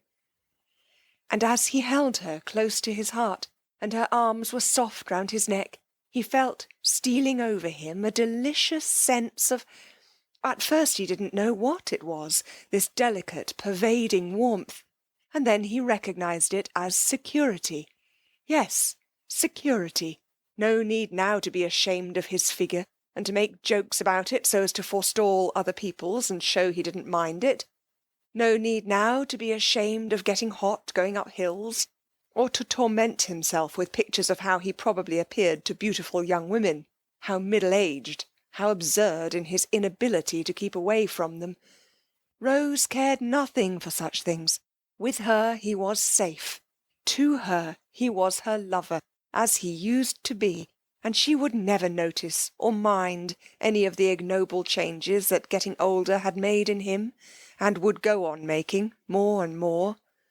Frederick continued, therefore, with greater and greater warmth and growing delight, to kiss his wife, and the mere holding of her in his arms caused him to forget everything else.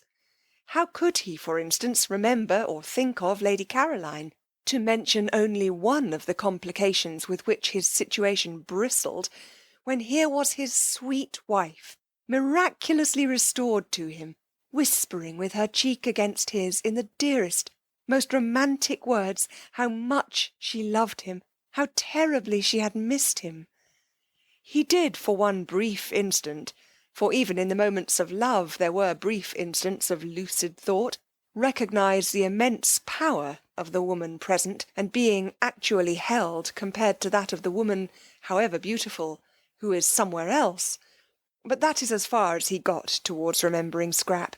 No farther. She was like a dream, fleeing before the morning light. "When did you start?"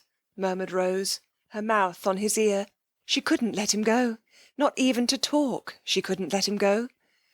"Yesterday morning," murmured Frederick, holding her close. He couldn't let her go either. "Oh, the very instant then," murmured Rose. This was cryptic, but Frederick said, "Yes, the very instant," and kissed her neck. "How quickly my letter got to you," murmured Rose, whose eyes were shut in the excess of her happiness. "Didn't it?" said Frederick, who felt like shutting his eyes himself. So there had been a letter. Soon, no doubt, light would be vouchsafed him, and meanwhile this was so strangely, touchingly sweet, this holding his Rose to his heart again, after all the years, that he couldn't bother to try to guess anything. Oh, he had been happy during these years, because it was not in him to be unhappy. Besides, how many interests life had had to offer him, how many friends, how much success, how many women only too willing to help him to blot out the thought of the altered, petrified, pitiful little wife at home, who wouldn't spend his money, who was appalled by his books, who drifted away and away from him, and always, if he tried to have it out with her, asked him with patient obstinacy what he thought the things he wrote and lived by looked in the eyes of God. "No one," she said once, "should ever write a book God wouldn't like to read. That is the test, Frederick." And he had laughed hysterically, burst into a great shriek of laughter, and rushed out of the house, away from her solemn little face, away from her pathetic, solemn little face. But this Rose was his youth again, the best part of his life, the part of it that had had all the visions in it and all the hopes. How they had dreamed together, he and she, before he struck that vein of memoirs. How they had planned and laughed and loved. They had lived for a while in the very heart of poetry. After the happy days came the happy nights, the happy, happy nights, with her asleep close against his heart, with her, when he woke in the morning, still close against his heart, for they hardly moved in their deep, happy sleep. It was wonderful to have it all come back to him at the touch of her, at the feel of her face against his. Wonderful that she should be able to give him back his youth. Sweetheart, sweetheart, he murmured, overcome by remembrance, clinging to her now in his turn. Beloved husband, she breathed, the bliss of it, the sheer bliss. Briggs, coming in a few minutes before the gong went on the chance that Lady Caroline might be there, was much astonished. He had supposed Rose Arbuthnot was a widow, and he still supposed it, so that he was much astonished. Well, I'm damned, thought Briggs, quite clearly and distinctly, for the shock of what he saw in the window startled him so much that for a moment he was shaken free of his own confused absorption. Aloud he said, very red, I beg your pardon, and then stood hesitating and wondering whether he oughtn't to go back to his bedroom again. If he had said nothing, they would not have noticed he was there, but when he begged their pardon, Rose turned and looked at him, as one looks who is trying to remember, and Frederick looked at him too, without at first quite seeing him. They didn't seem, thought Briggs, to mind or to be at all embarrassed. He couldn't be her brother. No brother ever brought that look into a woman's face. It was very awkward. If they didn't mind, he did. It upset him to come across his Madonna, forgetting herself. Is this one of your friends?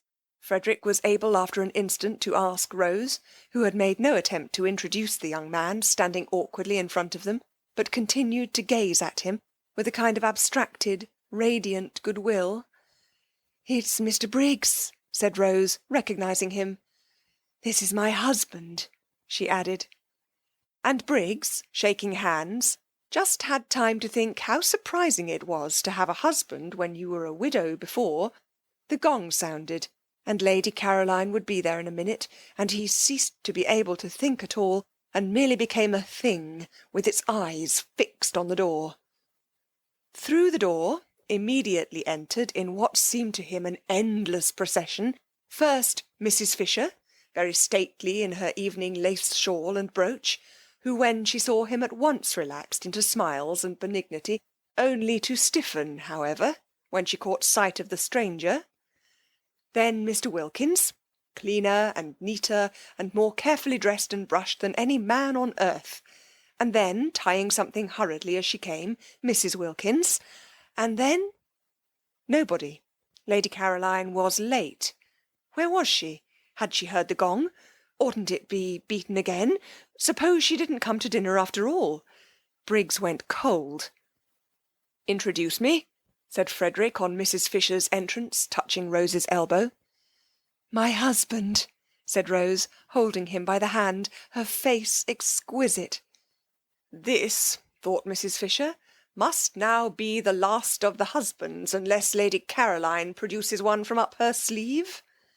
But she received him graciously, for he certainly looked exactly like a husband, not at all like one of those people who go about abroad pretending they are husbands when they are not, and said she supposed he had come to accompany his wife home at the end of the month, and remarked that now the house would be completely full. So that, she added, smiling at Briggs, we shall at last really be getting our money's worth. Briggs grinned automatically, because he was just able to realise that somebody was being playful with him, but he had not heard her, and he did not look at her. Not only were his eyes fixed on the door, but his whole body was concentrated on it. Introduced in his turn, Mr. Wilkins was most hospitable and called Frederick Sir. Well, sir, said Mr. Wilkins heartily, here we are, and having gripped his hand with an understanding that only wasn't natural because Arbuthnot did not yet know what he was in for in the way of trouble, he looked at him as a man should, squarely in the eyes, and allowed his look to convey as plainly as a look can that in him would be found staunchness, integrity, reliability, in fact, a friend in need. Mrs. Arbuthnot was very much flushed, Mr. Wilkins noticed. He had not seen her flushed like that before. Well, I'm their man, he thought. Lotty's greeting was effusive. It was done with both hands.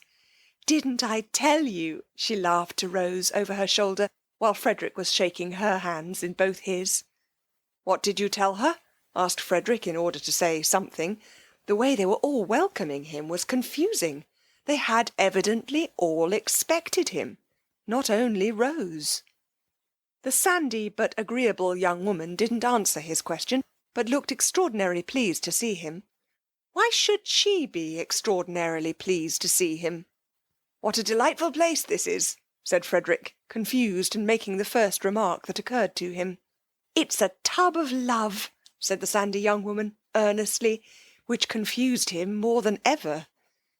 And his confusion became excessive at the next words he heard, spoken these by the old lady, who said, We won't wait. Lady Caroline is always late.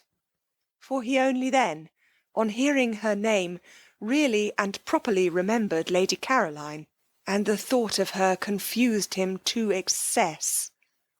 He went into the dining-room like a man in a dream. He had come out to this place to see Lady Caroline, and had told her so. He had even told her in his fatuousness, it was true, but how fatuous, that he hadn't been able to help coming. She didn't know he was married. She thought his name was Arundel. Everybody in London thought his name was Arundel. He had used it and written under it so long that he almost thought it was himself. In the short time since she had left him on the seat in the garden, where he told her he had come because he couldn't help it, he had found Rose again, had passionately embraced and been embraced, and had forgotten Lady Caroline. It would be an extraordinary piece of good fortune if Lady Caroline's being late meant she was tired or bored and would not come to dinner at all. Then he could... No, he couldn't. He turned a deeper red even than usual, he being a man of full habit and red anyhow, at the thought of such cowardice. No, he couldn't go away after dinner and catch his train and disappear to Rome, not unless, that is, Rose came with him. But even so, what a running away! No, he couldn't. When they got to the dining-room, Mrs. Fisher went to the head of the table. Was this Mrs. Fisher's house? He asked himself. He didn't know. He didn't know anything. And Rose, who in her earlier day of defying Mrs. Fisher had taken the other end as her place, for after all no one could say by looking at a table which was its top and which its bottom, led Frederick to the seat next to her. If only, he thought, he could have been alone with Rose, just 5 minutes more alone with Rose, so that he could have asked her. But probably he wouldn't have asked her anything, and only gone on kissing her. He looked round. The sandy young woman was telling the man they called Briggs to go and sit beside Mrs. Fisher. Was the house, then, the sandy young woman's, and not Mrs. Fisher's? He didn't know. He didn't know anything. And she herself sat down on Rose's other side, so that she was opposite him, Frederick, and next to the genial man, who had said, "Here we are," when it was only too evident that there they were indeed. Next to Frederick, and between him and Briggs, was an empty chair.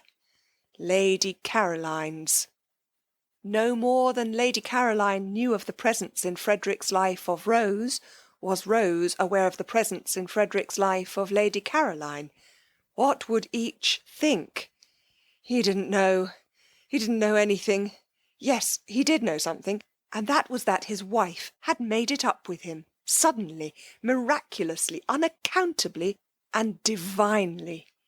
Beyond that he knew nothing. The situation was one with which he felt he could not cope. It must lead him whither it would. He could only drift. In silence Frederick ate his soup, and the eyes, The large, expressive eyes of the young woman opposite were on him, he could feel, with a growing look in them of inquiry. They were, he could see, very intelligent and attractive eyes, and full, apart from the inquiry, of goodwill. Probably she thought he ought to talk, but if she knew everything she wouldn't think so. Briggs didn't talk either. Briggs seemed uneasy. What was the matter with Briggs? And Rose, too, didn't talk, but then that was natural. She never had been a talker. She had the loveliest expression on her face. How long would it be on it after Lady Caroline's entrance? He didn't know. He didn't know anything. But the genial man on Mrs. Fisher's left was talking enough for everybody. That fellow ought to have been a parson. Pulpits were the place for a voice like his. It would get him a bishopric in 6 months. He was explaining to Briggs, who shuffled about in his seat. Why did Briggs shuffle about in his seat? That he must have come out by the same train as Arbuthnot, and when Briggs, who said nothing, wriggled in apparent dissent, he undertook to prove it to him, and did prove it to him in long, clear sentences. "Who's the man with the voice?" Frederick asked Rose in a whisper, and the young woman opposite, whose ears appeared to have the quickness of hearing of wild creatures, answered, "He's my husband." "Then, by all the rules," said Frederick pleasantly, pulling himself together, "you oughtn't to be sitting next to him." "But I want to. I like sitting next to him. I didn't before I came here." Frederick could think of nothing to say to this, so he only smiled, generally. "It's this place," she said, nodding at him. "It makes one understand. You've no idea what a lot you'll understand before you have done here." "I'm sure I hope so," said Frederick, with real fervour.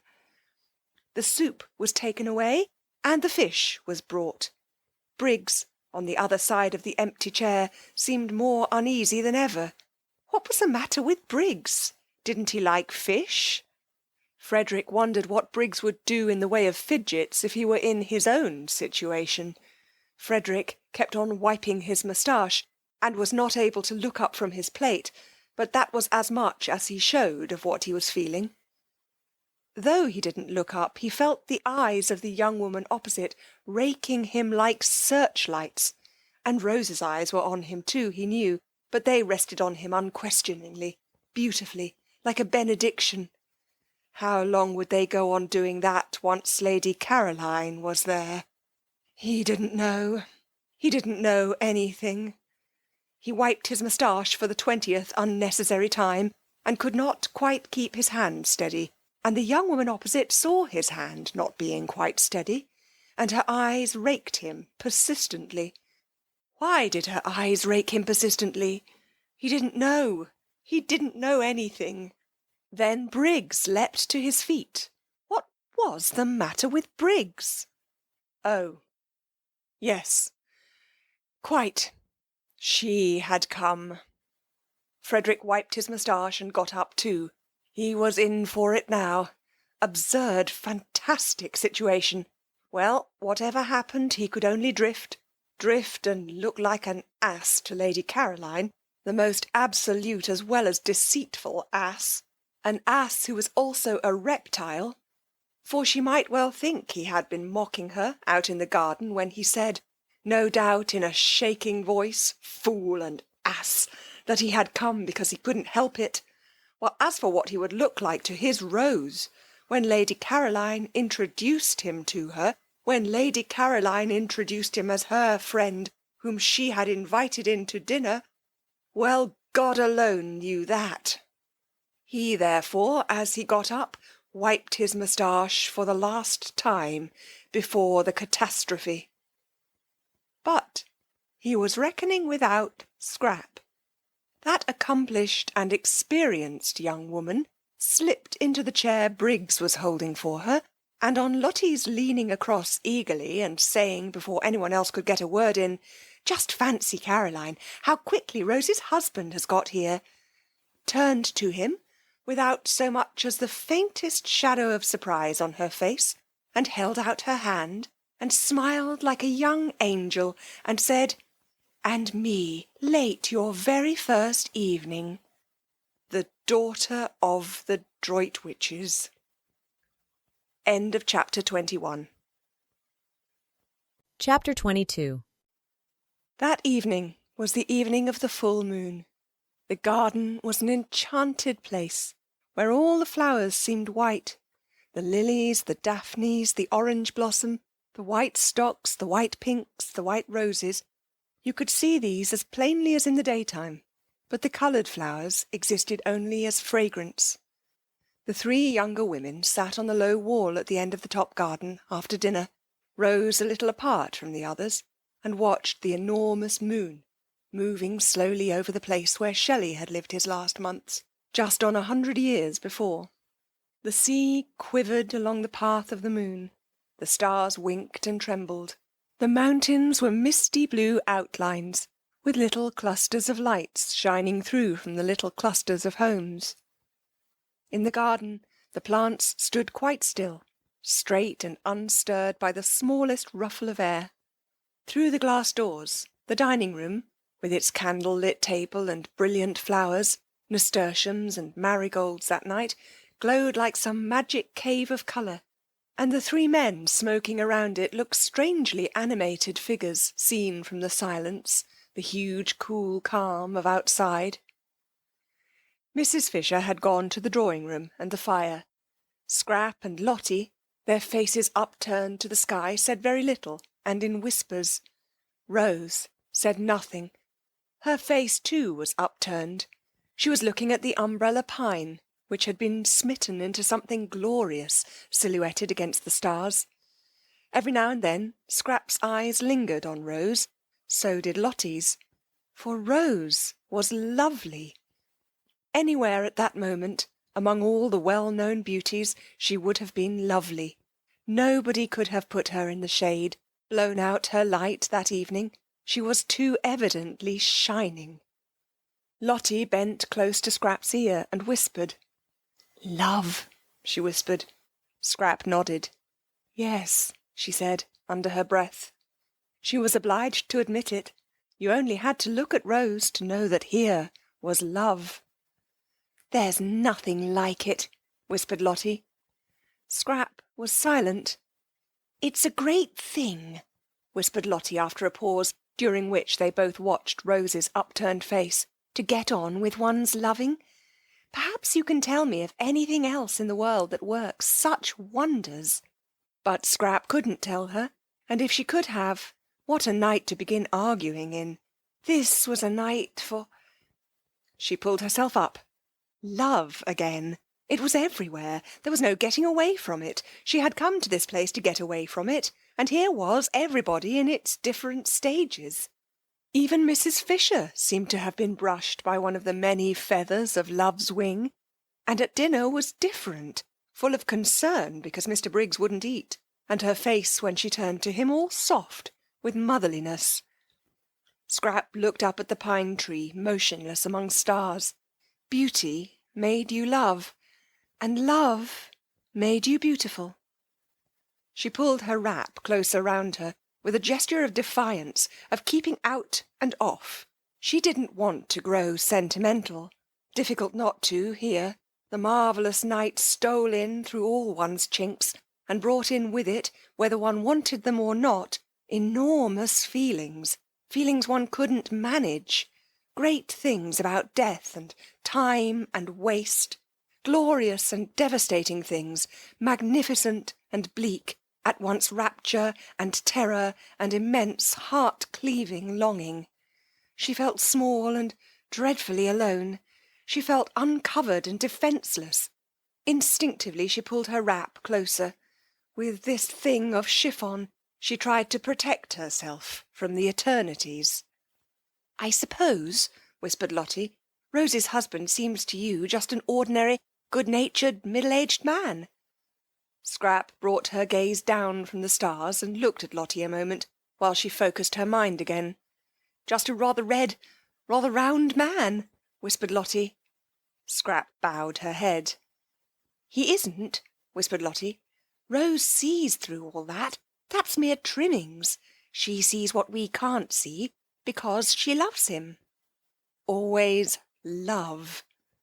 Scrap got up and winding herself very tightly in her wrap, moved away to her day corner and sat down there alone on the wall and looked out across the other sea, the sea where the sun had gone down, the sea with the faraway dim shadow stretching into it, which was France.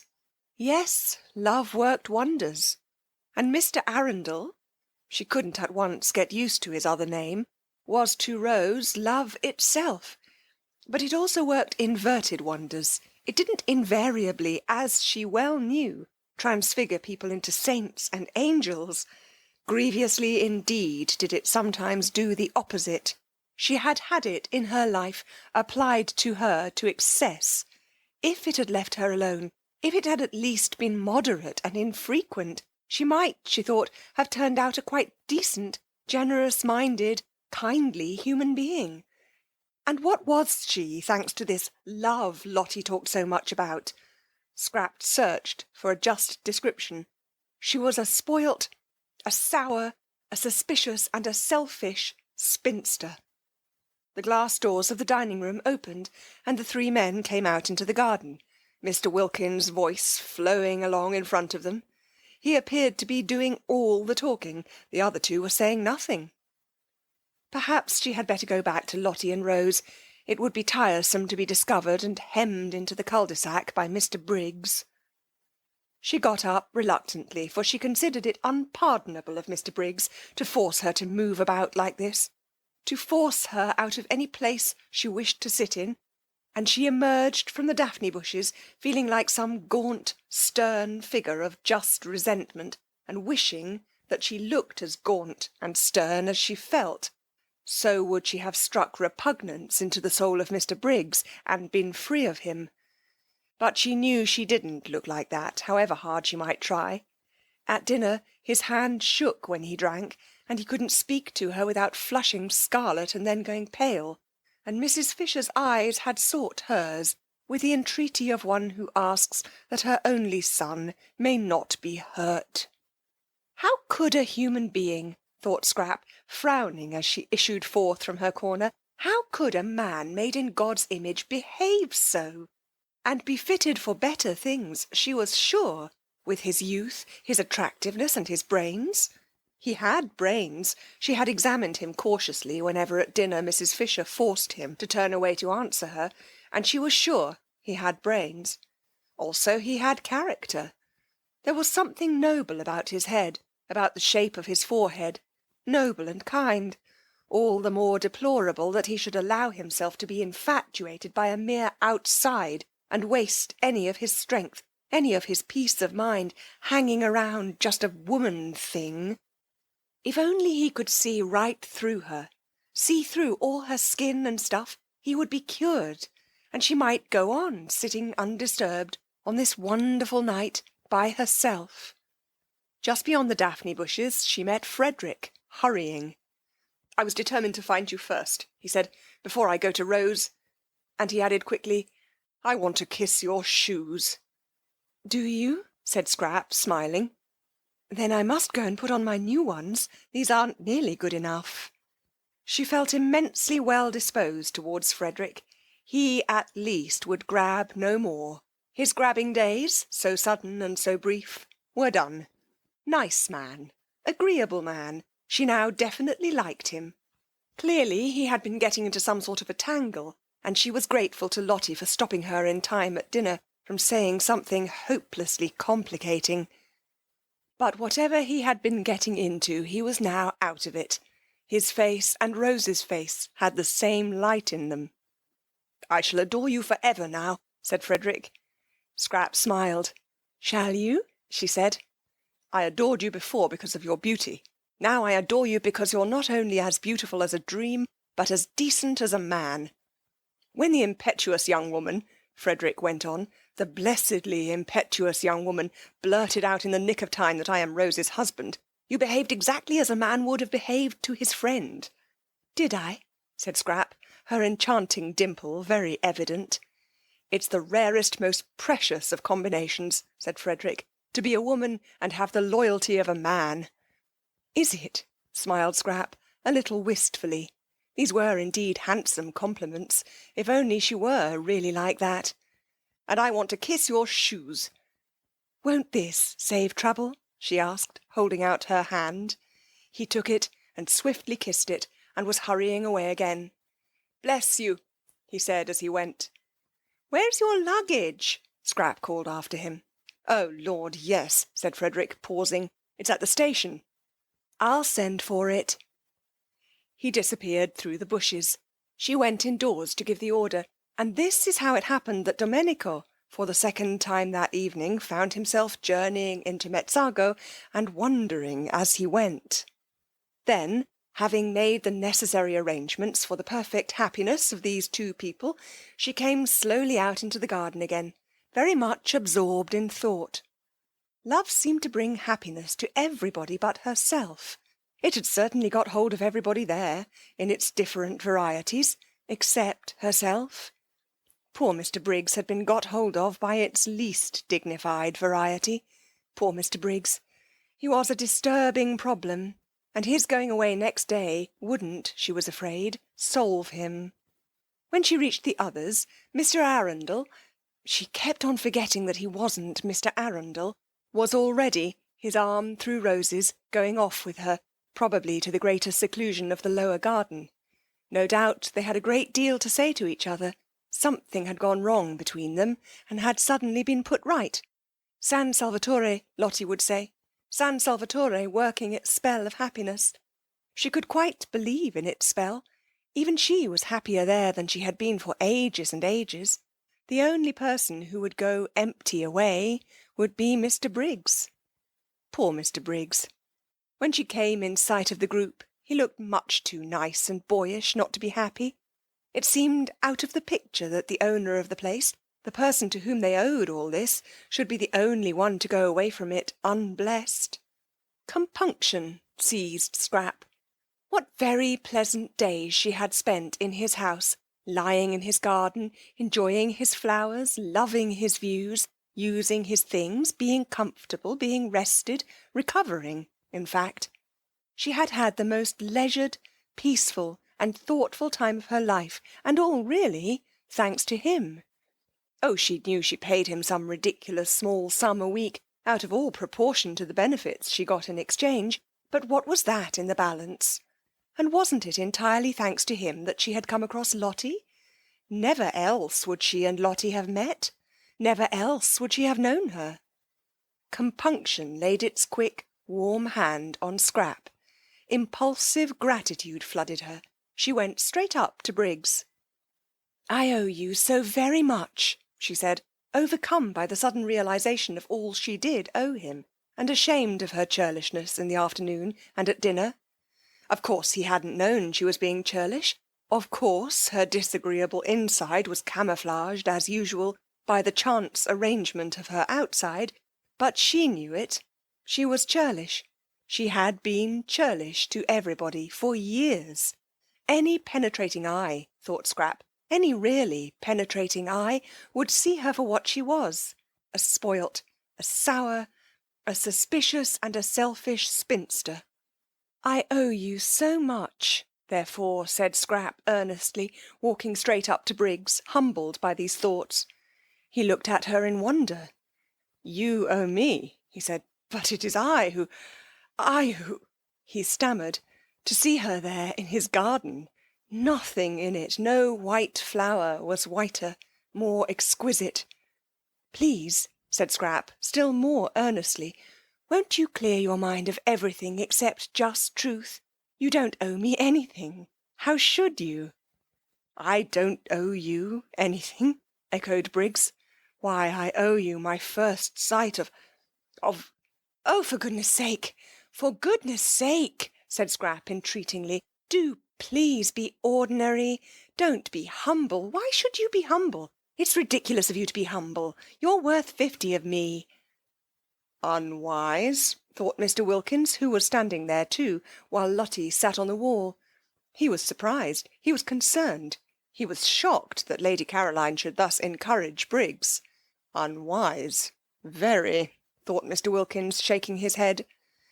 Briggs's condition was so bad already that the only course to take with him was to repel him utterly, Mr. Wilkins considered.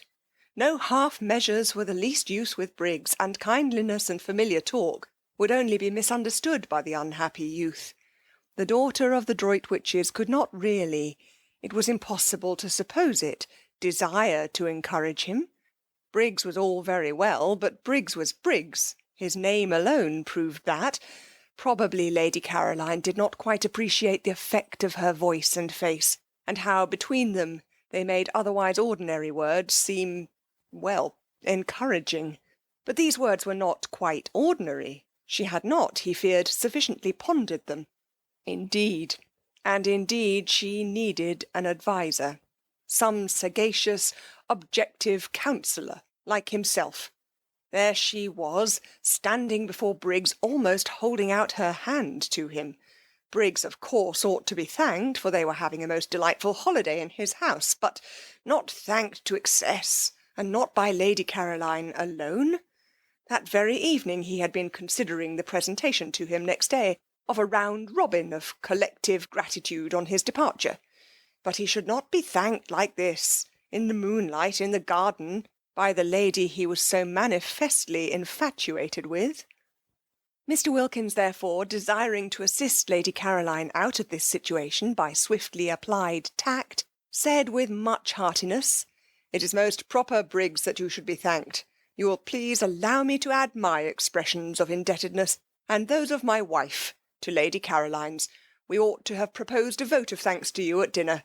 You should have been toasted. There certainly ought to have been some—" But Briggs took no notice of him whatever. He simply continued to look at Lady Caroline as though she were the first woman he had ever seen. Neither, Mr. Wilkins observed, did Lady Caroline take any notice of him. She, too, continued to look at Briggs, and with that odd air of almost appeal. Most unwise. Most. Lotty, on the other hand, took too much notice of him, choosing this moment when Lady Caroline needed special support and protection to get up off the wall and put her arm through his and draw him away. "I want to tell you something, Mellersh," said Lotty at this juncture, getting up. "Presently," said Mr. Wilkins, waving her aside. "No, now," said Lotty, and she drew him away. He went with extreme reluctance. Briggs should be given no rope at all, not an inch. "Well, what is it?" he asked impatiently as she led him towards the house. Lady Caroline ought not to be left like that, exposed to annoyance.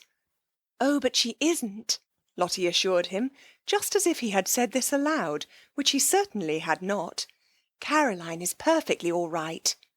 "Not at all right. That young Briggs is—" "Of course he is. What did you expect? Let's go indoors to the fire, and Mrs. Fisher, she's all by herself." "I cannot," said Mr. Wilkins, trying to draw back. "Leave Lady Caroline alone in the garden." "Don't be silly, Mellersh. She isn't alone. Besides, I want to tell you something." "Well, tell me then." "Indoors." With reluctance that increased at every step, Mr. Wilkins was taken farther and farther away from Lady Caroline. He believed in his wife now, and trusted her, but on this occasion he thought she was making a terrible mistake. In the drawing-room sat Mrs. Fisher by the fire, and it certainly was to Mr. Wilkins, who preferred rooms and fires after dark to gardens and moonlight, more agreeable to be in there than out of doors, if he could have brought Lady Caroline safely in with him. As it was, he went in with extreme reluctance. Mrs. Fisher, her hands folded in her lap, was doing nothing, merely gazing fixedly into the fire. The lamp was arranged conveniently for reading, but she was not reading. Her great dead friends did not seem worth reading that night. They always said the same things now. Over and over again they said the same things, and nothing new was to be got out of them any more, for ever. No doubt they were greater than anyone was now, but they had this immense disadvantage, that they were dead. Nothing further was to be expected of them, while of the living, what might one not still expect? She craved for the living, the developing. The crystallized and finished wearied her. She was thinking that if only she had had a son like Mr. Briggs, a dear boy like that, going on, unfolding, alive, affectionate, taking care of her and loving her. The look on her face gave Mrs. Wilkins's heart a little twist when she saw it. Poor old dear, she thought, all the loneliness of age flashing upon her, the loneliness of having outstayed one's welcome in the world, of being in it only on sufferance, the complete loneliness of the old childless woman who has failed to make friends. It did seem that people could only be really happy in pairs, any sorts of pairs, not in the least necessarily lovers, but pairs of friends, pairs of mothers and children, of brothers and sisters.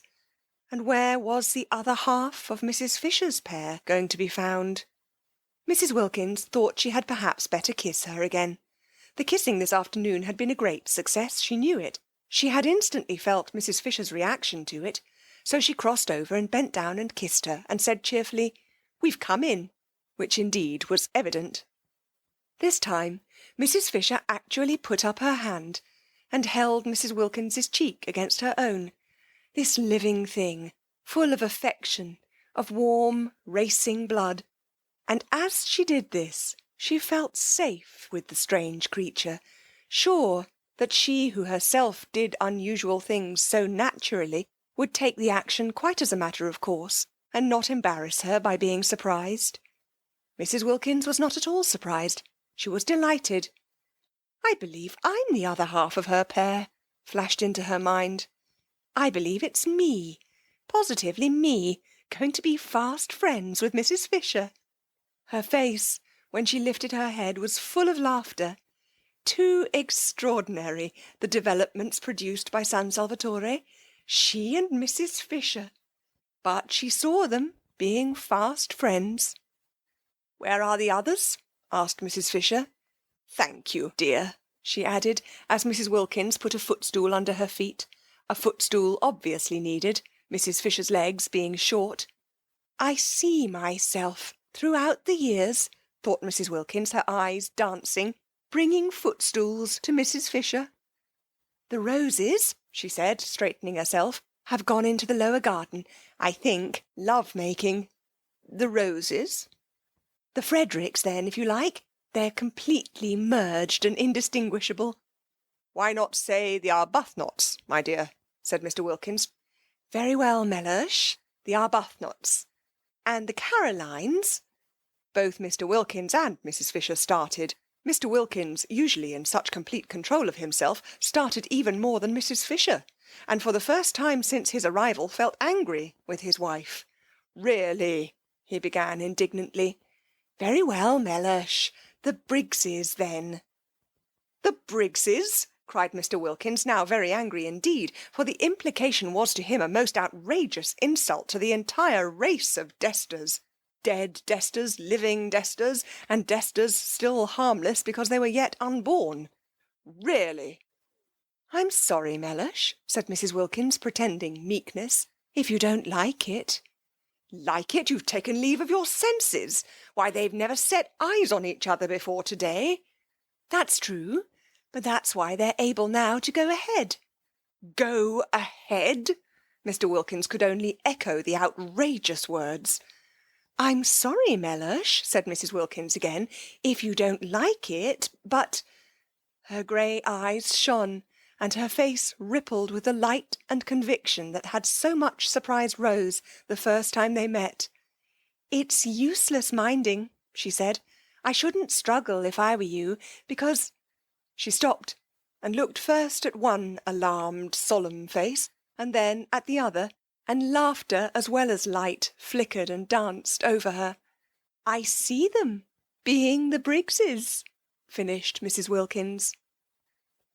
That last week the syringa came out in San Salvatore, and all the acacias flowered.